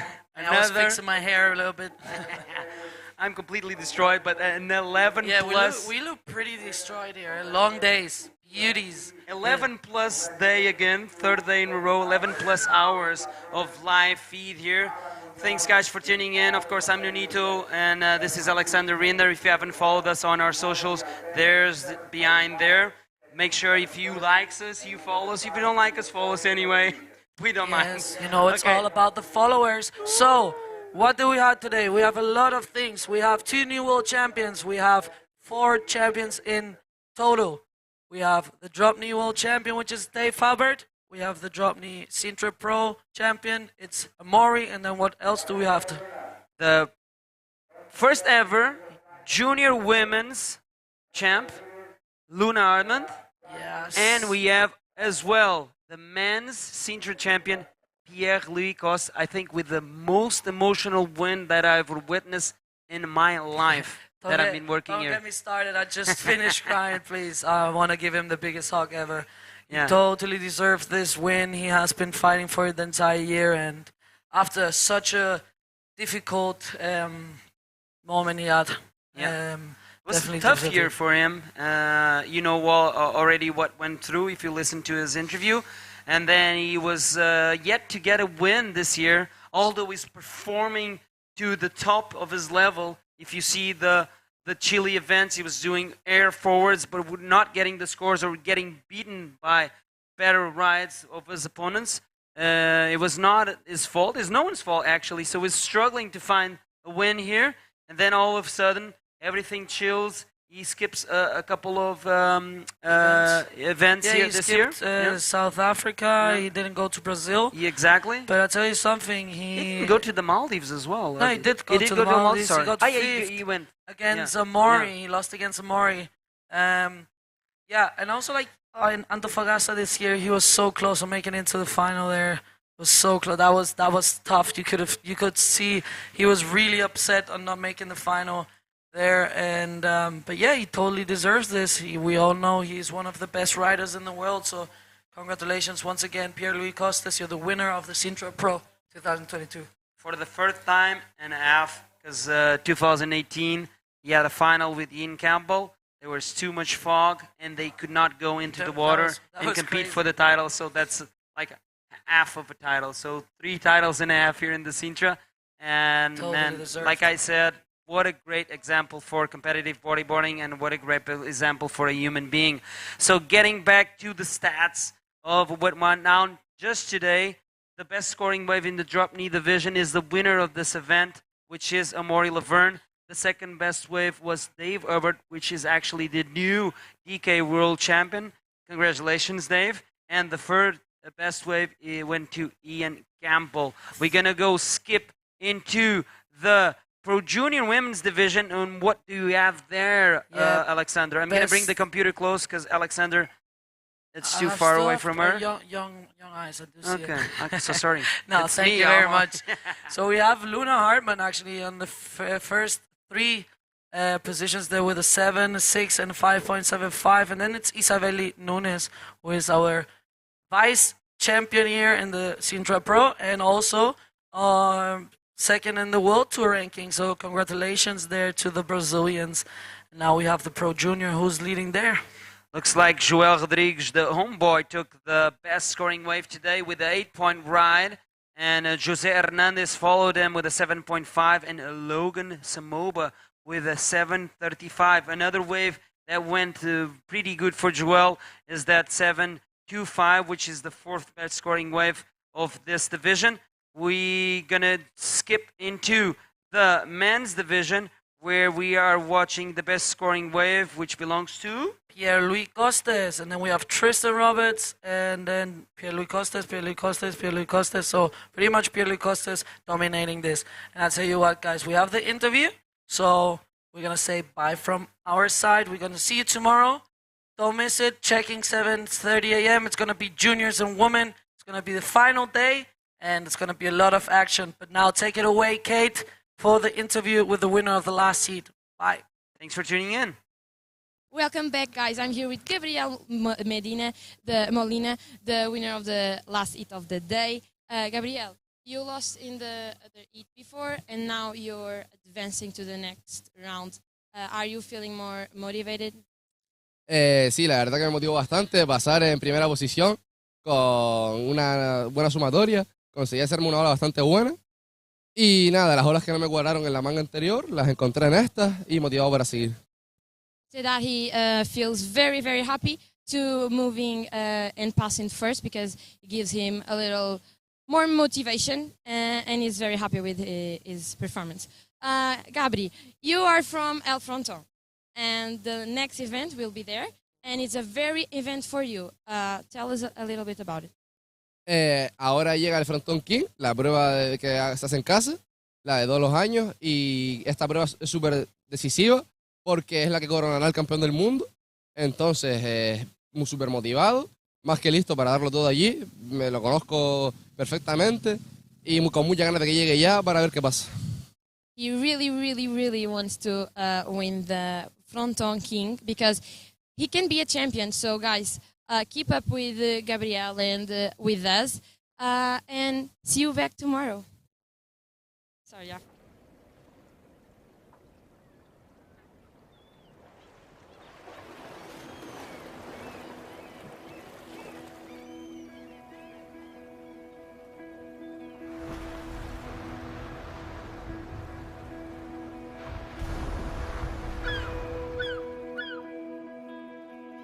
Há uma Sintra que combina o mar selvagem,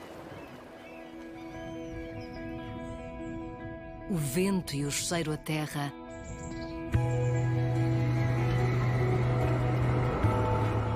a viagem por caminhos únicos,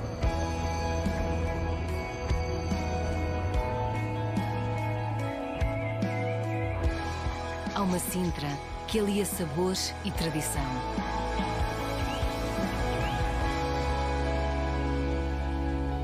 Há uma Sintra para cada um de nós.